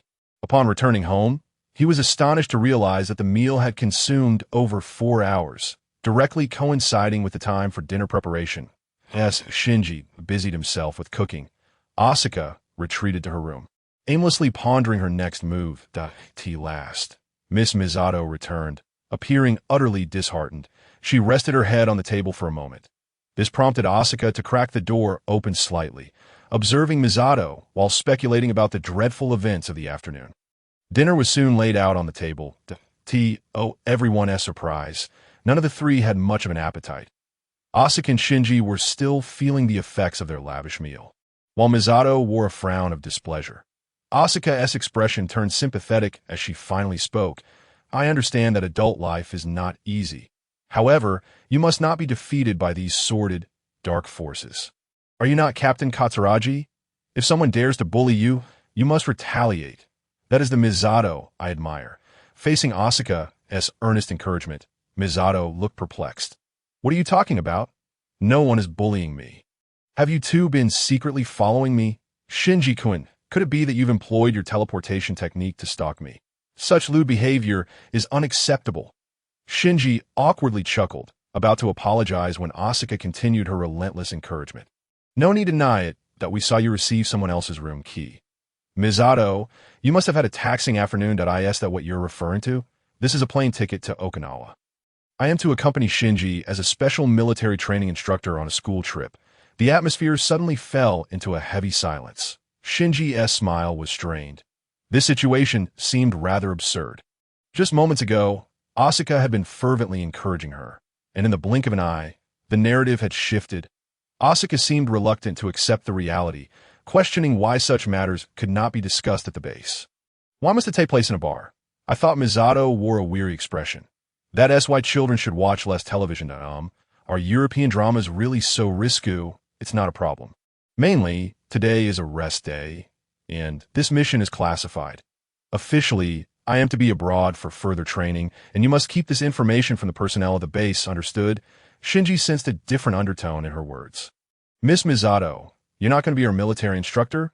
Misato rubbed her temples in distress. Yes and no. You and Rei Ayanami are both on standby. There may be engagements with the apostles. Upon hearing this, Shinji adopted a demeanor of resigned acceptance. As expected, Commander Ikari would not suddenly turn benevolent. There must be some ulterior motive at play. This is the scent of conspiracy. The old man is scheming against me. However, if I am with Rei, or rather, if I am with my classmates, being caught in one of his schemes might not be so dreadful. With this thought, Shinji felt a slight sense of comfort. Throughout the exchange, Asuka sat awkwardly to the side, her small fists tightening. Upon learning that Shinji and the others were not going on a school trip, but rather to confront the apostle threat, Asuka's countenance darkened. Why wasn't I chosen? Am I not strong enough? Yet that Ayanami was selected as well, or perhaps I am merely a clown. In terms of tracking, intelligence gathering, synchronization rates, and combat prowess, I am nothing but a jester. Asuka's eyes gradually dulled, and she numbly stood up. Since there is nothing for me here, I shall return to rest. After all, I must be on standby tomorrow. Shinji-kun, you and Rei, make sure to enjoy yourselves and fight well. Excuse me, Miss Misato. This time, Shinji did not require prompting. He followed her directly. As Asuka was about to close her door, he squeezed in just in time. This was only the second time Shinji had entered a girl's room, not counting Misato, the drunken woman, were it not for concern over Misato's untidiness, which might hinder her prospects of marriage. He would not have bothered to tidy up for her. His first visit to Rei Ayanami's room was also a stark contrast to traditional feminine quarters. However, Asuka's room was quite normal. The entire space was adorned in vibrant shades of pink, embodying the quintessential essence of youthful femininity. Scattered across the floor and on the table were several delightful strawberry and puppy plush toys, all exuding cuteness. Furthermore, a model of a flying fish rested on the table. Its teeth appeared so lifelike, as if it had just soared out of the Ikari Shinji's surprise. Asuka did not drive him away. Instead, she slowly lifted her head and approached him step by step, tears shimmering in her eyes. This left Shinji utterly bewildered. "Asuka, please don't cry." Asuka's voice was tinged with a sob. "Who has crying? It's just that sand got into my eyes. Hurry up and get out, or else I won't show mercy." In truth, Miss Misato seemed unconcerned with her wild speculations. You needn't blame yourself. After all, you weren't the only one thinking that way at the time. I felt the same but lacked the courage to voice it. Given the circumstances, misunderstandings are entirely normal. You really shouldn't feel guilty. Asuka's expression turned cold again. "Are you done? If you're finished, you may leave." Shinji paused, desperately racking his brain for a reason to stay. "Are you upset because you can't go to Okinawa? After all, this is fundamentally a battle. How about I help you apply for a swap? We can trade places." Shinji's heart softened, thinking that if it came to it, he could take responsibility for guarding the base. Yet, Asuka remained ungrateful. "That I can't compare to the invincible Shinji-kun, that I don't have your high synchronization rate. Nor do I have that doll's knack for socializing. That's why I am the one who is abandoned. If I'm no longer of use, I will be set aside." "I understand. This is simply adult logic. I'm an adult too. I've grown up. How could I not understand? Isn't that right, Shinji-sama? The great and invincible Shinji-sama." "Asuka, please don't say that we are partners. Besides, someone has to stay behind to defend the base. After all, this concerns the survival of all humanity. Moreover, I promise that when you're in danger, I will pilot Unit 01 to protect you." "Humph, I don't need it. I have the strength to protect myself. That I don't need anyone's protection. Not even yours. My mother always said that a man's promises are the least trustworthy. I don't need pity, nor do I need help. But go find your doll and enjoy your time in Okinawa."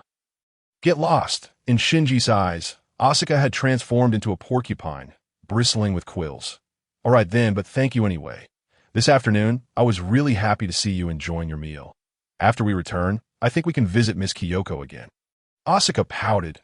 "Who would want to go on a second date with a fool like you? Dream on. And your excuse for looking for diving gear is pathetic. You clearly don't need any, as you can just rely on air to dive. Why did you even buy that useless diving gear? And you even forgot to buy in the end. You forgetful Shinji." Shinji's expression was quite telling. He indeed felt he had forgotten something. But he was surprised that Asuka remembered. That's because during this school trip, not only were there NERV personnel, but most were ordinary classmates that I was worried it might cause a panic. After all, in the eyes of ordinary people, someone like me is considered a monster, right? You always do this, always thinking from others' perspectives, never asking if they are willing to accept your overly kind gestures. Don't you ever get tired of being so gentle with everyone? Damn it. But Asuka, you seem very sad right now. I can't just ignore you in this state." Asuka suddenly fell silent, lowering her head, lost in thought. Suddenly, she looked up, her blue eyes locking onto Shinji's as she spoke deliberately. "Shinji-kun, am I beautiful?" The complexity of that question short-circuited Shinji's brain. Despite having traversed the Dragon Ball world for years, encountering countless powerful beings and engaging in numerous life and death battles, this was the first time he faced such a situation. It was also the first time a girl had asked him such a question. Asuka took a few light steps forward until they stood face to face, close enough to hear each other's breaths. Asuka then suddenly said, "Give me a kiss." Without warning, Asuka leaned in. Shinji was taken aback, but he thought, "I can't run away. I can't run away. There's no need for so many questions." He kissed her back. Asuka's lips felt cool, as if tears had just brushed them. Shinji instinctively wrapped his arms around her, pulling Asuka into an embrace. After a kiss, it was only natural to hold her tight. Wasn't that a given? Shinji had seen it in dramas before, and he wasn't the only one who had watched those shows. However, Asuka's hair was plentiful and silky. Under the light, it must have looked splendid. Unfortunately, with his eyes closed, he could see nothing. The kiss felt interminable, stretching as if it lasted a century. Shinji felt his heart stop for what seemed like an eternity. Finally, They could no longer hold their breath, and their heads turn away to gasp for air. The scene became somewhat comical, as both Shinji and Asuka panted heavily, like two unfortunate souls who had just been rescued from drowning. Asuka tightened her grip around Shinji. Shinji, don't let go. Let me hold you a little longer. Don't get the wrong idea. I don't like you, that I just happen to hope someone will hold me, that AS for that kiss. Consider it a blessing for your expedition. You better come back alive, you idiot Shinji. Don't really turn into a ghost. Did you hear me? Shinji's face turned crimson. Even having been to two worlds, this was his first experience with such a thing that IT felt as if the sun had baked his face. And his mind was in a haze. He had merely instinctively agreed to what Asuka had said moments ago. Yet, Shinji could feel that Asuka's face was equally flushed. They remained locked in each other's embrace for a long time. Mama, in a daze, Shinji heard Asuka calling for her mother. His shoulder suddenly grew damp.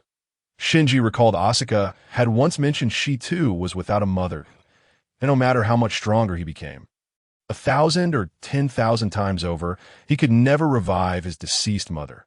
After all, this world had no Dragon Balls. Only regrets remained. Shinji felt a sudden wave of helplessness. All he could do was hold her a little tighter, allowing Asuka to cry a while longer. Asuka felt so thin, her shoulders barely having any flesh, that IT seemed he would need to increase the standard of the meals at home. Speaking of which, had he gained weight recently? Perhaps he should cut back on late-night snacks. Miss Misato happened to pass by, and upon seeing the scene through the door, she poked her head in and said, "This is youth. Be careful." Then she went back to sleep. Misato's shout startled both Shinji and Asuka awake. Instinctively, they pulled apart, their heads experiencing a pressure cooker effect. Asuka's face could no longer maintain its composure. "Damn it, how could I think of kissing you? I must have been out of my mind. This is infuriating. My first kiss was just lost like that. You idiot Shinji. I hate you. Wait, did you not brush your teeth at noon? We shared a meal, and before leaving, I rinsed my mouth at the deer restaurant. Besides, Miss Kyoko's food is quite light. IT shouldn't have any taste. You definitely got lazy and didn't rinse properly. Pervert Shinji. You were definitely thinking something perverted just now that I really wasn't. I'm a decent person. You're the one mumbling about your mother and such. You actually eavesdropped during the kiss. How shameless can you be?" Beastly Shinji to that distance. There was no way I couldn't hear. If I couldn't find a way out, let me at least cover my ears first. Then we can start over. Dream on. Asuka rolled her eyes and issued a stern warning. In any case, erase that from your mind immediately, and don't mention today again that if you dare to speak about it to anyone else, I won't show mercy. For some reason, as Asuka said this, she began to laugh. Shinji joined in, and soon their laughter grew louder, echoing throughout the villa. In the air, Miss Misato's furious voice rang out. "Are you two done? I have a flight to catch to Okinawa tomorrow. Can you two be a little more moderate?" Miss Misato's furious roar shattered the last vestiges of ambiguity, simultaneously reminding Shinji Ikari that this room was far from soundproof. Suddenly recalling something, Asuka turned to Shinji and said, "Pervert Shinji, you forgot to buy your diving gear. Since the store is still open, you should hurry." Shinji felt a twinge of reluctance to leave, wondering if Asuka was providing him with a reason to depart. Asuka averted her gaze. Shinji responded with a simple, "Okay." Asuka continued, "Also, I'm going to sleep now. I have to protect the base tomorrow. Don't worry. When you come back, everything will be just as it is." "Okay," he replied. "Then why are you still here? Do you want to sleep here?" "Okay." "What do you mean, okay?" "Okay, that was destined to be a night fraught with insomnia. In less than 10 minutes. Shinji returned with his equipment and began to toss and turn in his room. The taste of Asuka seemed to linger on his lips that he decided to listen to his portable music player, losing count of how many times he replayed a single tape. At last, dawn broke.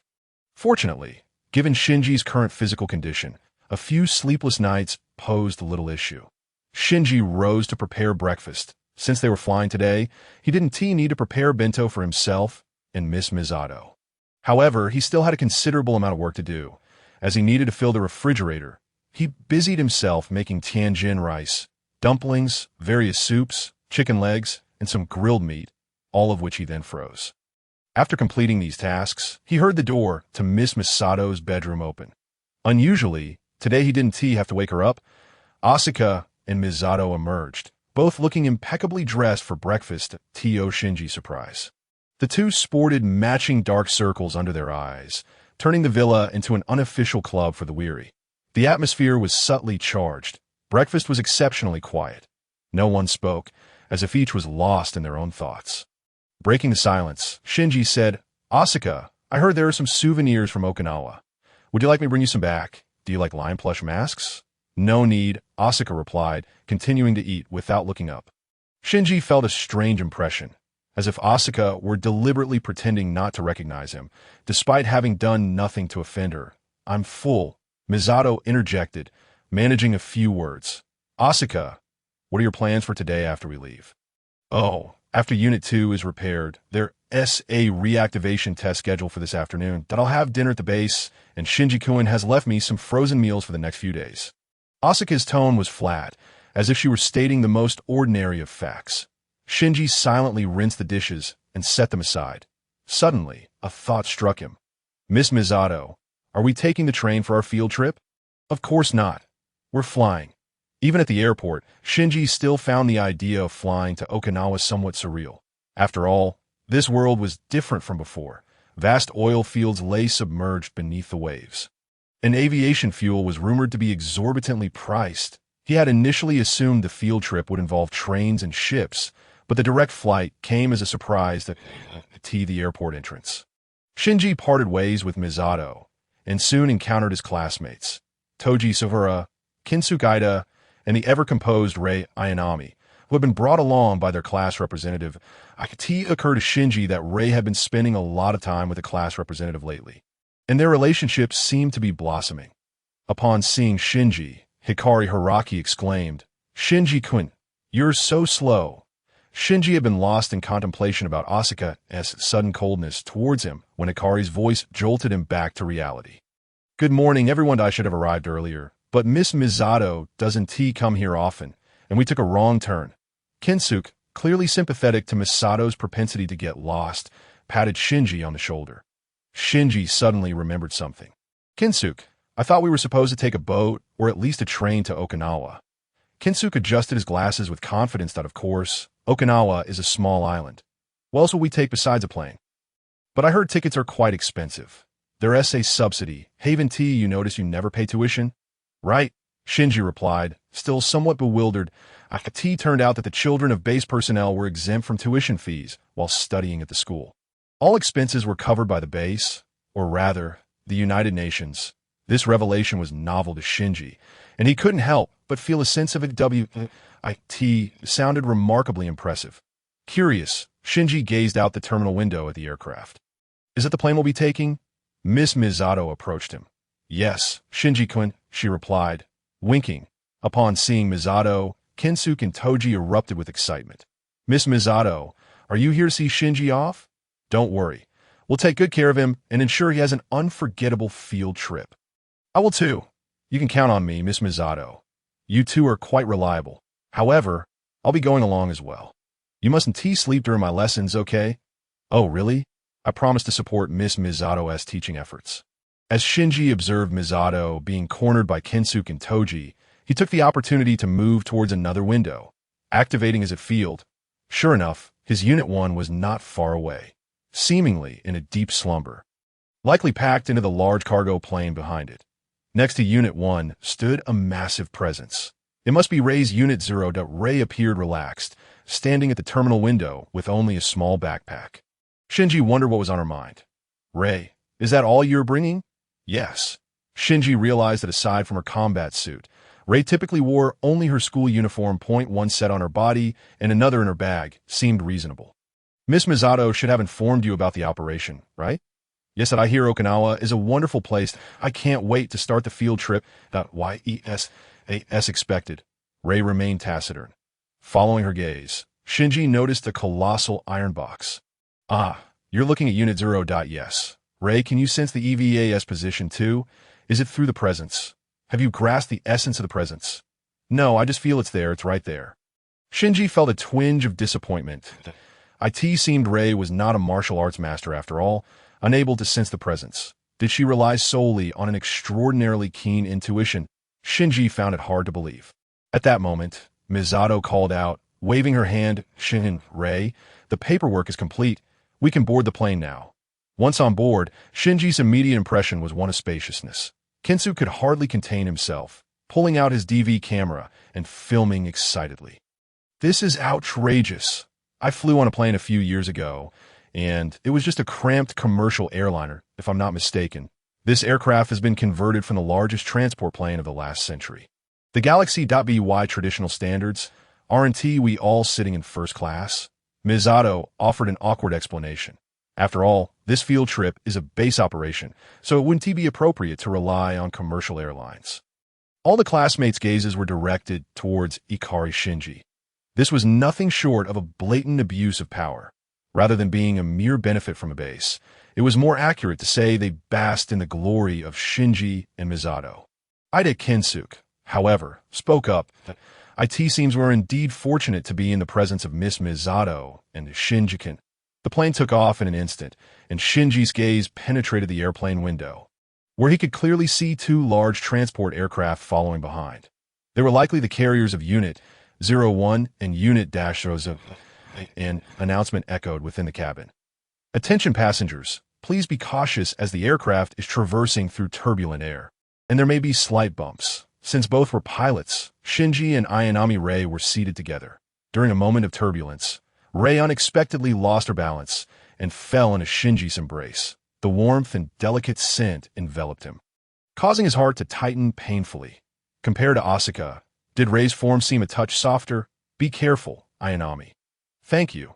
Despite feeling a twinge of guilt towards Asuka, in that fleeting moment, Shinji's heart fluttered, and more foolish thoughts. "I am a serious person, and I still have the world to save," he repeatedly reminded himself. Shinji shifted his gaze to the window, contemplating whether an angel might attack at this moment. The plane had now breached the cloud layer, revealing an endless sea of clouds outside. Golden sunlight bathed the wings, creating an atmosphere of profound tranquility. Several classmates stood up from their seats to gaze outside. In this era, even many students within the base had never boarded a plane. Misato Katsuragi wore a conflicted expression that, in truth, if it were the previous era, airplanes were merely a commonplace mode of transportation, not worthy of such fascination. With a sigh, Misato remarked that they should be arriving soon. As the distance was not great, the passengers felt the aircraft beginning its descent. After once again passing through the snow-white clouds, a small island appeared before them. Nestled in the azure sea point 20 minutes later, the plane successfully landed at the island's airport. Misato glanced outside the window. Luck is on our side. The weather for the next few days looks splendid, a perfect time for swimming. However, I must head to the teacher's accommodation and cannot accompany you all. No sooner had they landed than Misato hurried away. Shinji surmised that she was likely off to strategize for the upcoming battle. Ida Kensuke and Sahara Toji bid farewell to Misato. "Goodbye," they called, tears brimming in their eyes. Even without looking, Shinji could guess that the two members of Misato's entourage were likely daydreaming about her in a swimsuit. Misato had become increasingly mischievous lately, often teasing them. Shinji felt his face flush, for he too had indulged in such thoughts. Yet, not everyone was lost in fantasy. At least Muki Hikaru was visibly displeased. After watching Misato walk away, he shot a glare at Kensuke and Toji. "Why aren't you two following her? You perverts?" Ida Kensuke, in a serious tone, explained, "It's different. We merely appreciate beauty, not perversion. And you, class representative, have you become violent after spending so much time with Asuka? That won't win you Toji-kun's affection." Shinji set down his water cup. Kensuke was unusually bold today. His words had inadvertently laid bare certain truths. Both Toji and Hikaru's faces turned crimson. Toji swiftly placed an arm around Kensuke. "You jerk, what nonsense are you spouting?" During this time, Toji had trained alongside Shinji. Although he hadn't mastered the use of ki, his strength had improved significantly. A seemingly casual grip nearly crushed Kensuke's breath. "Easy there. If you keep this up, you might actually kill me." This awkward moment was ultimately shattered by Ayanami Rei, who stepped forward and pointed in a direction. "This way." Hikaru let out a sigh of relief and immediately followed. Shinji quickly understood and followed Rei. realizing that if he delayed any further, he would be left behind by the rest of the classmates. Since this was a school trip, single rooms were out of the question. After storing their luggage, the formalities of the trip commenced. The first stop was, of course, a local museum, where they perused various art pieces. Before long, night fell. Perhaps due to the base's involvement, dinner was lavish, featuring seafood that was relatively rare in this era. Most classmates were thoroughly satisfied, nearly licking their plates clean. However, comparisons breed discontent.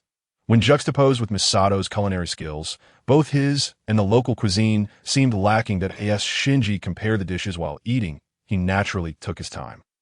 Kinsuke observed Shinji's behavior, noting the unusual lack of appetite. This was indeed a rare occurrence. After all, Shinji's reputation as a glutton was well established. Today, his disinterest was simply absurd. Shinji-kun, do you find the food unpalatable? Not at all. The chef here is quite professional, and the dishes are delicious. I see. You must be thinking about Asuka. After all, you two lovebirds will be apart for 5 days. That's not it. Yet, mentioning Asuka did cause Shinji some concern about the base's situation. Perhaps he could attempt to teleport back in one go. It wasn't about seeing Asuka, but rather a genuine worry for the base's safety. Returning to check was perfectly reasonable. As Shinji pondered this, he began to sense the key of those at the base. He shamefully failed. As expected, it won't work. His current level of power recovery was too limited, or perhaps his sensing ability had diminished. The distance was simply too great for him to perceive Asuka's key. I should take a stroll. Shinji wandered along the beach outside the inn. The fine, soft sand beneath his feet brought an indescribable comfort. The waves lapped against the shore, cool and refreshing against his skin. Despite the year-round summer, the sea was still somewhat chilly. Suddenly, Shinji spotted Ayanami Rei standing on the beach before him, with the water now reaching her calves. The remnants of the setting sun cast a golden glow upon her hair, transforming her appearance significantly. It was astonishing how a mere change in hair color could evoke a sense of familiarity within Shinji. Rei turned her head. In that fleeting moment, Shinji felt as if he were gazing upon himself. Could it be that Rei was somehow related to him? Or perhaps she was another version of himself from his world? Be careful! Ayanami! Shinji shouted as he saw a large wave rushing towards her. In the blink of an eye, the wave engulfed Rei's figure, just as he was about to teleport to save her. Rei's body, like a fish, dove directly into the sea and began to swim amidst the turbulent waters. Her swimming skills were impressive. Shinji realized that Rei's proficiency in the water was extraordinary, rivaling that of professional fishermen he had encountered in the Dragon Ball world. It was worth noting that those individuals made their living by fishing, almost always residing near the water. Yet Rei, it is indeed implausible to spend every day submerged in water and yet possess such remarkable swimming skills. Out of a sense of unease, Ikari Shinji disregarded changing his clothes and plunged directly into the depths. Two figures traversed the vast ocean, weaving effortlessly through its embrace, with no other classmates present. Shinji felt no need for diving gear. In the water, he experienced an unprecedented sense of freedom, detached from the burdens of responsibility, the expectations of adulthood, and the world itself. Was it truly this effortless? Especially in this pristine ocean, where one could almost glimpse the seabed with ease. In Shinji's view, schools of small fish danced gracefully in the water. The ocean floor was adorned with vibrant corals, and amidst them, color-changing octopuses and scuttling lobsters, along with uniquely shaped sea lilies, could be seen. This was a realm utterly distinct from the land above, equally rich in color and wonder. Yet the most enchanting sight was the presence of Ayanami Rei before him. At that moment, a familiar smile graced Rei's face, revealing her joy in swimming here. The seawater rendered her blue and white school uniform semi-transparent, causing Shinji to feel a twinge of embarrassment, igniting a desire to swim ahead. However, as Shinji accelerated, Rei matched his pace, and the two resembled playful fish chasing each other in the water. Nevertheless, Rei's lung capacity was not as remarkable as Shinji's, and soon she needed to surface for air. Shinji followed suit. Ayanami, do you enjoy swimming? Yes, you swim exceptionally well. Shinji hesitated, swallowing the word sea. Rei nodded. I simply spend a lot of time in the water. though Shinji did not fully grasp what she meant by spending time in the water. Her proficiency suggested she likely trained regularly at the base. Rei offered no further explanation and dove back beneath the waves. Shinji found himself reveling in the unexpected joy of swimming alongside someone. However, as time passed, the ocean grew increasingly it soon became difficult to see one's hand in front of them. Seizing the moment while Rei paused to breathe, Shinji leaned closer and whispered, "Ayanami, it's getting dark. We should head back. Rei began swimming towards the shore. Emerging from the water, Rei's skin glistened, flushed a delicate pink from the sea, and her damp uniform clung to her form, accentuating her graceful curves. Shinji found himself momentarily entranced. Just then, a gust of sea breeze swept over him, causing him to shiver involuntarily. He felt a surge of warmth, drying him almost instantly, while Rei shivered from the chill. "Ayanami, you might catch a cold like this." Shinji summoned another wave of warmth to help her recover. Fortunately, Rei had left a change of clothes on the shore. Turning his back, Shinji listened to the rustling sounds of her changing, reminding himself to behave appropriately and not betray Asuka, while desperately seeking a topic of conversation. "Ayanami, do you like this sea?" "Yes. Why?" The moment the question left his lips, Shinji regretted it. Such inquiries hardly warranted a response.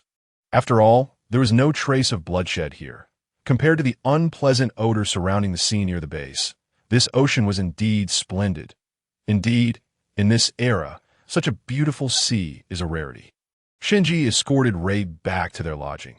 Unbeknownst to him, the sky had darkened considerably. Approaching his room, he noticed the lights inside were still on, indicating his peers were awake. Soon as he opened the door, a massive pillow greeted him. "Welcome to the school trip retreat. Welcome to the first pillow fight of our trip." It was Suharatuji who spoke. Seeing Shinji's bewildered expression, the pillow slipped from his head. Ida Kensuke, rubbing his head sheepishly, remarked, "Shinji-kun, it seems you have no idea what a retreat entails." Shinji nodded, still in a daze. This is one of the two traditional activities passed down since the last century. The first, of course, is the pillow fight. The second will be revealed after the first concludes. "We're waiting for you, so hurry up and join the fray." "Hit me with a pillow." Controlling his strength, Shinji tossed the pillow back, striking Kensuke squarely on the head, knocking his glasses askew. Just as Shinji began to apologize, Kensuke retaliated by throwing the pillow at another classmate, igniting a genuine melee, for reasons unknown despite the childishness of the antics. Shinji felt an uncommonly delightful happiness, an authentic joy unencumbered by conditions. Though this joy differed from that experience beneath the waves, it was equally fulfilling. The school trip was truly splendid. Suddenly, a voice from outside called, "The teacher is here." Instantly, all the students extinguished the lights and dove beneath their covers, executing the maneuver in a heartbeat. Their performances, however, left much to be desired. In the rush, some students even squeezed 2 or 3 under a single blanket. Everyone had to employ their ingenuity, striking various poses to appear as though they were asleep. Despite the darkness, Shinji could see every comical posture with clarity, and he struggled to stifle his laughter. The door swung open, a flashlight sweeping the room. It was the male teacher responsible for supervising that day, that he seemed familiar with the traditions of retreats. "Try not to make too much noise. Keep it reasonable," he advised before departing. A collective sigh of relief echoed in the dim room. Kensuke promptly flicked the lights back on and declared, "The alarm is lifted. However, since it's getting late, we'll wrap up tonight's pillow fight here." Disappointment rippled through the crowd, but we can begin the second traditional activity, sneaking snacks. This tradition left Shinji somewhat perplexed. The dinner had been quite ample, and surely everyone was satisfied. Why the need for more food? Furthermore, what constituted sneaking snacks? You don't understand. This is the perfect time to indulge in things typically forbidden. Otherwise, what's the point of our outing? Think back to when you were at home.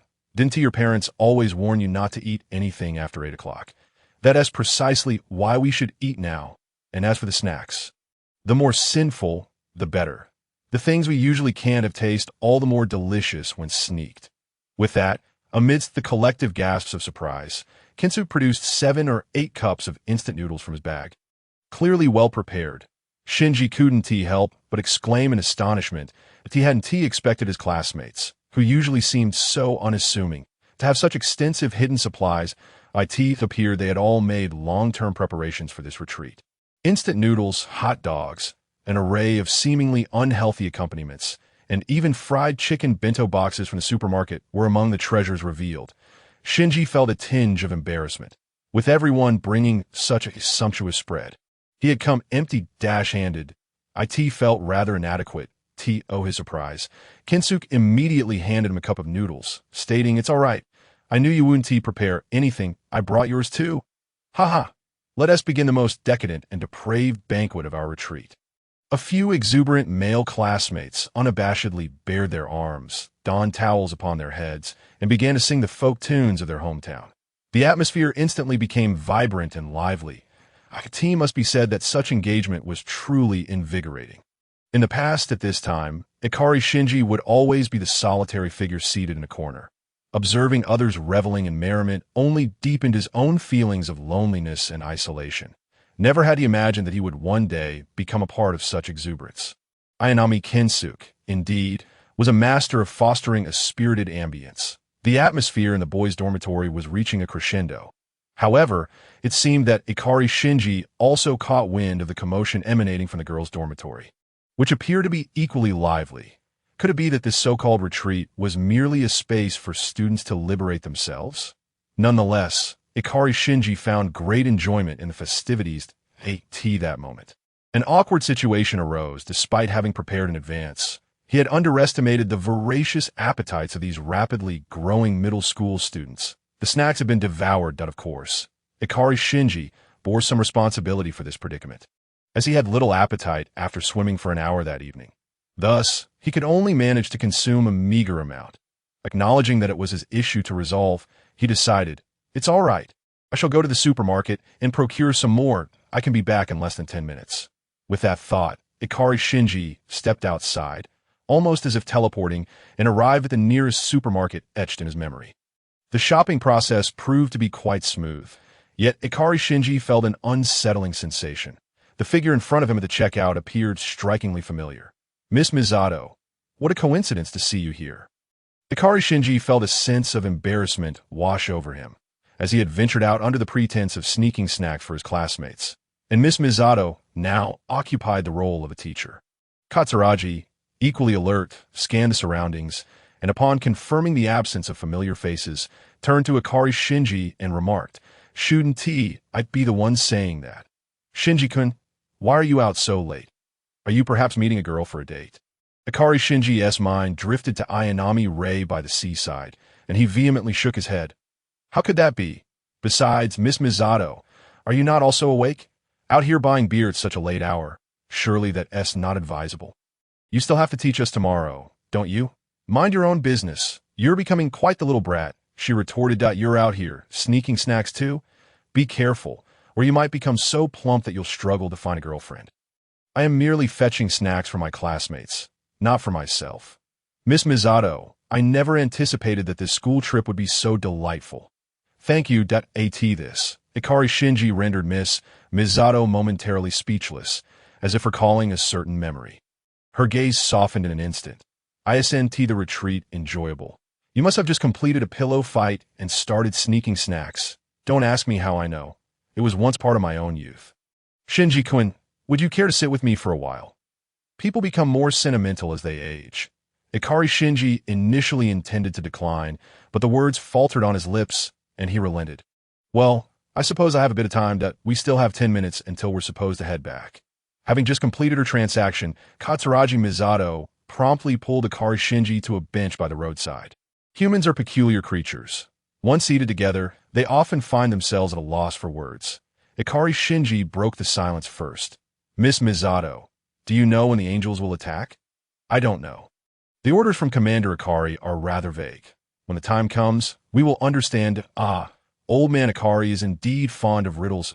"Shinji, do you harbor resentment toward your father?" Misato opened a can of beer for herself, and then offered Ikari Shinji a bottle of cola, which she retrieved from his pocket. Ikari Shinji hesitated briefly, but ultimately spoke candidly. What kind of reliable father abandons his son for over a decade? Rather than calling him father, I see him more as a stranger, a mere old man. Your perspective is quite astute. Shinji-kun, do you know what kind of person my father was? Ikari Shinji shook his head. My father was an exceptional scientist, also affiliated with NERV. Yet he was a dreadful man. Although others perceived him as a good father and husband, I knew that work held far greater importance to him than my mother and me. Therefore, when my mother proposed divorce, I was the first to support her. Yet, in the end, this scoundrel gave me the only escape pod. Now, I cannot discern whether he was a good father or a scoundrel, or perhaps both. After sharing this, Misato took a hearty swig of her beer. Ikari Shinji retrieved a bag of snacks from his bag, opened it, and offered it to her. Surprisingly, these snacks pair quite well with the beard. So where were we? Ah yes, your father. Indeed, humans are remarkably complex beings. To love someone wholly or to hate someone completely is no simple task. You know why. Why? Because humans are capricious. It's not just women who are changeable. Men are too. What do you think? Shinji-kun? I once abhorred my father immensely, yet his actions at the last moment rendered me incapable of harboring hatred. I suppose I can accept that. Even in this fickleness and cunning, I find it somewhat bearable. One must learn to accept the flawed parts of oneself. Until I met Mr. Kaji Ryuji. Yes, that SM, but he was so bright and handsome that we were so in love. But do you know why I broke up with him? This time, Ikari Shinji remained silent, merely handing her a tissue as he noticed the glimmer of tears in Misato in his eyes. Abandoned such an exceptional man, yet I did so because I saw my father's shadow within him. Am I not a pitiable woman? I spent a lifetime resenting my father, only to choose a man who mirrored him. Ikari Shinji removed his jacket and gentlemanly draped it over Misato's shoulders. Miss Misato, you are neither laughable nor pitiable, that we are merely ordinary people who have endured misfortunes. Perhaps that I later realized that everyone is changeable. There are so few constants in life that those who remain steadfast are truly worthy of reverence and are rare treasures. I apologize. I may have had too much to drink and shared things that perhaps I shouldn't tea with someone your age. Yet, Miss Misato, you are also young. There is no need to speak so somberly.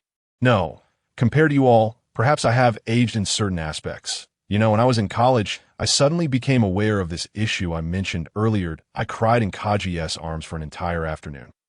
At that time, I could face myself more honestly. Youth is indeed a blessing. Yet now, even contemplating why I have changed stirs little emotion within me. What could be more tragic than this? I have begun to care little about why I become capricious. I feel ashamed of it. Once, when I was your age, I detested those filthy and cunning adults. Yet in the blink of an eye, I became one of them, perhaps even more cunning than most.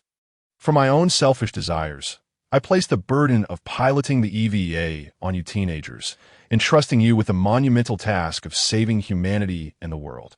Only the worst of adults would do such things. And yet I am the one orchestrating it all. It's all right, Miss Misato.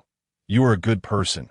Besides, piloting the EVA is my wish, and saving this world is equally my desire. Yet it is you. Shinji-kun, damn it, in an instant, Misato leaned closer, embracing Shinji.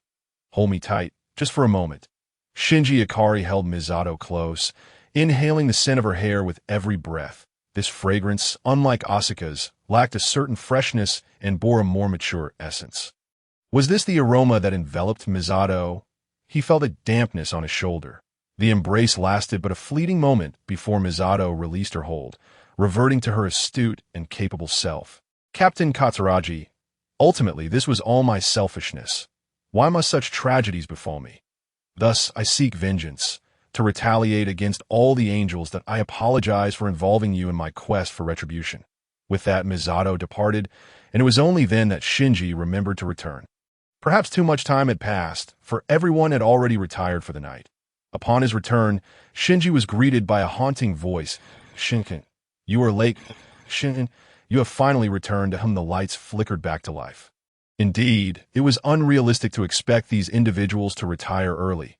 The party had entered its second round. This time, Shinji participated little, retreating to a corner to sit. It wasn't that he disliked the atmosphere. Rather, he began to ponder a troubling question. Why did Misato say those things to him? Was it guilt for using him as a tool for vengeance? Yet he had clearly stated his willingness to pilot Unit 01 to save the world. It made no sense to be upset about her unilateral decisions. Then, a terrifying possibility struck him. Could he be the shadow of her father, manifesting not only in Kaji, but also within himself?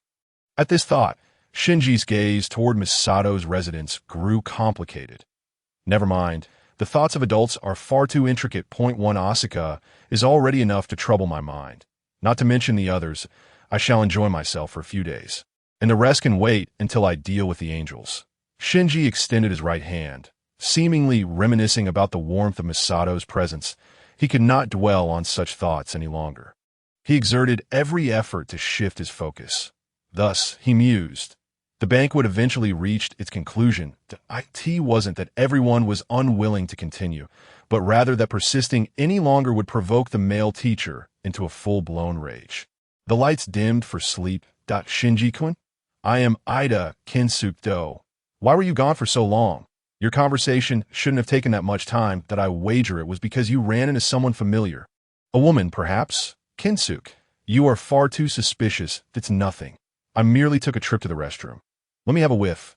You smell of perfume. Am I right? Despite the darkness, Shinji's face flushed. Let me guess, Ayanami doesn't wear perfume. Asuka is at the base. Shinji, could you take me as your disciple? Did you encounter Misato? I am truly in awe of your prowess. What? Misato? Upon hearing the commotion, Sahara Toji approached. He leaned close to Shinji's ear and whispered, Shinji-kun, you ran into Misato while shopping. No wonder you took so long. Shinji's face twitched. Here he was sandwiched between Sahara and Ida, truly surrounded by boys. That it was a coincidence. We chatted for a bit. Ida, curious, pressed further. What did you talk about? Can you disclose it? Was it some top-secret battle plan? Shinji was taken aback by Kensuk's perceptiveness. Battle plan? We are on a school trip. Let's sleep and discuss it tomorrow. Feeling exhausted, Shinji realized that having friends was not entirely beneficial, especially those like Ida who knew too much. Ida continued to murmur incessantly. What a pity. It feels too peaceful here if an angel were to attack. Perhaps we could capture footage of how Shinji-kun battles them. Shinji felt that Aida's recent intensity had escalated too quickly. Perhaps he should address this soon. Fortunately, Ida soon fell silent after his endless chatter. In the room, everyone gradually succumbed to slumber. The following day, the homeroom teacher announced a new activity. A visit to a historical architectural site on the island at IT was said to be a reconstruction of an ancient palace. The architectural style here was indeed unique, but for Shinji, this school trip felt less like learning and more like a journey to broaden his horizons. He paid little heed to the historical culture espoused by the tour guide. Compared to learning, Shinji preferred to stroll, observe, and occasionally purchase local specialties and beverages. As he wandered, Shinji noticed he was not alone in his thoughts. The group had begun to dwindle, and soon he spotted Ayanami Rei at the back. Today, Rei wore her blue and white school uniform, curiously gazing around. Ayanami, aren't you with the class leader? The class leader was just called away by the teacher. It was then that Shinji realized that, unbeknownst to him, he and Rei were the last two remaining in the group. The few classmates left were unfamiliar to him. They likely just enjoyed listening to the explanations. Ida had wandered off somewhere to film, while Suzuhara appeared engrossed in a distant punching machine, fervently testing his strength. Shinji silently drifted away from the tour group alongside Rei. Seeking conversation, he remarked, This site is quite vast. Perhaps everyone has scattered. I heard this site used to be a palace, destroyed during the second impact, and then rebuilt by the island's inhabitants. The current structure is a restoration of its pre-destruction form. It's hard to believe it was ever obliterated. My uncle, the clarinetist, once told me that everything that begins must also end. This must be the law of the divine or the demonic. Yet I wonder if the angels are considered harbingers of the world's end or keys to a new beginning. Unbeknownst to him, Shinji expressed his inner doubts to Rei. Not necessarily, for each cycle's end may not be the same. Shinji stared at Rei in surprise. Her words seemed profound, awakening something within him, yet they felt elusive. Rei, are you suggesting that the angels are merely a part of the calamity? Or are there other disasters that could annihilate this world? Suddenly, Ray gazed intently into Shinji's eyes. Shinji-kun, do you truly wish to know these things? In that moment, a wave of inexplicable dread washed over him, as if agreeing would summon some ill fate. I shall consider it. Ayanami, you always leave me with an extraordinary impression. Just then, a torrential downpour descended, scattering the already disbanded students in a frenzy to escape. Shinji suddenly realized that Ray's backpack contained only a single change of clothes. Today, she wore her last set. Without much thought, he grasped her right hand.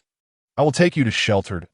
In his mind, Shinji intended to teleport directly back to the inn. However, when he turned around, he found himself in an unfamiliar residential area. How could this be? I clearly set the coordinates for somewhere else. Without acknowledging Shinji's astonishment, Ray pointed to the eaves above them that we can take cover here. Just then, a door creaked open, and an elderly voice called out, "Who is outside?" In the vicinity of a grand wooden door, where a roofed eave provides shelter, Shinji Ikari and Ray Ayanami find themselves. Earlier, they had sought refuge from the rain in this very spot. The downpour had been relentless, and though their clothes were not entirely soaked, they were decidedly damp. Through the wet fabric, the contours of their figures seemed discernible that a familiar scene unfolded, causing Shinji to flush with embarrassment and turn his head away. Ray, it's all right. I shall attempt to teleport once more. The previous incident must have been an anomaly. Shinji felt a twinge of confusion.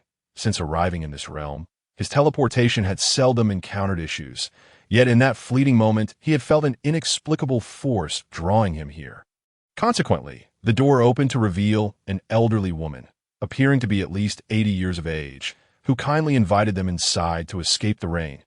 Shinji was tempted, noting that the rainfall intensified and fearing that another teleportation mishap would leave them drenched.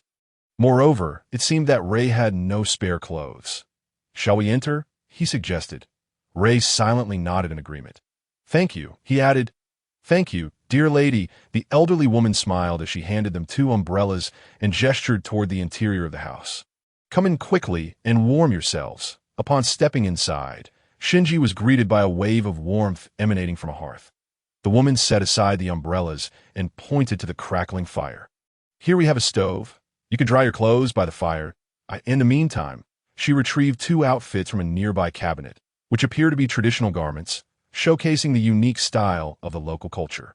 The attire bore a resemblance to kimonos, albeit with subtle differences. To Shinji's surprise, the garments fit quite well, particularly on Ray, who donned a striking red dress that accentuated her ethereal beauty, making her appear more like a celestial being than a mere mortal. The damp clothes they had shed were placed beside the hearth, destined to dry swiftly. "Thank you, dear lady," Shinji expressed earnestly, feeling a sense of gratitude for the unforeseen teleportation error, which had provided a measure of compensation. Ray remained silent, yet her previously pallid complexion had taken on a more vibrant hue after basking in the warmth. Meanwhile, the elderly woman prepared hot water, which soon reached a boil, allowing her to brew 2 cups of tea that she graciously offered. "Here, have some warm tea to revive your spirits. The weather on this island is quite unpredictable, always raining when one least expects it." As Shinji accepted the tea, he took a sip,